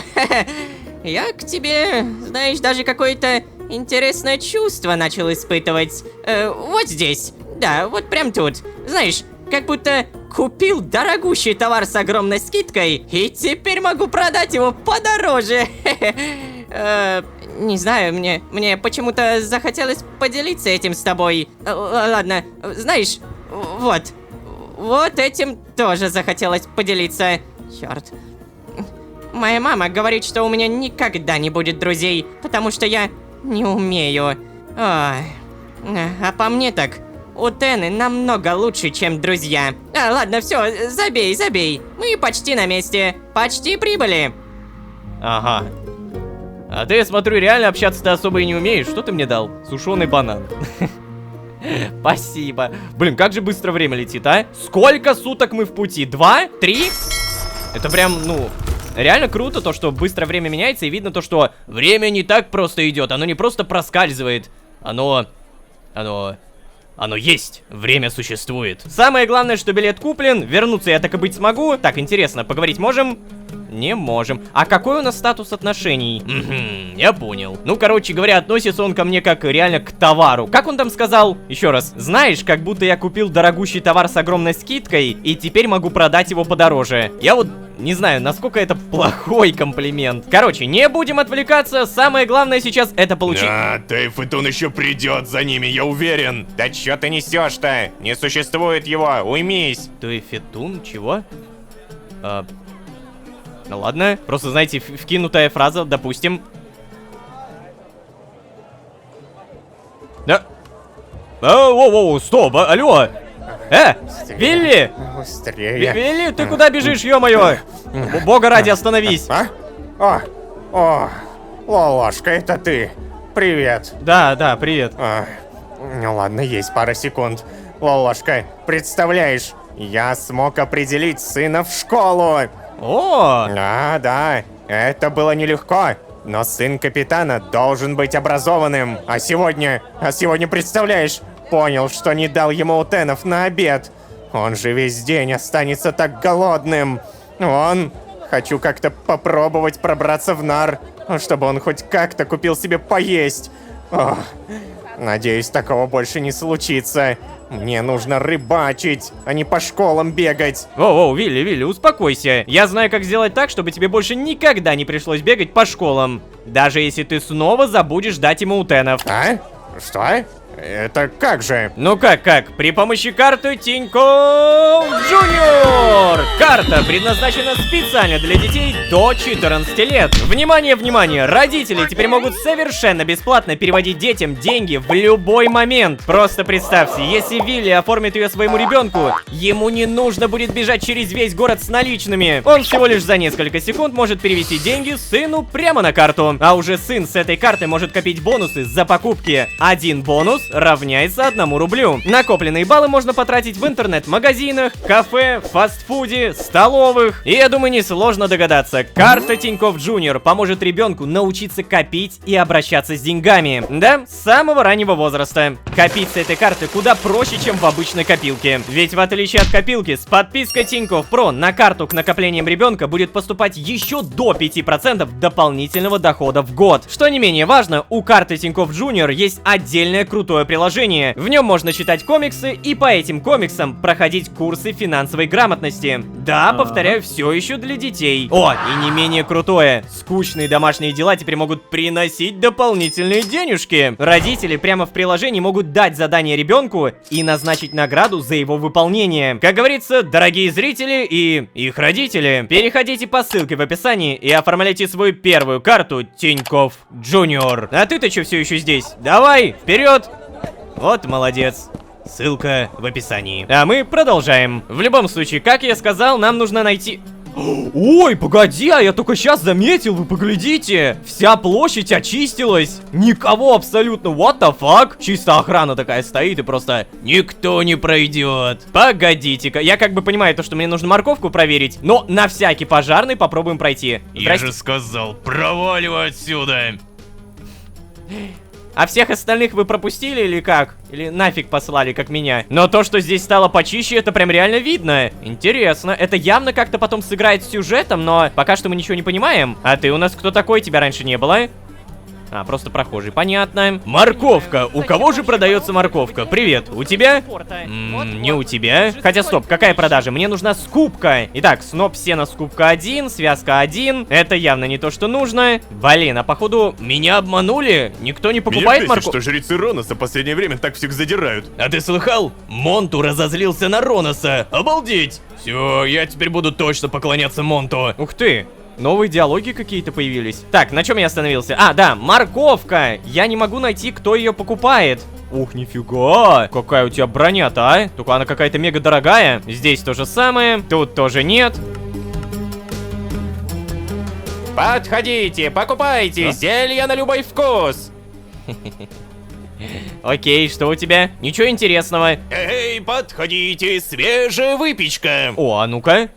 Морковка! А, черт возьми, продажа! Ну какая же это выпечка? Какая же это выпечка? Где? Буквально нету никакой выпечки, это же бред. Курятина, скупка. Нифига, как выгодно, кстати. Одна курица это 1 утен. Ах вы заразы, я не буду убивать курятинов, ни за что. Так, у тебя что? Продавец посуды. О, кстати, мешки с сокровищем. Да, дорого-дорого. Я, по идее, могу поднять с ними отношения, и тогда будет скупка выгодная и продажа выгодная. Но, напоминаю, во время предыдущей серии, помните, у меня был такой момент, то что у кого-то отношение было максимальное. Оказывается, ребята, это визуальный баг. Тогда мы были со Сдериком, и оказывается, у всех отношение было с синей улыбкой. Я подумал о том, что я не хочу больше брать с собой Сдерика, потому что мне лучше самому повысить отношения и не зависеть от этого персонажа. Так что давай, фермер, предложу-ка я тебе помощь. Могу ли я как-то помочь вам? Блин, ну, слушай, ты, конечно, не качок, но сбит неплохо. Последнее время на порт участились нападения диких животных. От этого страдают все. Надо бы немного снизить популяцию этих проклятых мух, а? Если сможешь завалить хотя бы 16 штук, весь порт будет тебе благодарен, парень. Потянешь? Да, конечно, давай. Ну давай, удачи. Новое задание. Как оно? Порт в опасности. Вокруг Нары развелось слишком много мух. Надо убить 16 штук, чтобы они перестали угрожать людям. Мухи, боже мой, что за задание? О, муха! Муха-цикатуха, а ну-ка Емать.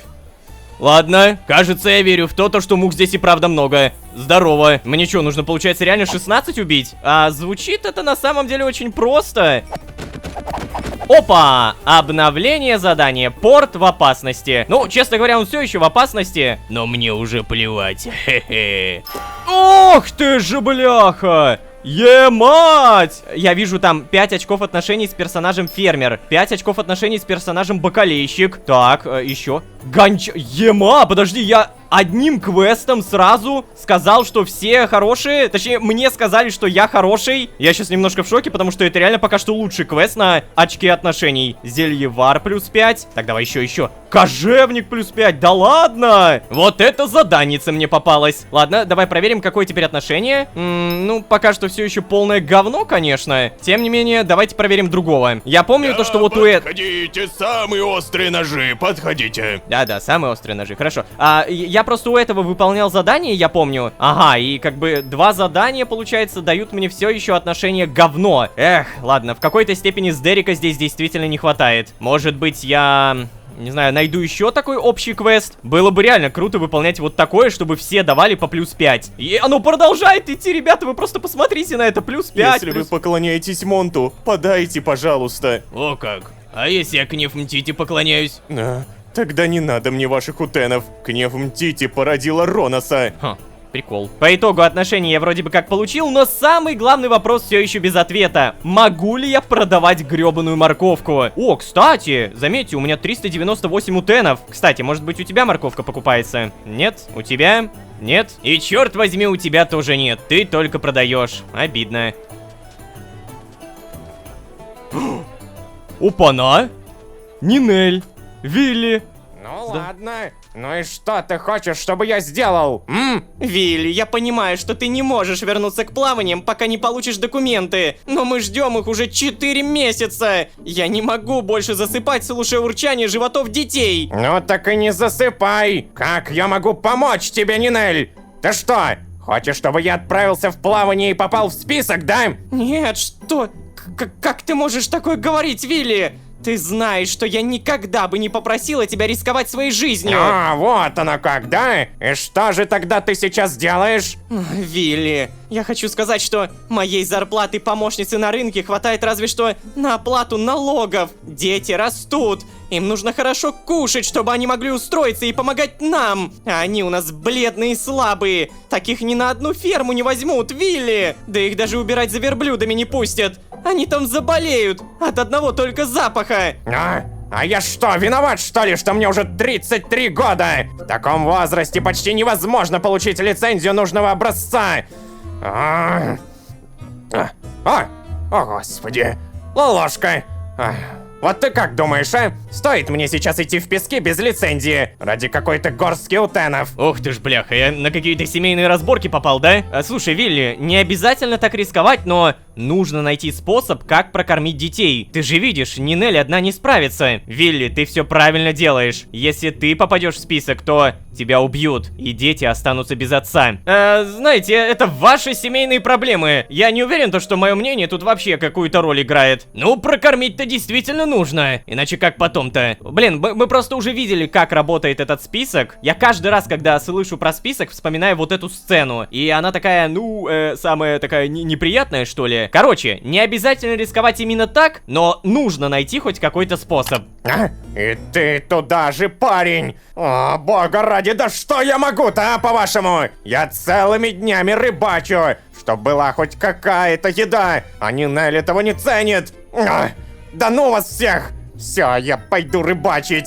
Эй, прости, Вилли, я не хотел ссориться. Ну, кстати, по крайней мере, минус очки не дали. Я, может быть, могу вам дать горстку утенов. Вот, 398. Ох, спасибо вам большое. Мне, знаете, очень неловко, что вы снова наблюдаете нашу внутреннюю жизнь. Вилли не должен был вовлекать вас в наш спор. Кстати, время.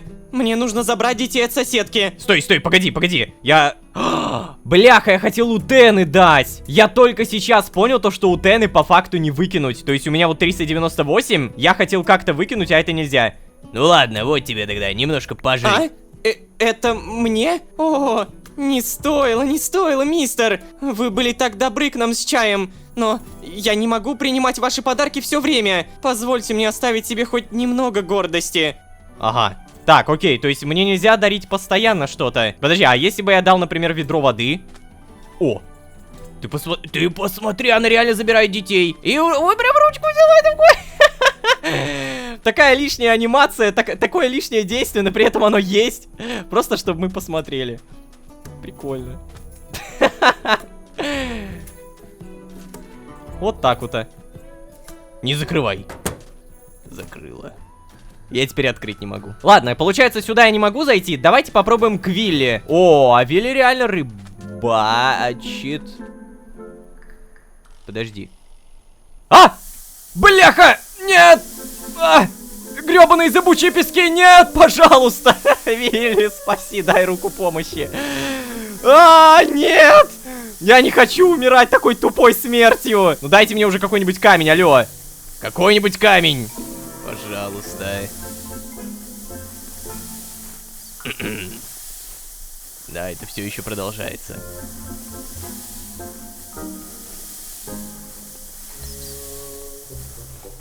О, ну наконец-то. Да, спасибо большое, было весело. Долбаные зыбучие пески, вот реально. Я тут сноп сена поставлю, что я тут был. Что ты тут рыбачишь? Это зыбучий песок, чел. Честно говоря, я примерно уже начинаю понимать, почему ты нищий. Возможно, потому что ты еще тупой. Реально, это же гребаный песок.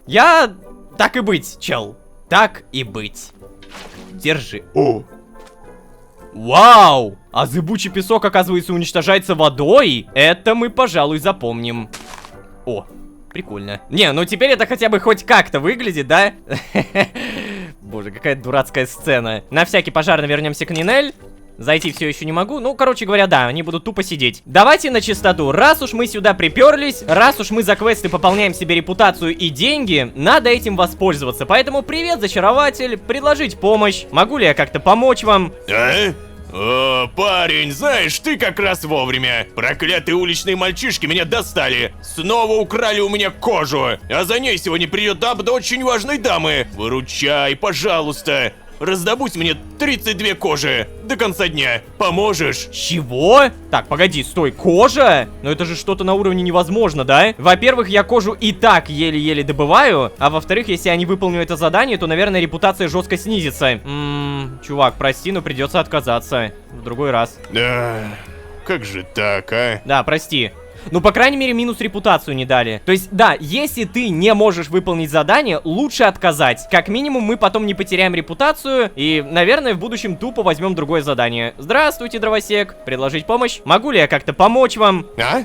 Помощь? А мне-то откуда знать, что ты не очередной прохвост, который хочет меня обмануть, а? Впрочем, я в таком положении, что выбирать особо не приходится. Я сломал свой основной инструмент, а он служил мне верой и правдой столько лет. Если я не смогу ничего продавать, у меня не будет утенов заплатить налоги. Ты поможешь раздобыть мне 2 железных топора? 2 железных топора? Ё-моё, чё за задание, а? Ну вот, у меня есть железо. Фак! Мне нужно еще 3. Я не знаю, может быть, просто копать вниз, добыть там железо и выполнить? Наверное, так и быть, давай, смогу. О, спасибо. Только поторопись, прошу тебя. Нифига себе! Вот это у вас тут шахты, ребята! Давайте как-нибудь аккуратненько, потому что я уже вижу железо. Надо спуститься. Бляха-муха, вот зачем я воду вылил, а? То есть, смотрите, у меня есть переплавка в левой руке, поэтому я, получается, просто вот это добываю. Все ненужное выкидываю. Беру железную руду в левую руку и... Та-дам! Железный слиток. Далее ТП. Забираем 2 железных топора и получаем обновление задания. Вот, нормально. Да, возможно, это не самый честный способ, но тем не менее, хоть как-то. Вот, возьмите, возьмите. Я надеюсь, что отношение сейчас жестко вырастет. А? О, неужели это... О, спасибо огромное. Отлично. Обновление задания, сломанный инструмент. Плюс 5 очков отношений с персонажем Дровосек. То есть только с ним. Получается, то задание с мухами это имба задание, потому что оно всем дало плюс 5 очков. Отношения все еще говно, но, кстати, это уже не такая прям супер красная мордочка. А могу ли я взять... Нет, больше не могу взять задание, понятно. Саженец солнечного цветущего дерева, скупка 4. Вау, интересно, где такое дерево достать? Я бы, честно говоря, начал продавать, потому что, сами понимаете... Красавица! А еще мне кажется, что он хотел... Да, сам. Вон он! Кажется, Что? это он! Эй, А! парень, а ну-ка! Воу, что? Сори, за что? Так, знаете, у меня такое ощущение... Да, у меня есть стойкое ощущение, что мне кажется, лучше свалить отсюда. Зариф! Спасай! А? Вон он, или нет? Где он? Там? Плевать. Спасай. Так, окей, время сразу быстро идет. Поговорить, я так понимаю, мы не можем. Я надеюсь, я все правильно сделал. А сколько у меня денег? 405. Слушайте, мы на самом деле, несмотря на то, что ничего не продали, остались в жестком плюсе. Получается, да, можно, в принципе, идти без какого-либо товара и все равно заработать нормальные деньги. Интересно, а могу ли я как-то с Дерека позвать с собой? Ну-ка, поговорить? Нет? Ладно. Да, знаете, мне так нравится строить. Здравствуйте. Теперь, когда у меня есть нож, мое поклонение к Нефмтити достигло своего апогея. Ой, как много хотят со мной тут все поговорить. Слушай, ну я рад, что я дал тебе в итоге этот ножик. Скажешь что-нибудь еще? Знаете, я чувствую, как становлюсь сильнее. О, какая крутая фраза. То есть ты начал хорошо питаться, жить хорошо, тебя никто не бьет. Радует, радует. Возможно, даже выпирающий скелет пропадет. А то пока что прям худой-худой. Синбад, алло, а ты-то что-нибудь скажешь? Ну-ка. А что я могу сказать? Мне нравится целыми днями ничего не делать. У меня первый раз такое, прикинь. Понятно. А теперь к более локальным вещам. Ребята, напоминаю то, что теперь я могу использовать железную кирку, так как прокачал добычу до 25 уровня. И вот что я вспомнил. У нас же есть железный Сколько? 24 штуки уже? Чего? Подожди, а сколько я их в серии не тратил? 2? 3? Я же еще кучу заданий выполнил, точно. Обалдеть. Ребята, короче, выполнение заданий это самая лютая имба. На рынок Нара надо по-любому частенько заглядывать. Так вот, что я хотел сказать. У меня тут есть такая штуковина, которая позволяет, по идее, вставлять дополнительные самоцветы. О, нашел. Ювелир. Плюс одно гнездо во всех предметах. При всем при этом мы еще прокачаем сейчас скорость добычи с киркой. О, боги. Как же задания тащат, как же они прокачивают, а? Скорость атаки, критический удар. Так, ну короче, ювелир, проверяем. И... да, появилось дополнительное пустое гнездо. Следовательно, вот в эту железную кирку я могу еще вставить опал. А, нет, подожди, какой опал? Там как-то по-другому самоцвет назывался. Во, лунный камень. Плюс 5% скорости добычи с киркой. ТП в деревню. Здрасте, стол кузнеца. Вставляем. И уже плюс 10% получаем. Учитывая то, что я сейчас еще и здесь прокачал скорость добычи, я не представляю, насколько это будет быстро. Ну-ка. Охренеть! Боже, да это же почти моментально, ребят. Но есть маленькая проблема. Дальше мне уже некуда прокачивать эту скорость. То есть вот это я качнул, здесь тоже прокачал. Возможно, где-то я что-то еще пропустил, но да, всей веткой с киркой я почти дошел до максимума, если не до максимума. Дальше мне эту кирку только зачаровывать. А для этого нужен стол зачарования. Да, паучара? Обо мне знает некий Аль-Мухариб воин. Обо мне знает красавица. Обо мне знает стража. И такое ощущение, что вот эта маленькая сценка с красавицей в скором времени мне жестко аукнется. Пипец. Давайте не думать о плохом, будем думать о хорошем. Вон у меня скоробеев много. Тем не менее, последние 2 серии у меня реально складывается ощущение, что... хана мне скоро. А вообще, на этом я буду постепенно заканчивать. Пожалуйста, не забывайте подписываться, не забывайте про ваши лайки. Все это одна ваша большая мотивация, которая позволяет мне, команде, делать лучше, качественней и больше. Умоляю, не игнорируйте и не пропускайте эти слова мимо ушей. Спасибо. А если вы здесь впервые, то можете еще и позвать друзей. А с вами были Лолошка и стражник, который шел прямо на меня. Всем удачи, всем пока. Пока. Давай, дружище, пошел я все-таки собираться. Нет, стой, Синбад, я уже привык к тому, что ты спишь на моей кровати. О боже, что? Хочешь сказать вот это, да? Нет.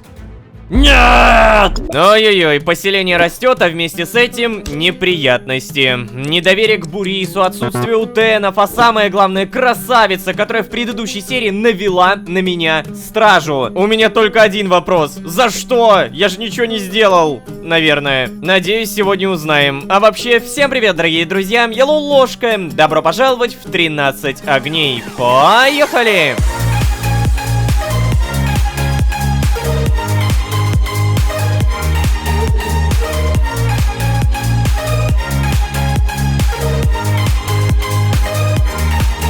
И снова всем привет, дорогие друзья, я Лолошка. Добро пожаловать в 13 огней. Сезон, в котором Египет не прощает ошибок. Запомните это. Я на полном серьезе. Если брать во внимание только факты, а не какие-то там догадки, мистику и так далее, то мы видели воинов фараона, мы никому тут толком не доверяем. Кроме Абзи ко мне никто хорошо не относится. А тут еще и Бам, красавица, которая в предыдущей серии не дала спокойно походить по рынку, заработать денег и отправила на меня стражника.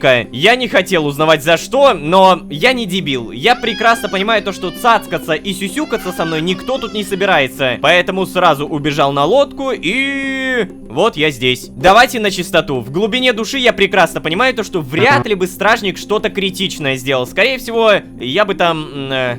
взятку ему дал, и у меня бы потерялось там 50-100 утенов. Но поймите меня правильно, даже потеря денег для меня сейчас очень и очень критична. Короче, из всего вышесказанного стоит понимать одно. Не зная за что, нам лучше пока что не уплывать отсюда и не появляться на рынке. Да, Синдбад? Что-нибудь скажешь? Ну а чё говорить-то? Я отдохнул. Вот ты молодец какой. Ну, хоть кто-то здесь отдыхает. Давай. О, подожди, чего? Скульптор. Это самое удобное место, чтобы долбить камень, серьезно? Кстати, статуя постепенно преобразовывается, молодец.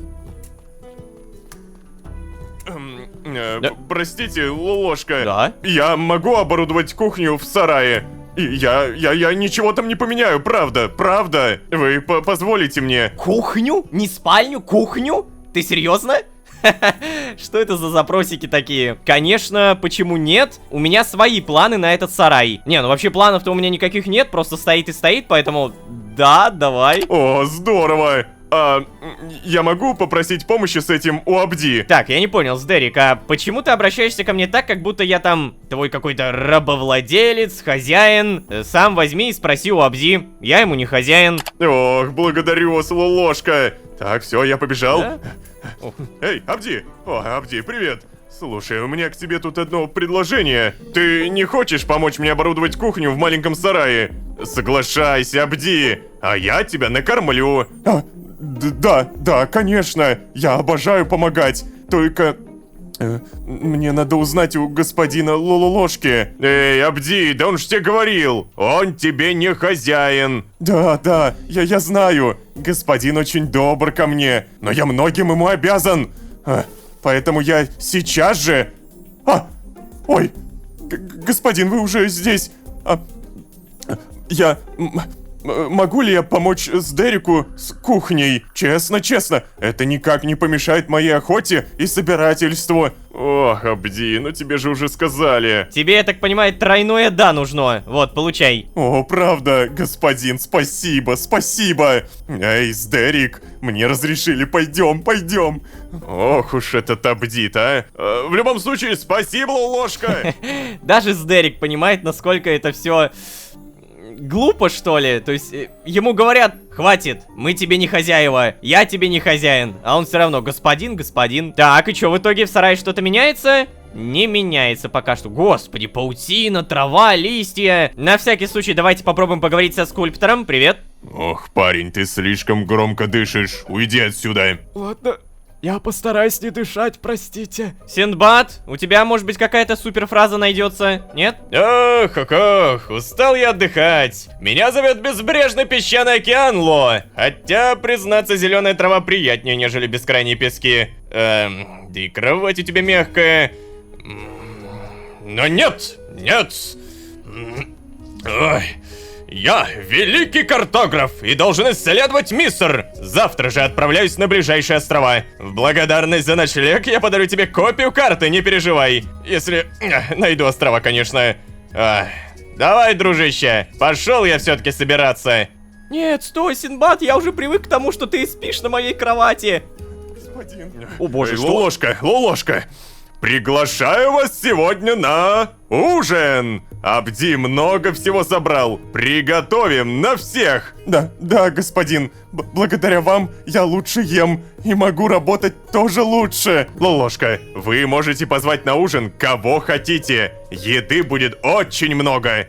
Ура! Ура! Я так счастлив! Да, Абди, не говори. Большущее спасибо тебе за помощь. А я пойду готовить. А я смотрю, вы сдружились, да? Ни хрена себе! Так, слушайте, ладно, я выбираю кухню, а не спальню. Но сюда-то кроватку можно было запихать, да? Так, слушай, как все это сладко выглядит, хоть и еды пока нету. Так, бочечка, кладовая. А что ты, варишь что-то, да? Еды, говорит, будет много. Тут у нас морковка, помидорчики, а мясо... Мясо где? Где мясо? Так, поговорим, кстати, может, что-нибудь скажешь? Нет? Так, коптильня... О, кстати, а вопрос, как ты ко мне относишься? Да, я только сейчас заметил то, что здесь нету сдерика. Ладно, я тогда это, знаете, что сделаю? Давайте скульптору что-нибудь подарим. Я хочу подарить тебе еды, например. Может быть, тебе мороженое зашибись? Вон ты хлеб кушаешь. Сделать подарок. Ты что, больной, что ли? Это было мое последнее мороженое. Буквально последнее. А Нинель понравилось, вот. Мороженое с печеньем и клубникой. Простите, Ой. мне нужно бежать. Вау!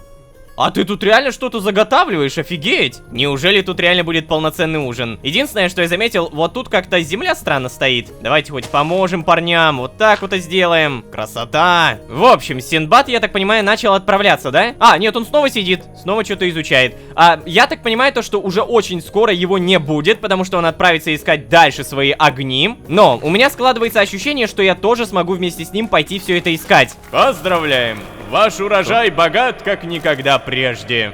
В плане богат. Что это значит? О, погоди! Благословение Селиасет 2-го уровня. Ема, так оно еще и прокачивается? А чё ж мне раньше до этого никто не говорил? То есть у меня теперь эти штуки работают чаще, да? Давайте проверим. Вау. Так, слушайте, их было больше. Вау! Офигеть, это так много выращивается. Не, ну если так подумать, то да, я хочу тогда и до 3-го прокачать. Это будет супер-пупер быстро. Но, ребят, я хочу извиниться перед всеми вами. Я обошел практически весь рынок, но не нашел никого, кто покупал бы эту морковку. Пересмотрев 11-ю серию, я нашел то, что был реально такой торговец, и он покупал морковку, но не по 8, не по 32, а по 64. Также у него продавалось мясо, другое мясо. Я подумал о том, что надо бы, наверное, сделать себе загоны, а также, наверное, сделать еще одну ферму. Да, моркови, и да, прямо сейчас.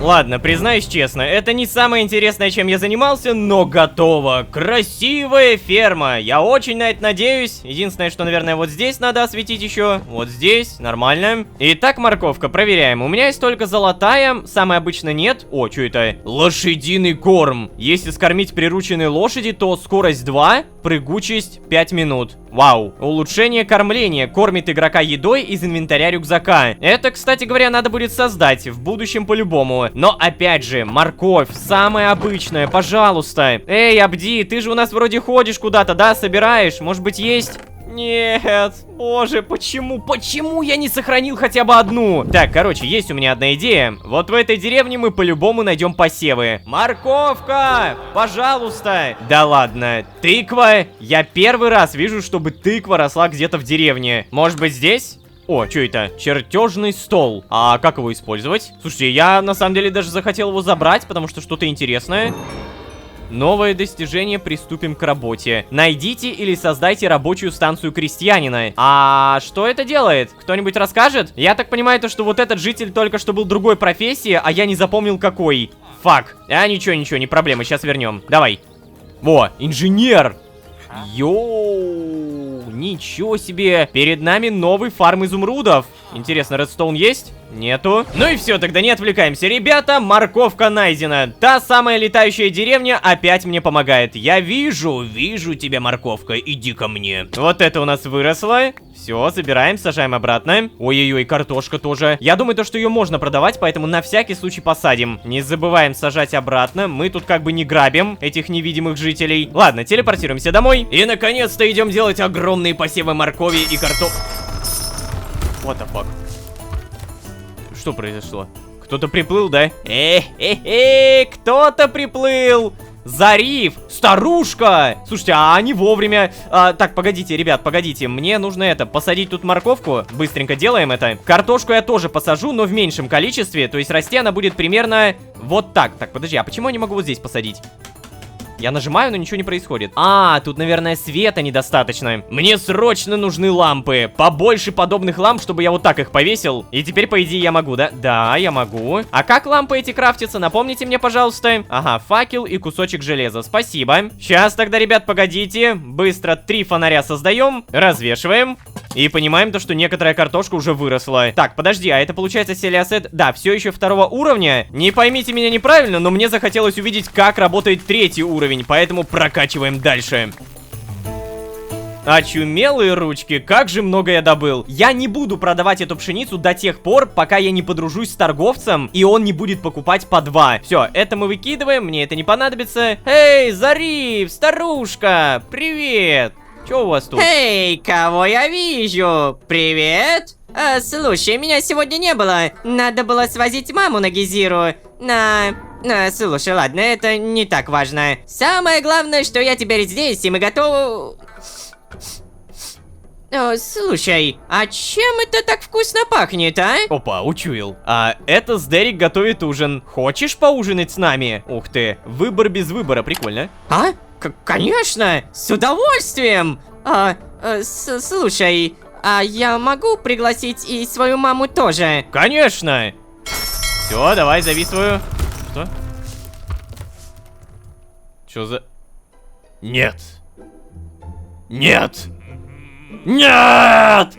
Праздник будет испорчен! Да? Он же будет испорчен. Напевает. Эй, Лололошка! Привет. Привет. Хам. Вот Стоп. О, нет, не хара. Какой аромат, а? Ха-ха, ну что, парень, угостишь старого друга? А я смотрю, тебя приглашать-то и не надо, да? Ну, не знаю. Нас и так уже много. Слушай, боюсь, на всех не хватит, Бурис. Конечно, Бурис. Кстати, Зариф тоже приглашен. С радостью. Но давайте мы его тупо предупредим. Может быть, он сам откажется. Типа, Зариф тоже приглашен. Да, давай. Хочешь сказать вот это, да? Вот хара. Да ладно, тут не я порядки устанавливаю. Слышь ты, запомни, я делаю это ради Лололошки. Один раз. Один раз. Вы порешали, да, между собой? Все нормально. Мы же можем идти. О! Господин! Ой, господа, ужин готов. Я провожу вас. Ну вот это я понимаю, вот это уже другой разговор. Давай. Эй, ма, идем ужинать.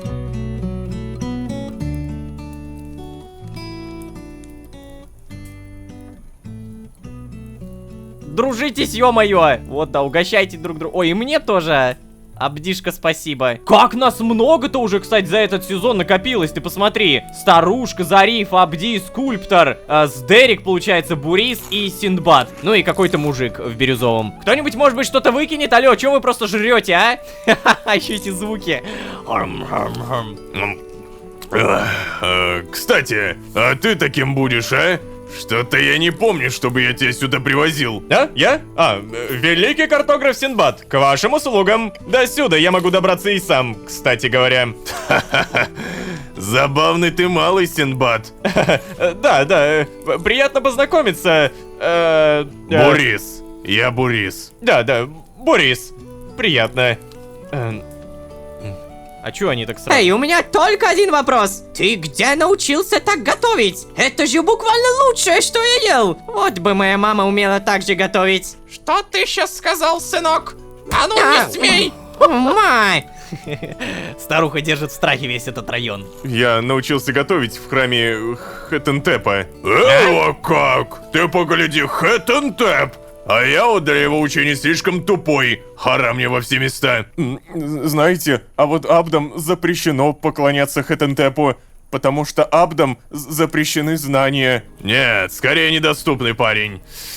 О, блин, ай. Разбаловал тебя наша ложка, Абдишка. Ой, разбаловал. Вот и я о том же. Простите, я сейчас же... Ой, я его остановил, типа, не надо, не извиняйся. Ну, господи, ну ладно, в целом, тут у нас ложка хозяин. Не мое это дело. Ой. Но черт возьми, Сдерик, Ханзир в тюрбане прав. Это очень вкусно, хара. Как же ты... расскажи-ка нам лучше про Хеттентепа. Я-то уж точно знаю, что мало кто из простых людей занимается поклонением богу знаний. Нам было бы, пожалуй, всем интересно послушать. Да, кстати, я же слышал то, что он вроде бы покровительствует картографам, да? О, да, Синдбад, вы правы. Хеттентеп покровительствует ученым, картографам, а также колдунам и зачарователям. А? Колдунов не существует, парень! Господин Бурис, я лишь рассказываю то, что знаю. Да ну тебя, продолжай. Спасибо. Хеттентеп, если что, самый загадочный из богов. Каждый из вас наверняка не сможет сказать ничего конкретного о нем. Так ведь? Да, парень, да. продолжай, есть такое. Даже я покивал. Вот. А все потому, что Хеттентепа интересует только знания. Также Хеттентеп готов вознаградить тех, кто стремится к этим знаниям. Тем, кто отмечен благодатью Хеттентепа, знания даются лучше, а также дается лучше любое тайное искусство, например, зачарование, хотя бы самое простое. Бляха-муха, ну ты загнул. Простое. Ты же сам просто строитель. Чё ты этому богу знаний-то молишься, а? Не хотелось бы с ним соглашаться, но он прав. Сдерик, ты же должен почитать Монту. Слушайте, вы не подумайте. Я Монту-то почитаю, да, и никакими тайными искусствами не владею. Просто я долгое время служил строителем при храме Хеттентепа. Теперь понял. Слушай, а как вообще поклоняются-то Хеттентепу твоему? О, а вот это очень интересный вопрос, Зариф. Существуют, конечно, всякие тайные ритуалы. Ритуалы? Но меня никогда не пускали внутрь храма. Но я уверен, дело точно в знаниях, притом любых. Даже если знаете, это просто готовка. Ого, даже так? Во-во, и я о том же. Обмен знаниями, чтение книг, накопление опыта в любом деле. В общем, все, что относится к знаниям, Хеттентеп не оставляет незамеченным. Это точно. Но, знаете, говорят, что Хеттентеп на тех, кто не стремится к знаниям, может наслать кару. Да ну? Ты чё несешь? И какую же кару? Хара мне в рот, а? Мистер Бурис, по слухам, это может быть песчаная буря и дождь из змей. О боже! О боже! О, простите, прощу. Я просто представил дождь из змей и... Сразу видно. Не воин ты, от слова совсем. И, кстати, ребят, вы не заметили? Чё-то засиделись мы. Слушайте, я благодарю за ужин, интересные байки, но мне пора отплывать. Я был рад вас всех повидать, но да, пора отчаливать. Серьезно, после всех этих рассказов? Пока, Бурис. Зачем сжег? Посуду. Слушайте, мы, наверное, с мамой никуда не поплывем. Да, мы с мамой пойдем на корабле переночуем. Сдерик, спасибо тебе за ужин. Ага. Да чё вы все выкидываете-то? Зачем вы выкидываете посуду? Ее же можно помыть! Ну ё-моё, блин. Господин, вы не волнуйтесь, мы с Дериком все уберем. Да, не переживайте, Лолошка, мы приберемся. Окей, удачи вам. Синдбад! Ты куда уснул? Куда? Кровать! Там кровать!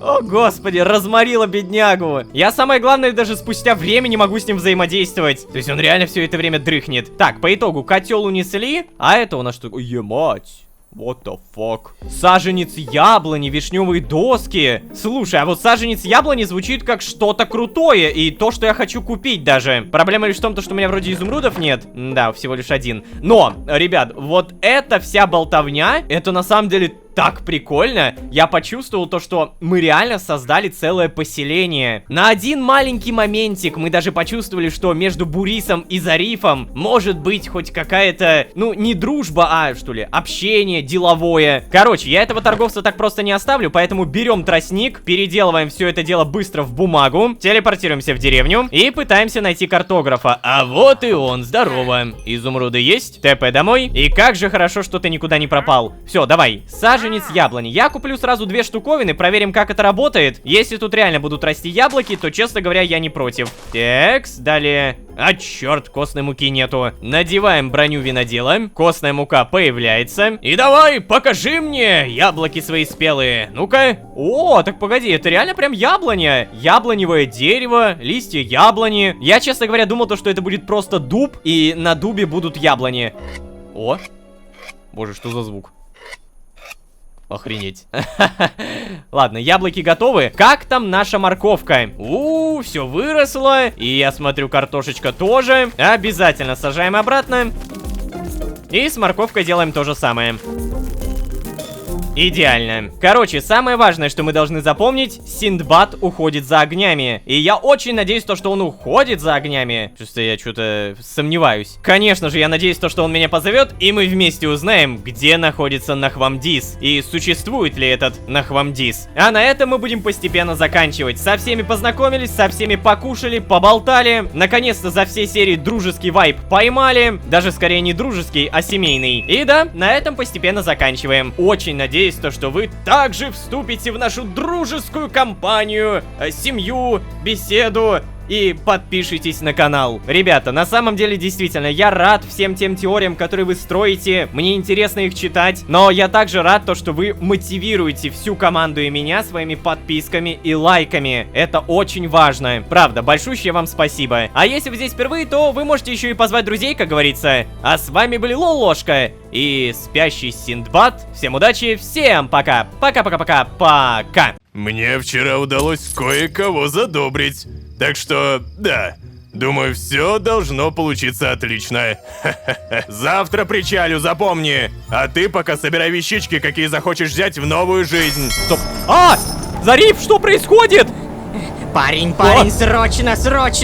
Шторм начинается, хара! Фух, затишье перед бурей. Только так можно назвать предыдущую серию. Собрались, посмеялись, поболтали большую компанию у костра и даже не зарезали друг друга. В рамках данного сезона это даже удивительно. Тем не менее, я уверен, сегодня произойдет та самая буря. Какая, узнаем прямо сейчас. Всем привет, дорогие друзья, я Лолошка. Добро пожаловать в 13 огней. Поехали!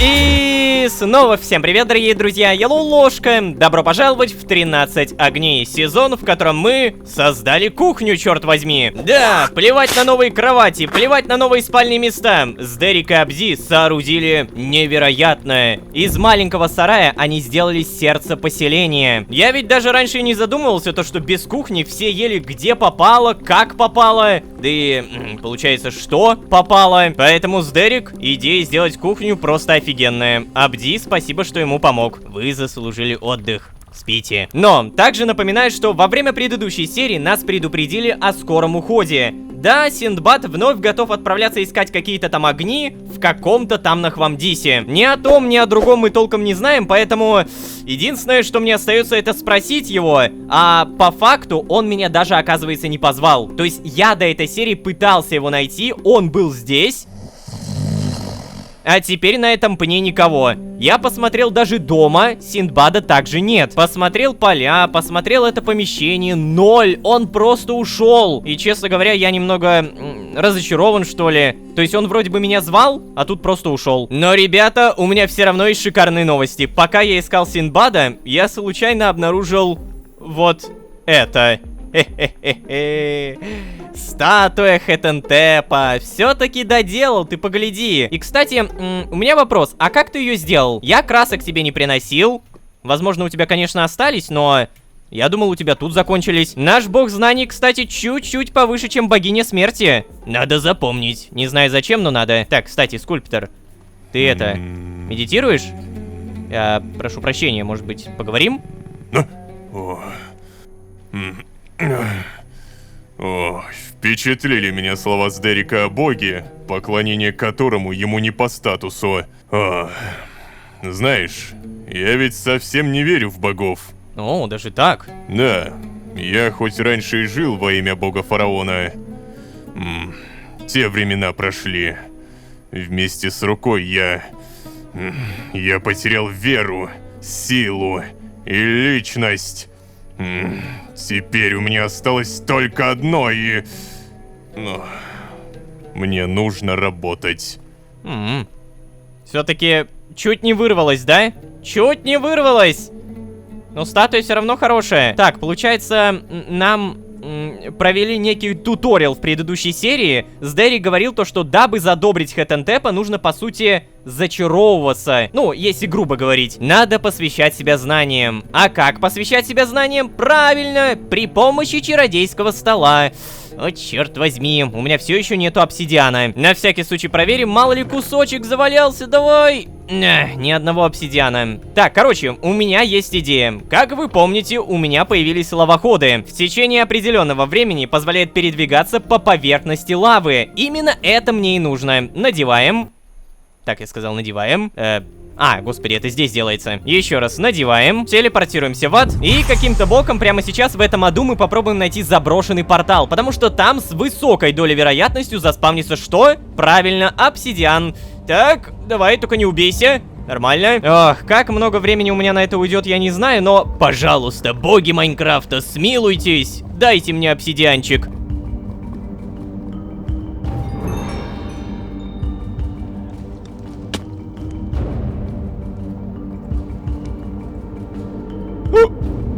What the fuck? Это... Я прошу прощения, вы кто такой? Подожди, это блоки или это моб какой-то? Hello? Незеритовое чудовище. Знаете, то, что у него 600 хп, как-то меня немного настораживает от того, чтобы подойти к нему, окей? Наверное, оно сейчас что-то типа спит, да? То есть я могу здесь потушить, но оно вроде бы ничего не охраняет, поэтому можно как-то не рыпаться. Поставлю-ка здесь вейпоинт, пожалуй. Чудовище. Сохранить. Ни в коем случае... What the fuck, я сейчас обосрался. Охренеть, что? О, ты погляди, как красиво мне теперь выдаются скоробеи. Вау! Так, ребят, стойте, погодите, не до вас сейчас. У меня тут скоробеи. Кстати, а пиглины вроде бы могут дать обсидиан, да? С ними же можно поторговаться. А ну-ка домой. Забираем все золото и понимаем то, что у меня только 3 слитка. На самом деле можно найти бастион, там обворовать пиглинов, с ними же поторговаться и добыть не только обсидиан, но кучу других предметов. Так, кстати, Абди, ты, я смотрю, выспался, привет.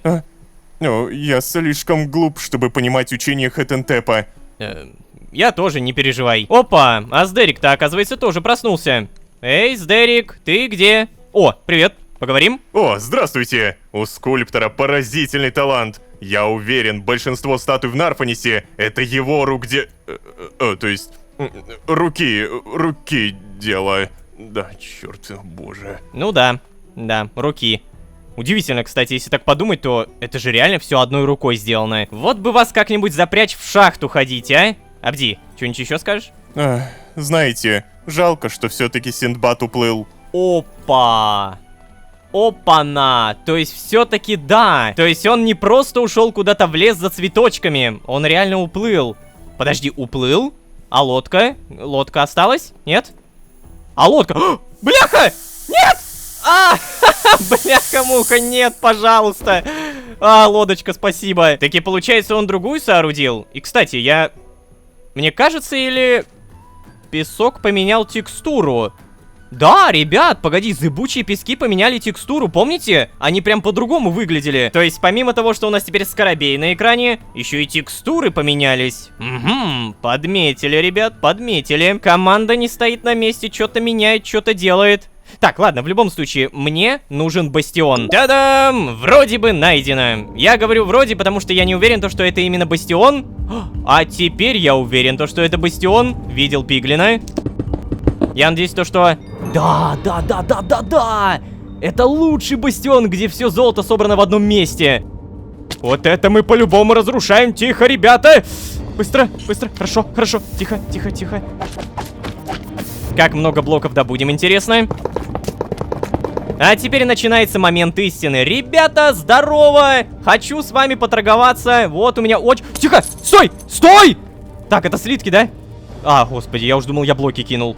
Фух! Так, вот, забирайте.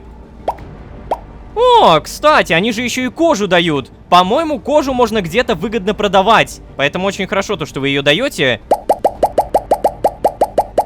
Все, золото закончилось, и у меня остается еще 12 блоков. Я тратить это не буду, потому что на всякий пожарный оставим. Давайте еще, наверное, стрелы заберем. Так, это не надо. Что? Всего 8 спектральных стрел за все время? Так, а ну-ка, погоди-ка. Ага, во, нормально, 19. Спасибо за торговлю, до свидания. Итак, дамы и господа, официально. Алмазы есть, обсидиан есть, книга также присутствует. Мы можем создать чародейский стол. Спустя сколько? 19 серий, понимаете? 19 серий у меня ушло, чтобы сделать самый обычный чародейский стол. Обалдеть. Я, конечно, пока что улучшать его не буду, просто поставлю здесь. Так, и... ну, не знаю, там железную кирку улучшу, да? Эффективность, просто эффективность. Подожди, а почему нету 3-го уровня? Обычно вроде бы сразу все 3 на 1-й стадии, да? То есть даже без книжных полок. Может быть, здесь как-то по-другому работает? Короче, лазурит забираем, старую кирку убираем. И, надеюсь, от новой в скором времени офигеваем. Ну-ка, на-ка. Какой тут уровень эффективности? Эффективность 1, эффективность 1. Погоди, а у меня вроде бы была железная кирка на эффективность 2. Я могу ошибаться, но вроде бы... Да, вот она. Типа, я же, по сути, просто могу взять 2 кирки. Например, где? Куда я выкинул? Господи, куда я выкинул? Нет! Нет, я выкинул зыбучий песок, боже, я дурак. Короче, что я имею в виду? Мы делаем сейчас 2 железные кирки, зачаровываем на базовую эффективность 1, эту и, получается, вот эту. Далее находим наковальню, благо она у меня есть. И таким образом, при помощи всех этих кирок мы получаем эффективность 3-го уровня. Оу, Вот это я понимаю. При всем при этом у меня было 10 уровней, и я потратил всего 7. Обалдеть, как это дешево. Да, потому что у меня зачарователь. Плюс 30% снижение требования к уровню для зачарования. Так, а это что такое?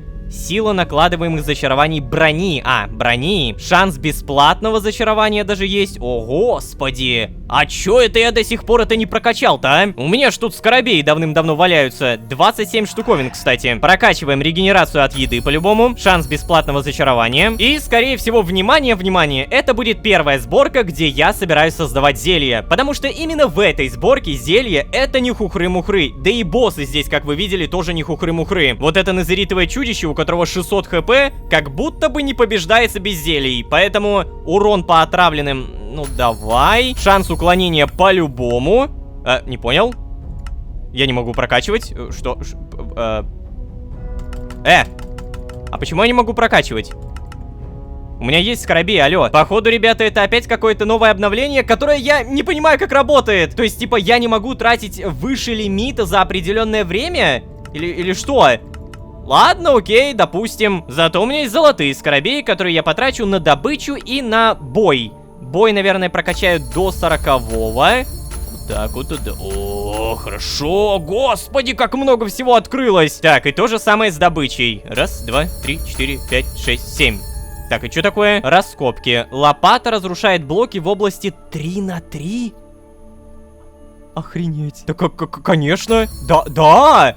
Стоп, подожди, то есть я могу теперь офигеть, как жестко копать? Мать. Так, окей, мел мы копаем моментально. Это мы теперь поняли. Что насчет каменной лопаты? Давай, раз, два, три. Не понял, подожди, еще раз, два, три. А, то есть вот так вот, 3 на 3 и глубина 1 блок, я понял. То есть если я прокачаю сейчас где-нибудь здесь, то у меня...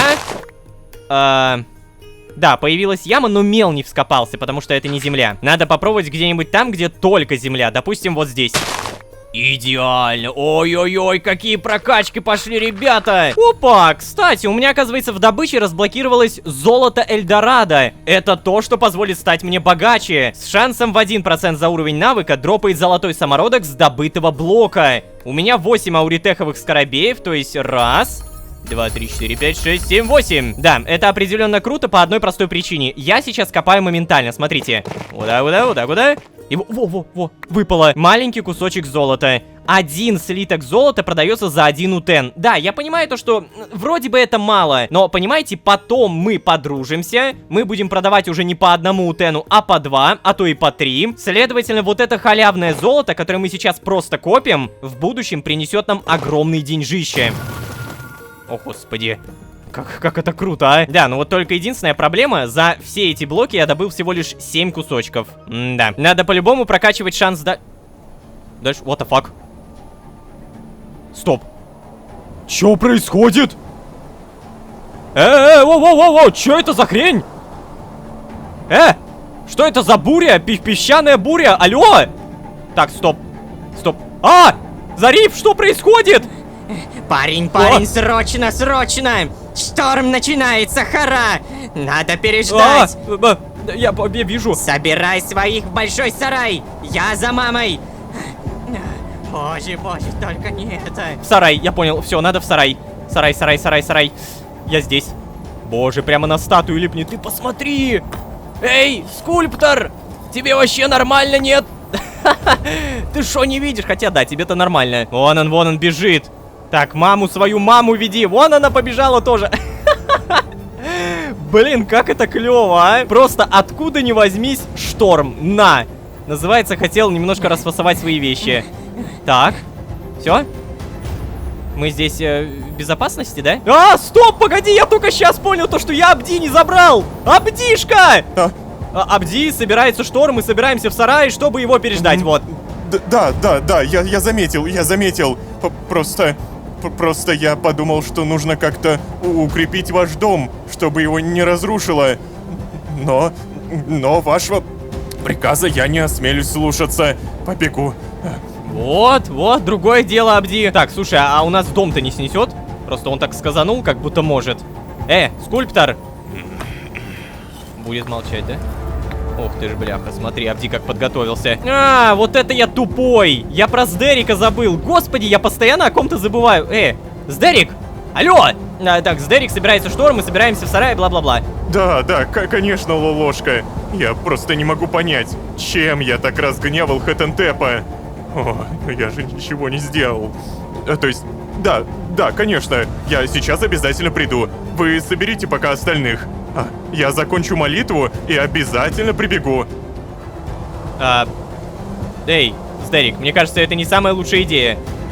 Сдерик! О, боже мой, ладно. Я надеюсь, что он реально прибежит. Простите, скульптор, что беспокоим вас, но нам нужно переждать шторм. Не беспокойся, парень. Все в порядке. Меня единственное, что беспокоит, так это горе-картограф, который сейчас в море. Эй, черт возьми! Хара мне во все места, змеи с неба! О май гад! Стоп! О змеях кто-то говорил! По-моему, Сдерик говорил про змей, за то, что Хэтентепа разгневать. Эй, парни, чё вы стоите-то? Помогайте, черт возьми! Да, я... Короче, Хэтентепа разгневать, если то... Давай, О май гад. подожди! Подожди, вы что делаете? Мать! Охренеть! О, черт возьми, Хара!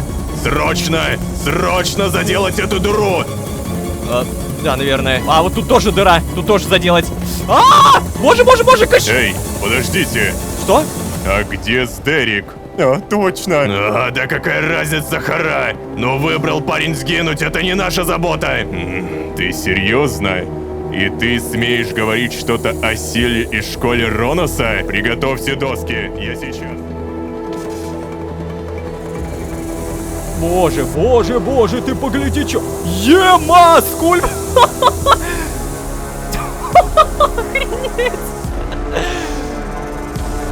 Чё, бляха-муха, неужели это реально из-за разгневанного Хэтентепа?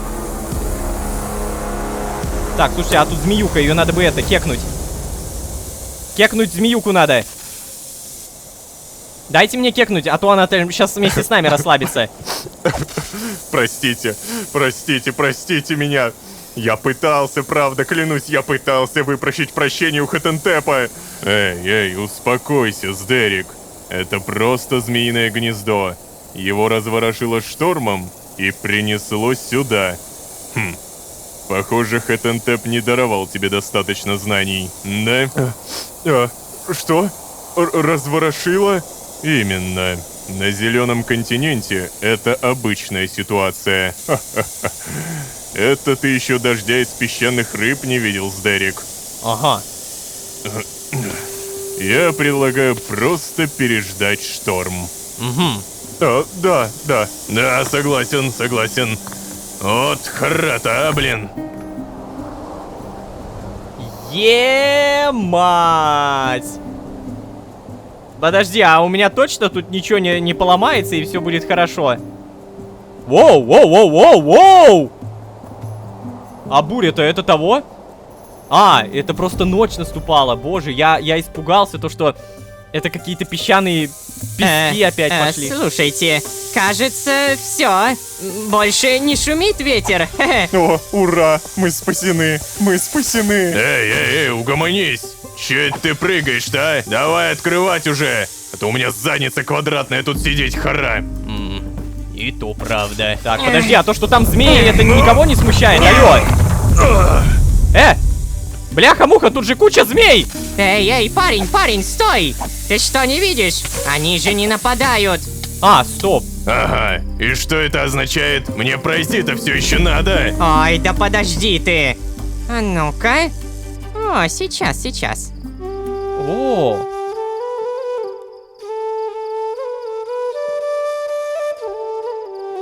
Вау. Зариф, что делает?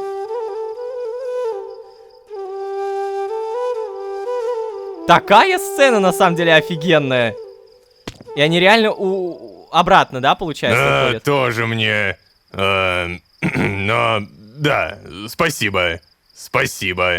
Это я уберу. Ох, сынок мой, сынок, ты не забыл, чему тебя учил отец? Я так тобой горжусь. Иди обниму. О, мам. Эй, Лолошка, слушай, пойдем-ка со мной. Разговор есть. Окей, пойдем. Мы выжили, черт возьми! Мы сделали единственному скульптору плевать. Он знал то, что все будет хорошо. Вопрос. Ты почему не сказал мне, что к вам приплывал Амар, а? Что его вообще...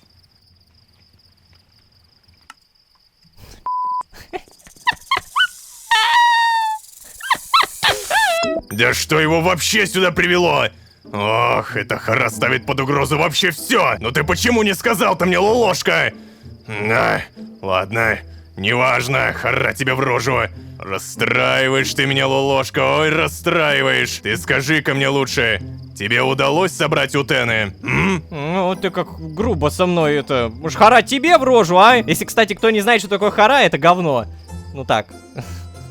Тебе Хара в рожу. Да, вот ровно 2000. Нет, но мне удалось собрать 405 утенов. Ну, собственно, 405. О, Хара. Ладно, я думаю, смогу договориться и с такой суммой, но... Хара... Торговец из тебя как из Забда человек. Ладно, давай сюда свои утены. Чё, подожди, серьезно? То есть я... Так вот, это сколько стоит на самом деле. Это стоит копейки, а ты хотел с меня 2000 поиметь. Чё, не получилось развести меня на бабло, да? Так как тебе деньги-то дать, кстати? Ага, давай сюда, отлично, хорошо. Короче, Лолошка, я завтра иду разговаривать с нужными людьми, и не хочу хвастаться, но мне вчера удалось кое-кого задобрить.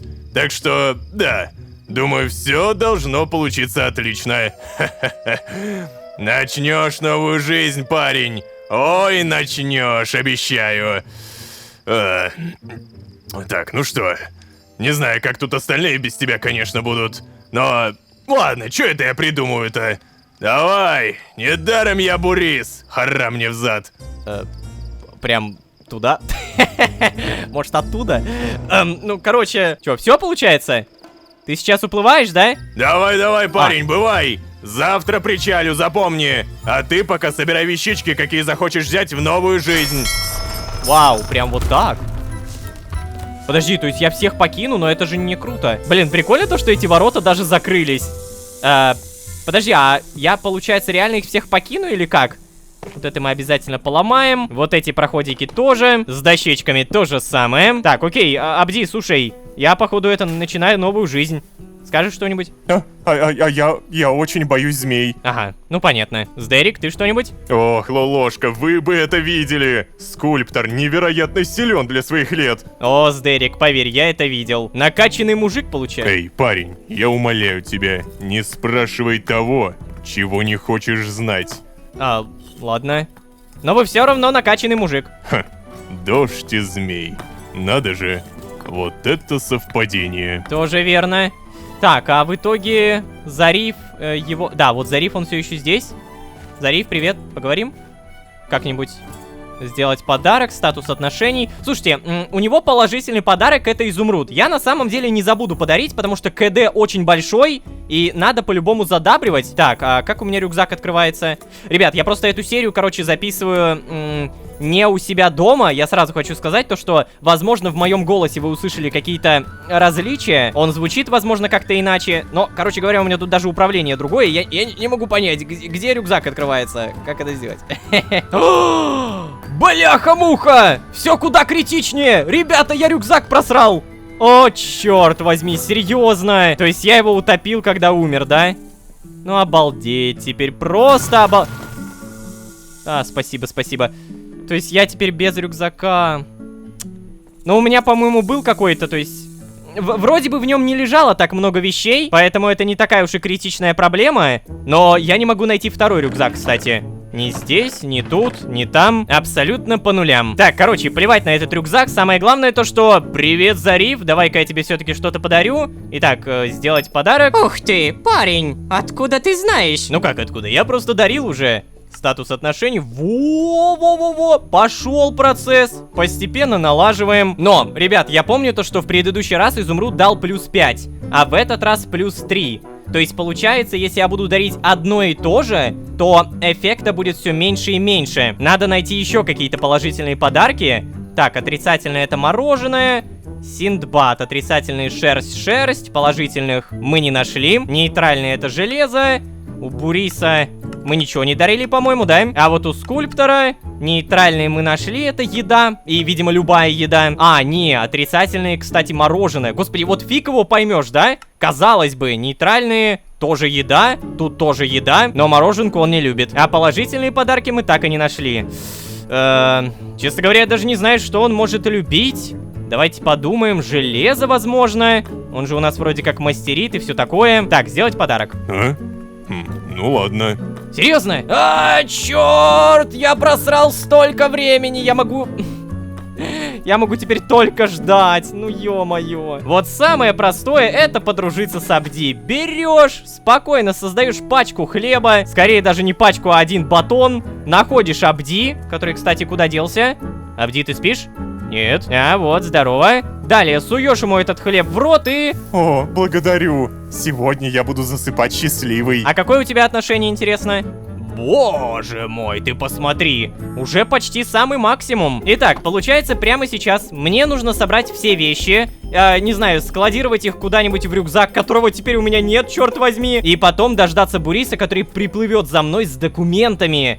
И это, что, получается, я в Нарфанис пройду? Боже, знаете, мне даже немножко не по себе от того, что я это произношу. Потому что я думал то, что это цель на ближайшие там 10 серий, 15... А тут это уже следующая серия может быть, офигеть. Да, на этом я буду постепенно заканчивать. Вещи мы обязательно соберем, надо будет рюкзак какой-то создать. А вообще, напишите, пожалуйста, в комментариях, слышите ли вы разницу в звуке, когда я записываю ее на другое устройство и в другом помещении? Если это прям кардинально большая разница, то...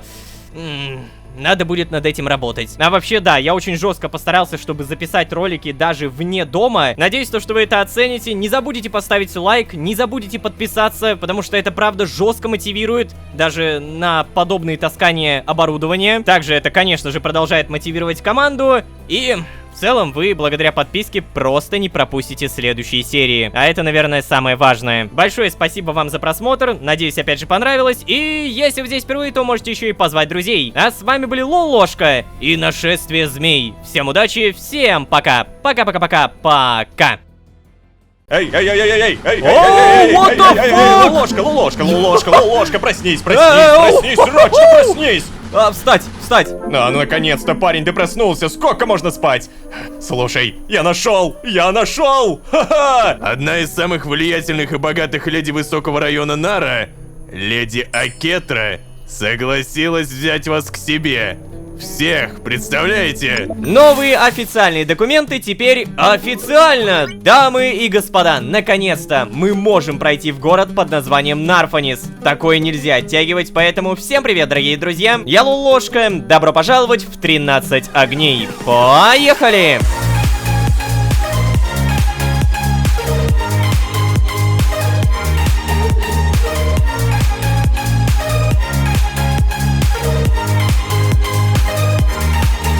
И снова всем привет, дорогие друзья, я Лолошка. Добро пожаловать в 13 огней. Сезон, в котором наконец-то мы готовы получить официальное имя. Мы готовы получить официальные документы. Ух, Бурис оказался мега недоволен тем, что мы так и не собрали 2000 утенов. Но при всем при этом он сказал то, что якобы с кем-то там договорился, и моих всех 400, которые я накопил, вполне себе хватит. И вот, я ему отдал 400 утенов, у меня больше нету, я не знаю, чего мне сейчас ожидать. Либо он меня обманул, либо он действительно за мной вернется. Как минимум он сказал: собирай вещи. Ну а я что? Я как бы собираю, вроде бы, у меня тут кожа. Да, кожу мы берем. Железную кирку по-любому берем. Но у меня все еще не укладывается в голове 2000 утенов и 400 утенов. Какая же огромная разница. Вы понимаете, как много он хотел с меня поиметь? Просто себе в карман. Да уж, никому не пожелаю таких помощников. А вот таких, как Сдерик, вполне себе. Кстати говоря, привет, поговорим? Да?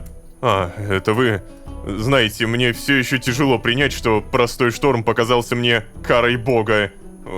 Чувствую себя просто отвратительно. Ничего, ты простой строитель, тебе можно. На самом деле мне очень интересно понять, я могу как-то всех предупредить то, что я уплываю там, типа, мы больше не увидимся или что-то подобное, или мы все-таки увидимся? Абди, а ну-ка. Здравствуйте. Я бы тоже хотел плавать по песчаному океану, как вы. Так, а в чем проблема? Тебе нельзя, что ли? Я бы, наверное, как-то это устроил, если бы мы могли поговорить.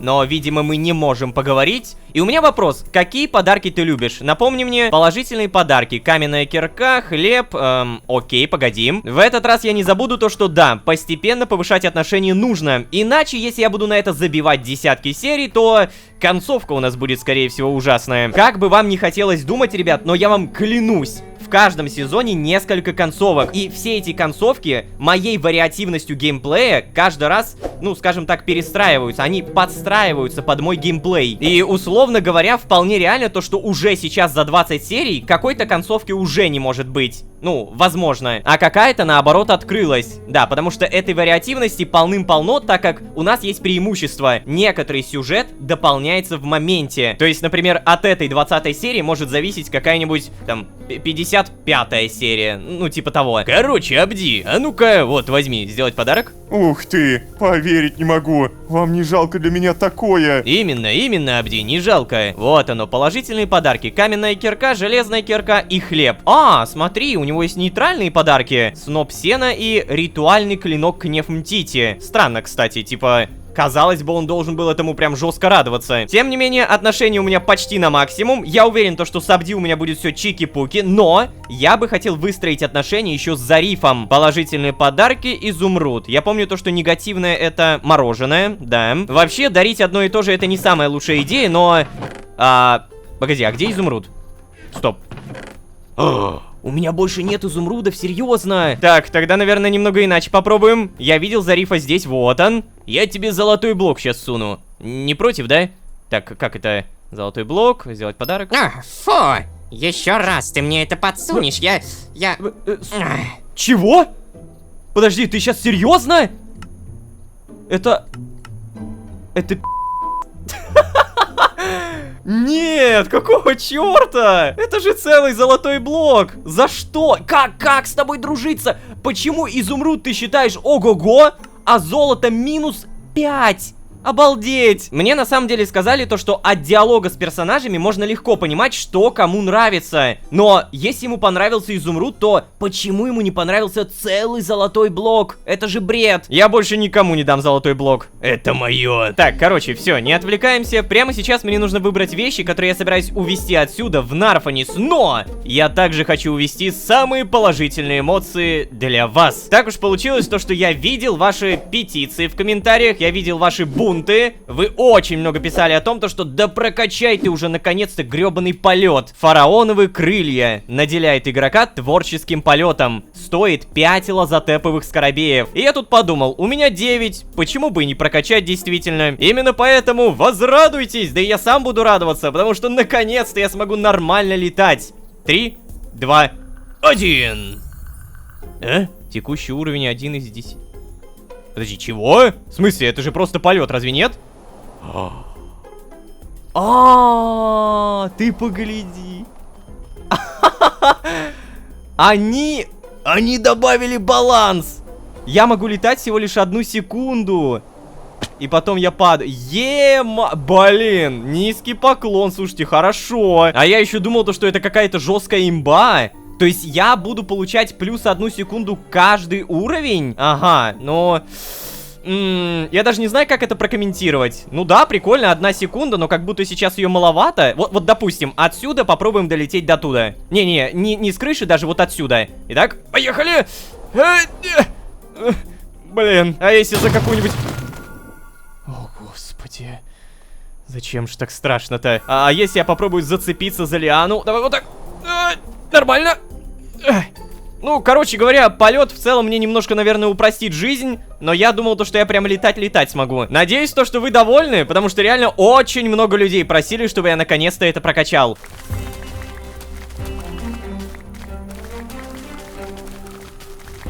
Обязательно складируем и задаемся вопросом: я могу это сейчас с собой не брать, чтобы потом, наверное, сюда вернуться, забрать эту пшеницу и продать? То есть я уверен, что я смогу сюда вернуться.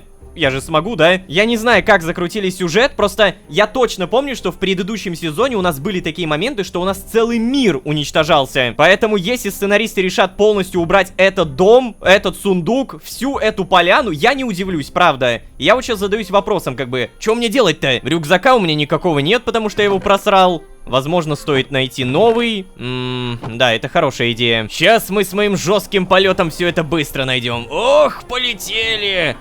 Кстати, я только сейчас заметил то, что в полете энергия тоже тратится. Ну ё-моё! Баланс, конечно, прикольный, но я все еще говорю то, что надеялся на...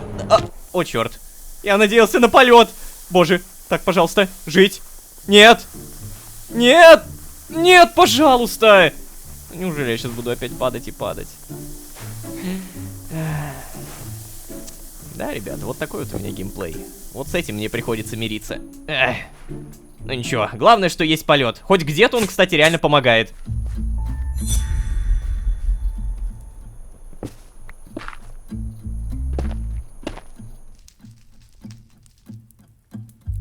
Пока что, честно говоря, выглядит более-менее безопасно. Если найдется рюкзак, то это прям шикарно. Так, опять свечи. Кирки, вау. Ладно, я запомнил. О, железные ботинки. Хоть какая-то броня, которую я могу надеть. Спасибо.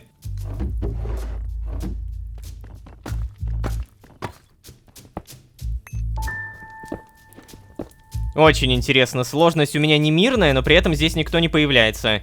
А, из-за огня, наверное, да? Все, да. Что? Визор-скелет, да ладно! В обычном мире! Это же просто имба, ребята! Мне не нужно идти ни в какой ад. У меня просто есть кладбище и просто есть целый спавнер. Хорошо, обязательно создаем вейпоинт. И, наконец-то, спустя некоторое время, удача улыбается нам. Я нашел это. Железный рюкзак. Спасибо. Обязательно убираем туда все ненужное. Возвращаемся домой и понимаем то, что да, я могу спокойно собирать все вещи. Наверное, пшеницу я все-таки сразу переделаю в снопы сена, чтобы потом это как-то не болталось, я об этом не забыл. И что не менее важно, чтобы это никто никак не уничтожил. Это мое, я сам фармил. Вот я вроде бы подготавливаю, все это делаю, но в то же время я понимаю то, что как будто меня обманули, причем так жестко обманули. Зариф, О, знаешь, у меня хорошие новости. Мы с мамой помирились. Поздравляю, красиво. Опа. What the fuck? Скульптор! Ты чё там делаешь? Я прошу прощения, мне к тебе что ли подняться или как? Не-не, мне кажется, что полетом явно здесь не надо пользоваться. Так, может быть, нажать по нему типа дистанционно? Нет. Эй, скульптор, вниз посмотри. О, стоп, что? Ведь он... Чего? Воу! Емать! Ну давай, говори. Чего тебе? Я, честно говоря, даже не ожидал, что ты ответишь. Ох. Да уж, парень.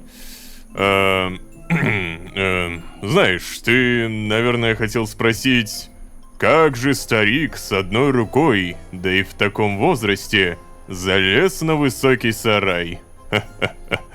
Да? Вообще нет, но... Да? Есть у меня один секрет, парень. Но это секрет. Бывай.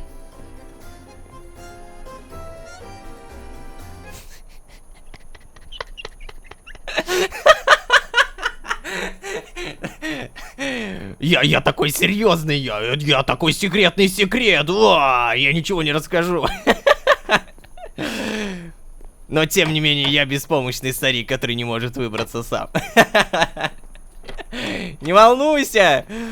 Я в целом-то и не претендовал на твой секрет. Ну, кстати, да, это... Ну, вообще интересно, каким образом? Потому что, помните, еще в предыдущей серии мы заметили, как он жестко далеко прыгнул. Он смог одной рукой утащить Сдерика в сарай, и при всем при этом сам Сдерик подтвердил, что да, дедуля-то сильный. А теперь мы видим это. То есть он просто упал, ему более чем шикарно. Возможно, его секрет заключается в том, что он имеет такую же силу, как и я. Может быть, он мироходец? Ох ты ж бляха-муха. Либо он получает те же силы, что и я от бога фараона. Мы же получаем какие-то благословения.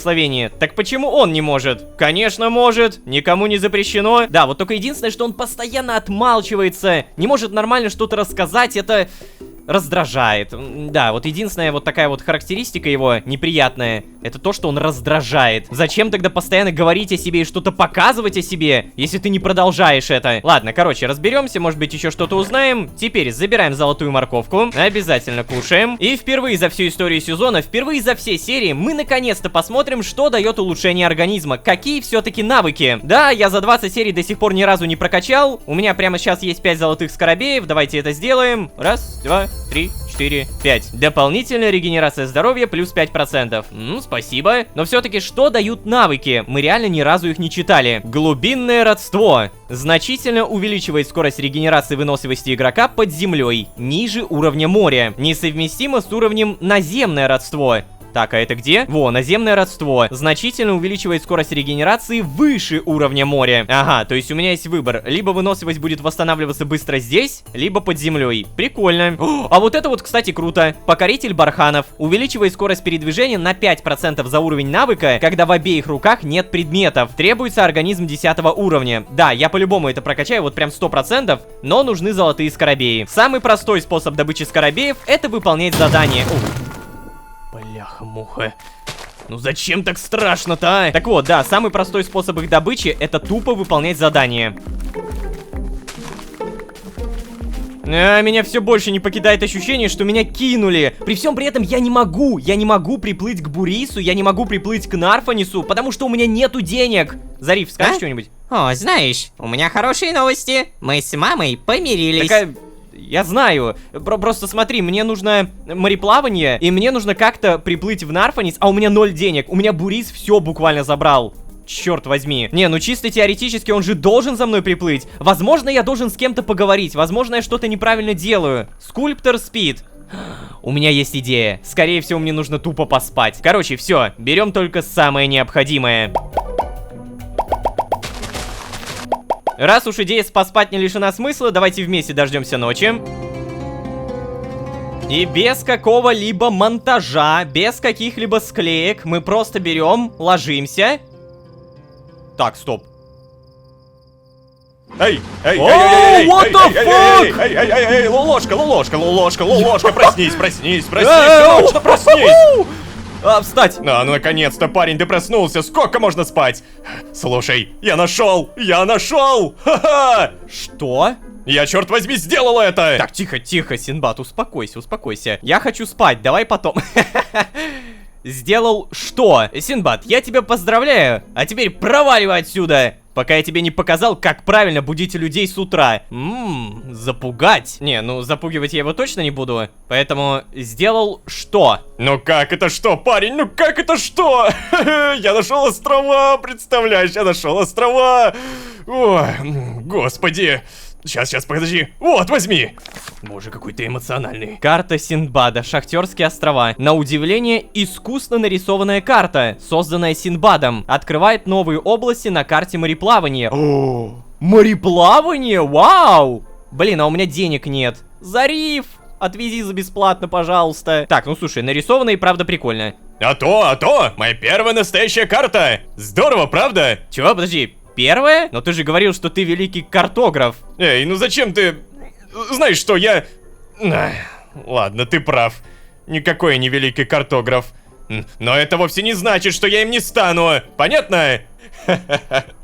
О, блин. Слушай, ты только скульптору не говори про то, что это у меня первая карта. Надеюсь. О, кстати, точно. Совсем забыл. Это... На этих островах точно есть огонь, я тебе говорю! О, я должен его отыскать! Я чувствовал! Карту я тебе дал. Найдешь меня там, окей? Я должен заполучить его, должен! Все, я пошел, найдешь меня там! Огонь, он будет моим! Так, а подожди, тебе же, наверное, в ту сторону, разве нет? Че, исчез? Ну-ка, давайте сразу проверим. О! Ну да, это же мореплавание. Вау! Очень круто реализовано. Очень круто. Вот прям хочется в такие моменты похлопать, потому что каждый раз какая-то вот эта вот микроанимация, микродеталь в сюжете, она прям удивляет. Так, ну-ка. О, он не исчезает, кстати. Все плывет. А, все, исчез. Окей, господи, вот этот Синдбад, который приходит, просто трясет тебя, пока ты спишь, накидывает кучу информации, и в итоге ты как бы ожидаешь Буриса, а по итогу получаешь совершенно не то, чего ожидал. Карта Синдбада, Шахтерские острова, ну-ка. Ага, нету никакой точки, но, наверное, я могу это отдать Зарифу.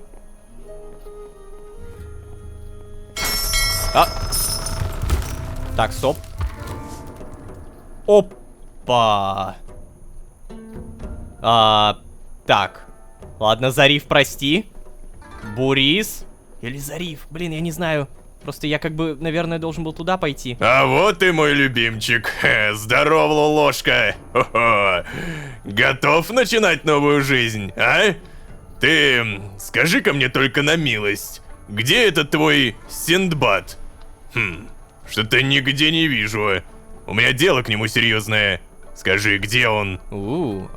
Интересно, тебе зачем? Так, у меня есть солгать, а есть просто ответить. Бурис, я не знаю, он то есть, то нет. Он же путешественник, а тебе зачем? Да вот, буквально только что уплыл на лодке. Перед этим что-то фанатично бормотал про огни. Вообще, кстати, по-моему, Синдбад уже говорил про огни Бурису, да, они же виделись, он что-то такое говорил. Может быть, не говорил, но, по-моему, было такое, поэтому я могу сказать про огни. Давай. О, это плохо, парень, ох, как плохо. Представляешь, этот Синдбад есть в списке. Хара. А значит, вам всем недолго до попадания туда. Благо, Бурис уже обо всем позаботился. Хара мне в рожу. Идем, соберем всех, расскажу. То есть у Буриса есть даже информация про список? Вау. Блин, кто такой Бурис-то, ё-моё? Ох, какая ж красота, а! Такой талантище пропадает на проклятом острове. Но, парни, не переживаем, сегодня это все закончится! О, опять что-то новое. Чего, Бурис? Убить меня решил, да? Что? Да, ты че, старик, совсем из ума выжил, что ли? Такое говорить? Я ж вам беспризорника, между прочим, жизнь обеспечил. Да, я полностью согласен. Вы правы, господин Бурис. Вы нас всех сюда привезли, где у нас есть чудесный дом. Да, Абди, я и так это знаю. О, хара вам всем в рожу, вы дадите мне что-нибудь сказать или нет? О, прошу прощения, я не хотел, клянусь. Ну, другое дело. Короче говоря, сегодня вы все плывете в Нарфанис. Ха. Ну, как? Прошу прощения, мистер Бурис, но зачем? Мы же там все изгои. Да, я прошу прощения, что встреваю. Меня же там убьют. Таким людям, как я, запрещено появляться в Нарфанисе. Да, люди... Скажешь тоже людям, Абди. Кто ж тебя там за человека-то считает, а? Ладно, пропустим этот момент. Одна из самых влиятельных и богатых леди высокого района Нара, леди Акетра, согласилась взять вас к себе. Всех, представляете? Сейчас, погодите. Вот, я уже подготовил для вас документики с новыми именами и данными. Запомните. Лолошка мне здорово с этим подсобил. Мог бы и получше, конечно. Но ничего. Повезло вам, что я у вас такой добряк. Борис, а какой смысл нам быть в услужении какой-то госпожи, если мы можем жить здесь, как свободные люди? Эй, старик, не перегибай, а? Мне кажется, ты пропустил визит Амара. Ах, равом. А также, видимо, пропустил указ фараона, да? О том, что все, подчеркну, все, кто живет на проклятом континенте, должны быть вынесены в список. О, господи, только не это. Во-во, а если вы думаете, что я вас обмануть пытаюсь, спросите у того тупого хандира в тюрбане. О, ладно, мне в целом все равно. Вещи я уже собрал, буду на корабле. Но этот старик, хара ему... Бурис, прошу прощения. Да, говори. Скажите, пожалуйста, это та самая Кетра, о которой я думаю, да? Да, именно, Здарик, именно. Так что вам несказанно повезло. О, тогда я пойду собираться. О, та самая Кетра, боже. Эй, ты! О, господи, Абзиат, ты чё разлёгся-то? Ой, да не переживай, ты никто тебя не убьет, если будешь Абдом леди Акетры. Посмотрел бы я на того, кто решился бы тебя тронуть в таком-то статусе. А ну быстро на корабль, хара! Да, прошу прощения. Ох, Абдишка. Так, теперь с тобой получается. Я как бы прекрасно понимаю, что ты вообще не из Абдов и все такое. Да и кто тебя знает, кем ты был до амнезии, но поверь мне, парень, это единственный шанс, который я могу тебе сейчас дать. Ох, ра. Знаешь, это правило жизни. Короче так, я обещал документы и пропуск в Нарфанис. Обещал, сделал. Причем, заметь, парень, сложилось-то куда все лучше, чем я подозревал. Поэтому давай, не подведи меня. Вдруг память вернется, грабителей своих найдешь. Может, должок отдашь? Хара.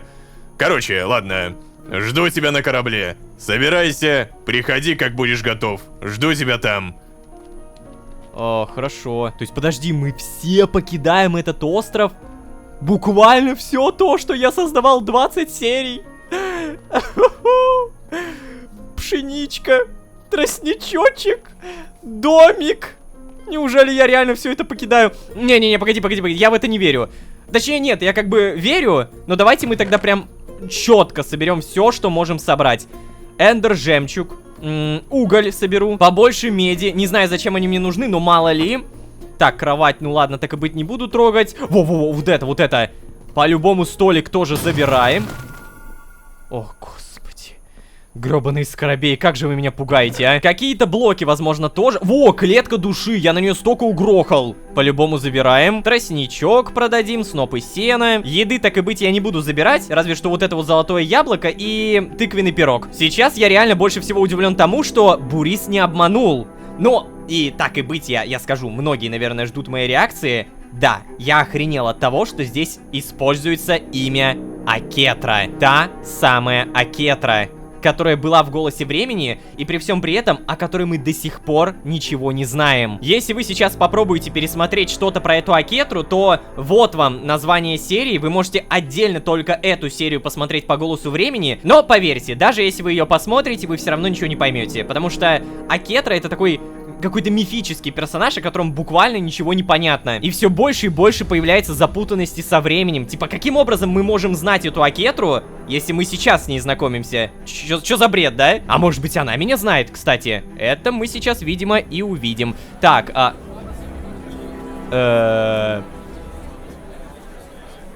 так и быть.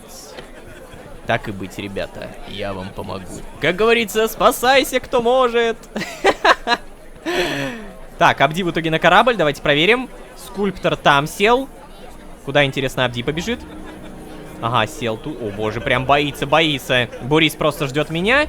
И, по идее, мы всех взяли, да? Сдерик, где Сдерик? Надо его сразу попробовать найти. А, вон он, что-то там разговаривает со скульптором, понятно. Давайте на всякий случай попробуем к Зарифу подойти. Эй, привет, карта Синдбада у меня. Так, еще раз. Открывает новые области на карте мореплавания. Внимание, разблокирована новая область на карте мореплавателя.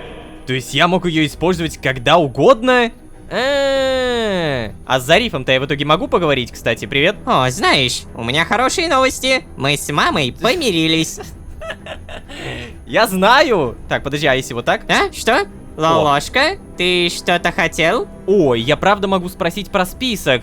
Зариф, а правда, что всех жителей Зеленого континента вносят в список? А? Стоп, так ты знаешь? О, я честно, Лолошка, я переживал за тебя. Почти как и за свой бизнес, да. Ведь ты мой почти единственный клиент. О, не знаю теперь, что и делать.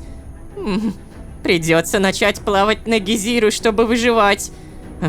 Но знай, Лолошка, я тебя все равно буду отвозить сюда. Клянусь своим песчаным кораблем. Кстати, а чего это все к Бурису на корабль собрались? Вот-то чё. То есть ради выгоды он мне этого не сказал? Стоп, погоди. Получается, в тот момент, когда к нам приплывал Амар, вот этого указания про Зеленый континент не было. То, что все, кто здесь живут, они попадают в список, да? Иначе бы нас кокнули. Следовательно, нам действительно лучше здесь не задерживаться. Зариф, извини, я не могу сказать. Но мы еще обязательно встретимся. Так, также у меня есть солгать. Знаешь, Зариф, Бурис просто дешевле возит. Вот, плывем на рынок. Нет. Зариф, здесь опасно оставаться. Мы плывем в Нарфанис. Поэтому я у тебя и про закон спросил. Наверное, лучше сказать правду. Потому что если мы сейчас ему не скажем, то он просто меня, наверное, может не найти. Либо найти, но потом. Да, поэтому давайте скажем. Учитывая, что в Нарфанисе нас, по идее, ждет защита в виде какой-то Акетры. О, вот как. Ну ладно, ничего. Я тогда буду ждать тебя в порту Нара. Если обратно захочешь. Ой, начну все-таки плавать на Гизиру. Да уж, прости, Зариф, но мне жизнь милее, чем какой-то рынок Нара. Итак, давайте, поплыли, получается. Че, поговорить надо или как? Поговорить?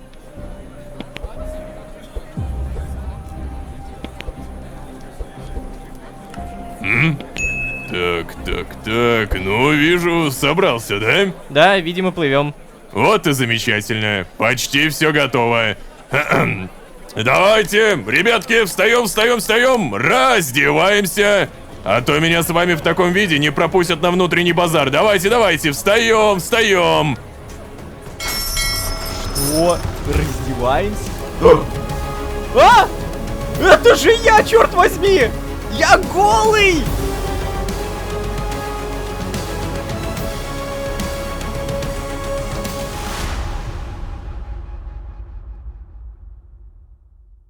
Пока не окажемся у Акетры, вы в этом городе никто. Если вас убьют, никто и пальцем не пошевелит. Понятно? За мной.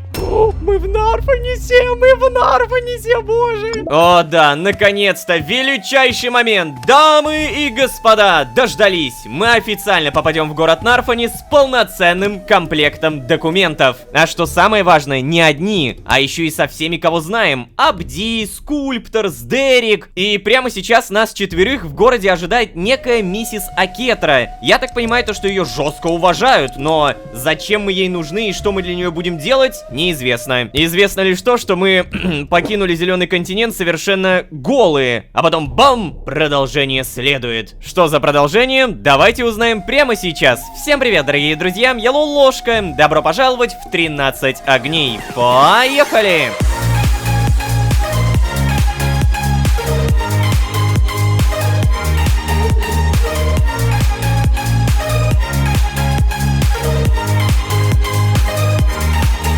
И снова всем привет, дорогие друзья, я Лолошка. Добро пожаловать в 13 огней, сезон, в котором мы готовы служить. Что? Служить? Да, черт возьми, служить. Меня купили за иллюзорный шанс получить какие-то документики. Вот так дешево я стою. Я сам на это пошел, я сам на это согласился, я сам прекрасно это понимаю. Но, справедливости ради, я согласился на это, потому что мы можем спасти себе жизнь. Недавно от бога фараона вышел новый указ. Мелюзга, которая живет на Зеленом континенте, вносится в список. Я бог фараон, я крутой, кстати. Да-да, все так и было. Мы видели, как работает этот список, и, честно говоря, на своей собственной шкуре проверять этого не хочется. Короче, тянуть не будем, как минимум потому, что предыдущая серия закончена голышом. Да, я голый, все голые. Хочется поскорее одеться, поэтому продолжаем. А? О, я вижу от первого лица, да ладно. Че, я голый, что ли? Ох, знаете, если верить моим внутренним ощущениям, то мы плывем уже около 12 часов. Скорее всего, до Нарфаниса осталось не так долго и... нехорошо получается. Вот совсем недавно я оттуда сбежал, и вот снова возвращаюсь. А меня там вообще убьют. Что? Ох, Абди, ты уж меня прости, конечно, но Бурис все-таки прав. Никому нет дела до абдов, даже если они очень высокие. Кому бы ты там ни насолил, на следующий же день про тебя забыли. Да уж, это куда удобнее, чем быть главным скульптором Мисра. Подождите, что? Главным скульптором? Тем самым? Да неужели? Да все, угомонись, парень. Я так, для примера сказал. А ты, Лолошка, не будешь скучать по своим владениям, а? Знаешь, не похож ты на абда. Амнезия или нет? Да вот только если ты перед Амаром не склонился, перед простым человеком будет еще сложнее. Эй, вы чего? Каким же простым человеком? Это же сама Акетра! Про нее среди абдов легенды ходят. Говорят, представляете, она ни одного раба своего не убила. О, Абди, я про Акетру, кстати, тоже много чего слышал. В храме Хетентепа ее очень почитают. Она, в отличие от остальных жертвователей, всегда преподносит храму книги. А это то, в чем жрецы нуждаются всегда. Новые знания. Я, конечно, простой строитель, и мне запрещалось притрагиваться к большинству фолиантов. Но когда на ночь храм остается в моем распоряжении, а в кармане неожиданно находится агарок свечи... Сколько книг я там перечел! Пока меня не поймали. Надо перестать об этом думать. Я прошу прощения за вопрос, а почему вы, Лолошка, согласились, чтобы Бурис вас продал в рабство? Я думал, вас устраивает жизнь на проклятом континенте. Я, честно говоря, понял о том, что меня продают в рабство только после того, как я увидел себя голым. Вот реально, вот прям окончательное осознание произошло только в тот момент. Но ща мы выберем какой-нибудь лютый вариант. Ну-ка, солгать. Всегда хотел попробовать себя в ручном труде. Серьезно? Не-не-не. Я ничего не знал о планах Буриса. Догадывался, но не знал. О, кстати, вот это хорошо. Так, а это... В Наре у меня есть враги, с которыми я хочу разобраться. Кстати, вот это тоже. Если так подумать, то я реально хотел в Нарфанис пройти, потому что я хотел как минимум вернуть свои вещи. Ну и, конечно же, узнать, кто такой бог-фараон. Да, наверное, все-таки вот это про врагов, потому что если я сейчас Буриса буду на корабле Буриса выставлять в невыгодном свете, то меня скинут за борт. Вот так вот. Короче, в Наре у меня есть враги. Хочу с ними разобраться. Вау. Должно быть, они сделали что-то очень серьезное, раз вы пошли на такой шаг. Да.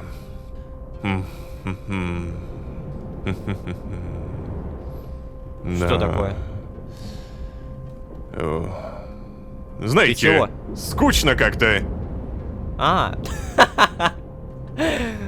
Я-то думал, ты что-то осматриваешь. У меня есть идея. Может быть, поговорим о чем-нибудь еще? Так, а мы вроде бы и не переставали говорить. Странно. Скульптор, расскажи про Дидинахвамдис, пожалуйста. Сдерик, расскажи что-нибудь интересное про Хетентепа и Мисер. Абди, почему ты думаешь, что тебя хотят убить в Наре? О, я могу к каждому обратиться. Но, наверное, только один раз, да? То есть у меня сейчас выбор. Не, ну про Хетентепа мы и так уже узнавали многое. Разве что про Мисер было бы круто узнать. Абди, почему ты думаешь, что тебя хотят убить в Наре? Ну, это не интересно.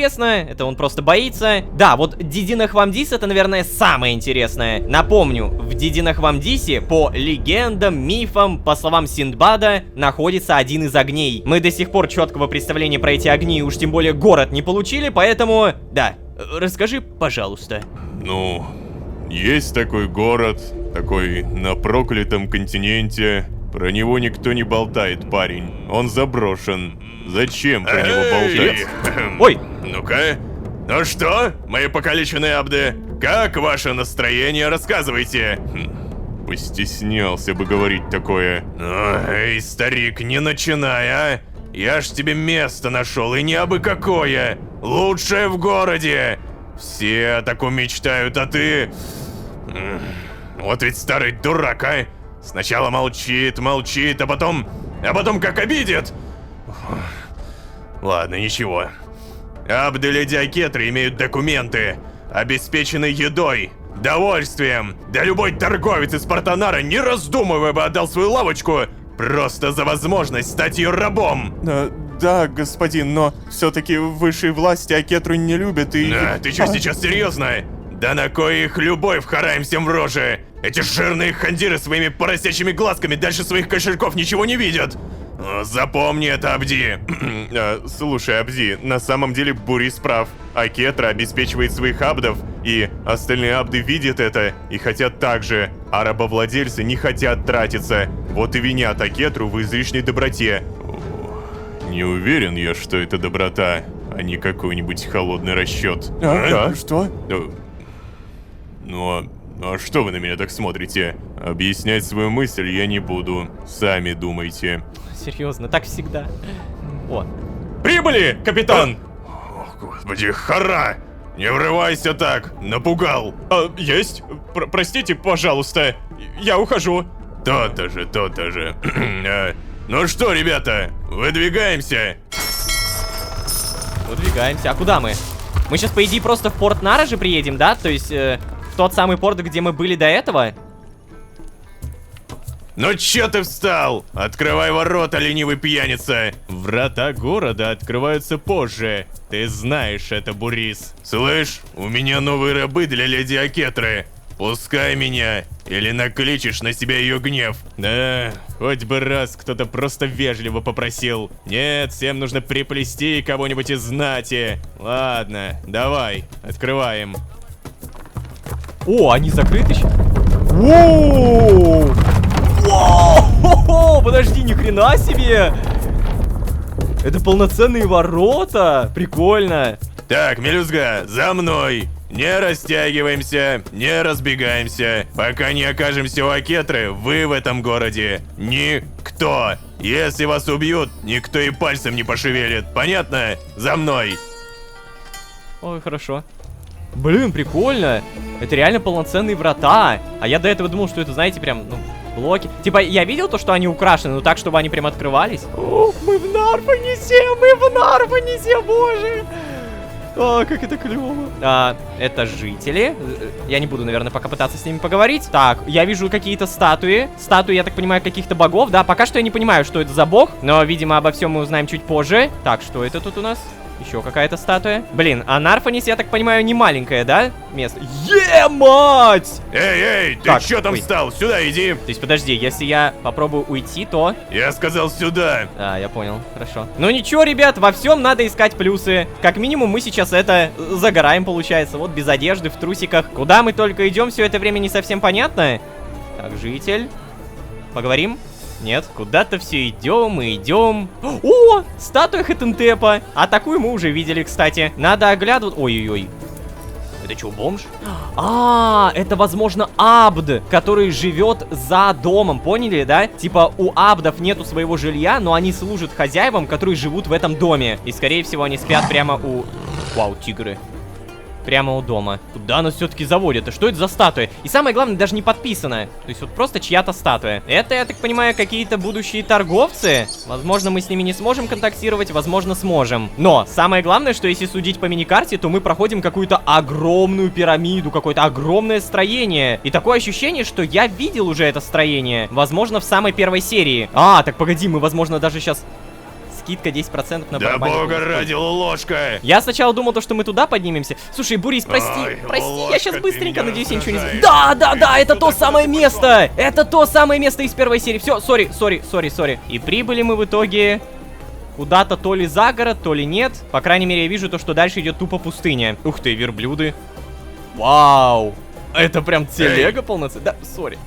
Возможно, это статуя... Не Кнефмтити, не Хетентепа, тогда, может быть, Селиасет, хотя у Селиасет рога, я помню. Ну ладно, я пока не буду думать. Может быть, это вообще, знаете, никакой не бог, а просто какой-то чел. О, а вот это точно Селиасет. Да, вот те самые рога, о которых я говорил. Самое важное, что мы идем по этому городу, и он реально детализирован, он наполнен. Видно, что поднялись на уровень выше. О, и походу мы пришли. Ну что, пора познакомиться с той самой Акетрой. Что происходит? Что? Это типа... Время? Что? Ну, О. и чего же ты мне говорил, Бурис, что Аб совсем слабый, а? Я же вижу, хорошо питался, высокий О, и... пожалуйста, прошу, простите, пожалуйста. Я не должен был так входить. Я не имел права входить в ваш дом в полный рост. Я умоляю, позвольте мне проявить себя. Не убивайте меня, не убивайте. Ой-ой-ой-ой. Абди, встань, прошу тебя. Встань же, запомни раз и навсегда. В этом доме я уважаю только хорошо выполненную работу. Мне не важно, как вы передвигаетесь по дому, как ко мне обращаетесь. Если я доверяю вам приготовление еды, вы сами составляете меню, занимаетесь закупкой продуктов и сообщаете мне стоимости. Я не буду вас контролировать, не применяя физических наказаний. И я служу Хетентепу. У меня нет ни каменоломен, ни лесопилок. Поэтому мне не нужно много помощи. Не нужны физически сильные рабы. Меня интересуют истории, знания. Но также вашей работой будет помогать мне по дому и развлекать, если мне станет скучно. Не поняла. Эй, скульптор, почему ты на меня не смотришь? Посмотри на меня. Скульптор! Боюсь, я не подойду для такой роли, леди. Я не слишком разговорчив и весьма груб. Вот как. Ох, скульптор, не думаешь же ты, что я не навела о вас справки, прежде чем выкупить? Абди, честный и верный раб, которого хозяева довели до истощения, а потом обвинили в неспособности работать. Далее Сдерик, строитель, который так стремился к знаниям, что утащил несколько очень важных фолиантов из храма. Лололошка. Про тебя мне известно меньше всего. Но я знаю, что остальные видят в тебе своего лидера, и что из тебя вышел бы хороший управляющий домом. Ну и остаешься ты, скульптор с одной рукой. Отрастить бороду было хорошей идеей. Никто никогда бы не догадался, да? Не понял. Леди, прошу прощения. А о чем это вы говорите? Отставить, Бурис. Вы доставили мне товар. В вашем присутствии больше нет необходимости. Эй, милая, проводи торговца, пожалуйста. Так, Лулошка, теперь ты. Это твое. О, что? И вот это тоже твое. Главный рынок сейчас закрыт. Вообще весь город сейчас готовится к празднованию. Будь добр, сходи на рынок в порту и купи все по списку. О, да, точно. Чуть не забыла. Вот ваши документы. Вот. О, бляха! Бляха. Задание выполнили и просто кучу скоробеев дали. Зачем такой звук? Господи! Плюс 2 золотых скоробея, охренеть. Документики. Говорю один раз. С этим документом стражники будут пускать тебя за городские ворота и обратно без проблем. А теперь все. Иди, но ни в коем случае не задерживайся нигде. Понял? Так, Абди, уберись здесь, пожалуйста. Я прошу прощения, леди Акетра. А можно я займусь готовкой? Ух ты! О, уважаю инициативу. Милая, проводи с Дерека на кухню. Да, слушаюсь.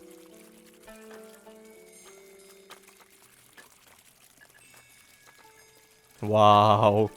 А мне нравится. Подожди, у меня в итоге сейчас будет какое-то продолжение? Пошел. А теперь ты, скульптор. Пойдем ко мне в покое. Нас ждет очень увлекательный диалог. А кто этот скульптор? Это какой-то чел, который скрывается? Ой. Так, все? На этом закончилось? Пипец. Ребята, что мне в итоге... Я голый, боже. Хотя бы вещи не украли, и на том спасибо. А у меня появились тут какие-нибудь другие люди, например, там Дерек? Нет, не появилось, ладно. Теперь я Абд. Мое первое поручение в должности Абда. А Кетра выглядит доброжелательной, но я все равно постараюсь не подвести. Да, это, кстати, это правда, она такая добрая. То есть, понимаете, да, в ее владениях буквально очень большой дом, который находится в самом дорогом городе, Нарфанис. Пойти туда, наверное, сейчас не самая лучшая идея, но давайте с Абди попробуем поговорить. Абди, поговорить. Нет? Ладно, так, все. Могу выйти, получается, да? Ну-ка. А Кетра сказала мне не задерживаться. Надо поторопиться. Блин, это так клево. Стоп, я в итоге спокойно вышел, ты посмотри. Я реально на рынке. А рынок, кстати говоря, преобразился. Ты посмотри, тут появились какие-то рисуночки. Я так понимаю, то, что по ним я теперь могу нормально смотреть, где что продается, да? Здравствуйте. Так, торговать. Ух ты! Интерфейс поменяли, смотри, как удобно теперь. Четко видно, что можно купить и что можно продать. И я не могу это продать, потому что у меня этого нет. Вот это удобно. Я вообще в целом хочу еще раз похлопать за то, что на протяжении моей игры к сюжету постоянно выходят патчи. То есть на это не забивается и, как вы видите, постепенно улучшается. Здесь продается, по всей видимости, рыба. Я это помню. Так, и я могу купить алмазную удочку. Кстати, мне дали 120 утенов. И я так понимаю, то, что мне нужно что-то купить, да? Список: 64 сахара, 2 чайных листа, 4 бутылочки меда и 4 томата. Ага, то есть я лучше сейчас не буду тратить на что-то другое. Нар Сафар, слот аксессуар, имя Лолошка, пол мужской, профессия Абд, владелец женщина Акетра Ибн Аяс. Ее зовут вот так, запоминаем, ее полное имя Акетра Ибн Аяс. Номер серия 993 JDH. Стоп, что? JDH. Так, ладно, я не буду сейчас сдаваться в подробности, что бы это значило, но давайте посмотрим, что у нас здесь. Так, это я не могу продать. Какие вывески-то у вас красивые появились, ребята! Диковинки и произведения искусства, которые выделят ваш дом среди остальных. Покупайте! Ну да, я так и хотел посмотреть. Ну-ка. Так, коллекционная картина. Эх, купить бы сейчас на все деньги, да. Так, что у вас? У вас есть какая-нибудь тут вывеска? Прошу прощения, кожевник. Я не могу с ним торговать, кстати, смотри. Ну ладно. Давайте еще раз. Абдулолошка выходит на охоту за продуктами. 64 сахара. Где такое можно приобрести? Вот здесь, возможно. Ой, что это вы делаете? Что-то не получилось. Ну ладно, давайте тогда поторгуем. Торговать? Нет, сахар здесь не продается. И, по всей видимости, даже несмотря на эти вывески, это все равно огромная проблема. Надо очень много запоминать. Прошу прощения, здравствуйте. Так, тут у вас тарелочки, шкафчики. Это явно не то, что мне надо. Сочнейшие томаты только у меня.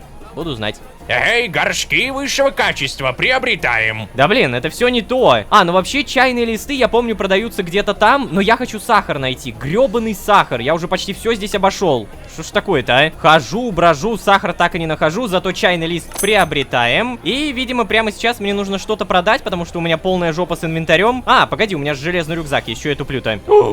У меня так много снопов сена. Я могу сейчас заработать даже больше, чем мне дала Акетра. Ё-моё. Но мне, наверное, сначала лучше подружиться. То есть, например, вот этот фермер покупает сноп сена, да? Мы его можем продать за 1. Но если я подружусь и, например, предложу помощь, то мне это что-то даст. Вам нужна помощь в чем бы то ни было? Че? Ты кто, пацан? Я уж думал, мой поставщик наконец-то приехал. Этот псина скрылся с моими утенами неделю назад. Должен был привезти мне 48 томатов. Я не могу больше ждать. Слушай, раз ты помощь-то предложил, может быть, раздобудешь мне необходимое, а? 48, ну я не найду твои 48 томатов в другой раз. Так, еще раз. И я не могу больше предложить помощь. То есть, видимо, раз, не знаю, там в час, в 2 я могу предлагать помощь. Эй, Чё-то подходите! Сочнейшие томаты только у меня. Так у тебя нету томатов! У тебя нету томатов, чё ты грустишь и зазываешь меня? А, так у него прям логотип томата. Подожди, а у тебя реально томаты? Реально томаты. Дорого, дорого. Опа! Помимо чайного листа я также нашел 4 бутылочки меда. Приобретаем. Раз, два, три, 4. Отлично. И остается где-то найти сахар. Я ж, по идее, сахар могу просто так сделать. Зачем мне его покупать? Это же как-то нелогично, да? Внимание! Монту доволен вашими деяниями. Спасибо. Мне дали, получается, скорость. Я теперь быстрее передвигаюсь. И вот мы спокойно создаем 64 сахара. И не надо ничего искать, не надо ничего покупать. Далее нужно 4 томата. О, томаты. Это я помню где. Эй, томателла, иду к тебе. У меня тут документики, скидку, да? Я на Акету работаю. Это выкидываем. Это приобретаем. Все, обновление задания. Итак, что у нас здесь? Вопросик. Ожидание сдачи персонажу. Так, мне, получается, нужно прям туда к Акетре, да? Да ну давай, мелюзга. Опять ты. Ха-ха. Что, парень, документы у тебя появились, да? Ну, как бы вообще-то да, я ж проходил. Вот. Или как мне нужно? А! Отдай документы, я теперь не могу пройти! Бляха, стоп! А что мне делать теперь? Мои документики, понятно? Может быть, мне нужно просто нажать? Подожди, а как мне документы-то использовать? Я не понимаю. Может быть, надо ответить, типа, да? Да, чего? А ну-ка покажи. Теперь нужно кинуть, да? Ну-ка.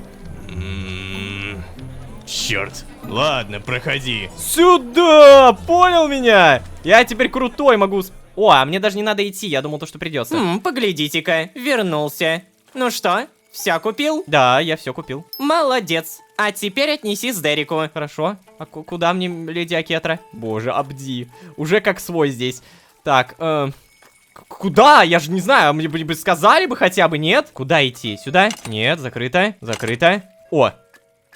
Ё-моё, у нее тут целая коллекция какая-то. Она, видимо, очень... богатая.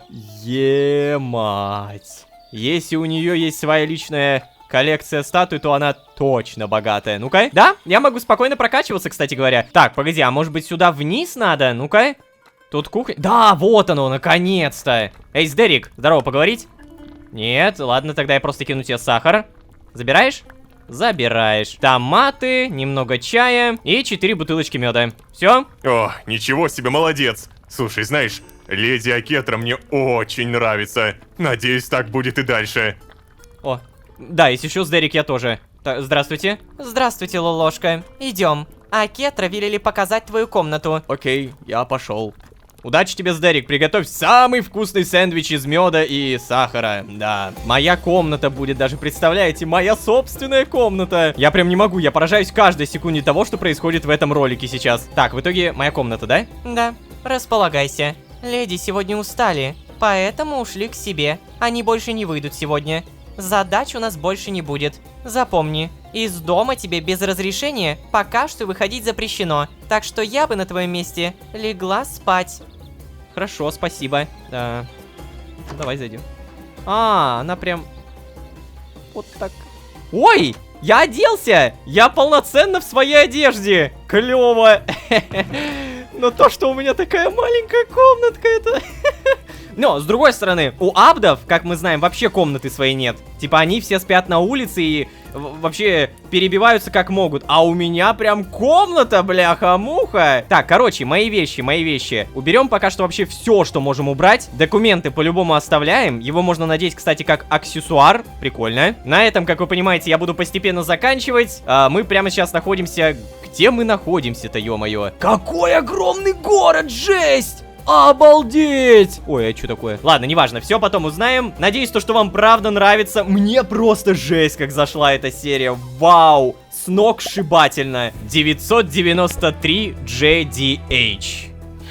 Не забывайте, пожалуйста, ставить ваши лайки. Не забывайте, пожалуйста, подписываться. Я очень надеюсь, что вы промотивируете нас своими нажатиями. И впервые за этот сезон не забуду напомнить то, что на сайте мироходец.ру вы можете приобрести мерч по каналу Мистер Лолошка, а также по всем сезонам. Спасибо большое. Ссылка в описании. А если вы здесь впервые, то можете еще и позвать друзей. А с вами были Лолошка и моя комната у Леди Акетры. Всем удачи, всем пока. Пока-пока-пока. Пока. Ха-ха, хара, Лолошка! У меня такие новости! Нашел я твоих грабителей. Я знаю, где находится дом, в котором они скрывались, Лолошка. Ничего себе новости. Да, отныне я раб божий, you know. Дамы и господа, наконец-то, документы получены. Правда, вместе и с этим новая профессия. Абд. Проще говоря, раб. Сейчас расскажу поподробнее. А вообще, всем привет, дорогие друзья, я Лолошка. Добро пожаловать в 13 огней. Поехали!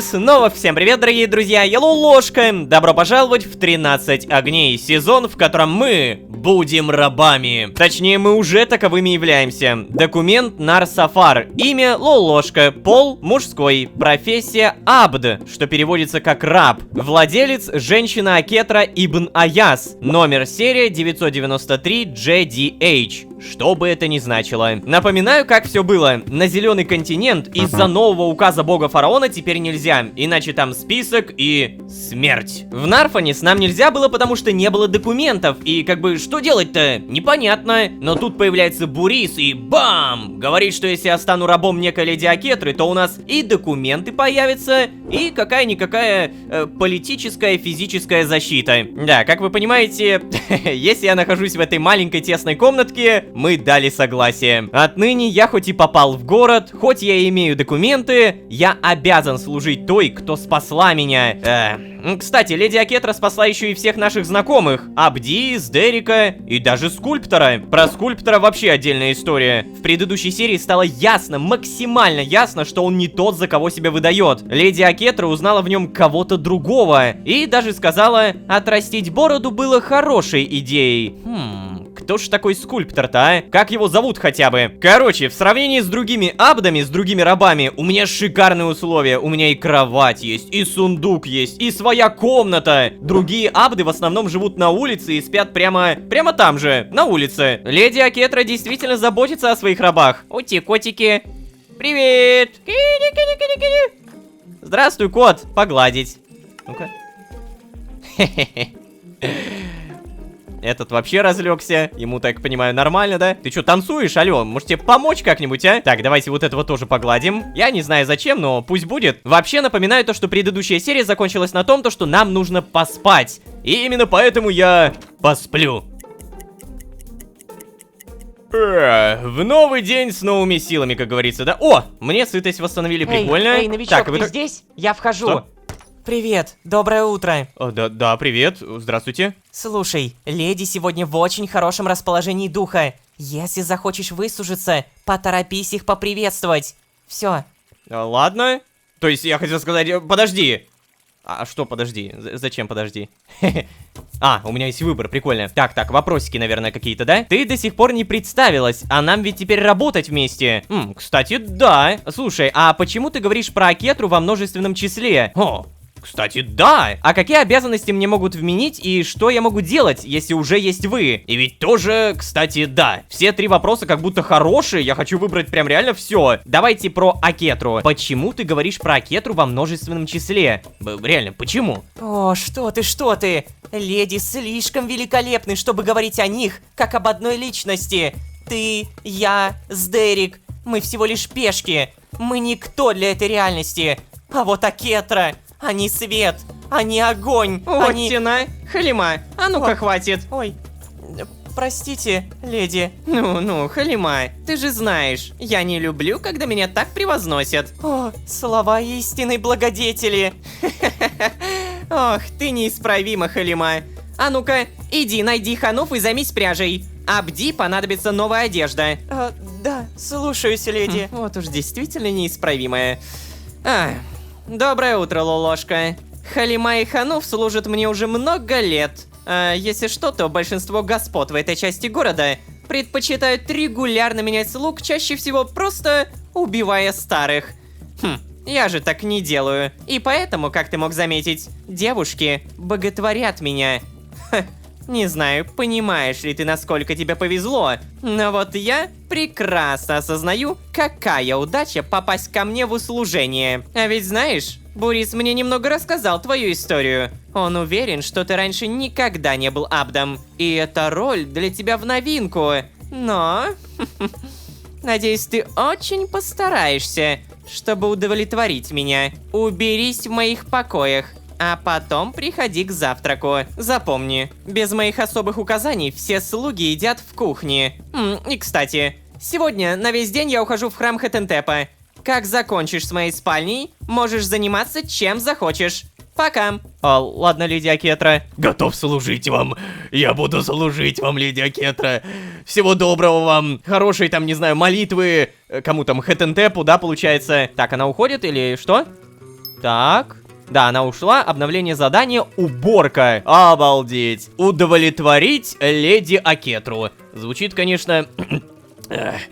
приятно. Попробуем это сделать. Это, наверное, пока закрываем и проверяем. Где? Уборка. Я должен сделать уборку в спальне Акетры. Интересно, как эта спальня выглядит? А ведь и правда. Я же даже не знаю, куда мне нужно идти. Кошечки, помогите мне, пожалуйста. Пожалуйста. Что мне делать-то? Какая спальня? Она сказала то, что сначала нужно прибраться, потом идти на завтрак. То есть завтрак у нас там. Явно спальня находится не внизу. Скорее всего, она где-то на этом этаже. И, о, я походу знаю. Вот здесь, да? Через эти все ух ты, Абди. А я-то думал, то, что у вас нет. Привет, поговорим? Не поговорим. Ты что, серьезно? Так, кстати, а тут кто-нибудь новенький? О, появился Акетра. И, кстати говоря... Если появилась Акетра, но не появился Сдерик, это уже реально странно. Становится очевидным то, что про Сдерика не забыли. Его здесь нет, потому что так нужно. В любом случае, нам нужно найти спальню. Здесь у нас молятся. О, прикольно, смотри. Горят огни, потому что у нас благословение Селиасет 2 и благословение Монту. Вот, видите, Селиасет 2 уровень, тут 2 огня. Здесь у меня 1 уровень Монту, и 1 огонь тоже горит. То есть, по сути, мы можем реально зажечь все огни. Но это, наверное, очень тяжело. Потому что они постепенно сбрасываются. Так, я могу сюда зайти? О! Привет. О, незаправленная кровать. Интересно, где подушка и одеяло? Ну, как же прикольно, что в этом сезоне прям мысли озвучиваются постоянно. В любом случае, мы нашли спальню, и в этой спальне нету золота. Я думал, то, что это будут золотистые хоромы. А вообще, что это такое? Белое что-то? Здесь слишком темно. Надо открыть ставни. Это надо заполнить это благовониями. Так, окей, я понял, да, это все задачи. Вот эти штуки благовониями заполнить, да? И вот еще одна. Так, а это что такое? Что это? Грязная шляпа. Грязная туника. Так, ладно. Ай-яй-яй, надо собрать мусор с пола. Согласен, согласен. Так, во-первых, давайте самое простое. Откроем ставни.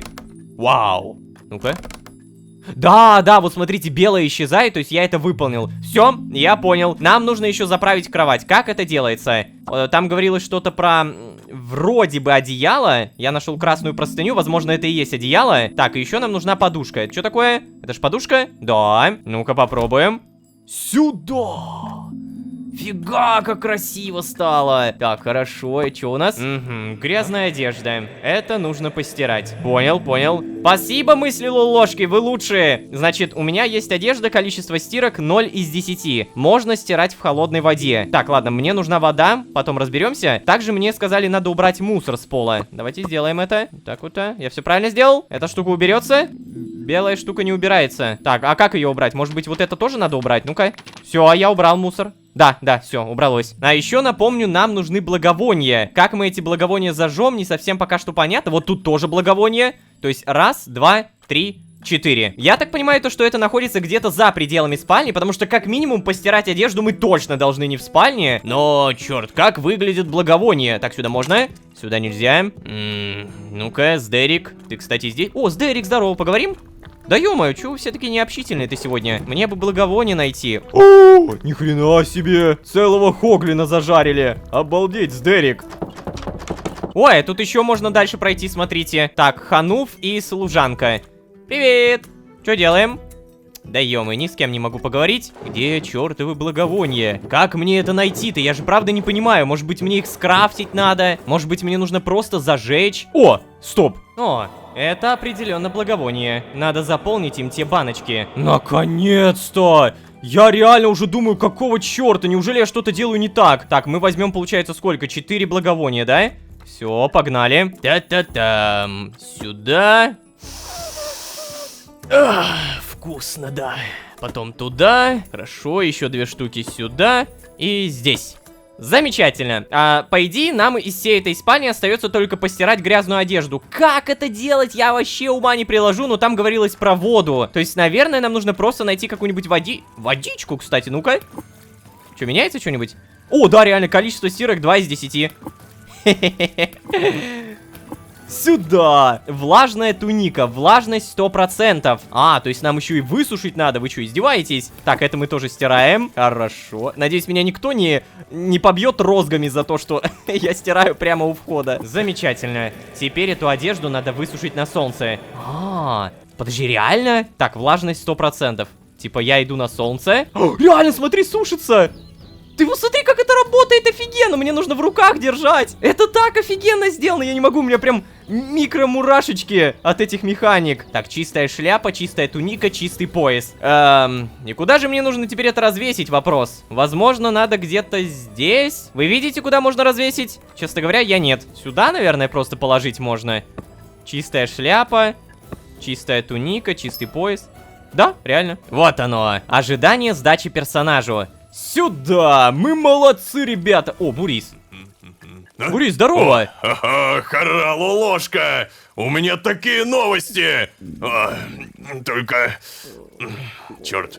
Слушай, как думаешь, Акетра угостит меня чем-нибудь со своей кухни, а? Я, как всегда, толком ничего не ел. Еще раз привет, Бурис. Слушай, честно говоря, я не знаю, могу ли я тут заправлять так, как хочу, но у меня есть выборы. Я как раз собирался идти в кухню завтракать. Пойдем, поделюсь с тобой своей едой. Бурис, я не могу отвечать за Акетру. Это ее дом и ее еда, а ее сейчас здесь нет. Да, конечно, Бурис, погнали. Она такая богатая, что не заметит даже того, что мы одного страждущего накормили. Но это я не нажму ни в коем случае. Мне пока что нравится, мне нравится эта леди Акетра, и как бы благодаря ей мы получили документы, сами понимаете. Так что здесь либо первое, либо второе. Я не могу отвечать за Акетру, либо поделиться своей едой. Давайте, да, попробуем именно своей. О, щедрость, ложка, это то, что делает из животного человека.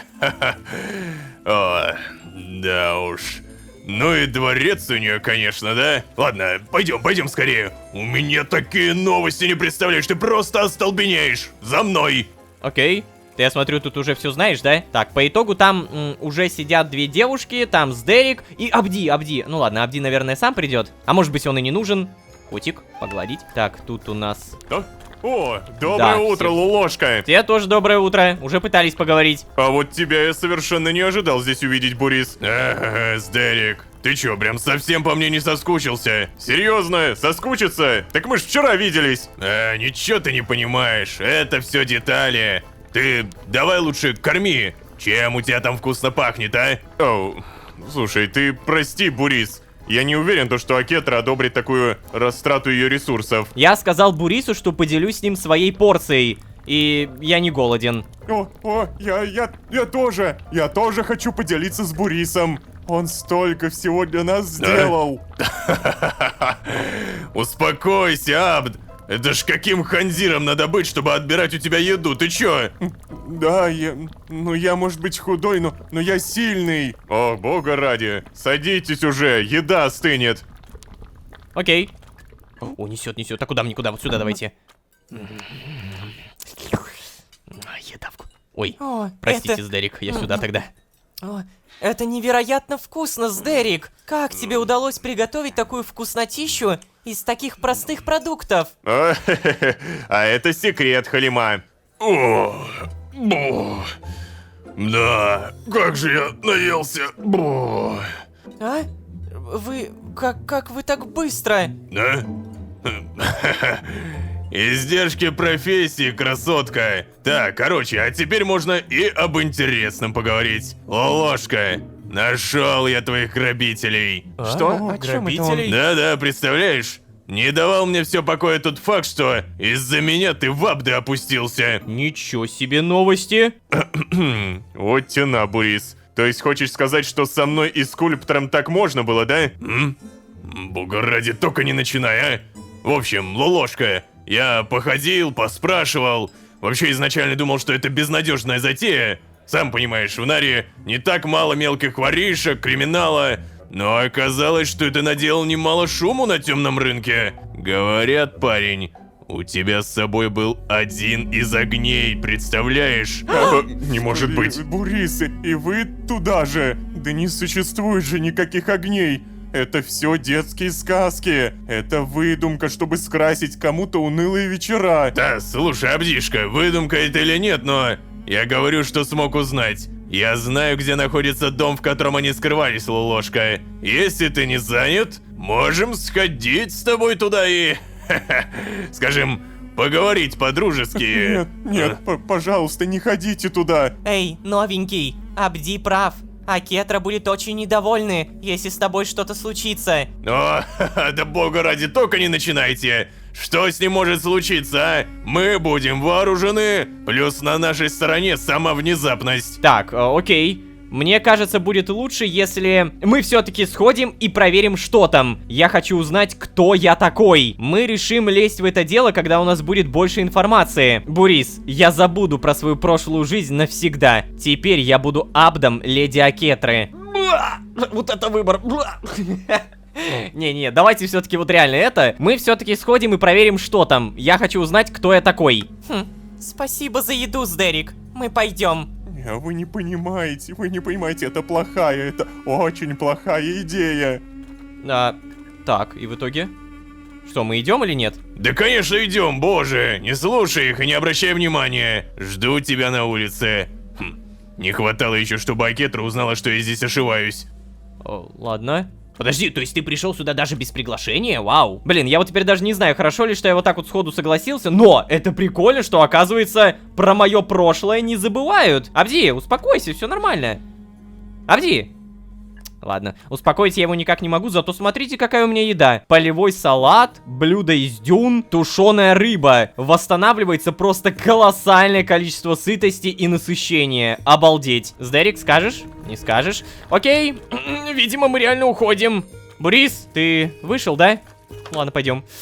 Ух, блин. Все будет Слушай, нормально. парень, предупреждаю сразу. Я, конечно, делал там вид, что это все ерунда и так далее, но если кто-то считает, что у тебя был один из огней, нужно быть предельно осторожным. Понял? Ты готов? Ох, блин. Все, мне меньше и меньше нравится эта идея. Да, давай. Получается, что уж, не заднюю же давать. Тогда за мной. Куда мы? Мы даже самое главное непонятно теперь в какой части города. Это какие-то развалины. Давайте посмотрим, где. О, я даже не знаю, где дом. Я не знаю, где дом Акетры. Фак. О, черт, кажется, мы опоздали. Не думаю, что кто-то там есть. Быстрее, пойдем. Что? Так погоди, если никого нет, куда ты За мной, торопишься? за мной, Лолошка. Бога ради, ладно. Так, в целом выглядит как маленькое строение. А внутри? Тоже маленькое строение. А где мы? А, здесь все перевернуто вверх дом. Это точно обитель грабителей? Поговорим? Нет? Так, бочка пуста. Может быть, что-нибудь из моих старых вещей, что-нибудь, может быть, здесь сохранилось. Так, ты пытаешься здесь все осмотреть, да? Ладно, я тоже. Так, бочка пусто, бочка пусто, бочка. Сундук. Ледяной сундук. Может быть, здесь что-нибудь? Нет, пусто. Записка. А, это просто бумага, господи. Так, ты в итоге все здесь осмотрел? Просто я вроде как все осмотрел, ничего нет. Еще раз, бочка пусто, бочка. Кровать, просто кровать, под ней ничего нет. Но я каких-то секретных рычагов, честно говоря, не вижу. Мне что, нужно просто Буриса подождать? О! Блях. Сейчас обосрался. Железного скоробея дали, спасибо, да. Капец, у меня, кстати, скоробеев уже так много, да? Надо будет потом прокачаться у леди Акетры. Да ладно, бляха-муха, серьезно? Я просто должен был под сундуком найти эту маленькую бочечку? Офигеть. Ну ладно, допустим. Ох, нифига, что здесь? Письмо. У нас была договоренность. Никто не должен был знать про артефакт. Сегодня о нем разговаривали на черном рынке. Вы знаете мои правила. Сделка отменяется. Подпись СМ. Так. Эй, Бурис? Я ну в итоге... как оно? Нашел что-нибудь? Да, нашел как раз. Давайте, да, напишем. А, может быть, просто кинуть надо? Опа, что это? Ну-ка. Так, огней. Сделка отменяется. Скажу прямо, ты, возможно, догадываешься, что я сам частый гость на черном рынке, откуда бы я иначе узнал про артефакты твоих грабителей. Но нет, эти инициалы мне пока что вообще ни о чем не говорят. У нас там все на доверии держится, туда так просто не попасть. И еще сложнее остаться анонимными. Я попробую поразведывать, но обещать ничего не могу. Да. Ну дела-то, а. Я не знаю, как ты с этим делом связан, Лолошка, но выглядит это все чертовски плохо. Давай-ка лучше убираться отсюда. Мы тут все равно уже ничего не найдем. Окей. Хорошая идея, на самом деле. Знаете, это выглядит как какое-то сгоревшее здание. Ох, хара. Вообще ничего не понимаю, дружище.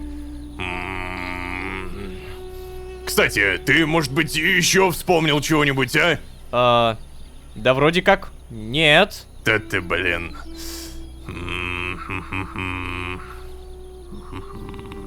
Знаешь, что мне не нравится, Лулошка? Мы не видели ни одного трупа. Была перевернутая мебель, были следы поджога, но при этом ни души. О, если они проговорятся про себя, смогут тебя распознать, то... О, боги! Зачем я вообще тебя сюда притащил? Вернись к Акетре и постарайся не шастать особо, хорошо? Если чего, я сам все разузнаю, дам знать. Давай, всего доброго. Окей, пока, спасибо большое. Слушайте, на самом деле удивительно, я просто давно хотел это сказать, но Бурис это очень противоречивый персонаж. Он не скрывает о том, что он работает на черном рынке. Нет, он говорит как есть. Да, типа я вот такой вот жесткий контрабандист. Но при всем при этом мы его каким-то образом заинтересовали, что он, не обманывая нас, по сути реально помогает. И помните, я говорил о том, что он обманывал меня по поводу 2000 утенов. Теперь у меня ощущение, что он нифига меня не обманывал. Вполне реально то, что он действительно просто нашел способ подешевле в виде вот этих 400 утенов, потому что он нашел леди Акетру. А леди Акетра, она вот, ну, такая. Супер крутой вариант, как говорится. Поэтому нашлось подешевле. Так что да, я Ой, залагало. Ой, бляха. Оу! Почему лагает?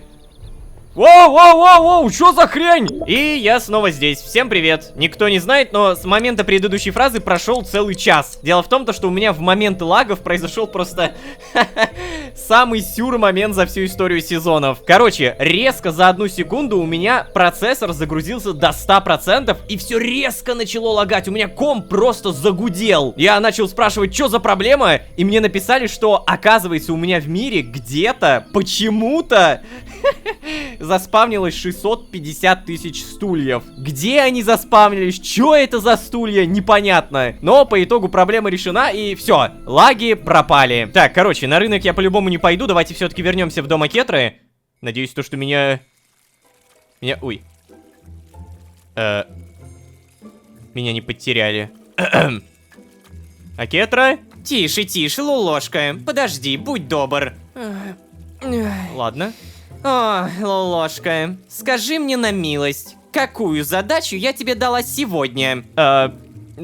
Убраться в ваших покоях. Ну, и как оно? Ты выполнил свою задачу? Да, я все прибрал. Одежда там стиранная, все дела.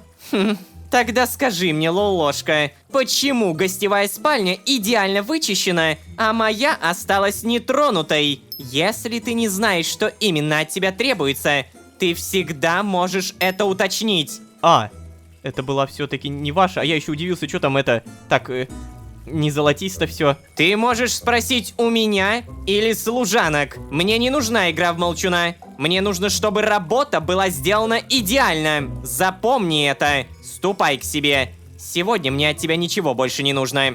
Блин, простите. Ну я же... Подожди, где тут это написано? Ну ё-моё, Акетра! На самом деле, я буду очень негодовать, если сюжет в итоге будет меня топить в плане отношений к Акетре. То есть, знаете, я буду прям стараться, а сюжет будет постоянно делать так, что нет, у тебя будут отвратительные отношения с Акетрой. Ну ладно, зато меня не наругали то, что я вышел из дома. Да, все нормально. Ну, собственно, это гостевая, да? Я еще смотрю и думаю, ну это не может быть спальня Акетры. Ладно, я еще раз извиняюсь. Блин, ну то, что отношения упали, это, конечно, очень плохо. Так, здесь у нас в итоге просто статуи. Давайте, наверное, кстати говоря, прокачаемся. Насчет серебряных скоробеев. 2 серии подряд мы не можем их прокачать, потому что у меня ничего не горит, и как бы я ни нажимал, ничего не происходит. Я уточнил про эту проблему, и оказывается, это не проблема, представляете? Я просто настолько быстро все это прокачивал, что в будущем мы поймем, почему я не могу прокачивать. Что это за будущее, я не знаю. Я просто слишком хороший игрок. Хе-хе. Так, кстати, у меня 3 золотых скоробея, я пытался прокачать улучшение организма, поэтому продолжаем. Угу. Напомню то, что я пытаюсь прокачать организм до 10 уровня И прокачать покоритель барханов. увеличивает скорость передвижения на 5% за уровень, когда в обеих руках нет предметов. Это идеально. То есть мне нужно еще 2 уровня золота. Так, а где мне взять золотых скоробеев? Вот вопрос-то. Так, слушай, Абди, поговорим? Здравствуйте. Знаете, когда все вокруг говорят про эти огни, я начинаю злиться.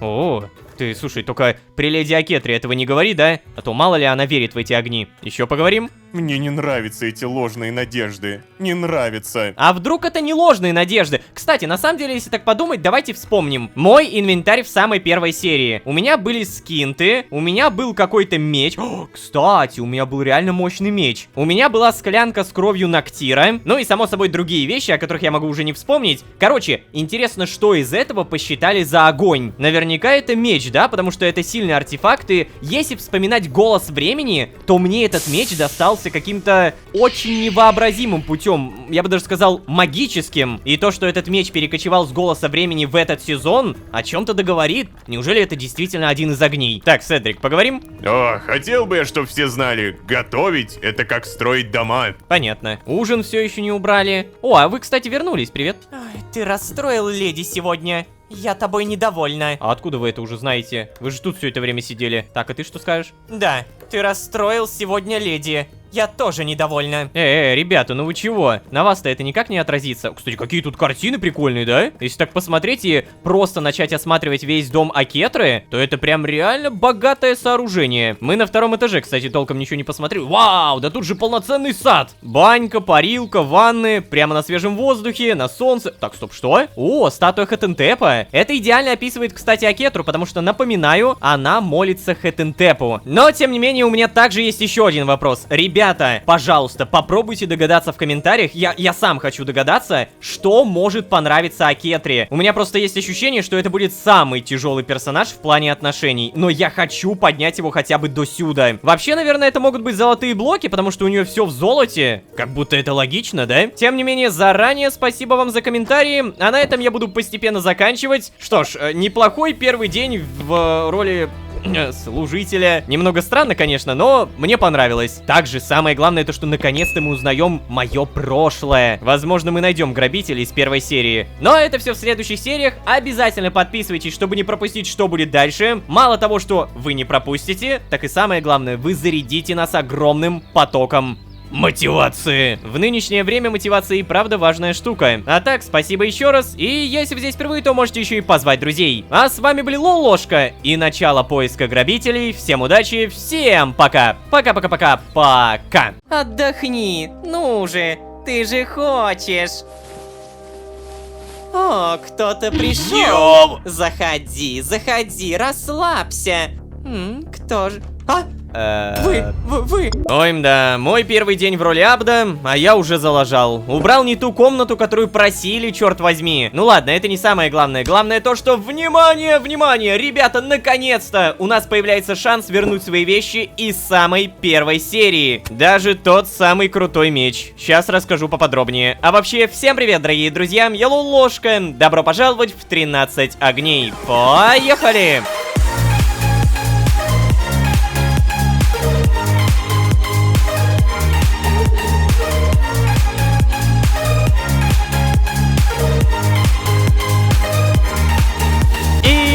Снова всем привет, дорогие друзья, я Лолошка. Добро пожаловать в 13 огней, сезон, в котором мы становимся детективами. Да уж, получается какой-то рабский детектив. Ощущение, что это название какой-то книги. Но нет, это моя жизнь. А если серьезно, то народ, внимание, у нас действительно появляется шанс. Шанс вернуть украденные вещи из самой первой серии этого сезона. Нам даже сказали, что начинают ползать слухи, что один из тех моих предметов является одним из огней. Чего?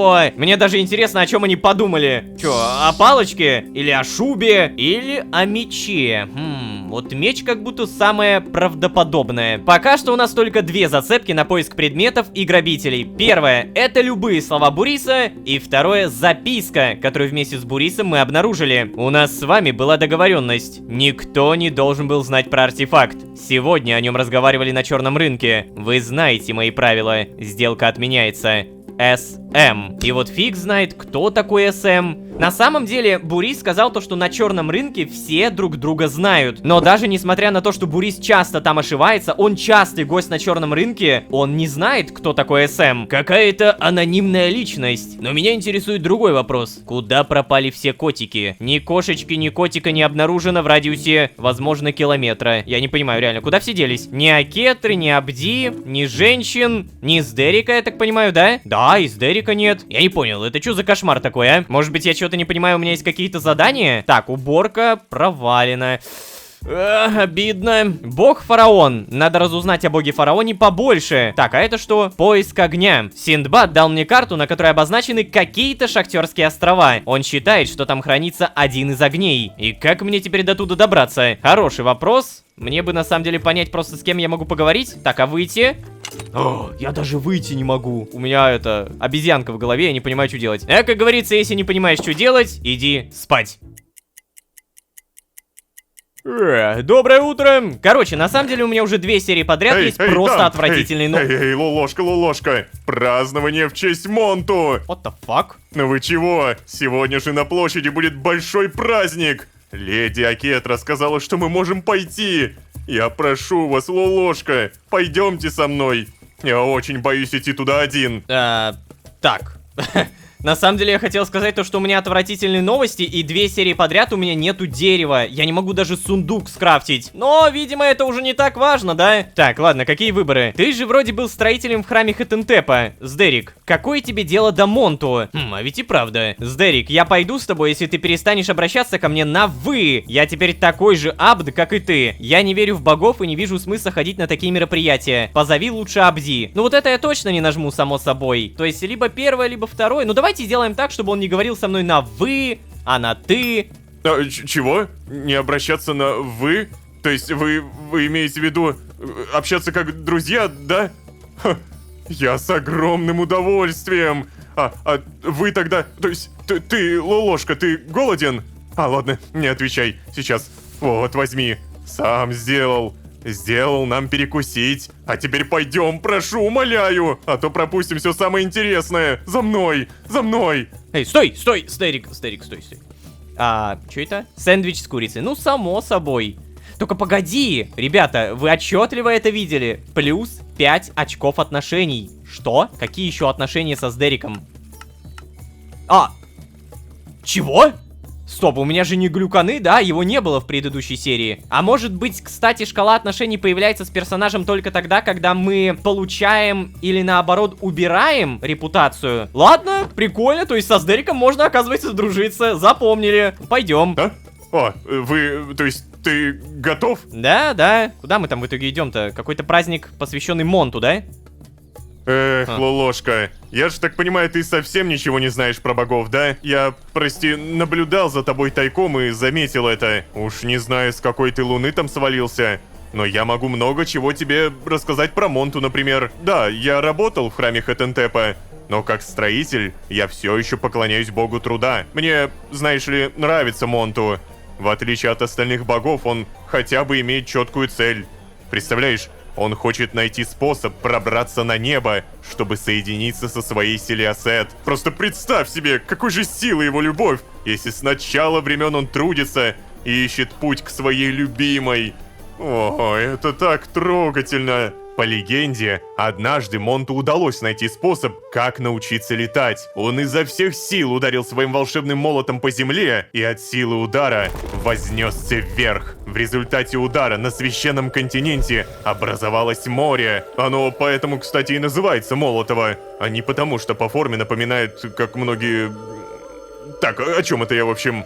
Ну да. В общем, Монту вознесся и... Представляешь, когда он уже почти достиг объятий возлюбленной, на его пути появилась стая уток. Не имея возможности управлять своим полетом, Монту врезался в птиц и подбил одно из них крыло. Он спас милой уточке жизнь. Эта история, Лолошка, учит нас тому, что Монту не готов жертвовать другими ради своего счастья. И мы должны придерживаться той же морали. Монту заботился и выхаживал уточку. Она выздоровела. Но потом решила с ним остаться. Так, бог труда обрел себе друга на земле. Сейчас многие скульпторы и художники изображают Монту с птицей на голове. И, по-моему, блин, это невероятно мило. Да, спасибо большое за историю, Сдерик. Так, и в итоге куда мы пришли? Что мы? Слушайте меня, жители! Слушайте меня, абды! Слушайте меня, уточки и курочки! Сегодня праздник в честь великого бога! Мы возносим свои молитвы богу труда! Сегодня мы работаем в 10 раз усерднее и решительнее! Задумайся ты, житель!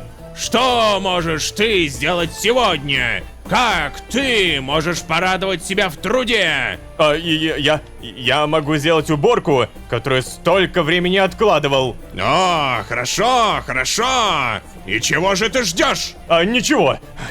Пойду и уберусь, действительно. Чего это? Вот и правильно! Многие из вас считают, что истина кроется в грубой силе, что только физическая мощь может являться ответом на все вопросы. Нет! Да? Вот именно! Нет!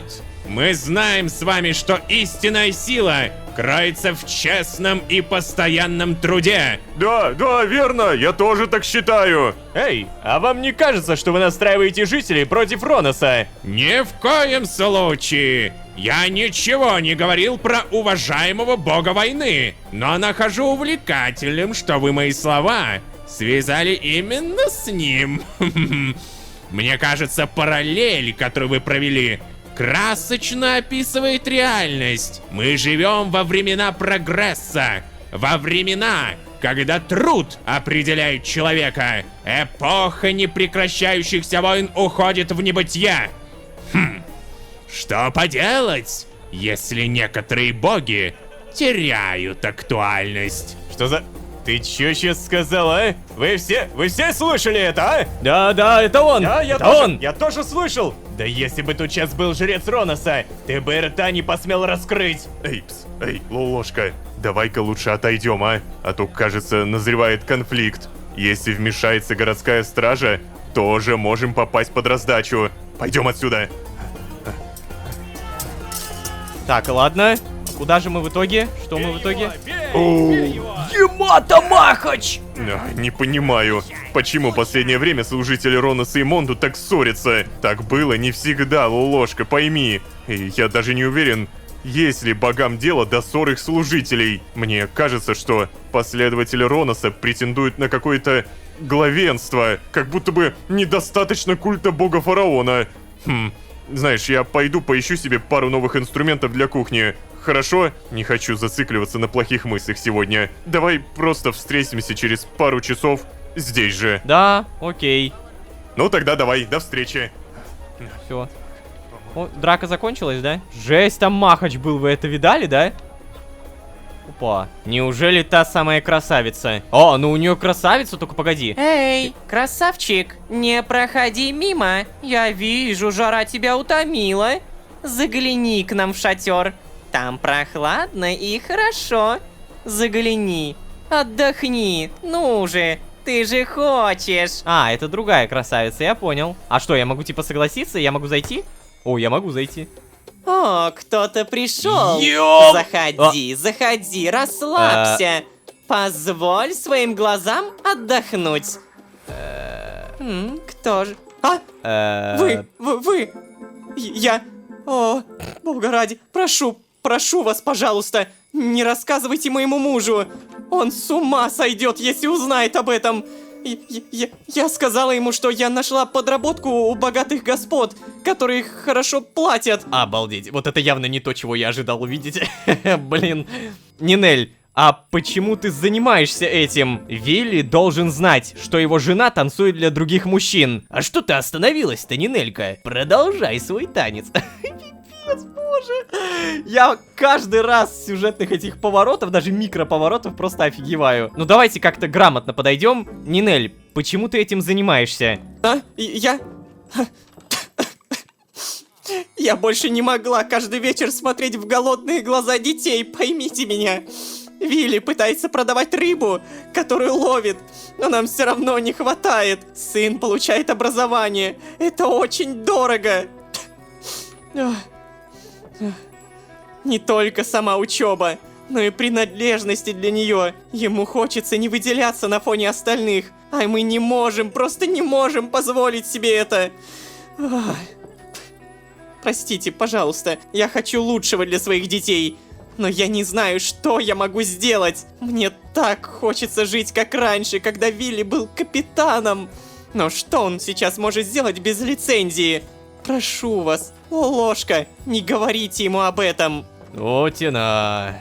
Знаете, мне очень нравится, как через вот эту египетскую призму сценаристы передают настоящее. Ну, то есть вы же понимаете, что такие моменты, такие жизненные ситуации встречаются и в наше время, но это так правдоподобно. Правда, у меня слов нет. Я ничего не скажу, Нинель, если ты бросишь эту работу. Нинель, это твоя жизнь. Ты сама решаешь, чем тебе заниматься. Нинель, я все ему расскажу. Я не могу такое скрывать. Вот они, подключаются вот эти нормы морали, ребята, да, вот что бы вы выбрали? Я хочу на самом деле помочь Вилли получить лицензию, но я понимаю то, что для этого придется пока что помолчать про Нинель, поэтому давайте так, это твоя жизнь, Нинель, ты сама решаешь, чем тебе заниматься. То есть, как минимум, ей все равно нужно своих детей содержать, поэтому, да. О, спасибо большое. Вы... Простите, я могу закончить танец, если вы хотите. Это будет, конечно, крайне неловко, но я готова. Стой, нет, Нинель, не надо. О, что? У меня замочек открытый. Вот, держи, тут немного, но я хочу помочь. Нинель, я ухожу. Не унижайся передо мной, пожалуйста. Позволь, я устроюсь поудобнее. Боже, почему тут такой выбор есть? У меня прям кринжовые мурашки бегут по коже. Я не знаю, как это по-другому назвать. Ладно, вот, держи. Тут немного, но я хочу помочь. Спасибо большое, Лолошка, за все. Пожалуйста. Все? На этом диалог завершился, да? Так, ну-ка покажите мне, какой у меня... Йоу! А с Нинель-то у меня реально уже такие хорошие отношения, посмотрите. То есть мы вот-вот и догоним даже Абди, получается. Да уж, я, короче говоря, все равно немножко в шоках. Давайте на всякий случай осмотрим эту территорию, мало ли тут что-то есть. Так, сундучок какой-нибудь, пасхалочка, что-нибудь, как-нибудь. Нет, вроде бы все. Ладно, Нинель, это ваша жизнь, действительно. Удачи! Мне очень у вас понравилось, красавица, очень понравилось. Ладно. Ой, тут уже все разбрелись, кстати, никого нет. Так, а 2 часа прошли, кстати, я могу уже со Сдериком встретиться или как? Ну, видимо, никого нет, потому что готовится к фестивалю Монту. А где только этот фестиваль? О, Сдерик. Сдерик... Нельзя поговорить, ладно. Я даже не совсем понимаю, где я нахожусь, в какой части города. Я понял, в какой части города я нахожусь. Я понял. Это же то самое место из самой первой серии. Ну-ка. Да, это тот самый рынок. Вот та самая точка, где я появился в первой серии. Вот здесь я появился. Далее я подошел сюда. Здесь был жрец Кнефмтити. И я наконец-то могу спокойно здесь походить. Обалдеть. Так, а на эту статую я могу нажать? Могу прокачаться? Да, работает. То есть я могу делать это прямо у каждой статуи. Прикольно. Давайте улучшение организма прокачаем до 9 уровня. Мне нужен еще один золотой скоробей, чтобы был 10 уровень. И я наконец-то прокачал покоритель барханов. Увеличивает скорость передвижения на 5% за уровень навыка, когда в обеих руках нет предметов. Так, ну ладно, я, наверное, супер-то далеко не должен уходить, потому что как будто это не по сюжету. Попробуем вернуться, но вернувшись, ничего не получаем. Ладно, пойдем проверим еще раз. Дерек там болтает, да? Да, он все еще болтает. Господи, что-то какую-то скидку, наверное, выбивает жесткую. Эй, стой, Да? стой! О, эй, парень, я видел тебя сегодня среди слушателей моей проповеди. Ты как, не попал в переплет? Нет, я отошел, честно говоря. Это хорошо. Знаешь ли, внешность у тебя такая приметная, но я тебя раньше не видел. Кому это ты поклоняешься, а? О, нет, зачем такой выбор сложный? Солгать. То есть я, по сути, это никому не поклоняюсь, но просто надо сказать, да? Ну, смотрите, он сторонник Монту, поэтому я тоже сторонник Монту. О, вот оно как. Любое поклонение требует посещения храма, парень. Обязательно приходи на проповедь. Да наполнит труд твою душу. Всего доброго. Хорошо. Спасибо. А где этот храм-то хотя бы? А, ну хотя нельзя такое спрашивать, нельзя, а то спалимся. Все, может быть, я теперь и с Дериком могу поговорить, нет? С Дериком? Да господи, сколько можно торговаться, а? Чё ты там эти инструменты? Давай я тебе их куплю, у меня целых 52 утена. Эй, Лолошка, ну как оно? Как Чё? тебе праздник? Представляешь, я вот нашел очень хорошие деревянные лопатки для переворачивания мяса. А вообще, нам бы пора уже возвращаться. Пойдем. Прям передо мной появился, ну, зато я в тайминг попал. Скульптор, вот я правда не понимаю. Ну почему ты видишь во мне только богатую девицу, которая выкупила тебя из прихоти? А это не так? Ой, ну скульптор. Ну конечно же это не так. Вон, пусть тебе скажет Лолошка. А, да, чего? Я не понимаю, о чем речь, я только пришел. Я не понимаю, о чем речь, я только пришел. Типа я 2 раза могу повторить одно и то же. Скульптор прав. Вы выкупили нас из праздного любопытства. Вы нас из-за людей-то не считаете. Ну нет, тут бы я поспорил. А Кетра намного лучше остальных богатых господ. Скульптор, постарайся быть повежливее. Вот. О. Ну, понятно. Эй, ну какие минус 5 очков? Ну, То-то же, Лолошка, спасибо. Абди, пойдем, я хочу принять ванну с маслами. Всего доброго, развлекайся. окей. Прям комнату открыли. А вы же не закроете ее, надеюсь? А, там статуя какая-то. Вы же не закроете? Нет.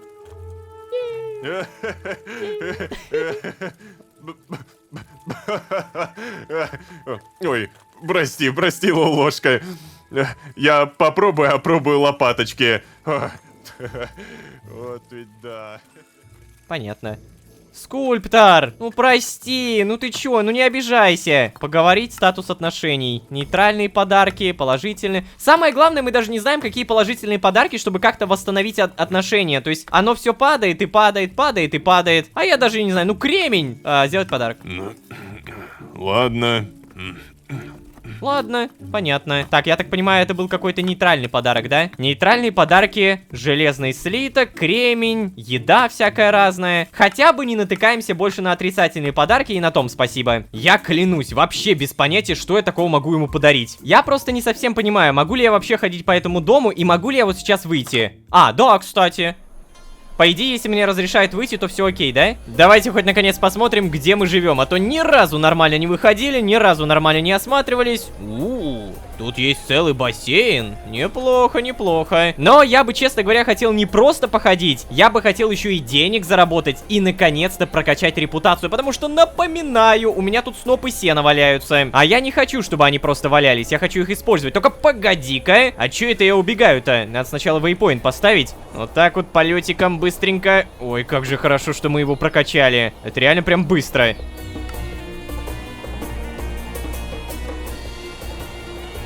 Так вот, я так понимаю, то, что конкретно сейчас на внутреннем рынке никого нет, поэтому мне, наверное, стоит отсюда выйти и попробовать... Да, посмотреть на этот рынок. Вижу, люди есть. Торговцы остались, торговцы более чем функционируют. Здравствуйте, скажете что-нибудь? Ничего, да? Ну ладно, тогда давайте предложим помощь. Нужна ли вам помощь в чем бы то ни было? Ты кто, пацан? Я думал, мой поставщик наконец-то приехал. Этот пес скрылся с моими утенами неделю назад. Должен был привезти мне 16 железных слитков, представляешь? Я не могу больше ждать. Слушай, раз ты помощь предложил, может быть, ты раздобудешь мне необходимое, а? Да, давай. 16 железных слитков — это более чем шикарно, но я не того выбрал, ребята. Тайфетун придет за ними, говорю тебе. Да не существует твоего Тайфетуна. Ну этот диалог мы уже слышали, кстати. Вот с этим чуваком мне нужно по-любому торговаться. Что такое? Эй, сочнейшие томаты только у меня. Подходи, покупай. Ну да. Так, может быть, дашь мне какое-нибудь задание? Могу ли я как-то помочь? Помощь? А мне откуда знать, что ты не очередной прохвост? Ладно. Я сломал свой основной инструмент. Он служил мне верой и правдой столько лет. Если я не смогу ничего продавать, у меня не будет утенов заплатить налоги. Ты поможешь раздобыть мне 4 сковороды? Что, сковородка? Окей, смогу, давай. Поторопись, прошу тебя. Охренеть, мне где-то нужно найти 32 железа. Стоп, нашел. Это было проще простого. Обновление задания. Ненадежный поставщик. Эй, я принес все. Я надеюсь, что ты просто заберешь нужную часть, а остальное вернешь. Неужели это? Ох, спасибо огромное. Хорош. Очки отношений, деньги дали. Так, а что самое главное, мне дали скоробеев 2 штуковины у меня. Так, погоди, я же могу прямо сейчас, получается, прокачаться. У меня 5 ауритеховых, следовательно, покорителя барханов я по-любому качаю. Но для этого нужна статуя. Блин, а статуя так далеко. Так вот, мне нужны 4 глины, чтобы делать 4 сковородки. Ну ладно, я попробую найти. Я нашел, ребята, я нашел! 16 кирпичей за 16 утенов. Да, я понимаю то, что это очень дорого, но это реально единственный шанс, чтобы я прямо сейчас сдал этот квест. Ребята, у меня нет дерева, я не знаю, как мне сейчас скрафтить что-то. Верстак, хоть один! Я первый раз не понимаю, как мне нормально выживать, если у меня просто нет дерева. Никто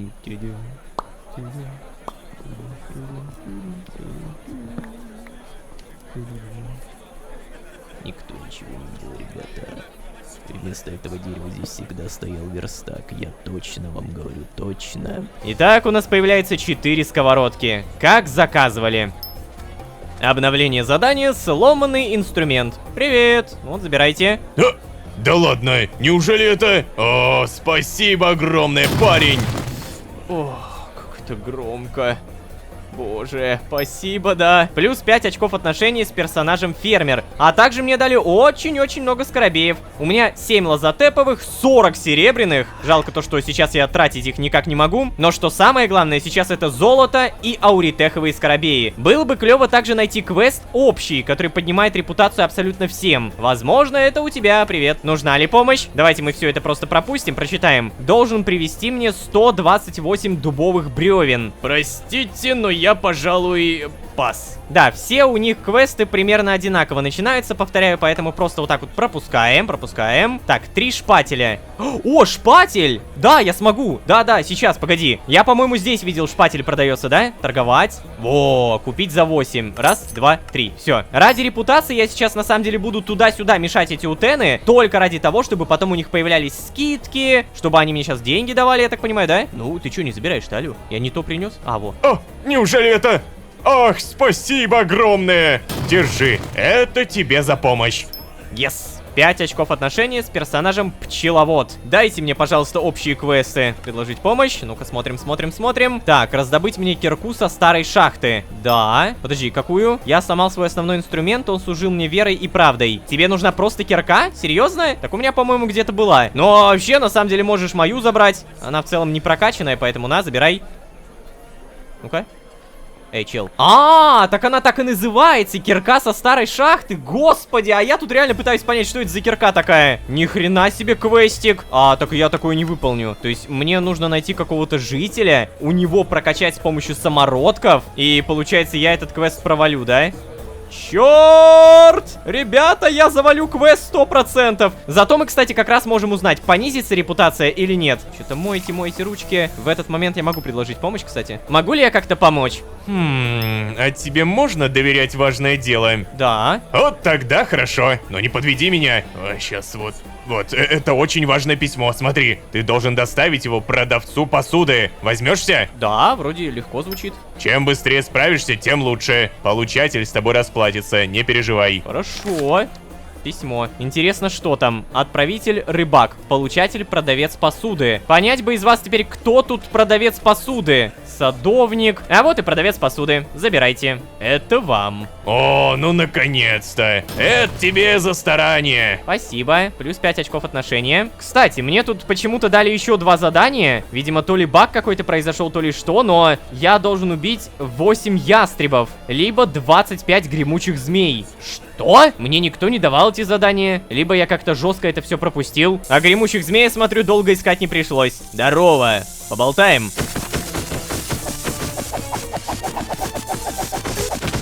Замечательно, работа выполнена, ожидание сдачи персонажу. Так, и на самом деле я не понял, кто мне дал этот квест. То есть они просто так появились, какие-то квестики. Это ты? Ты дал мне этот квест? Подожди, стоп, а как мне сдать квест, который дался мне рандомно? Черт, подожди, я просто так выполнял это задание багнутое. Ты?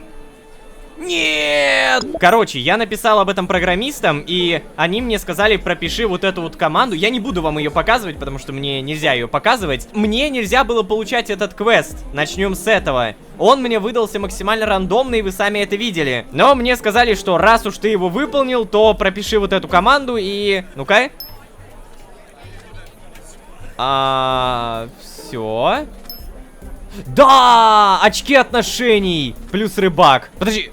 Только рыбак? Но это же общее задание! Я, кстати, только сейчас понял то, что, оказывается, я мог не идти через весь этот город и просто телепортироваться по вейпоинту Нара, который поставил еще несколько серий назад. И то же самое я могу, по сути, сделать сейчас с домом Акетры.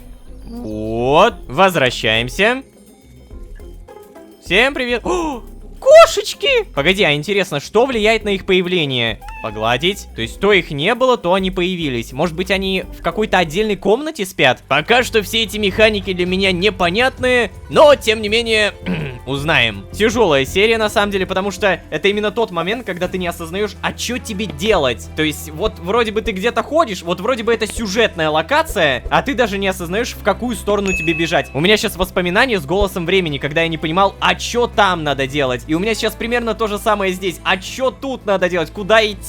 Все такое новое, непонятное, неизведанное. Но, опять же, разберемся, как всегда. Заранее извиняюсь за мой сумбур. Тем не менее, ребята, не забывайте, пожалуйста, подписываться. Ваши подписки — это самая мощнейшая мотивация меня и всей команды. А самое главное, подписавшись, вы не пропустите следующие серии. Спасибо большое. А если вы здесь впервые, то можете еще и позвать друзей. А с вами были Лолошка и рабочая Нинель. Всем удачи, всем пока. Пока-пока-пока-пока. Решил все-таки плыть на проклятый континент? Нет, хочу на Шахтерские острова. Ладно, хорошо, Лолошка. Ради тебя я готов попробовать. Я совсем не разбираюсь в песчаных течениях.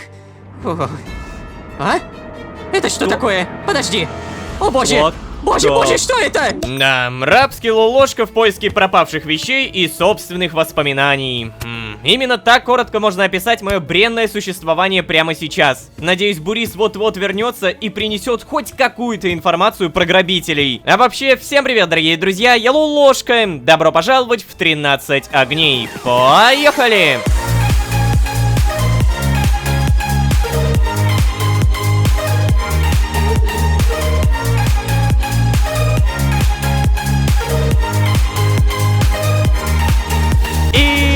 Снова всем привет, дорогие друзья, я Лолошка. Добро пожаловать в 13 огней, где мы служим и ждем и служим. Но моя мотивация найти вещи из самой первой серии этого сезона на запредельном уровне, черт возьми. И нет, дело не только в том, что это просто какие-то там крутые вещи. Дело в том, что это именно те вещи, которые моему персонажу позволят лучше понять и вспомнить, кем он является на самом деле. Заметили вы или нет, но такие термины, как мироходец, искра, междумирец, на протяжении всего этого сезона еще ни разу не произносились. И это, да, делает данную историю куда интереснее, потому что кто-то ведь должен рано или поздно прервать это молчание. Это буду я или кто-то другой. А еще у меня есть маленькая грязная поверхностная история. Если брать во внимание факты из «Голоса времени» предыдущего сезона, то получается Акетра тоже мироходец. И если это так, то вполне понятно, почему при знакомстве она сказала, что ее интересуют новые знания и истории, потому что она привыкла их получать. Она же мироходец, черт возьми. Ну а самое главное, становится легко объяснить, откуда у нее все эти богатства. Опять же, потому что она вполне возможно мироходец. Но, опять же, я не утверждаю, что это 100% факт, поэтому, пожалуйста, не бейте меня. Так, короче, не отвлекаемся. Прежде чем продолжится сюжет, у меня шикарная идея. Я прямо сейчас...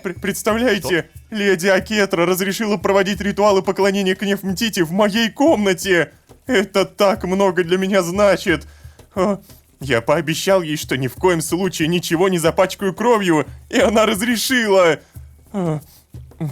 Простите, я понимаю, что обсуждать ритуалы абдов вам не особо интересно, но в моей жизни ничего больше не происходит. Я счастлив жить так, как живу сейчас. Хотя иногда я все-таки думаю, а что было бы, если бы я жил как, например, Синдбад? Вечно какие-то путешествия, какие-то открытия, суета. О, нет. Я бы так не смог. Точно не смог. Весь адреналин я получаю из поклонения великой богини. А жизнь моя... Она и так была полна страданий и лишений. Кстати, Лолошка, а этот Синдбад... Где он сейчас, вы знаете? Так, блин, Абди, слушай, я вообще на самом деле тебе морковку хотел подарить. Но, ладно, благо то, что ты здесь. Синдбад, да кто знает, куда его забросила судьба. Синдбад занимается любимым делом, Абди, так что не нам его с тобой судить. Синдбад на Шахтерских островах ищет очередной огонь.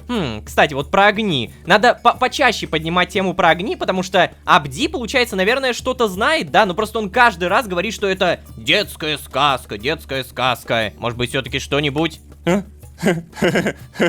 Вот дурака. В мире столько занятий интересных, а он выбирает искать то, чего не существует. Где опять ты за свое? Почему ты так уверен, что огней не существует, а? Если ему это нравится, то почему бы и нет? Да, согласен с тобой. Глупо бегать за детскими сказками. Ну, давайте продолжим вот это. Почему ты так уверен, что огней не существует? Как, в смысле? Ни один человек в мире не должен обладать божественной силой. Даже если боги и создали для себя какие-то там артефакты, их сила никогда не откроется человеку. Эти сказки придуманы, чтобы пугать детишек, если они слишком шалят, и чтобы развивать их воображение. Ну, сами посудите, нигде нет даже полного списка всех этих огней. Вот они вообще, а? Если бы огни существовали, был бы список. И уж точно их бы уже давно нашли. Представляете, Синдбад не апт. У него есть столько возможностей заниматься тем, что ему интересно, а он... Я бы точно не выбрал заниматься бесплодными поисками. Я знаю, что плохо судить людей. Простите, Лолошка, пожалуйста. Но если бы вы захотели отправиться на поиски огней, я бы так не реагировал. Видимо, мне просто не нравится Синдбад, да? О, блин.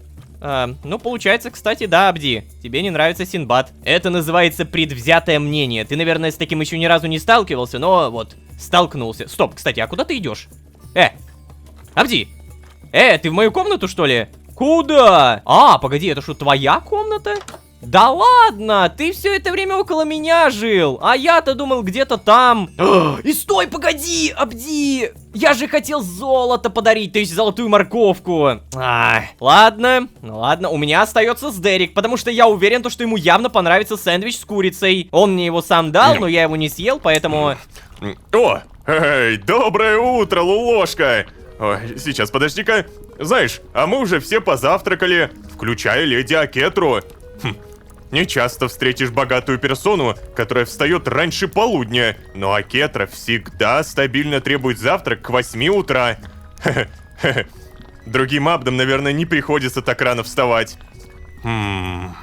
А какие у тебя планы на сегодня? Да, честно говоря, подарить тебе чертов сэндвич. Хочу отправиться на Шахтерские острова. А ты не знаешь случайно кого-нибудь с инициалами СМ? О, буду выполнять поручения Акетры, как и любой приличный абд. Блин, на самом деле тут два варианта просто офигенные. То есть мы можем открыть новую локацию Шахтерские острова, либо просто узнать, кто такой СМ. СМ, если что, это инициалы, помните, из записки, которую мы нашли в сгоревшем доме. Мне кажется, то, что инициалы могут подождать, а вот Синдбад, с которым может что-то случиться на Шахтерских островах, не может подождать. Да, наверное, отправиться на Шахтерские острова. О как, на Шахтерские? И как же ты собрался туда попасть, Лулошка? Я надеюсь, ты не с Зарифом собрался плыть туда, а? О, не-не-не, Лулошка.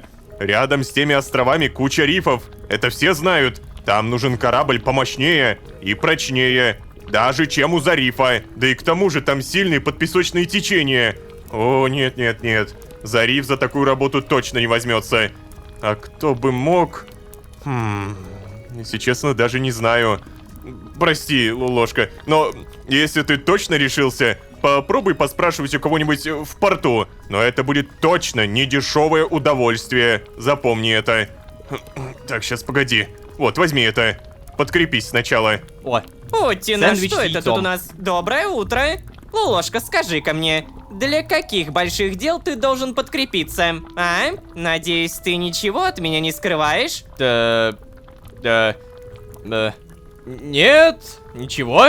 Даже так? А по лицу с Дерека так и не скажешь. Значит так, Лулошка, на ближайшую неделю у меня для тебя нет никаких задач. Так что можешь заниматься чем вздумается. Но ты должен будешь предоставить мне отчет о том, как проведешь время.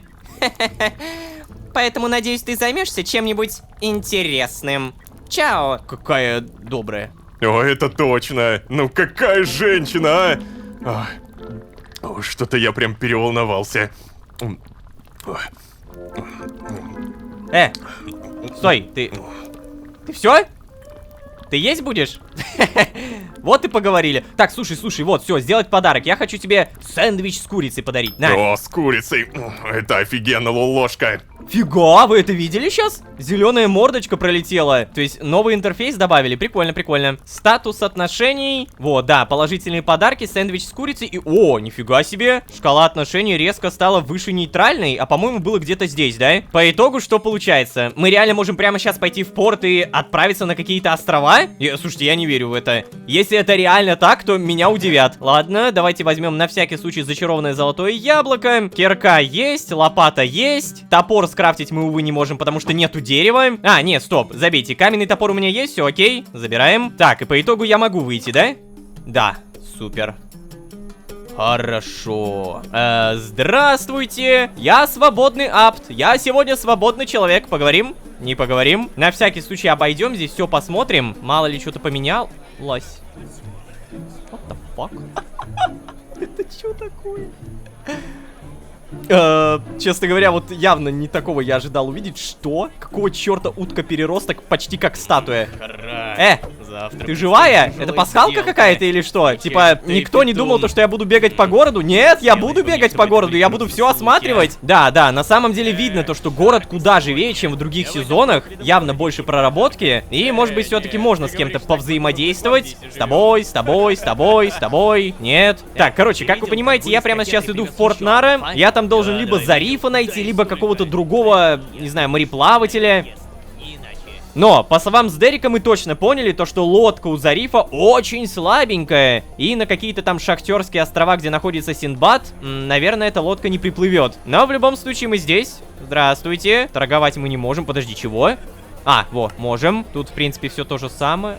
Нет! Погоди, новые предметы! Так, погоди, а если у тебя проверить? Да ну! Ребята, у них новые предметы продаются, ты погляди, а! Дубовое бревно купить можно, теперь не только продать. Вот это я понимаю круто, кстати. Ну-ка, погоди. Например, у металлоискателя. У него что-нибудь новенькое продается, покупается. Да ладно, ты погляди, сколько всего. Я могу теперь медь продать. Так, погоди. Погоди, у меня было. Ё-моё, это ж какие деньжищи-то, а. И я могу сейчас за каждую медь получить по одному утену, потому что 8 слитков это 8 утенов.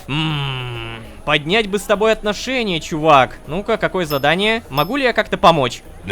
Помощь? А мне-то откуда знать, что ты не очередной прохвост, который хочет меня обмануть? Да, вы уже много раз говорили это. Так, тебе нужны 2 железные кирки, без проблем, могу. 3 железа у меня есть.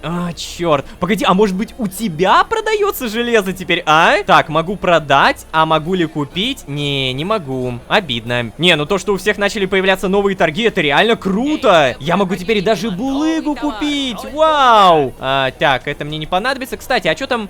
Зариф, вон он, нам надо, видимо, к нему. Кстати, я помню то, что вот у этого Томателло продавалось всего 4 вещи. А теперь сколько? Ема! У него даже яйца призыва мобов появились. Слушайте, мне нравится этот рынок. Он реально развивается. В общем, прежде чем мы подойдем к Зарифу, давайте спустимся в нашу шахту. Я, по-моему, где-то здесь прокапывал, да? Супер быстренько находим железо, переплавляем в левой руке. Господи, как же я обожаю то, что я это прокачал. Вот реально, это лучшее, что я мог прокачать. Переплавка в левой руке. Телепортируемся на рынок и наконец-то можем спокойно купить дерево. Если раньше я не мог этого позволить, то теперь не проблема. Так, 8 утенов, приобретаем. А булыжник, который только что добыли, по идее можно продать, да? Ну-ка, пожалуйста. Да, Чего? 1 утен за целый стак! Ну ладно, мне он не нужен, поэтому покупай. Верстак я, благо, уже успел поставить в предыдущей серии. Кирки забираем. И обновление задания получаем. Сломанный инструмент. Блин, на самом деле прикольно то, что новый интерфейс появился. Это правда намного удобнее. Вот, забирай. Да ладно, неужели это... О, парень, спасибо тебе огромное. Держи. Это тебе за помощь. О, плюс 5 с кузнецом. Так, 14 утенов дали, плюс 2 железных скоробея, плюс 1 скоробей золота. О, ауритеховый и лазотеповый давай.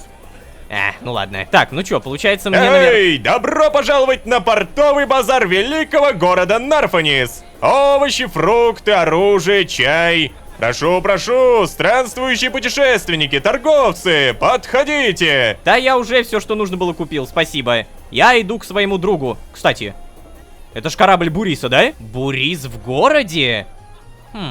Интересная деталь. Эй, мам, ну серьезно, что такое? Как я могу помочь тебе? Ох, сынок, не мельтеши передо мной. У меня так не только спина, но и голова разболится. О, мама, но я же волнуюсь за тебя. Как ты будешь мне помогать, если у тебя болит спина? О, да уж справлюсь как-нибудь. Нет, мам, нет, не пойдет. Ты мне слишком дорога, чтобы горбатиться, когда плохо себя чувствуешь. О, то есть, когда я горбачусь, но чувствую себя нормально, то ничего страшного, да? Ой, мама, вечно ты мои слова перевираешь, а? О, Лолошка, выручай, прошу тебя. У мамы разболелась спина. Она даже встать нормально не может, посмотри. Надо сделать ей согревающий компресс из вареного картофеля. Я не могу ее тут оставить. Ты поможешь раздобыть штучек 5, пожалуйста. Да, вроде бы не проблема. Еще раз, как? Вареного картофеля. Погоди, возможно, у меня есть картошка. Да, шикарно. Тогда, конечно, давай. Ох, благодарю. Я буду ждать тебя здесь. Все? Окей, блин, ну просто тут корабль Буриса. А могу ли я сейчас подойти и, может быть, встретить его, а? Hello! Может быть, спуститься могу, не? Подожди, чего? Ты посмотри, люка нет, то есть спуститься априори не могу. О, какая несостыковочка, а? Так, ну, ладно, Буриса нет, сундуки пустые. Где мне его искать, как мне его искать, это уже явно не моя забота, да и вряд ли это какая-то забота. Картофельный компресс. У матери Зарифа разболелась спина. Зариф говорит, что ей поможет согревающий компресс, для которого я должен раздобыть 5 картофелин. То есть просто картошка. Так это же вообще не проблема, у меня уже давно это есть. Забираем. О, обновление задания. И все, мне нужно просто отдать тебе, да? Вот. Наконец-то, Лолошка! Мамины охи и вздохи уже начали действовать мне на нервы, ты не представляешь. Эй, мамуля, смотри, этот добрый человек принес тебе твою картошку. Сейчас, отварю я ее, мам, не волнуйся. Сделаем тебе компресс. Эй, ты можешь посидеть пока с ней? Я готовлю, это полчаса максимум, серьезно. Сейчас буду, скоро буду. О, да. Хороший он парень, мой сын. Да вот только очень боится нищеты. Это моя вина, конечно. Когда мы жили на Гезире, у нас почти ничего не было. И я волновалась за его будущее. Постоянно говорила, что он должен много работать, чтобы обеспечить нас. Что он сможет достичь чего-то только если сможет зарабатывать. Ой, спина.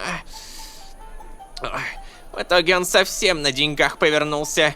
Ни с кем никогда не дружил. Ни разу даже девушку не приводил. Представляешь, когда его отец умер? Зариф взял на себя заботу обо мне. Перевез меня в Нар. У него тогда была своя овощная лавка.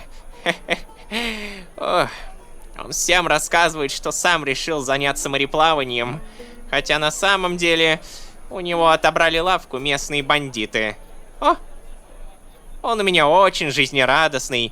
Каждый удар судьбы воспринимает покорно. Не падает духом, да, Зариф? Истинный сторонник Монту. Мама, ты зачем это все? Ложись, я тебе сейчас все сделаю. Слушай, подожди меня лучше на суше, а, Лолошка? Я к тебе приду, но как только с мамой закончу. Ох. Спасибо, что выслушал старушку. Надеюсь, я тебя не утомила. Всего доброго. Да нет. Вот так вот мы и узнали чуть больше истории про Зарифа. То есть у него, получается, отжали рынок. А, ты все уже? Ты закончил? Так быстро? О, да, я все. Еще раз спасибо тебе огромное, что помог, Лолошка.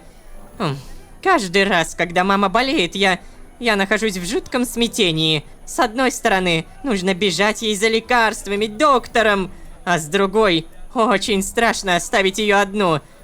Наверное, поэтому мама так хочет, чтобы я женился, чтобы было кого за врачом посылать. Слушай, я только сейчас понял, ты же сегодня сплавать хотел, да? Мне бы пригодились утены. Может, если маме станет лучше... Так, тебя что, отвезти на проклятый континент, да? Нет, мне вот. Я хотел узнать у тебя, не мог бы ты отвезти меня на Шахтерские острова? А? О, Лолошка. Слушай, конечно. Я рад, что ты так высоко оцениваешь мою малышку, но... Нет, с теми песками ей не справиться. Нет, точно, нет, исключено.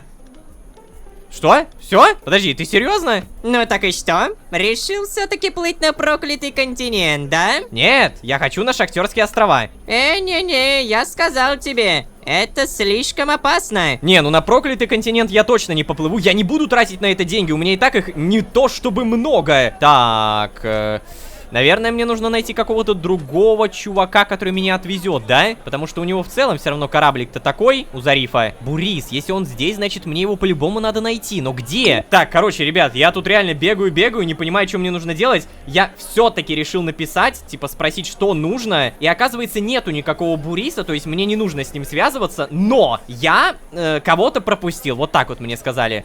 То есть мне нужно кого-то найти. Блин, такие, конечно, подсказки. Может быть, ты, кстати? Добро пожаловать! Чего изволите приобрести сегодня? А, нифига себе! Я могу с ним поболтать, оказывается, если нажать. Чего желает купить путник на чудесном портовом рынке? Вмиг приведу вас к нужным товарам. Были бы у вас утены. Так, смотри. Оружие, металлы, броню и кожевные изделия, гончарные изделия. Меня интересует другое, ювелирные. Давай, меня интересует другое. Так, зелья, магические товары, морепродукты. Хорошо, допустим, я нажму оружие. О. Вау! Погоди, чего? Это прям мой путеводитель. Ты погляди, как это круто сделали. То есть я по нему нажимаю. Допустим, меня интересует древесина. Я нажимаю древесина, и меня телепортирует к древесине. Вау! Как они додумались до этого? Это 10 из 10. Это так удобно. 10 из 10. Я еще раз похлопаю. Каждую серию я готов хлопать разработчикам, потому что это реально гениально. Такой-то путеводитель. Но при всем при этом я не понимаю, что я мог пропустить. То есть мне четко по сюжету намекнули, что я кого-то пропустил. Мне даже подсказку жирную дали, но я не понимаю, что мне делать, реально. Ребят, короче, мне только что написали информацию, которую я даже не просил. Мне сказали, что ты можешь найти Буриса, он находится в Нарфанисе.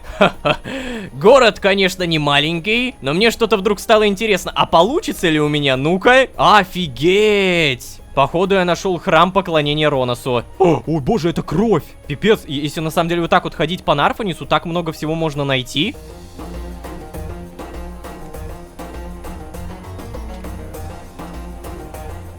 О, да ладно. Опа! Эй, здорово, парень! Чего ты так удивленно смотришь-то? Для тебя же вроде не секрет, что я в Наре торгую. Или ты что, думал, я чем-то другим промышляю? Не-не-не-не. Эта лавочка – мой основной заработок. Я нахожу всякие интересности по мистру, а вот богатеи эти интересности покупают. Все постоянно хотят поражать друг друга необычными безделушками. Не думаю, что тебе захочется что-то у меня купить, но поглазеть можешь. На, смотри. Обалдеть, мы реально встретили Буриса. Боже, это так круто, такой интерактив. Вот тут похлопаю, все похлопали. Давай дальше. Так, ведро с рыхлым снегом. Чего? Снег в Египте? Прикольно, прикольно. Шляпа забытого. Неаполитанское мороженое. 4-листный клевер. Ну, честно, я бы не сказал, что у тебя продается что-то ого-го. То есть, оказывается, все это время это твоя лавочка. А я еще в предыдущей серии заметил то, что странные товары продаются здесь. Ну ладно, все, Буриса встретили, это правда. Действительно, сюжетных персонажей можно встретить просто так. А теперь, пожалуй, возвращаемся. У меня есть только догадка, то, что мне нужно просто какой-то рандомный квест выполнить, и мне дадут какую-то информацию, вот просто так. Допустим, ты, здорово, предложить помощь. Нужна ли вам помощь в чем бы то ни было? Ты кто, пацан? Я говорил этот диалог уже точно так же, как и все другие. Но так и быть, я бла-бла-бла-бла-бла-бла-бла-бла-бла. Слушай, но раз ты предложил помощь, может быть, ты раздобудешь необходимое? 16 кусков лунного булыжника. Это что такое? Погоди. Во, нашел. Лунный булыжник. Это явно не просто все так, поэтому сорян, в другой раз. Давай что попроще. Предложить помощь. Могу ли я как-то помочь? Бла-бла-бла-бла-бла-бла-бла. Что нужно? 4 бутылочки с пчелами до конца дня. Во, бутылка с пчелой. Не, ну это как будто нереально выполнить. Где мне пчел взять? Алло. Сорян, в другой раз. Так, ладно, ребят, это уже смешно. Я реально еще раз спросил, что мне нужно делать. Мне сказали, что ищи на корабле.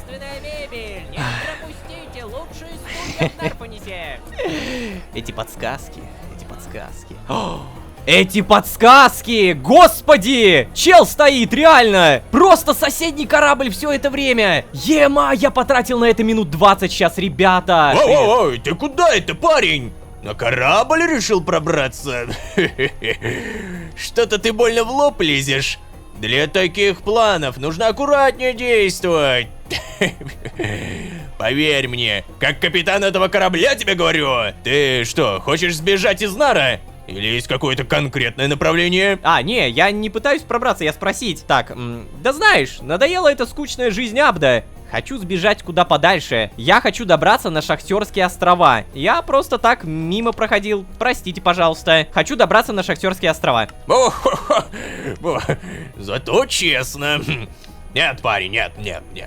Так не пойдет. Я бы мог предложить тебе место в моей команде, но просто так куда-то везти.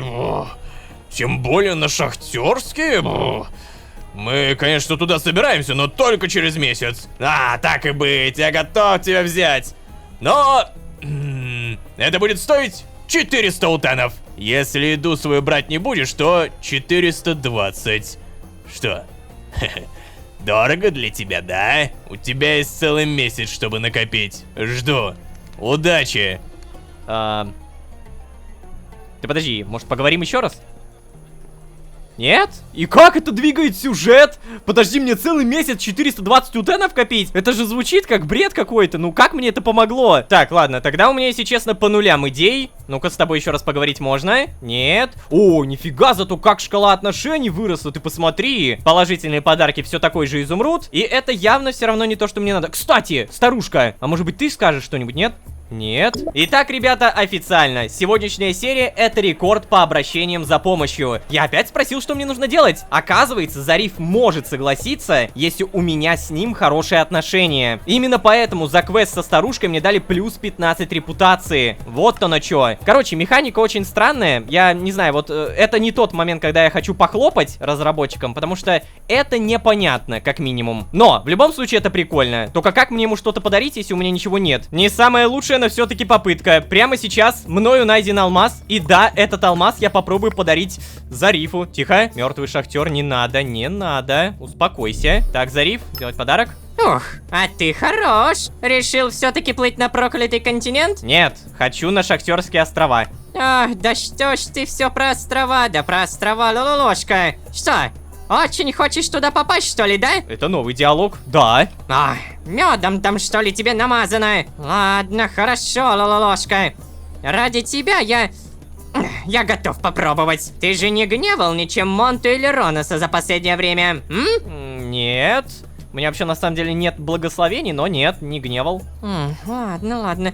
Можем отправляться прямо сейчас. Но учти, это тебе не проклятый континент. Знаешь, билет обойдется тебе в 50 утенов. В одну только сторону. Все, жду. Сколько? 50 в одну сторону. Я так понимаю, скидку он никакую не даст, поэтому мне нужно 100, да? Звучит как легчайший вызов. У-хо-хо-хо. У меня есть медные слитки, я богатый. Сейчас столько продам, столько заработаю. Ну-ка давай, воспользуемся. Я хочу металлы. Идеально. Вот так вот легко телепортируемся и вот так вот легко продаем. Оставим какую-то часть. Кстати, а алмазы у тебя можно продавать? Ну-ка. Так, алмаз. Да. Чего? 1 алмаз, 4 утена. Вы понимаете, я могу прямо сейчас зачаровать свою кирку на удачу. Ну, не прямо сейчас, а могу. И после этого у меня будет очень много алмазов. Я же с проклятого континента не забрал стол зачарования. Фак. Так, погоди-ка, а по-моему был какой-то чувак, который продает зачарование, да? Да. Скорее всего, это магические товары. Телепортируемся. По-моему, это то, что мне надо. Защита, сопротивление. Мне нужна удача. Так, верность 2. Дайте мне, пожалуйста, удачу. Вот оно. Купить за 50. Мы покупаем. Еще покупаем. У меня будет удача 3-го уровня.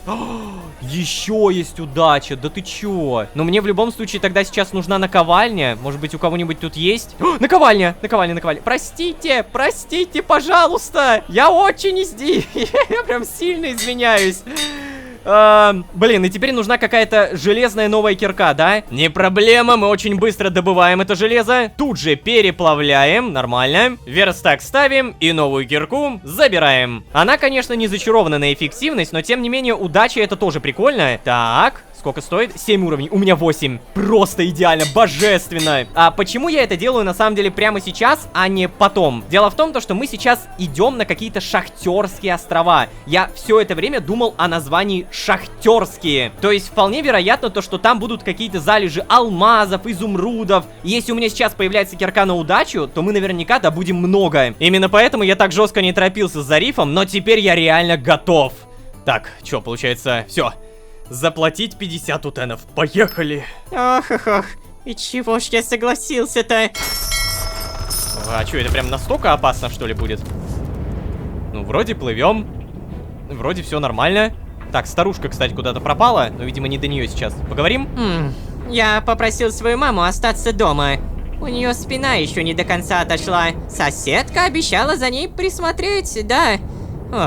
Слушай, я, конечно, знаю, как плыть на Шахтерские острова, но я совсем не разбираюсь в песчаных течениях. Надеюсь, что про их суровость это все просто слухи. В конце концов, я проплываю совсем рядом, когда вожу тебя на проклятый континент. Да. А? Это что такое? Подожди. О боже! Боже, что это? Я ничего не вижу! Тьфу! В рот забивает! Я теряю управление! Теряю управление, ловушка! Боже! Что? Вот. Там было написано что-то про Монту. Там... Моя малышка! Моя красавица! Что же теперь делать? Что? Защищайся, Какого ловушка! черта? Эй! Нет, стоп! Не погибать! Что?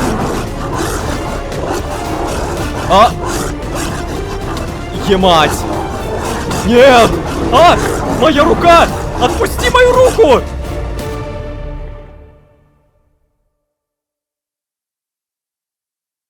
Лолошка, ты тоже пришел попрощаться с Зарифом, да? Зариф, твоя смерть — это моя вина. Я бы сделал что угодно, чтобы спасти тебя. О, что О. угодно говоришь? Та-та-та, буря, шторм, песчаный ураган. Неважно, как вы это назовете, факт остается фактом. Во время предыдущей серии произошла катастрофа. Пытаясь отыскать Синдбада на каких-то шахтерских островах, мы даже нормально не доплыли, подставили Зарифа, разбили его корабль и ощутили на себе гнев богов. Черт, а еще в самом конце серии меня жестко цапнули за руку.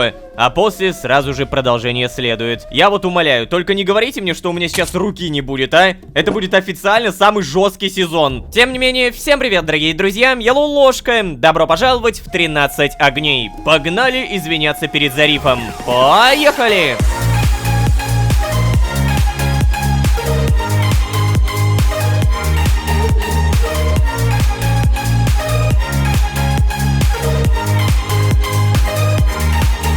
И снова всем привет, дорогие друзья, я Лолошка. Добро пожаловать в 13 огней. Сезон, в котором, пожалуйста, не говорите мне, что я потерял руку. Умоляю. Да, я серьезно очень переживаю то, что в конце предыдущей серии нам крупным планом показали, как мою руку цапнул лев бога Роноса. Я даже не хочу задаваться вопросом, откуда эти львы, что меня ждет на острове, как попасть домой без корабля и так далее, потому что я уверен, ответы мы получим прямо сейчас.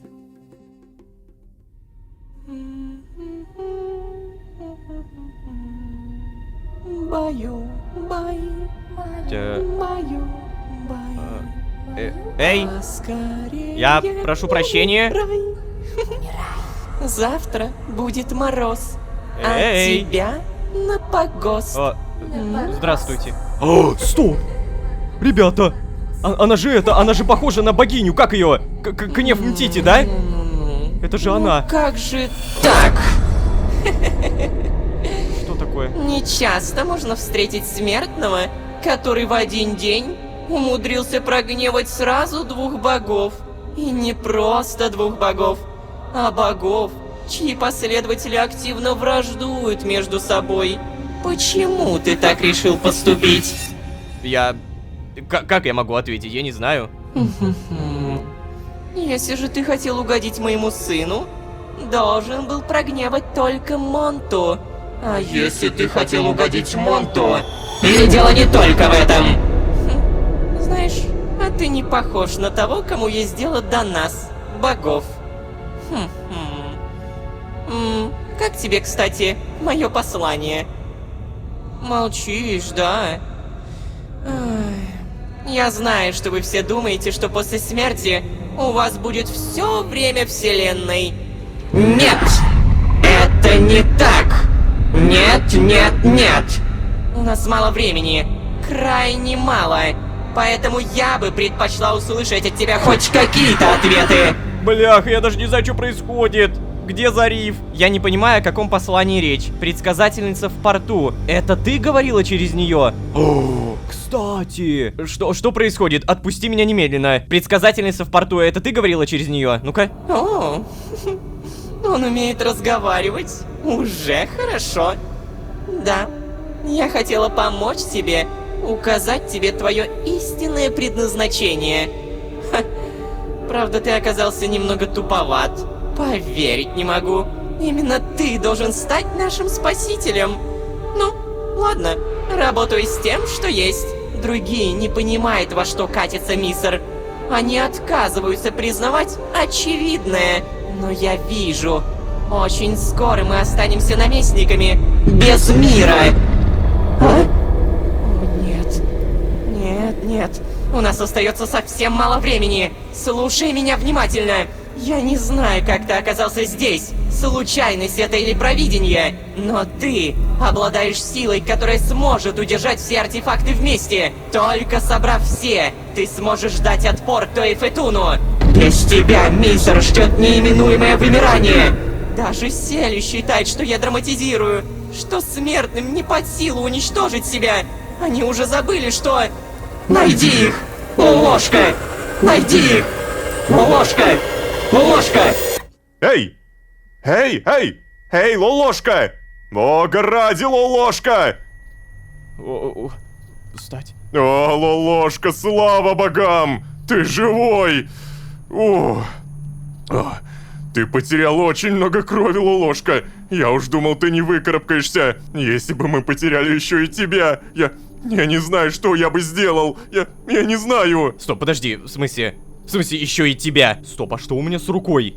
Вы видите? У меня даже волосы поменялись, what the fuck? Сдерик, еще и меня? Кто-то погиб? Лолошка, вы разгневали Роноса. Я говорил, что нельзя отправляться в такое плавание на недостойном корабле. Откуда Зарифу было знать? Он же сторонник Монту. В такие моменты я начинаю верить в противостояние богов. Когда мы вас нашли, львы уже доедали его тело. Ты как? Сможешь идти? Что, подожди. Доедали его. Ах, блядь, это официально самый жестокий сезон. У меня, знаете, вот у меня реально без шуток сейчас слезы на глазах. Это можно вот даже по носу понять, как я шмыгаю им. Это же сейчас тоже сон какой-то, да? Я не мог оказаться в каком-то сарае около своего прошлого дома и не мог услышать сейчас то, что Зарифа нет. Именно, Лолошка. Бурис прямо сейчас готовит церемонию прощания. Пойдем. Я сейчас не знаю, что мне сказать. Я вообще не знаю, что мне сказать. То есть, погоди, в итоге меня нашли на Шахтерских островах? На корабле Буриса, да? О, боже. Ты никогда мне не нравился, глупый Ханзир. Но ты был добр к моему другу. И ты хотел помогать другим, как и я. Ой, черт. Да упокоит пески твою душу. О, Лолошка, ты живой? Тоже пришел попрощаться с Зарифом, да? Скажешь что-нибудь? О, блядь, это же из-за меня он погиб, я просто не могу ничего сказать. Зариф, твоя смерть это моя вина. Я бы сделал что угодно, чтобы спасти тебя. О, что угодно говоришь? Стоп. Подожди. Они зависли! То есть, я сейчас вне времени, да? Да, получается так, Нефмтити. Вот как. И готов ли ты отвечать за свои слова? Я подарила тебе вторую жизнь. Сможешь ли ты прожить ее, если она будет намного сложнее? Я могу воскресить и твоего друга тоже. Но Вселенная, запомни, всегда стремится к порядку. Чтобы где-то пришло, нужно, чтобы где-то ушло. Ты готов к этому? Охренеть! Куда этот сезон заходит? Я готов на все, лишь бы мой друг жил. Неужели реально? Подожди, ну давай! Я не ошиблась в тебе. Хорошо, будь по-твоему. Что? Проклятие к ним. Уровни улучшений сброшены, что? Что? Что за... Как? Но этого не может быть! Боже, иди сюда! Ты спас меня! Ты спас меня! Поверить не могу, Лолошка! Ты меня спас! Эй, но я не могу понять, что происходит! Я сам не знаю, честно говоря. Эй, Сдерик, тише! Не бойся меня! Лолошка договорился с Кнефмтити, что отдаст свою жизненную силу и свою энергию взамен на мою жизнь. Поскольку богиня была к нему благосклонна, она согласилась на эту сделку. Это все, что я знаю. То есть... Подожди, то есть... Ты видел богиню? О, нет, Бурис, нет. Таких больших откровений я недостоин. Эй, Зариф, скажи, пожалуйста, как? Как это было? Что было? Умирать? Ха, я просто как будто перестал существовать. Будто погрузился в какой-то темный омут, и меня больше не было. А потом я внезапно вынырнул из него, но было еще темно. А потом... Да, потом я услышал голоса. Женский. Я уверен, это была Кнефмтити и Лололошки. Они говорили про меня. А потом я оказался здесь. Так, получается, ты, Ложка, видел богиню, да? Ну, получается так, да. Бурис? То есть, получается, неужели боги действительно существуют? Мы никому не должны об этом рассказывать. Никто, я повторяю, никто не должен знать о том, что здесь произошло. Вы все поняли это?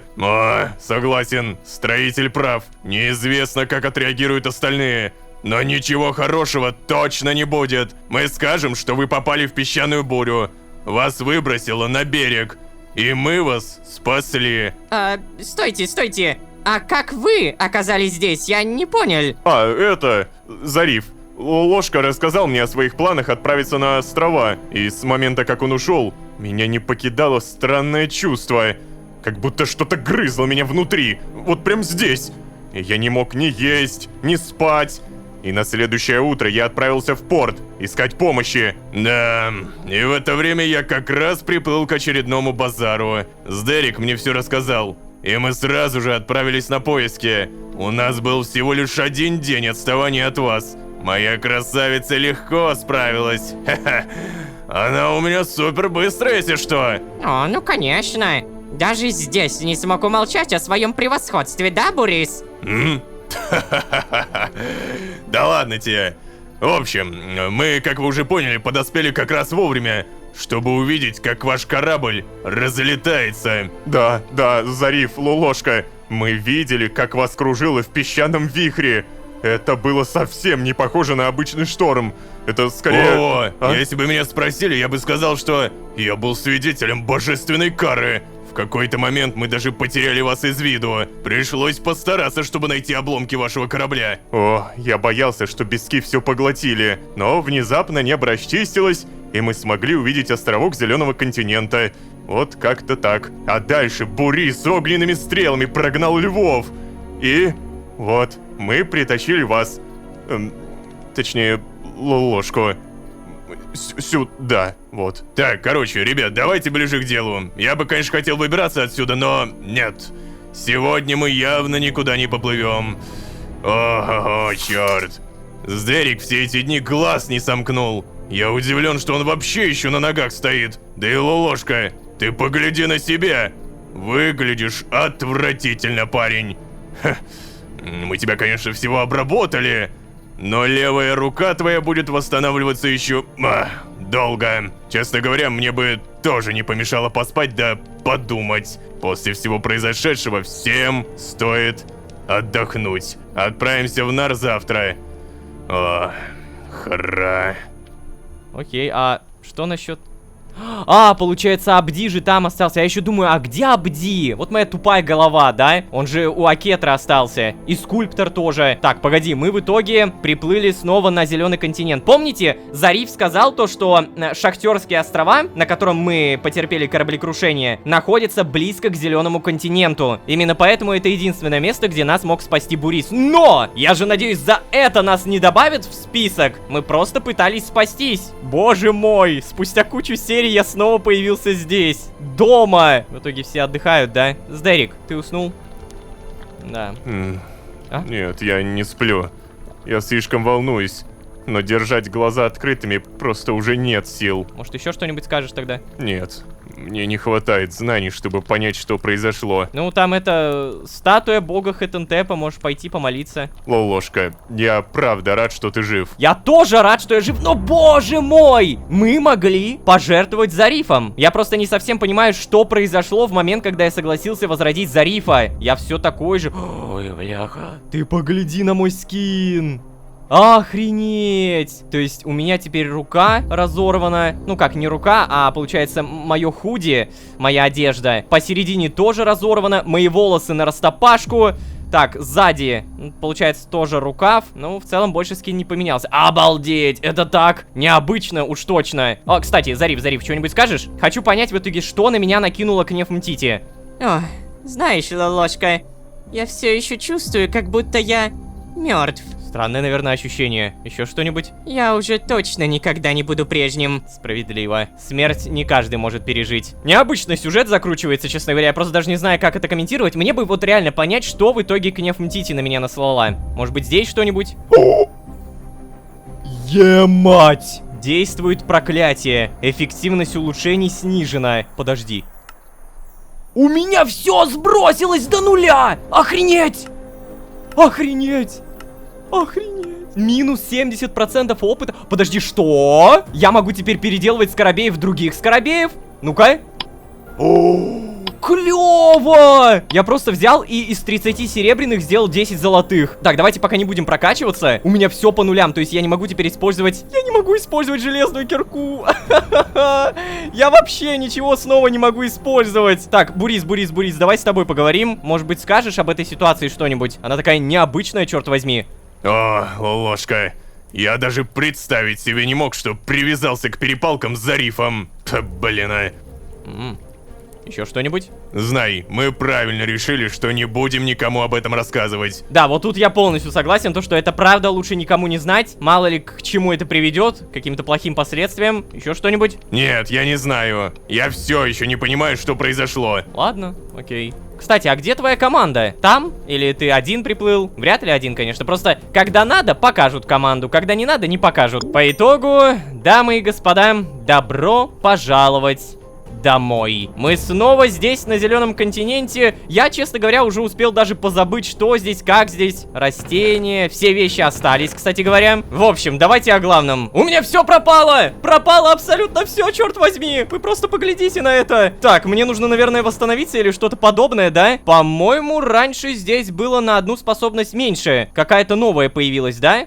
Нашел! Восстановление. Снижает штраф по опыту для получения скоробеев на 5% за уровень. То есть это вот этот, да? У меня сейчас минус 70%. Это отвратительно мало. Малое количество опыта за ту же добычу пшеницы. То есть сейчас у меня железный 53 опыта остается. Я добываю очень много пшеницы. Я получил скоробея, чего? А, так погоди, может быть это все-таки не так...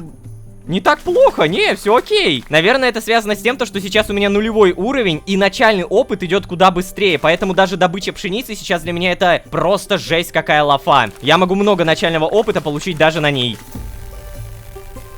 Угу, плюс 1 ауритехвы. Короче, беру свои слова назад. Если раньше за всю эту пшеничку я получал примерно 2-3 железных скоробея, то сейчас я получил только 1. И практически второй. Вот прям практически. Не, ну, наверное, мне стоит прокачать восстановление, типа штраф уменьшить, чтобы еще быстрее прокачиваться. Я не могу летать. Вот сколько бы я теперь ни нажимал, я не летаю. У меня нету скидок с крестьянами. Да и вообще, в целом, я не могу даже использовать деревянную кирку. Надо это исправить, поэтому я прокачиваю добычу до 25 уровня, наверное.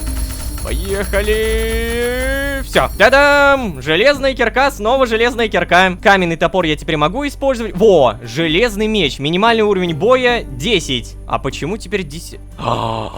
У меня железные скоробеи тоже сбросились. Да ладно. Баляха-муха. Все ради Зарифа. Да, все ради Зарифа.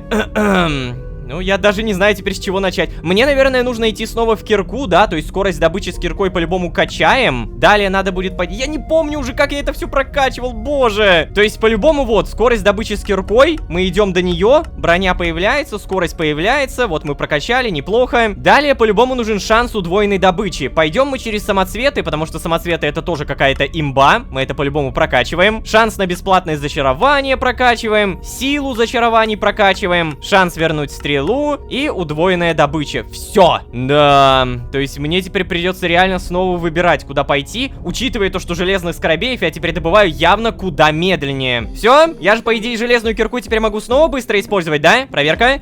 О, нормально. Да, только я теперь не могу копать сразу 3 блока. И у меня выносливость просто отвратительная. Не-не-не-не-не, я прошу прощения. Выносливость по-любому надо прокачать. Что там требуется? Ну-ка покажите. Мантра выносливости увеличивает общий запас. Требуется ауритеховый скоробей. У меня 16. Ну да.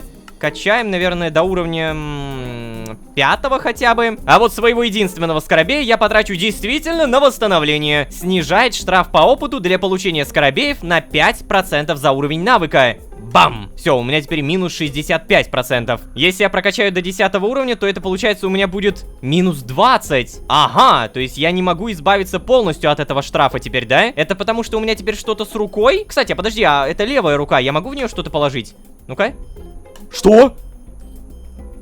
Да ладно! Я не могу теперь положить ничего в левую руку, ребят! Охренеть! Моя рука недееспособна! Нам бы на самом деле тогда придумать что-нибудь для освещения. Да, я знаю то, что здесь есть непреклонный взор, наделяет эффектом ночного зрения, но это полный отстой, потому что ночное зрение выглядит просто отвратительно. Зато я понял то, что могу прокачать прокладчик путей. Кирка разрушает 3 к 1. Бам! Отлично. Я могу ошибаться, но вроде бы если надеть золотой шлем на голову, то он должен светиться. Так, получается сражение 10 уровня. Прокачиваем. И нам нужно золото, которого не хватает на шлем. Да. А, нет, все, хватает, все нормально. Надеваем. И ничего не получаем. Нет, света все равно никакого. Ну ладно, без света так без света. Вопрос, Зариф, а какая у меня с тобой репутация? Давай проверим. Со Сдериком почти безупречно. И ой-ой-ой. Зариф, ты погляди. Давай-ка, наверное, я знаешь, что сделаю? Подарю тебе еще алмаз. У меня как раз есть. Вот, возьми. Ух ты, мне такое по душе. Спасибо, Лолошка. Единственное, что я не помню, а с Бурисом мы нашли какой-то предмет? Статус отношений? Нет, мы вообще ему ничего не дарили. Можно попробовать также подарить ему алмаз? Вот.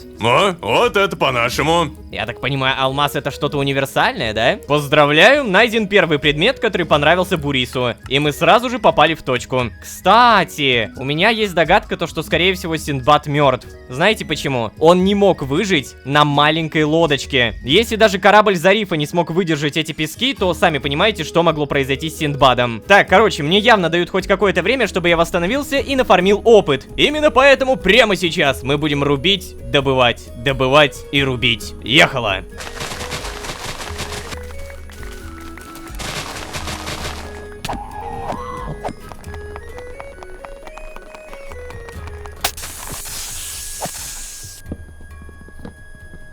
Немного побегав, подобывав, порубив и так далее, я понял то, что самый простой способ сейчас это Нильский прилив. Удваивает количество улова за каждый уровень навыка. Для разблокировки требуется 5-й уровень ремесла. И я как раз прокачиваю. У меня это открывается. Я трачу свои ауритеховые скоробеи. Далее я беру и прокачиваю восстановление. То есть снижаю штраф по опыту еще на 5%. Вот. А далее, чтобы опыт от рыбалки шел еще быстрее, нам нужно улучшить удочку. Правда, перед этим ее надо скрафтить. Вот так вот. Улучшение, само собой, на столе зачарований. Здорово. Че это? Почему тут вопрос? Ограничение зачарования. Как это? Необходимый уровень 2. А, ну мне еще, наверное, лазурит нужен. Лазурит забираем. Как же хорошо, что я не все забрал из этого дома, да, ребят? Итак, я не могу это прокачать. Ограничение зачарования, что бы это ни значило. Тогда мы прекрасно понимаем то, что нам нужно либо скрафтить, либо купить книжные полки. Вот если бы у меня была сейчас максимальная скидка с крестьянами, я бы купил, честно. Ладно, тогда реально проще создать. Бумага, если что, у меня уже есть. Бам. Единственная проблема это кожа. Вот с кожей у меня действительно проблемисы. Нигде нет. А, нет, есть, все, забейте. Книги получаем, доски забираем, все это дело объединяем и 11 дубовых книжных полок получаем. Да, я понимаю то, что скорее всего опыта у меня будет не хватать, но мы же постепенно придем к этому, да? Мы же умные майнкрафтеры, нам все нипочем, догадаемся, как выбраться из любой передряги. Так, и комната зачарований будет где-то здесь. Свет, мой столик, ты скажи, да всю правду доложи, какой уровень я могу использовать? А ну-ка. Приманка первого уровня стоит 15 уровней. Ты что, издеваешься? Так, прочность, тоже прочность. Не, ну это отстой какой-то, надо больше. Вы, наверное, спросите, где я уровень возьму? Да все просто, поубиваем кого-нибудь. Есть у меня один данж, который явно никуда не пропал. Давайте даже проверим. Вот он, все еще стоит. На самом деле телепортируемся в деревню, и, возможно, тут можно найти библиотекаря. Привет, ты винодел, да? Нет. Ха, ребята, забейте на все, что я говорил до этого. Я нашел готовые книжные полки. Мне даже ничего не надо ни покупать, ни крафтить. Мы просто берем и безжалостно все это воруем. Хе-хе. Короче, возвращаемся домой, и оказывается, дома у меня уже было 11 книг. Всего это 7 книжных полок. Ну давай, покажи мне мощь зачарования. Сделай это. Ну, Приманка второго уровня. О, да. Только это 21 уровень. Чисто теоретически я могу снизить потребление уровня, если прокачаю вот это. А, я же уже прокачал, господи. Снижение требования к уровню. А больше тут такого нет, да? А, во-во, нашел. Снижение требования к уровню. Но это так далеко. Есть у меня одна идея под названием «Страсть винодела». Да-да, тот самый сет, который позволяет не тратить костную муку. Я это все надеваю. Ну и, как говорится, экспериментирую, да? Вот сколько у меня сейчас опыта? 553 до железного. Я вот так это А, господи, стоп. Куда фартук делся? Нет! Минимальный уровень, чтобы надеть сражение 20 уровня. Нет! Я ненавижу проклятие Кнефмтити. Зариф, вот Зариф, запомни это все ради тебя. Хотя я виноват, то, что ты умер. У меня прям... Нет слов насчет этого. Короче, прокачкой по-любому надо будет заняться. Я уверен, то, что без этого никуда. Иначе мы не сможем снова летать, скидки с жителями прокачивать, там, поглощать урон от огня и так далее. Да даже просто использовать какой-то гребаный фартук. А еще мне бы как-нибудь свою одежду восстановить. Всем этим мы обязательно займемся. Точно так же мы попробуем найти Синдбада. Я уверен, то, что на этом его миссия, его жизнь не остановилась. А еще мне интересно, как Акетра отреагирует на меня. Это будет трэш. Не забывайте, пожалуйста, подписываться, потому что ваши подписки, ваши лайки мотивируют на создание все большего количества механик, лучше продуманного сюжета и так далее. Вы наверняка сами заметили, что становится все круче и круче. А, кстати говоря, футболку с моим вот этим вот изображением вы можете купить на сайте мироходец.ру. Я там тоже потрепанный жизнью, с потрепанным шарфиком, как и здесь. Ну а если вы здесь впервые, то можете еще и позвать друзей. А с вами были Лолошка, потрепанный жизнью. Всем удачи, всем пока. Пока-пока-пока-пока. Ох, Лолошка, вот и попадет же нам от Акетры. Кошмар какой. Уму непостижимо, а? Пропадаешь. Еще и впутываешь в это дело моего повара. Ну давай. Что ты скажешь в свое оправдание? Галлюцинации или видение? Правда или ложь? В предыдущей серии мы действительно увидели Кнефмтити? Или я сошел с ума? Как бы то ни было, отставить. Зариф никуда не умирал. Сейчас расскажу поподробнее. А вообще, всем привет, дорогие друзья. Я Лолошка. Добро пожаловать в 13 огней. Поехали!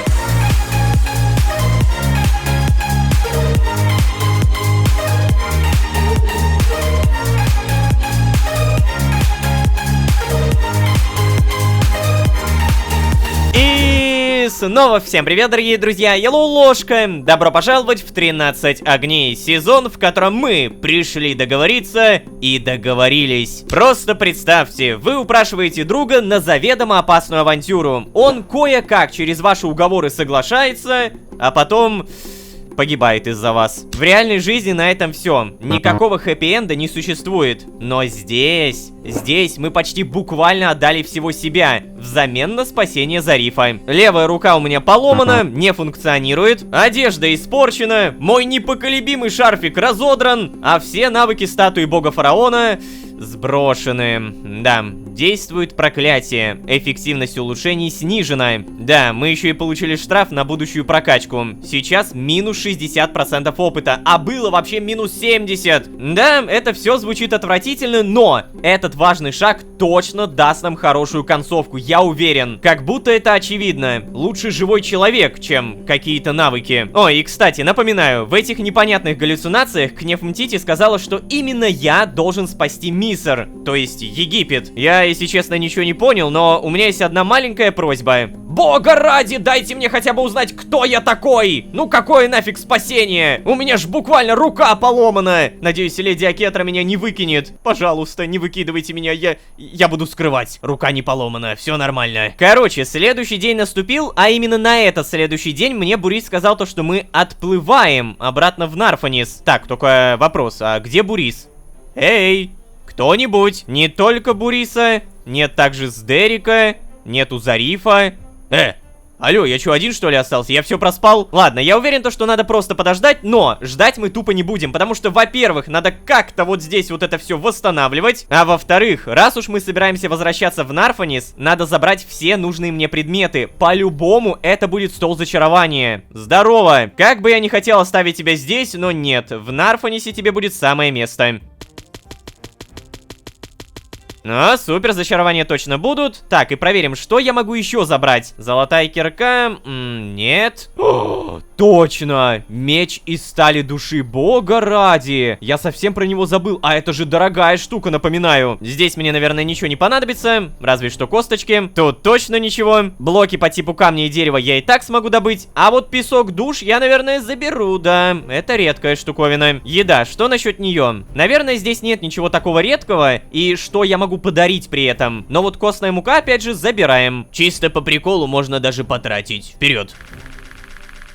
Как же обидно, что я не могу использовать фартук винодела. Минимальный уровень для надевания 20-е сражение. А у меня, напомните, какой? 10-й. То есть мне нужно еще 10 скоробеев, один есть. То есть еще 9, пипец. А ну-ка, пшеница, давай, прокачай меня.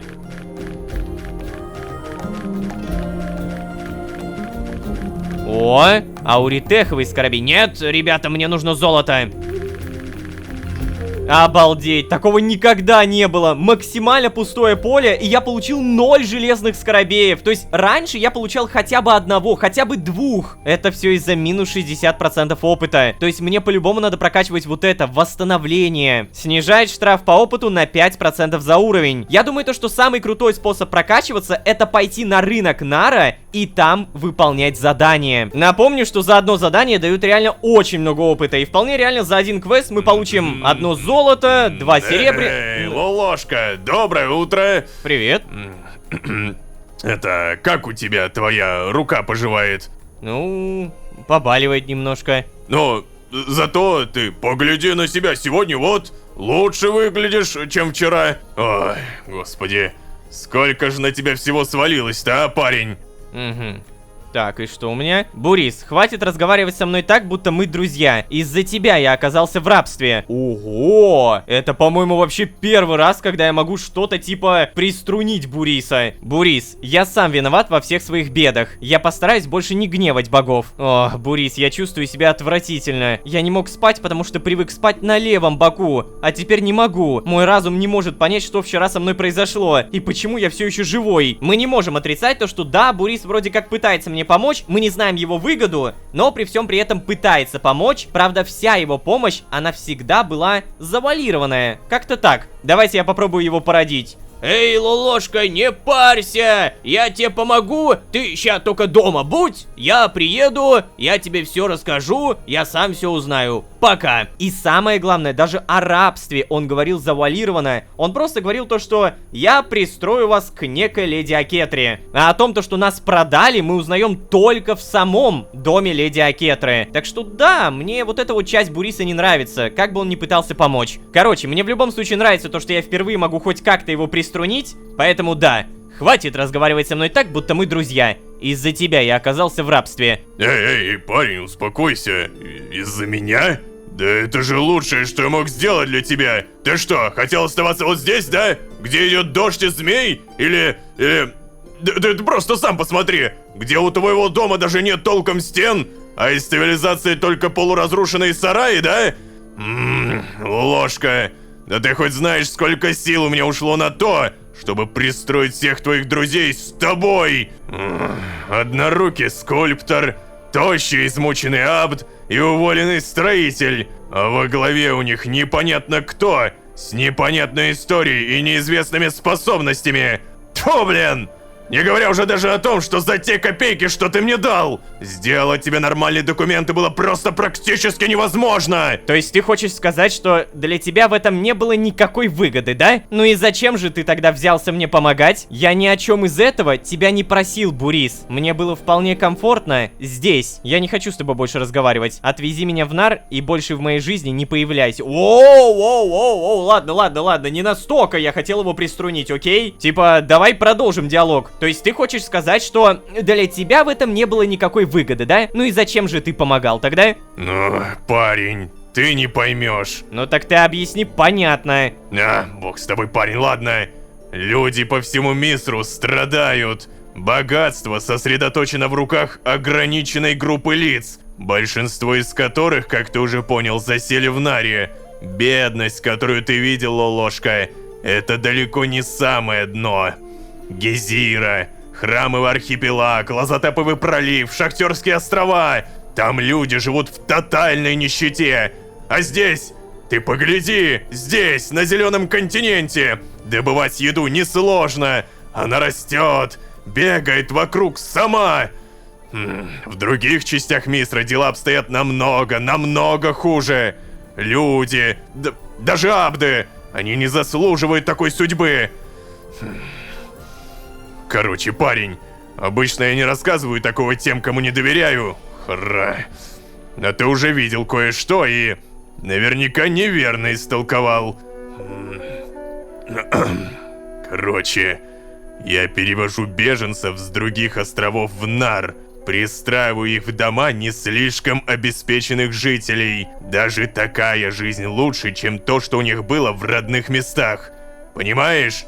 Если их поймают, казнят на месте. А если меня поймают, сначала будут пытать, а потом тоже казнят. И все равно, представляешь, отбоя от желающих нет. Но не всех удается удачно пристроить. На Зеленом континенте я хотел создать безопасное пристанище. Пристанище для тех, кому нет места в Наре. Правда, потом передумал, когда узнал, что Амару Фараона известно о твоем поселении. Да и дождь из змей не прибавил континенту привлекательности. Ну вот, парень, теперь, когда ты все знаешь, я надеюсь, у тебя не будет больше таких тупых претензий. Информация, которую я тебе сейчас рассказал, может стоить всей моей жизни. Фу. Надеюсь, ты это понимаешь, да? Ага, ну понятно. То есть, как будто, опять же, ни для какой выгоды ты это делал. Эй, вот вы где. Здарик, что случилось? На самом деле ничего особенного. Просто поймите, я переживаю, что отпрашивался у Акетры только на 1 вечер, а прошло уже несколько дней. Вот. А ведь нам еще плыть, понимаете, нам еще плыть нужно. Я понял, то есть надо было все-таки вчера плыть, да? Не, я вовсе не это имел в виду, Бурис. Вчера никто из нас не был в состоянии, сами понимаете. Но если сейчас все готовы, то я бы предпочел не тянуть с этим. Ладно, только, Здарик, давай. Иди отсюда, иди на корабль. Лолошка, понял. ты тоже собирай вещи и приходи, только не задерживайся. Все? Не, ну, кстати, на самом деле хорошая мотивация, если это правда. Мне понравилась его фраза «Никто не заслуживает жить в такой нищете». Но в то же время, неужели реально Зеленый континент настолько плох в этом плане? Просто еды здесь реально как будто навалом, раз в 1000 больше, чем в Нарфонисе. Ну, она здесь бегает, она тут растет, ее можно без проблем собрать. Так, ладно, нам, получается, можно уже отплывать, да? Погодите, пожалуйста. Вот это мы сейчас все выкинем. Возьмем все самое необходимое. Например, опыт, который можно получить с пшеницы. О, сразу скоробей, спасибо. Селиасет довольна вашими деяниями и дарит благословение. Спасибо. Это, кстати, мне реально поможет. Да, без квестов здесь и правда никуда. Но, кстати, реально, ё-моё, у меня шикарная идея. Мы же можем подготовиться к квестам. Нас очень часто просят сделать что-то каменное, железное, что-то из кирпичей. Именно поэтому можно сразу взять кирпичи, что-то каменное, железное, как вы понимаете. Например, вот, булыжник. У меня его не было, а теперь появился. Дерево есть, медь. Ну, медь мы, наверное, потом продадим, но пока что есть. Какие еще квесты меня обычно просили? Томаты. Я помню, меня томаты очень часто просят. А томаты, как они выращиваются, кстати? Не понятно. Ох уж эти чертовы томаты. Было бы у меня всего лишь одно семечко, я бы бед не знал и выполнял эти квесты. Это томат, это маг. А это томат, это волчий боб. Хорошо, тогда мы телепортируемся в любую деревню. Вполне реально то, что здесь найдется что-то подобное, и мне реально всего лишь одно семечко спасет очень много репутации и заработок скоробеев. Я только сейчас понял то, что в этой деревне даже как-то огородов толком нет. Вот тыквы растут и все. Но у нас есть другая деревня. Ё-моё. Вы чё, охренели? А ну кыш отсюда! Шли вон отсюда! Это мое болото! Кыш! Кыш, кыш! Картошку воруют, ты погляди! Кстати, картошка! Ладно, ребята, томаты кто-нибудь продает? Нет, нет, нет. Зато я данж какой-то нашел. Тихо. Оу, тихо, тихо! Молодой! Молодой! Успокойтесь! Ой-ой-ой-ой! Господи, его даже не пробить! Это что за данж такой, а? Дикорастущая синяя бузина, часть орнамента. Ладно, давай. Ай-яй-яй! Ай-яй-яй! О, господи! А шо ж ты такой сильный-то, а, тварь? Ох, мне даже интересно, что с него сейчас выпадет. И... Ух ты! Что это такое? Каменная табличка. Могу прочитать? Не могу. Здесь написано, что мы можем прочитать это только со знаниями о древнем языке. Что за древний язык, я также не понимаю, но это явно не что-то сюжетное, это явно не что-то важное, но тем не менее я это обязательно оставлю. А что в итоге за древний орнамент, нам также интересно наверняка узнать. Ну-ка, часть орнамента. Из этого можно создать украшенное кольцо, либо осколок эха. Я смирился с тем, что томаты мы так и быть не найдем, поэтому возвращаемся домой. И все, ребята, я готов плыть. Я забрал самое важное, а именно чародейский стол. Всем привет! Ну чё, Зариф, здорово, поговорим. Статус отношений офигенный. Сдерик, поговорим. Статус отношений офигенный. Бурис, статус отношений не самый офигенный, но, кстати, у меня, наверное, есть алмаз. Блин, нет. О, зато у меня, кстати, изумруд есть. Вот это можно подарить Зарифу. Вот, возьми. Ух ты, мне такое по душе. Спасибо. Так, Бурис, может быть, тебе тоже попробовать подарить изумруд? Я, конечно, понимаю, что могу ошибиться, но вот. Благодарю. У нас, капитанов, такое очень ценится. Хорошо. Так, ну и все, наверное. Мы можем отплывать, поговорить. Ну что, готов? Да, готов. Надеюсь, я реально ничего не забыл, потому что вернуться мы вряд ли нормально сможем. У Зарифа лодки больше нет, сами понимаете. Так, и тут сразу же команда появляется, действительно. Где она все это время была? Плевать. Поговорить с кем-нибудь можем? Отойди, салага. Понятно. Что насчет тебя, Зариф? Поговорить? Знаешь, Лолошка, я вчера умер. И когда ты меня воскресил, мне все преграды, все проблемы казались такими глупыми. У меня было чувство, будто мне все по плечу. Я готов был горы сворачивать.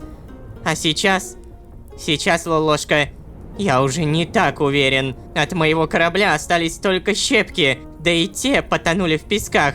Снова открыть овощную лавку мне никто уже не даст. Я понятия не имею, как я буду содержать Ма. И чего я вообще решил на эти дурацкие острова плыть?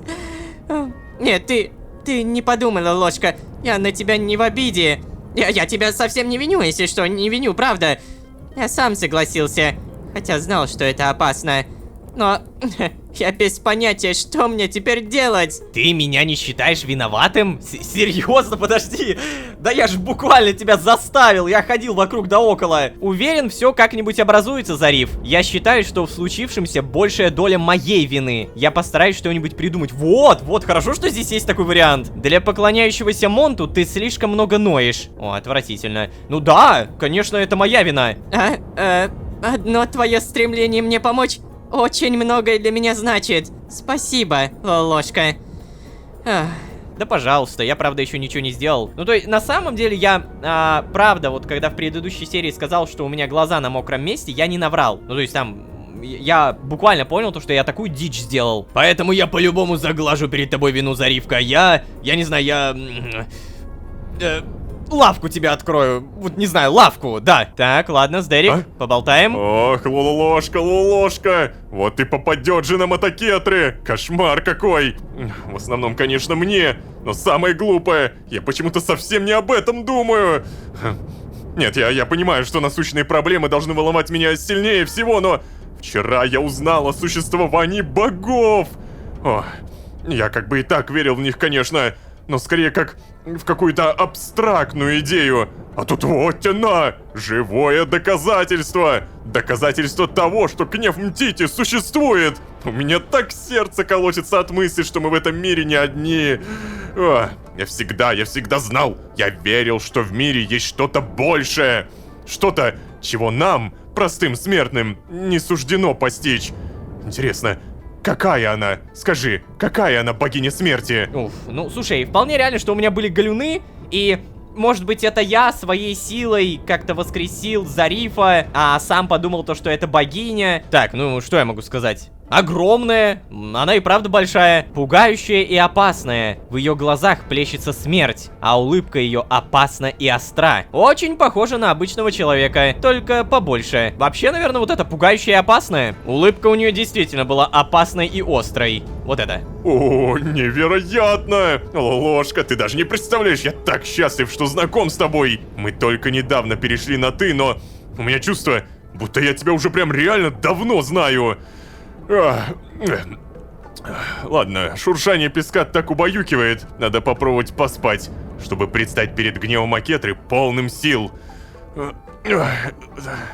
Все, Лолошка, не беспокой меня, пожалуйста. Без проблем. Так, матросики, поболтаем. Корабль в песке не тонет. Корабль тонет, когда песок в нем. Запомни это. Ну, понятно. Так, Бурис, скажешь ты что-нибудь? Да уж, Лолошка. Надеюсь, ты когда-нибудь поймешь мою позицию. А вообще, Хара, я не ожидал от тебя такой злости на меня. Я думал, ты сам понимаешь, что я для тебя как бы стараюсь вообще-то. Для чего я, по-твоему, выведывал про твоих грабителей? Для чего я уже столько времени пытаюсь выведать про таинственного СМ, а? Ладно. Я снова начинаю злиться. Отойди от меня, Лолошка, пожалуйста. Мне нужно подумать. Я могу не просто отойти, могу ему сказать: Бурис, прости, пожалуйста, я не понимал, был неправ. То есть он как бы вроде не чурается брать за это деньги, но в то же время от чистого сердца помогает, потому что он такой добрый добряк. Ну ладно, давайте мы не будем реально портить с ним отношения, потому что по факту-то да, мы его вроде приструнили, но это я так чисто попробовать скорее хотел. Поэтому, Бурис, прости. О, да ладно, бывает, парень, бывает. Про отойди, сейчас все еще актуально. Иди отсюда. Ну ладно. О, время быстро пошло. Все, со всеми поболтали, да? О, как это красиво. Каждый раз наблюдаю эту картину и просто офигеваю то, как это круто передано. Так, сколько мы? В итоге день прошел, 2, наверное, да? Где-то 1,5 дня мы плыли. О, как же приятно видеть, что где-то жизнь совсем не меняется. Все так же воняет собачьей хорой, все так же пёси дети дерут у Тена за еду. Ты тоже работаешь торговцем, Бурис, не забывай. Ну, и то верно, Зариф. Да. Эй, ребята, давайте поторопимся, умоляю вас. О, ну давайте поторопимся. Так, и мы... Вот вы где. Да вы хоть знаете, как леди волновалась. Как вам наглости вообще хватает вот так вот заявляться? Так, Хануф, чего нам, вообще не надо было приходить, что ли? Вы что, себя самыми умными считаете, что ли? Живо идите объясняйтесь перед госпожой. Все, я пошла. Эй, госпожа, они явились. Так, а где все? Подожди, только я и Дерек? Ну ладно. Ой-ой-ой, как... О, в ее глазах страх! За нас, рабов! Ты погляди-ка, ты погляди! Что? Идите Реально? сюда! Живы! Да. В порядке! И, да, Это тоже, что да. вообще такое было сейчас, а? Куда вы запропастились?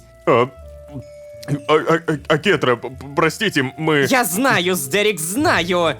Вы отправились выручать этого любителя приключений. Иди, готовь ужин, и чтобы он был самым вкусным из того, что я ела. Да, леди Акетра. Эй, Ложка, удачи. Спасибо. Это что? А ну живо! А теперь ты, Лолошка. С этого дня я запрещаю тебе выходить за пределы города. Тебе все Чего? понятно? Вот именно. Я предупрежу стражу на всех воротах, чтобы они тебя не пускали. Уму непостижимо, а? Ты попадаешь в лучший дом для абдов во всем Мисре. Пристраиваешь сюда всех своих друзей. Практически ничего не делаешь в плане обязанностей. А то, что делаешь, делаешь неправильно. И в итоге решаешь еще поэкспериментировать с моим терпением? Пропадаешь. Еще и впутываешь в это дело моего повара. Ну давай, давай. Что ты скажешь в свое оправдание? Я не апт и не хотел им быть, неужели непонятно? Не-не-не, здесь это плохо будет звучать. Давайте... Простите. Вот не могу, ложка. Твоя детская прямота и наивность сводит меня с ума. Это правда, что ты не знал, кто такой Амар, и не склонился перед ним? Да, это правда. Вот это да! Я думаю, он был настолько этим шокирован, что даже не придумал, как с тобой поступить. А раз даже он не знает, то мне-то откуда, правда? Если соберешься выходить из дома, бери с собой Сдерика или Абди. Я серьезно, лол-ложка. Если бы мое доверие измерялось в утенах, то сегодня ты бы потратил последние. И еще кое-что. Завтра жду от тебя историю. Что все-таки произошло? Ты понял меня? Да, леди Акетра. Угу. Вот и молодец. Чао. Спасибо, что не побили меня, я не знаю. А подождите, вы куда? Нет, только не эта дверь! Она же сейчас закроется, я не смогу открыть, да? Ну-ка. Да, все. Ну, в целом, как будто все могло быть хуже. Намного хуже. Леди Акетра меня даже не ударила, она меня обняла. Но выговор, конечно, строгий. То есть, понятное дело, то, что в будущем она меня уже не пощадит. Сдерик, поговорим? Сдерик. Не поговорим? Серьезно? То есть ты даже не скажешь то, что ух, слава богу, какая Кетра крутая, она нас даже не побила, не убила. Ладно, а что насчет Абди? Абди же по идее дома, да? Вопрос на 203 миллиарда рублей, реально, где Абди? Так, к нему не зайти, у меня при этом ничего не поменялось. Может быть он наверху, кстати? Абди! Я так соскучился! Привет! Поговорим? Ложка, я так рад, что вы вернулись. Когда я услышал внизу ваш голос, я аж подпрыгнул от радости. А Кетра очень волновалась, когда Сдерик не вернулся 4 дня назад. Честно говоря, я волноваться начал даже раньше. Вы как, ложка? Абди, а Кетра запретила мне одному выходить из дома. Хочешь пойти прогуляться со мной? Просто решил тебе рассказать. Так, то есть у меня либо выбор Сдерика взять с собой, либо Абди, да? Давай предложим Абди. Хочешь пойти прогуляться со мной? О, наша госпожа так добра к нам. Любой другой хозяин обязательно бы применил телесное наказание. Да, ложка, я бы с радостью с вами прогулялся. Я собираюсь сегодня вечером пойти на службу в храм Кнефмтити. Если захотите присоединиться, встретимся здесь через пару часов. Сейчас мне нужно закончить работу. Ой, все, увидимся. Хорошо. Ладно, вот и договорились. То есть, куда еще раз? Я собираюсь сегодня вечером пойти на службу в храм Кнефмтити. О, Кнефмтити! Интересно, как этот храм на нас повлияет. Так, Сдерик, может, все-таки поговорим? Давай. Ну что, ложка, как прошло у тебя? Я никаких криков не слышал.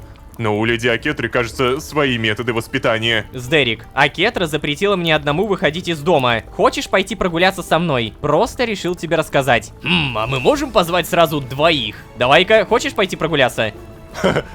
Она наказала тебя как ребенка. Из нее вышла бы прекрасная учительница. Вообще, да, знаешь, я думал сходить на службу в храм Монту. После всего случившегося я подумал, что мне стоит вознести ему свои молитвы. Но... знаешь, чтобы он там не прогневался в лишний раз и все такое. Ты как, пойдешь со мной? Ну, да. О, супер.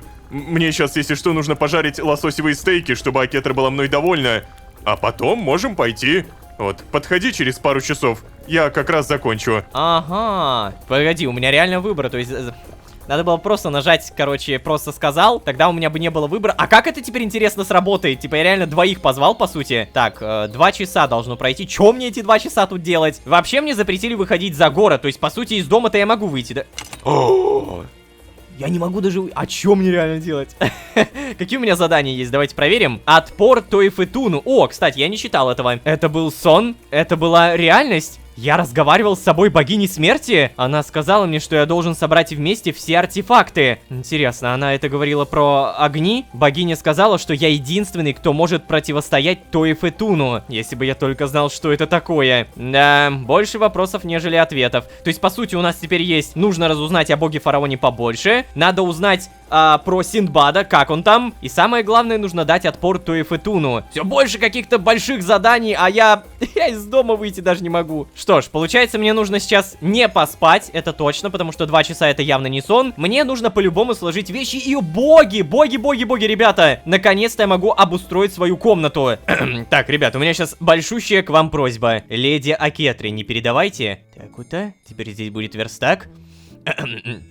Так, вот здесь мы немножко расширим нашу комнатку. Вот здесь сундучок, вот здесь сундучок. Просто разные сундучки. В этом сундуке будут храниться только блоки. В этом сундуке будет храниться только мусор. Например, сейчас картошка это мусор, семена пшеницы, кусочек золота. А вот в третьем сундуке будет храниться амуниция и инструменты. Вот как-то так. Слушайте, с кем мы пойдем гулять? Куда мы пойдем гулять? В какой храм мы в итоге забредем? И пойдем ли мы вообще все вместе втроем? Мы узнаем уже в следующей серии. Как же хорошо, что про мою одежду и про мою руку никто ничего не спросил. Иначе бы меня вышвырнули отсюда. Большущее, ребят, спасибо за то, что посмотрели. Надеюсь, то, что вам нравится. Не забывайте, пожалуйста, подписываться, ставить лайки, нажимать там всякие разные другие кнопочки. Потому что именно эти микро-маленькие нажатия по кнопочкам даруют неимоверно огромную мотивацию для меня и для всей команды. Если же вы хотите поддержать нас как-то материально и за это что-то даже получить, то заходите на Boosty. Там можно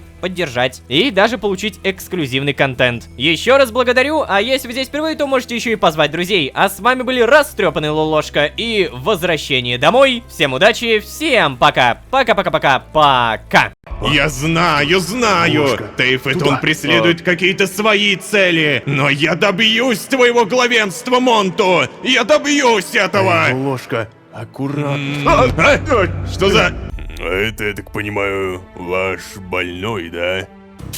Емать! Ох, тяжело. Абди или Сдерик? Вот вам кто больше нравится, ребят? Мне, честно, тяжело понять, потому что оба хороши. А сюжет как будто намекает мне, что выбрать надо только одного. Вот так вот. А иначе, если погонишься за 2 зайцами, никого не догонишь. Тем не менее, всем привет, дорогие друзья. Я Лолошка. Добро пожаловать в 13 огней. Поехали!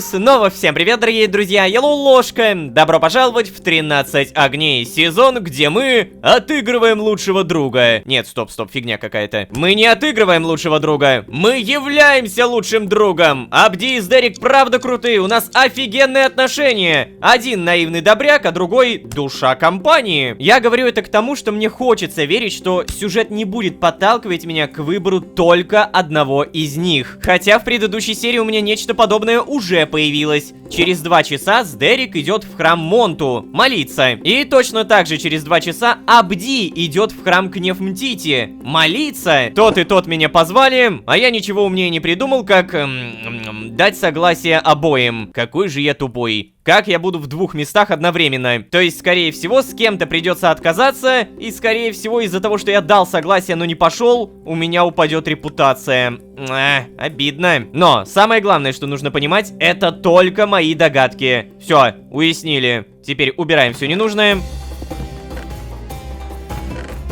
Эй, новичок, ты здесь? Я вхожу. О, да. О, доброе утро, Лолошка. Да. Привет.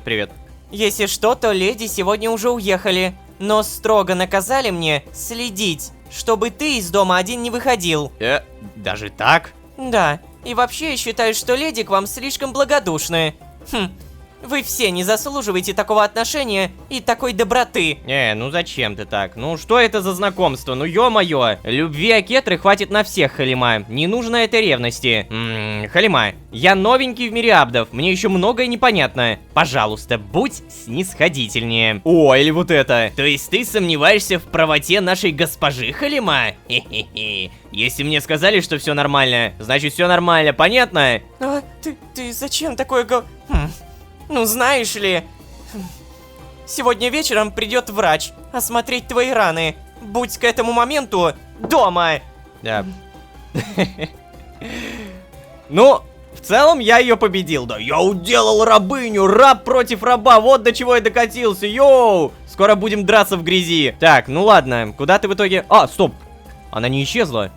Ага, она, оказывается, вот здесь живет, да? То есть мы знаем, что Абди там, Халима здесь, а вот здесь, скорее всего, другая девушка, которую зовут, надо вспомнить, Хануф. Вроде бы ее зовут Хануф. Так, у меня теперь вопрос, а я могу постучаться Абди или открыть дверь? Нет. То есть, получается, ко мне все могут, а я никому не могу. Замечательно. Вообще, самые внимательные заметили. Я начал собирать вещи, которые, да, собираюсь пустить на продажу. У меня много снопов сена, у меня много меди. Я могу это продать. И самое главное, знаете, кого я собираюсь выбрать? Я собираюсь выбрать Сдерика. Напомню то, что с ним у меня торги на рынке очень хорошие, и я могу сноп сена продать за 2. Поэтому я заранее на всякий случай все это беру. Обязательно снопы сена создаем, не забываем про это. И если мы попадем на рынок, это будет просто имба. Я так много заработаю, боже. Так что да, Абди, ты, если что, извини, но Сдерик в этом плане выигрывает. Кстати, где Сдерик, где Абди? Тут никого. Здесь тоже. Наверняка на кухне, как обычно, да? Да, конечно. Привет. О, доброе утро, Лолошка. Слушай, я так понял, ты вчера решил никуда не ходить, да? Это ничего.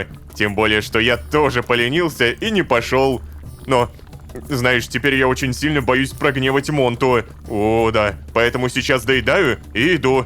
Ха, ты как, со мной? Стоп, а погоди, а как же выбор? Типа Абди, Сдерик и все такое? А, ну кстати, вот выбор. Сдерик, я бы очень хотел сходить с тобой, но уже договорился пойти с Абди в храм Кнефмтити. А, то есть выбор все-таки действительно присутствует, окей. Но я уже сказал то, что мы выбрали Сдерика, поэтому да, Сдерик, с радостью. Ай, Лолошка, вот это по-нашему. Офигенно!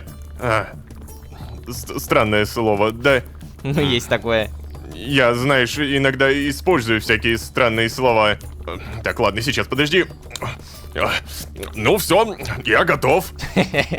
Без сэндвича никуда, я понял. Ну, в целом, я тоже готов. Ага, я понял, хорошо. Ну все, давай, тогда побежали. За мной нельзя опаздывать.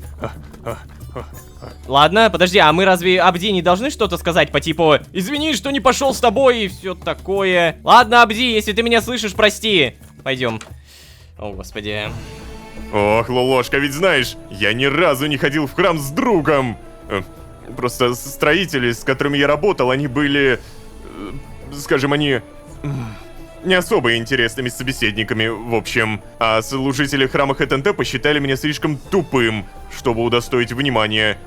Вот как-то так и вышло. Ни там друзьями я не обзавелся. А теперь вот, получается, первый раз иду в храм с другом. Ну что, пойдем? Да? Пойдем. Единственное, что не совсем понятно, где этот храм находится. Я просто надеюсь, то, что нас не телепортируют. Надеюсь, то, что нам именно покажут, как идти. Так, да, пойдем. Нет! Я же попросил... А, вот, да, все, окей. Нас не телепортируют, нам реально покажут, как идти. Правда, это немножко медленно, но мы, если что там, что-то, наверное, ускорим. Или Сдерик все-таки... слушай, Лолошка, О. а ты как, действительно поклоняешься Монту? Ой, Сдерик, нельзя задавать такие вопросы. Кстати, вы заметили то, что пока я могу ему отвечать, у нас меняется сзади экран. Мы буквально топаем. Прикольно сделали, кстати. Вон, я вижу, вон они идут. Прикольно. Да, мне кажется, Монту из всех богов подходит мне больше всего. Слушай, Сдерик, я знаю, что боги существуют, но я не хочу поклоняться никому из них. Сдерик, это сложный вопрос. И это правда сложный вопрос. Могу так ответить, да? И мы все еще идем. Как это офигенно. Знаешь, у меня такое иногда впечатление, будто ты, Лолошка, не из этого мира. Ой, Ты, кстати, как думаешь, другие миры это существуют? Ох, нифига ты задаешь. Скажешь тоже, Сдерик. Думаешь, раз боги существуют, то и миры тоже? Ой, слушай, я и сам часто чувствую, что я этому миру не принадлежу. Но недавно мы и про богов были не уверены. Так что да, все возможно. Наверное, вот это. Я и сам часто чувствую, что этому миру не принадлежу. Ох, мне прям нравится, какую Сдерик тему завел. Просто, представляешь, я натыкался в храме Хатентепа на древние фолианты, где рассказывалось про путешественников из других миров. Обалдеть. Так, а вот с этого момента еще поподробнее, давай. Ты, наверное, что-то не так перевел. Уверен, это были путешественники из других островов или что-то подобное. Слушай, Сдерик, а ты бы хотел сам путешествовать по мирам? Мне кажется, что мне уготовано что-то большее, чем жизнь в Мисре. К тому же еще и эта амнезия. Давай вот это. Ты бы хотел сам путешествовать по мирам? Ну, слушай, спрашиваешь, ложка, конечно, естественно. Я бы столько всего отдал за возможность увидеть что-то большее. Хорош. Может быть, когда-нибудь тебе и повезет. Лучше не замахиваться на что-то настолько глобальное. Ты же просто строитель. Отстойный выбор. Сдерик, не существует никаких других миров. Успокойся. Ну, самый нормальный это вот это для продолжения диалога. Может быть, когда-нибудь тебе и повезет. Где это мы, кстати, вообще? Что это за место мы проходим? Статуя Кнефмтити? Ложка, я бы хотел путешествовать с тобой. Мне просто кажется, одному было бы совсем одиноко. И вновь выбор, да господи. Когда путешествуешь один, несешь ответственность только за себя. А я бы хотел исследовать миры с тобой. Ты так всему удивляешься? Мне кажется, веселее всего путешествовать большой компанией. Давай вот это. Я бы хотел исследовать миры с тобой. Просто мне кажется, что из-за этого репутация может вырасти. О, никогда бы не подумал, что ты кого-то сможешь к себе подпустить. О, кстати, смотри, мы пришли. Ты бывал здесь раньше, а? Я не знаю, где мы, Сдерик. Я буквально не понимаю, в каком месте мы сейчас находимся. Где точка? О, нифига, мы прямо на окраине города, но в том месте, где я даже не пробегал. Вот оно. Это как будто за стенами, но не за стенами. Ну, короче, не, я здесь не был. Подожди, как так? Блин, точно, у тебя же амнезия. Наверняка ты все-таки здесь бывал, просто не помнишь, да? Знаешь, я очень рад, что ты решил пойти в храм со мной. Ты не захотел рассказать мне, поклоняешься Монту ты или нет, но я знаю, что это потому, что ты ему не поклоняешься. И из-за этого твой поход сюда для меня становится только ценнее, знай это. Я это правда ценю. О, смотри, какая красота. Идем скорее, покажу тебе храм.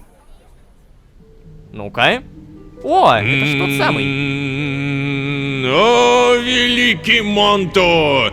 Даруй Тайфетуну правильное видение! Ложка, туда. Да узрят же неразумные слабость сердец своих и силу твою! Да уверуют в господство твое над миром Ироносом! Почему не явишься ты, не ударишь своим молотом снова по поверхности мира, чтобы вопросы всех и всякого отпали? О, я знаю, Тайфетун преследует какие-то свои цели, и даже мне, твоему верховному жрецу, они мне их не рассказывают, но я добьюсь твоего главенства, Монту, я добьюсь этого! Ложка, аккуратно. Что за... Кто это осмелился шпионить в храме великого бога? Спрятаться, выйти к жрецу, спрятаться. Выйти, наверное, да? Потому что он знает, что я поклоняюсь Монту. Да, я успел. Я не шпионил. Я не шпионил, клянусь. О, я успел. Фух. Погодите-ка. Я помню тебя. Ты был на фестивале. Что вы здесь делаете? Так, ну вообще я помню точно, что ты меня сам звал в храм. Сдерика, может быть, и не звал, но меня точно звал. Ну кстати, вот, у меня тут есть такой вариант. Вы рекомендовали мне прийти в храм. Я позвал друга, и мы пришли. Ну, вот оно что. Встань, сын мой. Ты не сделал ничего плохого, и кара не настигнет тебя. Спасибо, верховный жрец великого бога Монту. Я не сразу узнал тебя, но я много раз видел тебя в храме. Ты хороший человек и праведный труженик, однако, насколько я знаю, ты был изгнан из строителей и сейчас стал абдом. Вы так много обо мне знаете? Я знаю все про всех служителей Монту. Это моя обязанность, как жреца. О, вы так много трудитесь. Ну, да. Я должен показывать пример остальным. В любом случае, став абдом, не изменил ли ты своей вере? О, нет, нет, ни в коем случае. Что вы? Я почитаю гнев Мтити, как и остальных богов. Но всегда буду отдавать предпочтение Монту. Хорошо, хорошо, молодец. Ты тоже молодец, что пришел. Простите, господин Верховный Жрец Великого... Тихо, тихо, успокойся. Меня зовут Салман Муджалид. Монту не любит всех этих официальных терминов. Это по душе Роносу. Понял. Спасибо за оказанное доверие, Салман Муджалид. Ну все, хватит. Ой, что ж такое? Слушайте, мне нужно отлучиться. Заканчивайте ваши молитвы без меня. Всего доброго. Подожди, а мы... Да, и, кстати, еще кое-что. Никогда больше не шпионьте за Верховным Жрецом во время его молитвы. Но мы же не... Не шпионили. Лулошка, это что сейчас было? Знаешь, я уже слышал где-то то слово, которое Салман произносил. Как же оно? Сейчас... Тоифетун. Я точно где-то читал про это. О, черт. Нет, я не смогу так вспомнить. Это нужно прийти в храм Хетентепа. Надо там искать. Ой. В любом случае, Лулошка, добро пожаловать в храм Бога Труда. Великий Монту любит созидание и не любит, когда время тратится зря. Понял? Что бы ты ни делал, от создания инструментов, мебели, механизмов, да вообще любых предметов, до строительства домов и зданий. Когда я работал строителем, Монту всегда был ко мне благосклонен. А сейчас, конечно, да, многое изменилось, но я не перестану поклоняться Монту. Вообще, в Мистре не принято поклоняться больше, чем одному богу. Наши боги покровительствуют каждой своей сфере. И, выбирая себе какое-то призвание, люди начинают молиться своему покровителю. Я знаю, что это вроде звучит логично, но я как будто никогда в эти рамки не вписывался. Я работал строителем в храме Хетентепа, там не сдержался и пристроился к знаниям. Но я не перестал молиться Монту. Да и ты сам посмотри, Салман даже удивился. Я теперь вроде абд, но пришел сюда, а не в какой-нибудь храм Гнев Мтити. Я уже сам не понимаю, к какому миру я принадлежу. Так а в чем проблема? Если это только рекомендация молиться одному богу, почему бы не молиться всем богам? Уху! Сдерик, ты можешь сам выбирать, кому тебе поклоняться. Почему бы тебе не посвятить себя всем 3 богам? Ну, логично же. До такого маленького человечка, как ты, богам нет никакого дела. Ну нет. Вот это, мне кажется, самое нормальное. Почему бы тебе просто не посвятить себя всем 3 богам? Да? Ну уж нет, Лулошка. Я не могу как Абди резать свое тело, и уж тем более, я бы не хотел есть гнилое мясо или рисковать жизнью. Наверное, поклонение Монту... Да, поклонение Монту мне подходит сейчас больше всего. Если я почувствую потребность, я обращусь и к другим богам, вот и все. Рад, что додумался до этого. Лулошка, спасибо, что ты был в этот момент рядом. Ой, кстати, мы что-то уже долго здесь торчим. Пойдем быстрее домой. Мне нужно еще обед готовить. Ага. О, скульптор! Тебе как, уже лучше? Лучше. Но я сегодня вернусь в лечебницу. Меня отпустили только ненадолго. Кстати, тебе ведь пора возвращаться, старик. Ни к чему в твоем возрасте так испытывать организм. Леди, вы не представляете, на что я способен. О, представляю, старик. Поэтому и волнуюсь. А ну, Хануф, подойди сюда, пожалуйста. Отведи скульптора обратно. Пожалуйста. Подожди, а какая еще лечебница? Вроде об этом была какая-то фраза. По-моему, не было диалога про какую-то лечебницу. Или мне кажется. А что с ним? Старик как старик. Ах, точно, Лулошка, ты же не знаешь. Скульптора разразила какая-то непонятная хворь. Из-за нее ему тяжело дышать. Ему предстоит еще много времени провести в лечебнице. Но довольно пустой болтовни. А ну-ка, Сдерик, иди приготовь обед. Слушаюсь, леди Акетра. Угу, вот молодец. А ты, Лолошка, пойдешь со мной в спальню, где обстоятельно расскажешь мне, что с тобой случилось. Пойдем за мной. Ой, все-таки мы будем диалог вести, да? А, так это твоя спальня. А я туда не мог зайти, то есть наконец-то я могу зайти, да? О, ну-ка. Сюда! Наконец-то! Ай, ну давай, садись быстрее. Ладно. Ну что ж, Лолошка, надеюсь, ты хорошо подготовился. И сейчас развлечешь меня. Что? Боже, выдумать что-то совсем другое, рассказать правду под видом сказки. Уа. Я даже не знаю, что Акетре может понравиться больше. Но я бы, наверное, третье выбрал, солгать, либо первое. Просто, кажись, Акетра не такая тупая, чтобы поверить в мою ложь, да? Учитывая то, что она может спросить у кого-то другого, и, скорее всего, тот не обманет. Поэтому давайте расскажем правду, но немножко подукрасим, под видом сказки. Леди, правда всегда скучнее выдумки, поэтому позвольте я немного приукрашу свой рассказ. Все началось, когда я и мой друг Зариф решили... Будь по-твоему. И вот так вот Кнеф Мтитис, Дерек и Бурис спасли меня и Зарифа от верной смерти.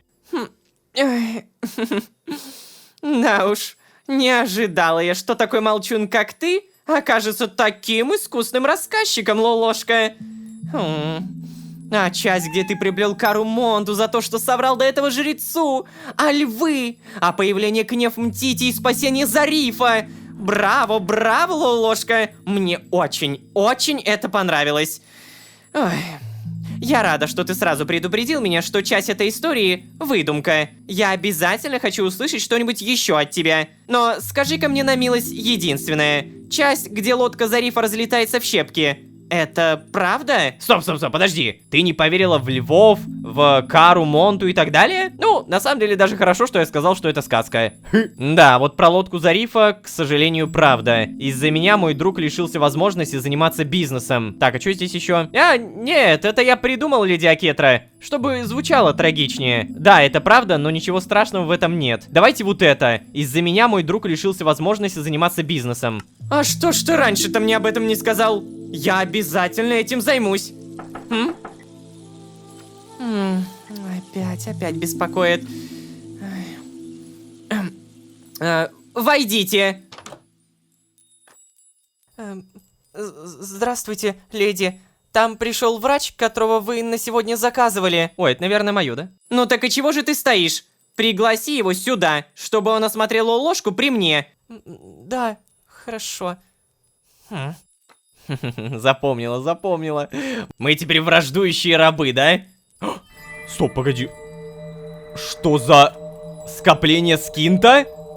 Откуда у тебя тут скопление скинта, леди Акетра? Добрый вечер. Прошу прощения, что задержался. У предыдущего клиента пошло не по плану кровопускания. Да проведет его Кнеф Мтити в лучший мир. Ничего страшного, господин. Я все понимаю. А это, я так понимаю, ваш больной, да? Верно. Встаньте, молодой человек. А я и так стою. Что меня? Ой, щекотно. Уху-ху. А мне новую одежду сошьют, кстати. То у меня вон повязочка и... Воу, молодой! Молодой, минус 10 хп, ну просто руку тронул. Вот такой вот я, да, милашка-какашка, неженка. Ну, что я могу сказать здесь? Пока я не вправил руку в нужное положение, она все это время срасталась неправильно. Очень хорошо, что вы вызвали меня.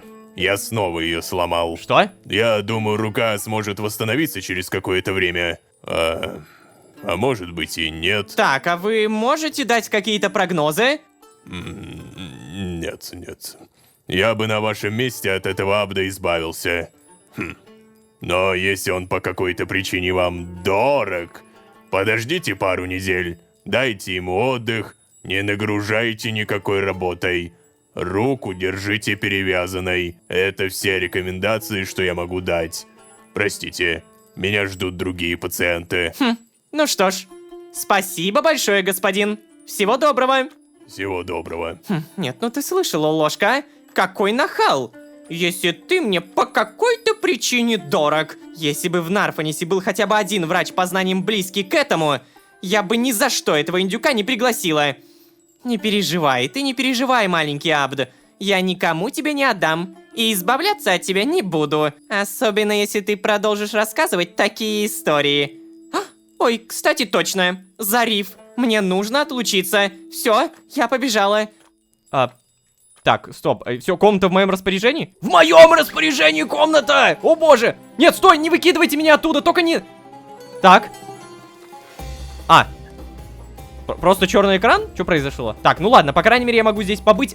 Ребят, вот это очень важная часть скопления скинта. Помните, я серию назад сказал о том, что Леди Акетра вполне возможно, если сопоставлять все факты, мироходец. Скопление скинта она не могла взять из ниоткуда, потому что скопление скинта это буквально пустота. То есть то, что... Сейчас я вам даже покажу. Мы прунус прописываем. Это то, что есть у меня в этом измерении. И в голосе времени объяснялось появление этого скинта. Так как мое измерение не герметично и через него просачивается пустота, эта пустота постепенно оседает и превращается в скопление скинта. Вот таким образом мы получаем эти кристаллы. Но откуда они у Акетры? Они не могут появиться из ниоткуда, кроме как если она кто? Правильно, мироходец. Ну, либо она у кого-то это купила, и по итогу, знаете, она сама того не понимая, купила это у мироходца. Похоже, эти кристаллы слишком прочные для моей кирки. Ой, даже здесь это произносится, прикольно. Да, моя догадка про то, что она мироходец, постепенно становится все более правдивой. По правде говоря, благодаря этой комнате мы можем очень хорошо понять, что нравится Акетре. И я читал ваши комментарии, где вы писали о том, что подари ей книгу, подари ей книгу. По всей видимости, нужно подарить... книгу. Да, что-то мне это явно подсказывает. Здесь очень много книжных полок. Книги, опять же, разбросаны. Могу ли я что-то прочитать? Нет, просто книга. У меня вроде бы даже и книги где-то были, но у меня вопрос. Вот сейчас у меня так много вещей. Со Сдериком мы в итоге на рынке не были. Но я и, получается, на рынок не могу пойти, потому что я не могу выйти, да? Ага, то есть я все-таки могу выйти, да? Не пойман, не вор. Акетра убежала, Халима убежала, Хануф убежали. Хе-хе-хе-хе. Лишь бы меня на улице, получается, никто не встретил. Не пойман, не вор. Слушайте, ну обалденно, если так подумать. Так, а я могу на рынок Нара телепортироваться? Меня же там никто типа не найдет, опять же, да? Могу! И я уже 2 серии подряд мечтаю об этом. Прокачать скоробеев. Не-не-не, даже не то, чтобы прокачать скоробеев. Мне просто интересно узнать, как много я прокачаю, если у кого-то выполню задание. То есть вот условно у меня сейчас 3 железных скоробея. Я беру какую-то помощь, и мне нужно принести 1 корзину до конца дня. Корзина это вообще что такое? Бамбук и холст. Ё-моё, вы что, издеваетесь? Я прошу прощения в другой раз. Давайте мне супер простое задание. Я вас умоляю предложить помощь и аптекарская ступка. Чего? С каждым разом это реально будет все тяжелее и тяжелее становиться? Ну как я найду эти предметы? Ускоряющая железа падает с криперов и гастов. Да, вот сейчас вот тут гаста найду обязательно. О, нашел, наконец-то. Принести мне 48 кусков угля. Идеально, хорошо. Есть тут у меня одна шикарная шахта, где я без проблем найду много кусочков. Стоп, угля. О, Бурис! Здорово! Ты что тут делаешь? Типа, просто стоишь, да? Ну ладно. Фига себе. Просто взяли, встретили Буриса. Дайте мне, пожалуйста, уголь. Блин, факелы мы в левой руке не можем использовать, только вот так вот. Мега шахта найдена. У меня, кстати, была кирка на удачу 3. Да, то есть эти кусочки угля я без проблем добуду. Сразу берем и видим проблему. Шахтерский крипер, скелет. Я прошу прощения, не трогайте меня, пожалуйста. Все, я очень быстро, без факелов, вот так вот быстро все выкапываем. Ох, давай, кирка на удачу, помоги мне как можно быстрее. Уже 14. Тихо. Так, 20. Блин, 48 не накоплю, да? Я просто хочу очень быстро добыть и тут же телепортироваться. Ладно. Ладно. Все, чил, бро, братан. Успокойся. Ну ничего, 45 угля добыли, и походу залежь кончилась. В целом я готов добыть все, потому что рано или поздно это явно пригодится. Сюда, скоробей залетел. Опа-на, посмотрите-ка на миникарту, что я вижу. Иху! Аметистовые блоки, Ох, какая красота, блин! Слушайте, с шейдерами это очень красиво выглядит, серьезно. Такое отражение. Ну, я не знаю, совсем немножко-то добуду, почему бы да, как говорится. Единственное, что я на миникарте заметил еще какую-то микросинюю пещеру. Либо это вода, вот там вот, в самом-самом низу. Видите, да? То есть это не совсем похоже на воду, но я так понимаю, это водяная пещера. Воду я все еще не слышу, хотя очень близок. И на самом деле я не понимаю, куда мне. Вниз? Вверх? А, черт возьми. Ну я так понимаю, вниз, да? Что это? Колчедан? Да ладно, блок кристаллов лазурита, нифига себе. И тут этого так много! Ни хрена себе! Так это же не просто шахта, это мега крутая шахта. А, не, погоди, я не могу из этого сделать лазурит. Ё-моё, а я-то подумал. Ну-ка, это же лазурит, да? Я могу забрать? Да, то есть получается, это шахта, в которой постепенно растут лазуриты. Я просто обязан сделать здесь вейпоинт. Сохраняем, добываем. И 44 штуки получаем. Во-первых, зачаруемся. Во-вторых, скорее всего, лазурит можно даже продать. Тем временем, все, 52 угля у меня есть. Там нужно 48, я точно помню. Привет, фермер, забирай. А? Неужели это... О, спасибо огромное. Держи, это тебе за помощь. Yes! Плюс 5 с фермером. 10... Чего? 10 утенов так мало? Так, окей, скоробея дали. Еще скоробея дали, хорошо. Еще скоробея... Да! Да! Это реально выгодно прокачиваться. Возвращаемся обратно, и... Меня никто не потерял. Хе-хе-хе-хе. То есть все-таки сбегать можно. Но, да, знаете, у меня ощущение, что это как-то может аукнуться по сюжету. Но это мы узнаем уже в следующих сериях. Кто такой Тейфетун? Что за аббревиатура SM из записки, которую мы нашли с Бурисом? Поправится ли моя левая рука? Как Акетра поможет Зарифу? И не обиделся ли на меня Абди? Столько вопросов, вот реально, дохрениллион. Но ответы мы получаем по чуть-чуть. Собственно, да, узнаем в следующих сериях. Надеюсь, что вы подписались. А если нет, то подпишитесь, пожалуйста. Ваши маленькие нажатия маленькими ручками по маленькому экрану на маленький лайк помогут очень по-большому промотивировать меня и всю команду. Спасибо большое, если не пропустили мимо ушей. А если вы здесь впервые, то можете еще и позвать друзей. А с вами были Лолошка и... все еще поломанная левая рука. Всем удачи, всем пока. Пока-пока-пока. Пока. Эй, красотка! Фиолетовый шатер тут неподалеку! Отстаньте! А то чё? Вы слышали, леди? Я считаю до 3. Он рывается. Ну давай посмотрим, кто круче. Внимание, важное. Акетра мироходец. Я уверен в этом на минимум 99%. В ее комнате находились кристаллы, которые мог получить только, и, повторяюсь, только мироходец. Сейчас расскажу поподробнее. А вообще, всем привет, дорогие друзья. Я Лолошка. Добро пожаловать в 13 огней. Поехали!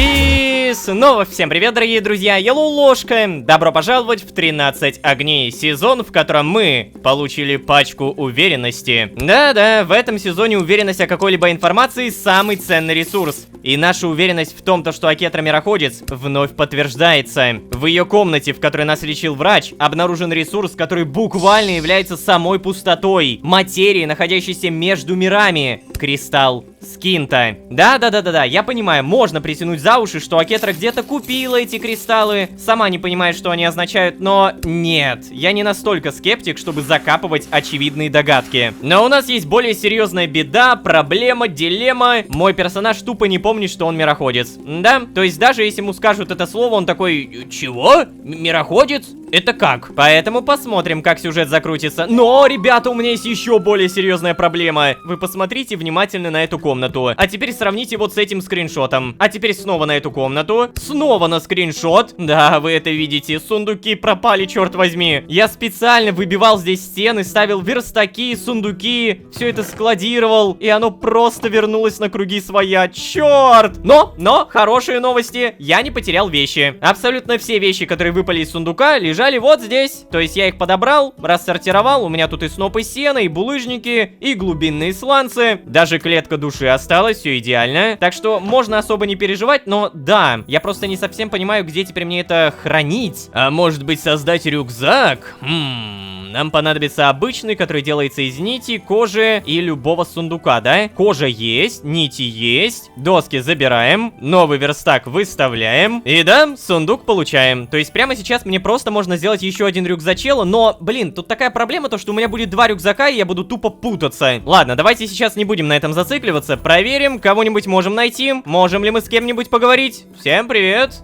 Так, тут никого. Эй, Сдерик, ты на кухне? О, и Сдерика тоже нет. Ладно, это уже проблема. А куда опять все делись? Эй, Лолошка, ой. проснулся?